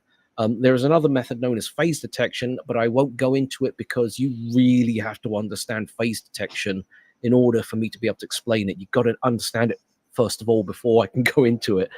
But the edge contrast detection method that I've been teaching people from a lot of people out there have turned around and said it's a massive game changer in terms of getting focus. And the funny thing here is, though, if DSOs wasn't so slow and I didn't have to wait 5 minutes between each sub to do this, I can actually do contrast edge detection to focus in DSOs, believe it or not. But nobody does that because, I want to sleep. I want to capture data. I don't want to sit there for an hour just to focus. Right. Oh, man. Awesome. So, well, yeah. I know, like I said, Matt says he can't wait for your videos and your how-tos and explaining the why. And Ross even says that'll be great. So even a lot of people looking forward to it. Yeah, Jackie's even saying that she's learned a lot about solar from you. So no, I appreciate you just coming on and hanging out with us for a little bit. Yeah. Oh, it's yeah. interesting stuff. Absolutely. I think you guys may or may not already know this, but as astronomers, I can talk you guys to death. Oh, so we can be here for most hours. astronomers do. Right? Dan, that's a great question. That's a great question. Oh, Why are yes. solar scopes so expensive? So expensive. I knew that was coming. I'm going to answer it in two parts, okay? The first part of it here is actually the testing and the certification behind it. It's not cheap. These things can run into the hundreds of thousands of dollars in terms of getting these things ISO certified, tested, and actually functioning, because you do have to correct for the errors and the issues for this. The other part that makes a solar telescope also ridiculously expensive is the Eidolon itself. Forget the ERF, which stands for energy rejection filter, or the focuser, or the fact that it's a doublet, triplet, whatever. The most expensive part is the Eidolon. A while back, I posted a video on how Lunt makes their Eidolons, and it's not a secret. They published it several times, and people have seen videos. Think of a piece of substrate that needs to be polished. The only problem here is it takes 2 to 3 weeks to polish one of these things. They don't do one at a time. They do them in large batches, depending on the size of the Eidolon that they're trying to make. But on average, it takes 2 to 3 weeks, and that's for a cheap one. So you can imagine, if you want to create a higher grade, and how smooth this surface is determines how good of an Eidolon and how uniform it's going to be the longer the grinding process. Wow. A lot of people will scream at Daystar saying, what's taking so long, and da da da da da da. Real part of it here is because they spend so much time polishing that piece of microcrystal that they're using, that's what's sucking up all the time. This is also the reason why for a quark they opt for a smaller system, because they can make a larger batch run quicker. The only problem is how many machines can you afford to buy and keep running? And if you ever saw Lunt set up, I think they have 8 machines. Out of those 8 machines, 4 or 5 of them are constantly running. Just to give you an idea, they're almost $200,000 each machine. Wow. That's how crazy this gets. So now you can start to appreciate why your scope takes so long to make, or why there's such a back order and so forth and so on, and why it's so expensive. It is solely because that Eidolon takes so much time to make. It's so labor intensive technically. They've got to make their money back from somewhere, and that is basically it. At the end of the day, I will be honest with you, Andy Lunt, because that's the guy who owns Lunt's Solar, didn't create his solar scopes to make money off of you. He does genuinely have a love for all of this. However, he's got so much overheads at the same time that that's why these prices exist. We don't actually sell as many as you think. If you look at how many people own a telescope and then ask the same group of people how many people own a solar telescope, it's tiny. Yeah. I mean, it's bad enough astronomy's this big. And now we're, making that thing a little bit bigger. And then that little fraction of people are doing solar, namely me. So out of 100,000 people, only about 100 of us are doing solar. Yeah. That's how crazy this is. Oh my God. That's cool. And yeah, I purchased when I was at Camera Concepts, I purchased a Lund 60. Mhm. Was it? It might have been a 40. I don't know. It was a small guy, but I turned on. I said I sold it back to him. I said I'm working during the day. I've had it for 3 weeks. I've never used it. So I was like, listen, I would love to sit there and do solar because the pictures that you guys get, and just even if you've ever had a chance to visually see through a good solar scope and visual, and just like when you're looking in deep sky objects, even though the sun is obviously a lot brighter than that, but the more you look, the more you see. And you got to kind of wait for it and look at the sun, and then all of a sudden you see little bits popping out at you, and it's those little bits that are pretty wild when you're doing that. Not to mention the fact if you go into the photography side of it, like yourself, Wilfredo, and others, I mean, it's just amazing what you can see, and it's only 93 million miles away, right? It's not that far away when you think about it, so. Well, depends who you ask. According to a flat earther, it's only 5,000 or 3,000 miles away. But yeah, and the world was made 4,300 years ago or something like that. Sure. So, but yeah, I will say this though, for those of you who are watching and you may or may not understand this, please do not try to do some of these things at home if you do not understand it. When we say hydrogen alpha solar telescope, it is not the same as your nighttime or DSO H alpha filter. Absolutely. The band is the same, but how narrow or how much light it lets pass through is completely different. Generally speaking, nighttime filters are measured in nanometers. That's the bandwidth or how much it lets through. Whereas solar is measured in angstroms. And not only is it measured, it's a decimal of an angstrom. That's how small we're talking about. It's literally a slither of light that we're letting through. So don't try to put a H alpha filter and think it's perfectly safe. It is not. Don't do it. That's it. Unless you want to be blind. Yeah, there you go. Going back to don't burn your eyes. Don't burn your eyes Right, out and blame me. Going back to the fun part that I was saying about the solar scope, why do you have to have an open-ended scope? What I mean by the open-ended scope is either a doublet or a triplet or even a singlet. Is if you try to use a quad, for example, there is an element or a group of elements at the back of the scope. Unfortunately, by having that element there, it actually is in the light path where it comes to focus. And the more it comes into the focus, the hotter it gets. And what happens here is the heat from the sun coming in, the infrared part of it, hasn't actually hit the blocking filter yet. So it ends up sitting on that piece of glass. And the longer it sits there, the hotter it gets. The hotter it gets, the more likely it will explode. And I mean it. It doesn't just crack. It genuinely does explode. It's quite energetic. Wow. It's quite funny. And the reason why we always tell people do not use these types of scopes is because all that energy just sits there. There is another thing that I tell people, do not use Petzvals. And I will say you do kind of need to learn the difference between what a real Petzval is and this conversation. so-called, yeah, I know. Me and Dan have had this conversation before. And what a not real Petzval is. And I'm not calling William Optics out on this particular part, but a Red Cat is not a true Petzval design, just so you understand that. How you can tell the difference between a Petzval is just look down the tube. There should be a small opening, like a baffle this big, almost in the middle of it. If you don't see that, that's not a Petzval. So that's the end of that argument, is the end of it. But the reason why you don't want to use a Petzval either is because that point of light focuses down before it crosses and then heats up that baffle as well. and then that baffle melts, and then you're like going, "What's that funny smell?" So that's also why you I'm can't burning up use the a scope. Petzl. Yeah. Oil space scopes, on the other hand, are actually perfectly safe to use. You can actually use them. You just got to make sure that your oil space scope doesn't have any type of leak. You can usually tell by just looking at it at an angle and seeing if there's like a rainbow pattern forming. If there is, that means there's air getting in there.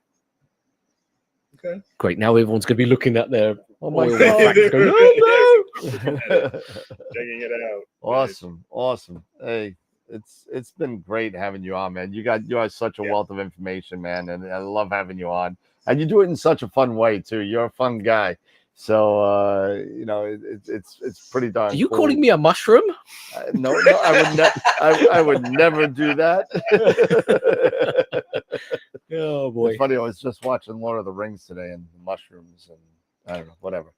Yeah, God. We're gonna go off the rails real quick on that one, but Too late.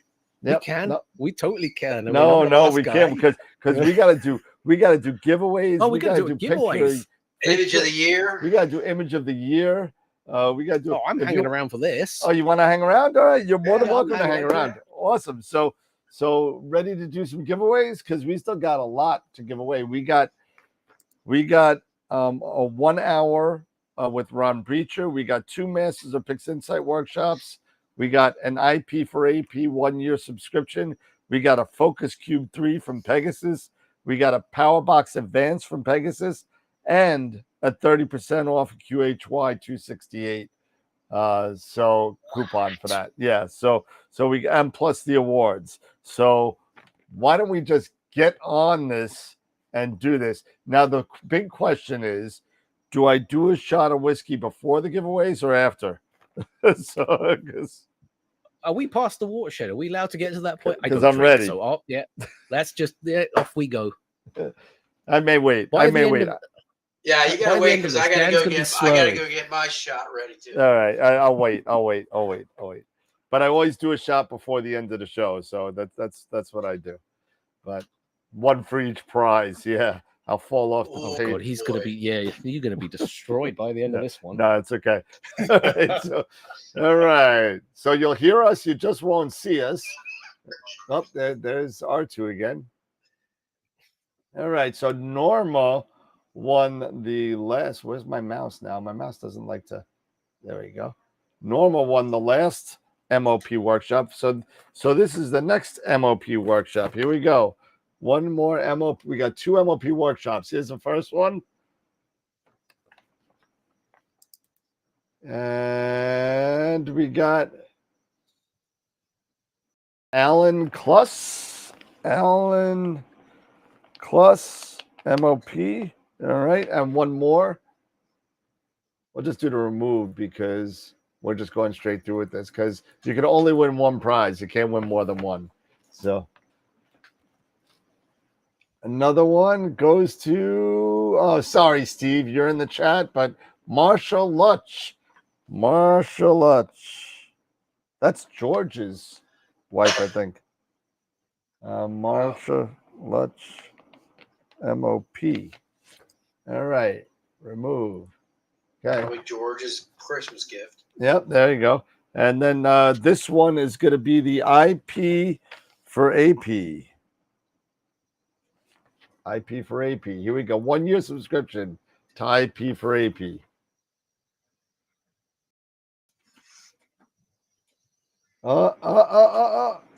Ernie Jacobs. Ernie, there you go. Ernie. All right. Guys, keep a look in the chat and see if anybody kicks it back. Yep, I'm watching. But all right. And then let's see, what do we got? We did the duffel bag, we did that. All right. So now we're getting into the big prize. Oh, wait, the 1 year with Ron. We're getting into the big prizes. 1 hour with Ron. 1 hour, not 1 year. 1 hour. 1 year with Ron. You'd 1 be like, hour. what did you sign me up for? Oh my God. I get to move into your house for a year. So all right. 1 hour Ron Breacher. Here we go.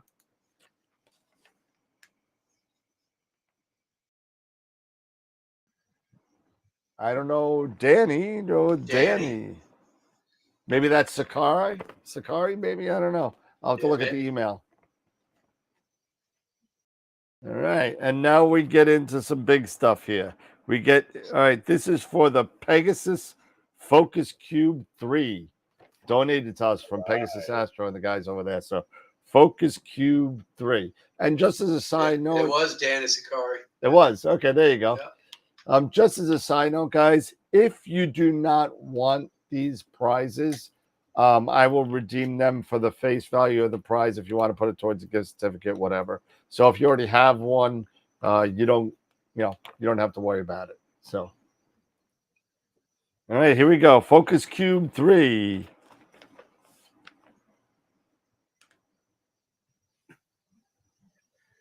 Josh, Josh, there you go. Josh. Way to go, Josh. All right. All right, Josh, Focus Cube 3.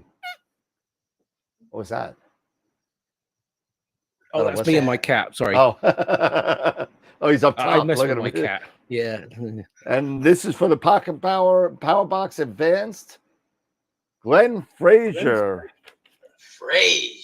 PPBA. Glenn Frazier.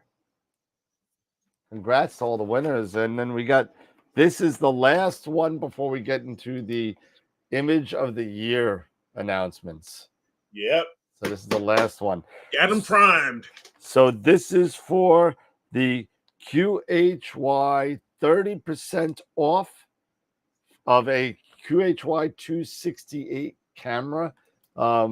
This was given to us by one of our members as a give it back.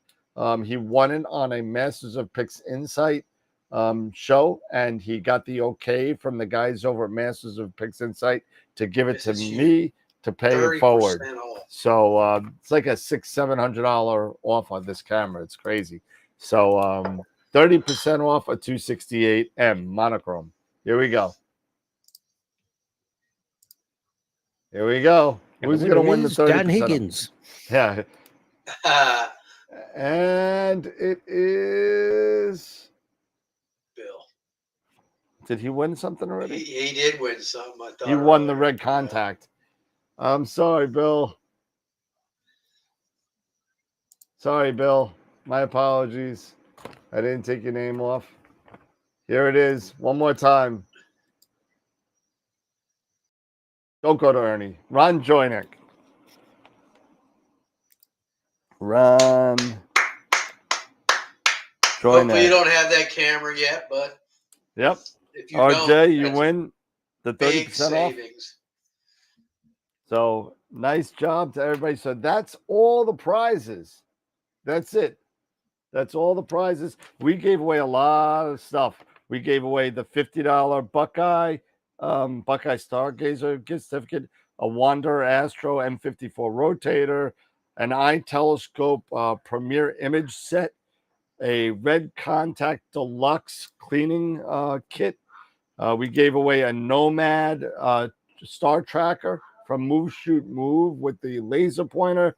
We gave away the most awesomest duffel bag by Astroworld Telescopes, followed by a $50 gift certificate from Astroworld Telescopes, plus the book that was given to us, Into the Unknown by Kelsey Johnson, and then all of the Masters of Pixinsight, the IP for AP, the Ron, the Pegasus stuff, and the QHY stuff.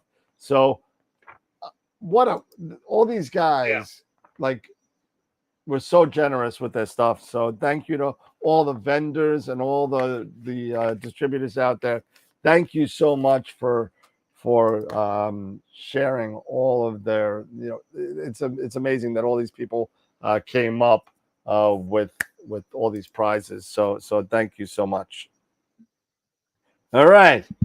All right. Now we are back to what we're waiting on the whole time. Would you like to do the novice ones first, Eric? Yes. Novice goes first. So do 3, 3, 2, 1, I guess. Don't do the BAM. You know what I'm saying? I got pictures. No, don't do the BAM. I got pictures here that I know you got pictures. I know you got the pictures.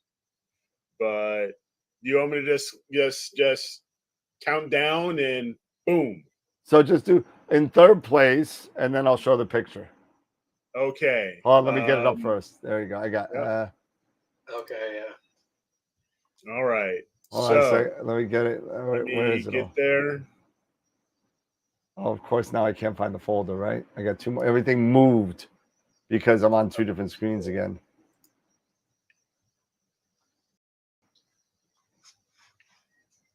Okay, because there were. Let's see. All right. So in third place. Hold on, man. Hold on. Oh, let me go. All right. Well, you let me know. You Image let of me the know. I gotta give me a second. AP3.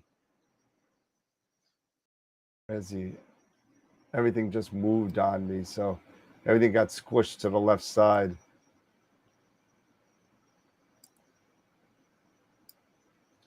Desktop. IOTM winners. There it is. Top 3. All right. I don't want to show on. We're doing a novice first, right? Mm-hmm.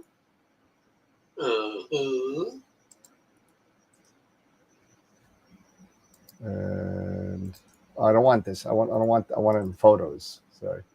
Open with photos. I'm doing this on purpose, guys. So just a. I see. So 3, 2, 1. Okay. Okay. And ready to go here. You sure? Right. Yep. Okay. So novice, third place. Okay, novice. Third place is. You can say the name. And let me fire this up. Oh, I thought you had. I thought you were waiting for me. Here we go. Third place is.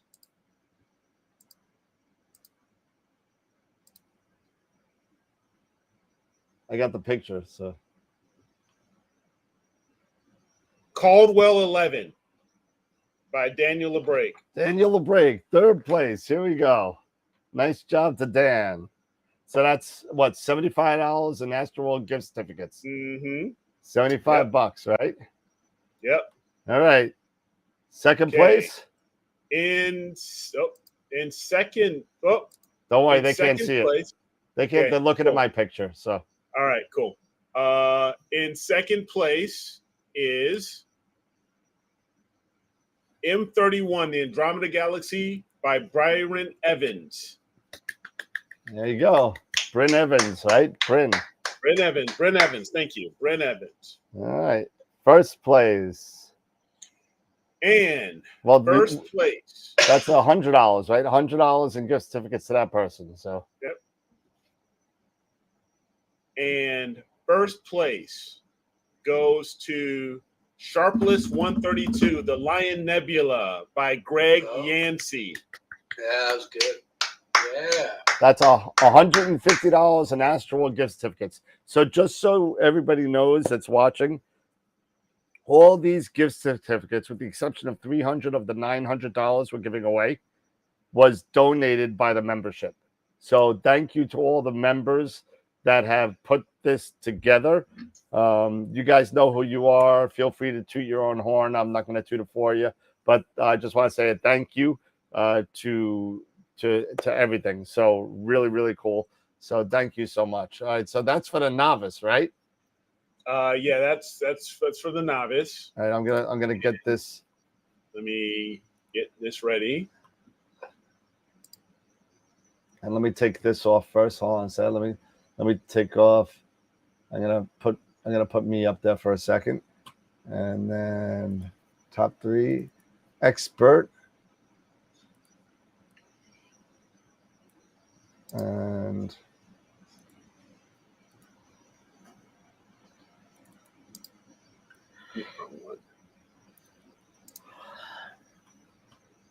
we're getting ready. We had 177 votes. Wow. 177. So that's something. And All right. And I'm ready to go when you are. okay. Okay.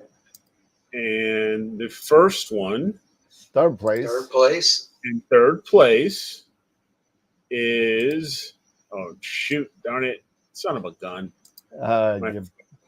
It's the Embryo Nebula. There it is. Tom Peter, right? Tom Peter. Man, that's so awesome. Third place. So no 2P for Tom this year. He won it last year, but what a beautiful picture. Nice job. Yes. Okay. In second place. It was such a squeaker, man. I'm looking at the picture of. I mean, it this- was everything was basically separated by like 8 votes. 8 votes, right? Yeah. Yeah. It was just crazy. In second place is M20 and M8. The Trifid and Lagoon Nebula.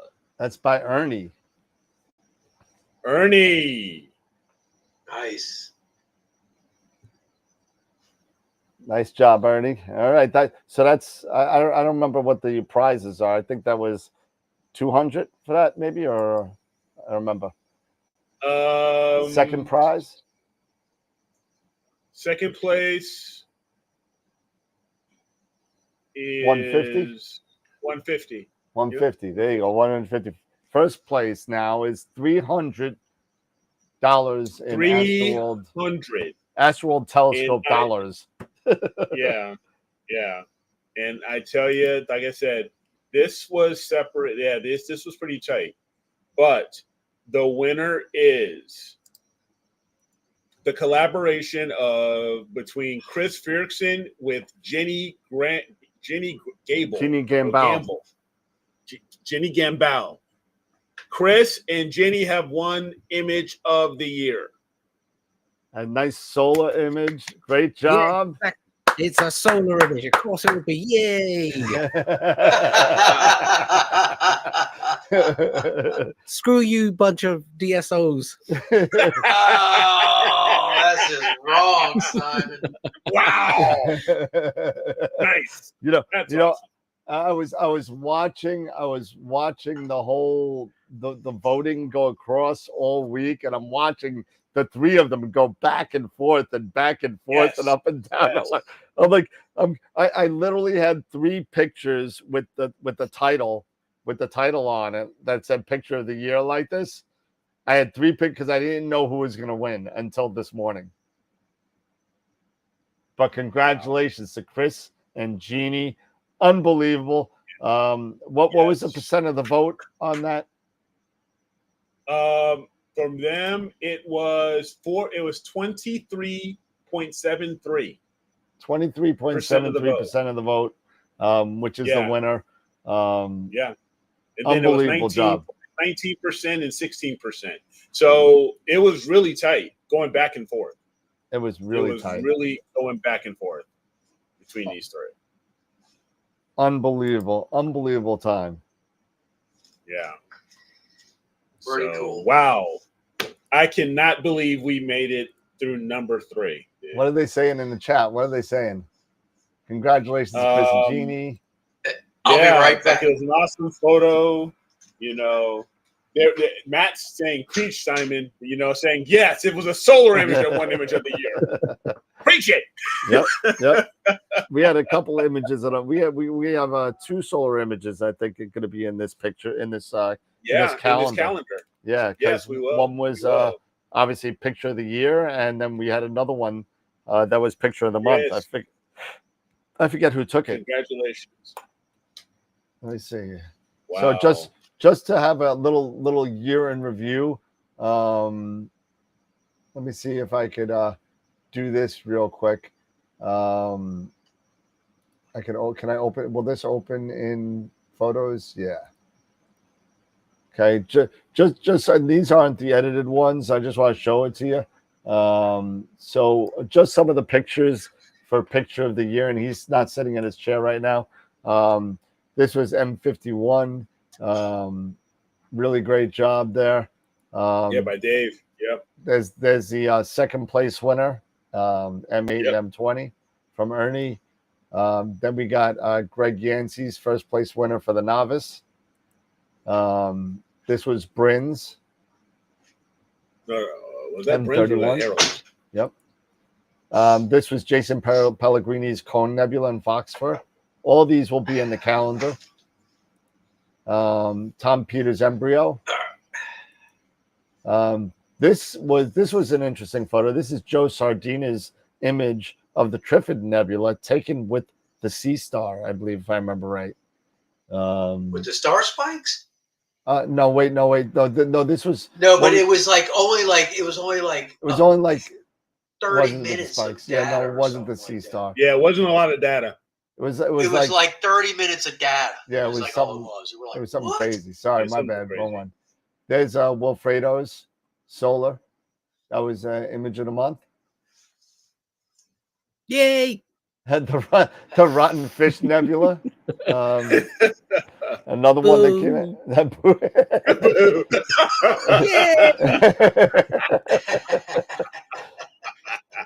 And Cat's Eye. That was good. That's That was a good one too. Scott by Snyder's. I mean, yeah. And then Oh wow, that's a good one. the Heart Nebula. Yeah, And that's it. yeah, So Lot 15. that's everything for the image of the that's all your calendar winners. What happened to Simon? Was mine in there? I have no idea. My Whirlpool, was it in there? Hold on a second, Simon. Let me get you back.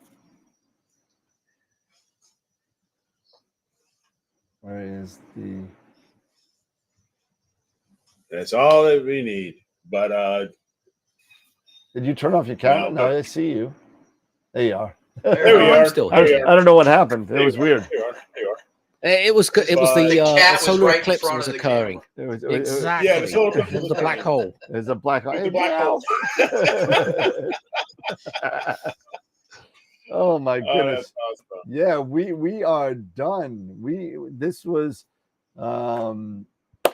another awesome Astropalooza.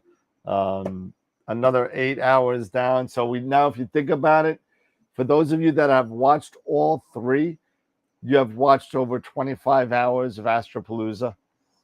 So I don't know if that makes you feel good or makes you feel like a loser, but you did it anyway. So it's a lot of fun doing this and having all these guests. And that being said, we got to do the traditional. You There got you your go. drink? There you go. And we got. I'll show There it Dave. is. There's the pop. I'll There's show the Dave. pop. There you go. There it That's what we got going on today. Little red breast. I will just have my There you empty go. cup of coffee, unfortunately. Yeah, I just have my empty cup of 'cause- water. You know, Red breast. just I give don't me drink. water. There you go. Oh, I got a little oh, what is it? little shot glass there. Little bourbon. There you go. I got my There you I got my Irish whiskey. Okay. Cheers, guys. Great show. Awesome time. Love doing this. Salud. Salute. Salute. Indeed. Yes. Yes. Oh. Simon, again, thank you. Thank you for joining us and closing things out with us. We really appreciate it, sir. So thank you. Thank you. I know everybody here appreciates it as well. Guys, what a year. Yep. It's been awesome. It's been awesome. What a year. So I close hope that guy everybody enjoyed this, and do not forget, if you've liked what we've been doing, and you've watched, and you were one of the few people who have watched 3 Astropaloozas and absorbed 25 hours of me and Dan and Dave, and God bless you for one. But do us a favor. Give us a like on here on YouTube. Give us a thumbs up. Let us know how we're doing. Give us the good, the bad, the dirty, the ugly, whatever it is. Just let us know what you guys think of what we're doing, and we would really appreciate that. Yep. But again, wow, I'm done. I'm spent. I'm done. Yeah, but before I send it around for final thoughts, don't forget, right now you could actually purchase your pre-order your 2025 calendar. I promise you will have it way before March, like last year.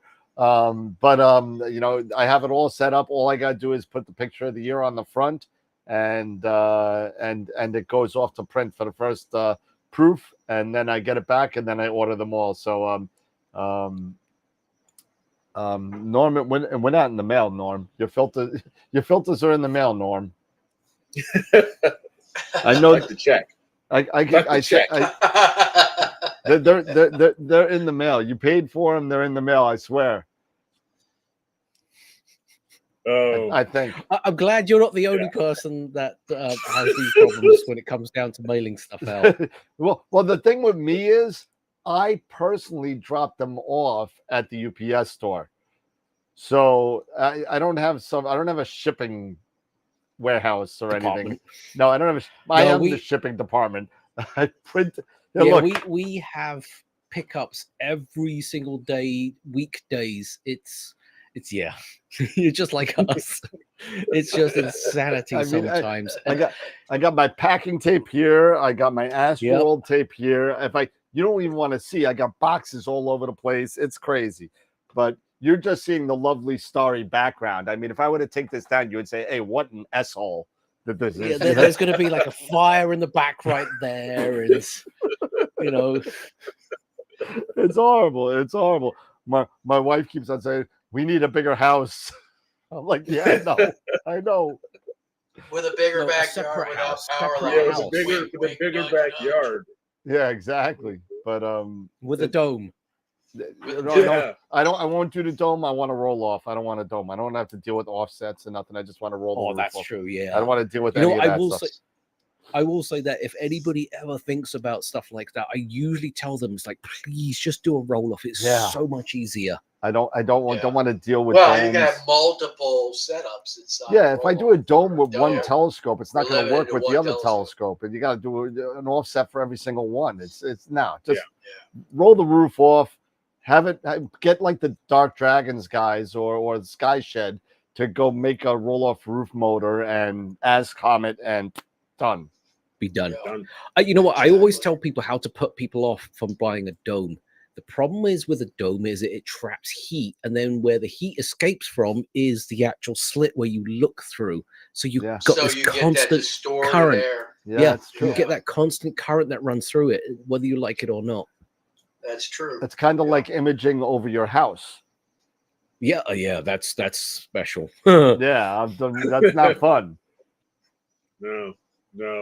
It's horrible. You see, I'm that guy that when we're out in a star party and I'm looking through the guys, 30-something plus inch Dobsonian, there's always someone that stands right below the scope. And I'm like looking at them going, it's like, I don't want to be that guy, but please move to the side. And they're looking at me going, it's like, well, I'm not blocking your scope. I said, you're not blocking the scope, but your heat signature is. Yeah. Yep. It's totally getting waved right next to the rocker box. Get away from the rocker box.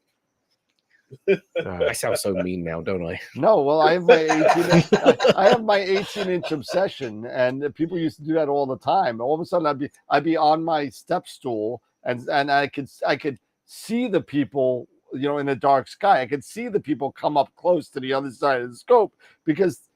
Where's the turbulence coming from? What the hell's going on? It really does affect it. I mean, these are the high crazy levels of astronomy that some of us really get into, and it's great to share some of this stuff with the people watching. And I'm sure some of you at home watching this have experienced just that and not knowing what it is, and now you know. I'm telling you. All right. Final thoughts. We'll start with Eric, and we'll go around. We'll end up with Simon, and then we are done. It's 10:07. I don't know how we ended up like a half an hour, and we're ending up on time, but it just seemed to work out. So it just seems to work out. But again, Dan, you're the man. You're the one. You've done it 3 years in a row now, putting all this together, man. So congrats to you. Kudos to you. and getting this done. This is, I know, is not easy. So well done, my man. And let's see. While my wife tries, I'll talk to her in a second. What time are you coming home? I know, right? She's already upstairs. Anyway, again, Dave, great. Been, this past year been great hanging out with you, man. And thank you so much for, co-piloting us with me when I'm doing it solo and stuff like that. No problem. So it's been overall, guys, it's been a great year. It's been a great year. And I can't wait until, next year we kick this thing off and I'm sitting under Bortle 3 skies. We can't wait either. Screw you, Eric.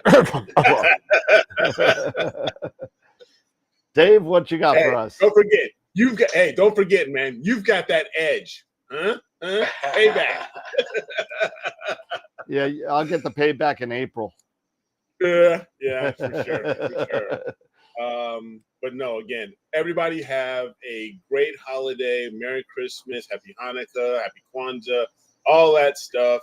And we will see you guys next year. And again, thank you all for your support, this past year.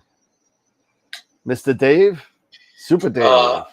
So this is third Astropalooza for me. First year in the chat. Second year I was in the Dominican. Still was able to watch. I'm grateful to be on this year as a contributor and panelist or whatever you want to call me. Thanks for bringing me on this year. I've loved every minute of everything we've done this year. I couldn't ask for a better group of guys to hang out with, at least for astrophotography. And, this whole community has just been great. Everybody that's in the chat, we see them every week, a lot of those people, and we chat a lot with them, and it's a great experience. Always learning something new. Simon, it's great meeting you. What you bring to the table as far as solar is way interesting and stuff like that. I've never dabbled into it, but I want to. It's something that's always piqued my interest. Just timing for me. Unfortunately, I usually work from sun up to sundown, so don't have a lot of time, to look at the sun. Get a dome. roll off. Gotta roll off. Gotta roll off. So, but same Happy New Year and Merry Christmas and Happy Hanukkah to everybody, and hopefully everybody has a great holiday, and we'll see y'all next year, hopefully with bigger and better stuff. All right, Simon, you got any final thoughts? Do more solar, everyone. Because if you guys want to sleep at night, I suggest doing your astronomy or getting your astronomy fix during the daytime. Because guess what? It doesn't matter how much light pollution you have where you are. The sun is the worst when it comes down to light pollution. So you can't get any worse than that. But other than that, I do want to thank Dan, especially for inviting me on this. I think we've spoken about doing this before in the past, and it's funny how we've kind of crossed paths finally. Yeah. Because this almost stems all the way back to COVID. Yeah, it does. What was it? I'm trying to remember what they were doing. It was Neef did their version of this, for lack of a better description. Well, yeah, I was the one doing all the darn commercials. Yeah. But you know what the funniest thing was? That was awesome. I'm going to be honest with you. That was the highlight for all of us when we're sitting there watching Neef, because, we can't be there. And then all you see is Dan comes up with a carpet salesman pitch and the overacting. And it's like, oh my God. Like, everybody woke up. Like, everyone. Oh, yes. That's why we always remember it. Everybody. And I mean it, because Jeff Simon from Skywatchers, that was the first thing that came out of his mouth was, Dan Higgins, Salesman of the Year. Without him, there'd be nothing. Nothing. I am more than happy to do that again. The year after that, I pulled it back a little bit because everyone thought it was still a little bit too crazy Eddie. But that was the whole thing, right? You know, that's what it was all about. That's the best part. I'm not kidding you. It was genuinely the best part of the entire Neef thing was when Dan just goes off, and it's like, wow, this is great.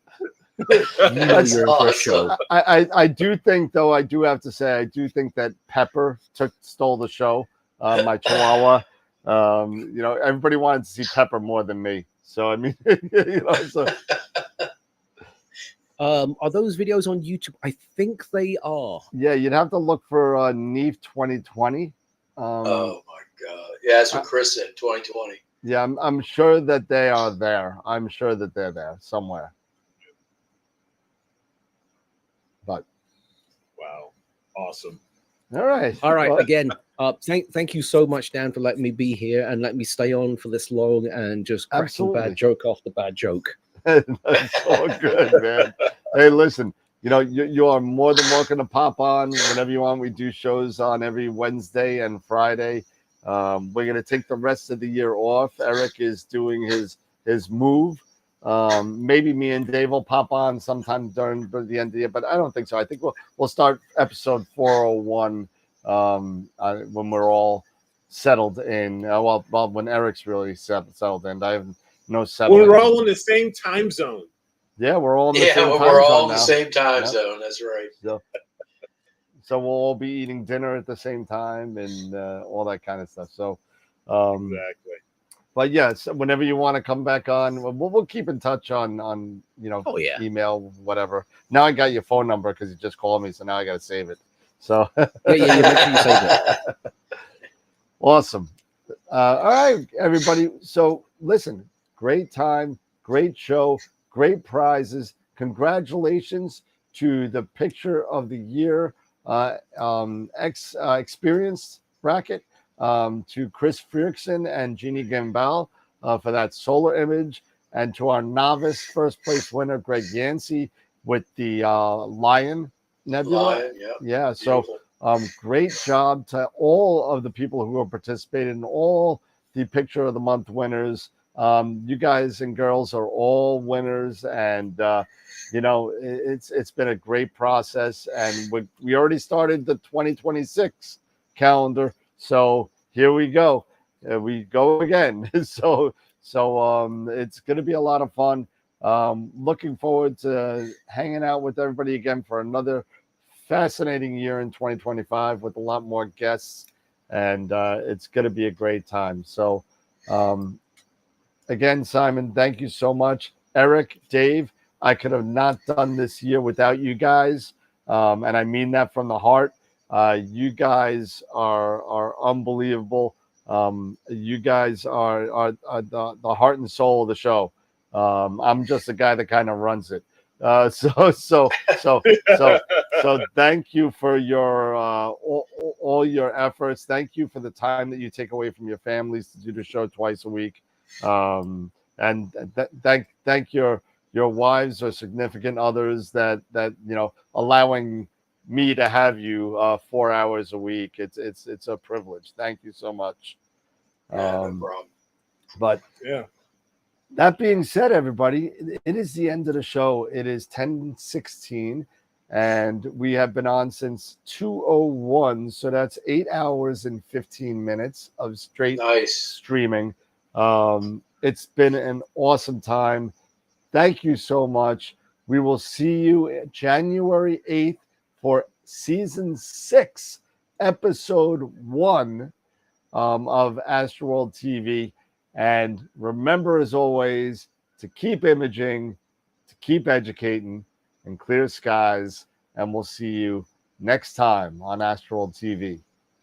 Have a great night, guys. Cheers, everybody.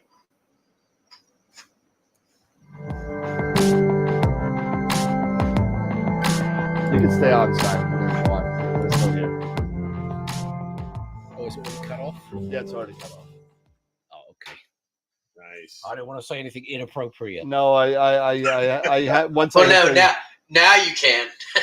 Now you can. Once I hit the outro, it switches the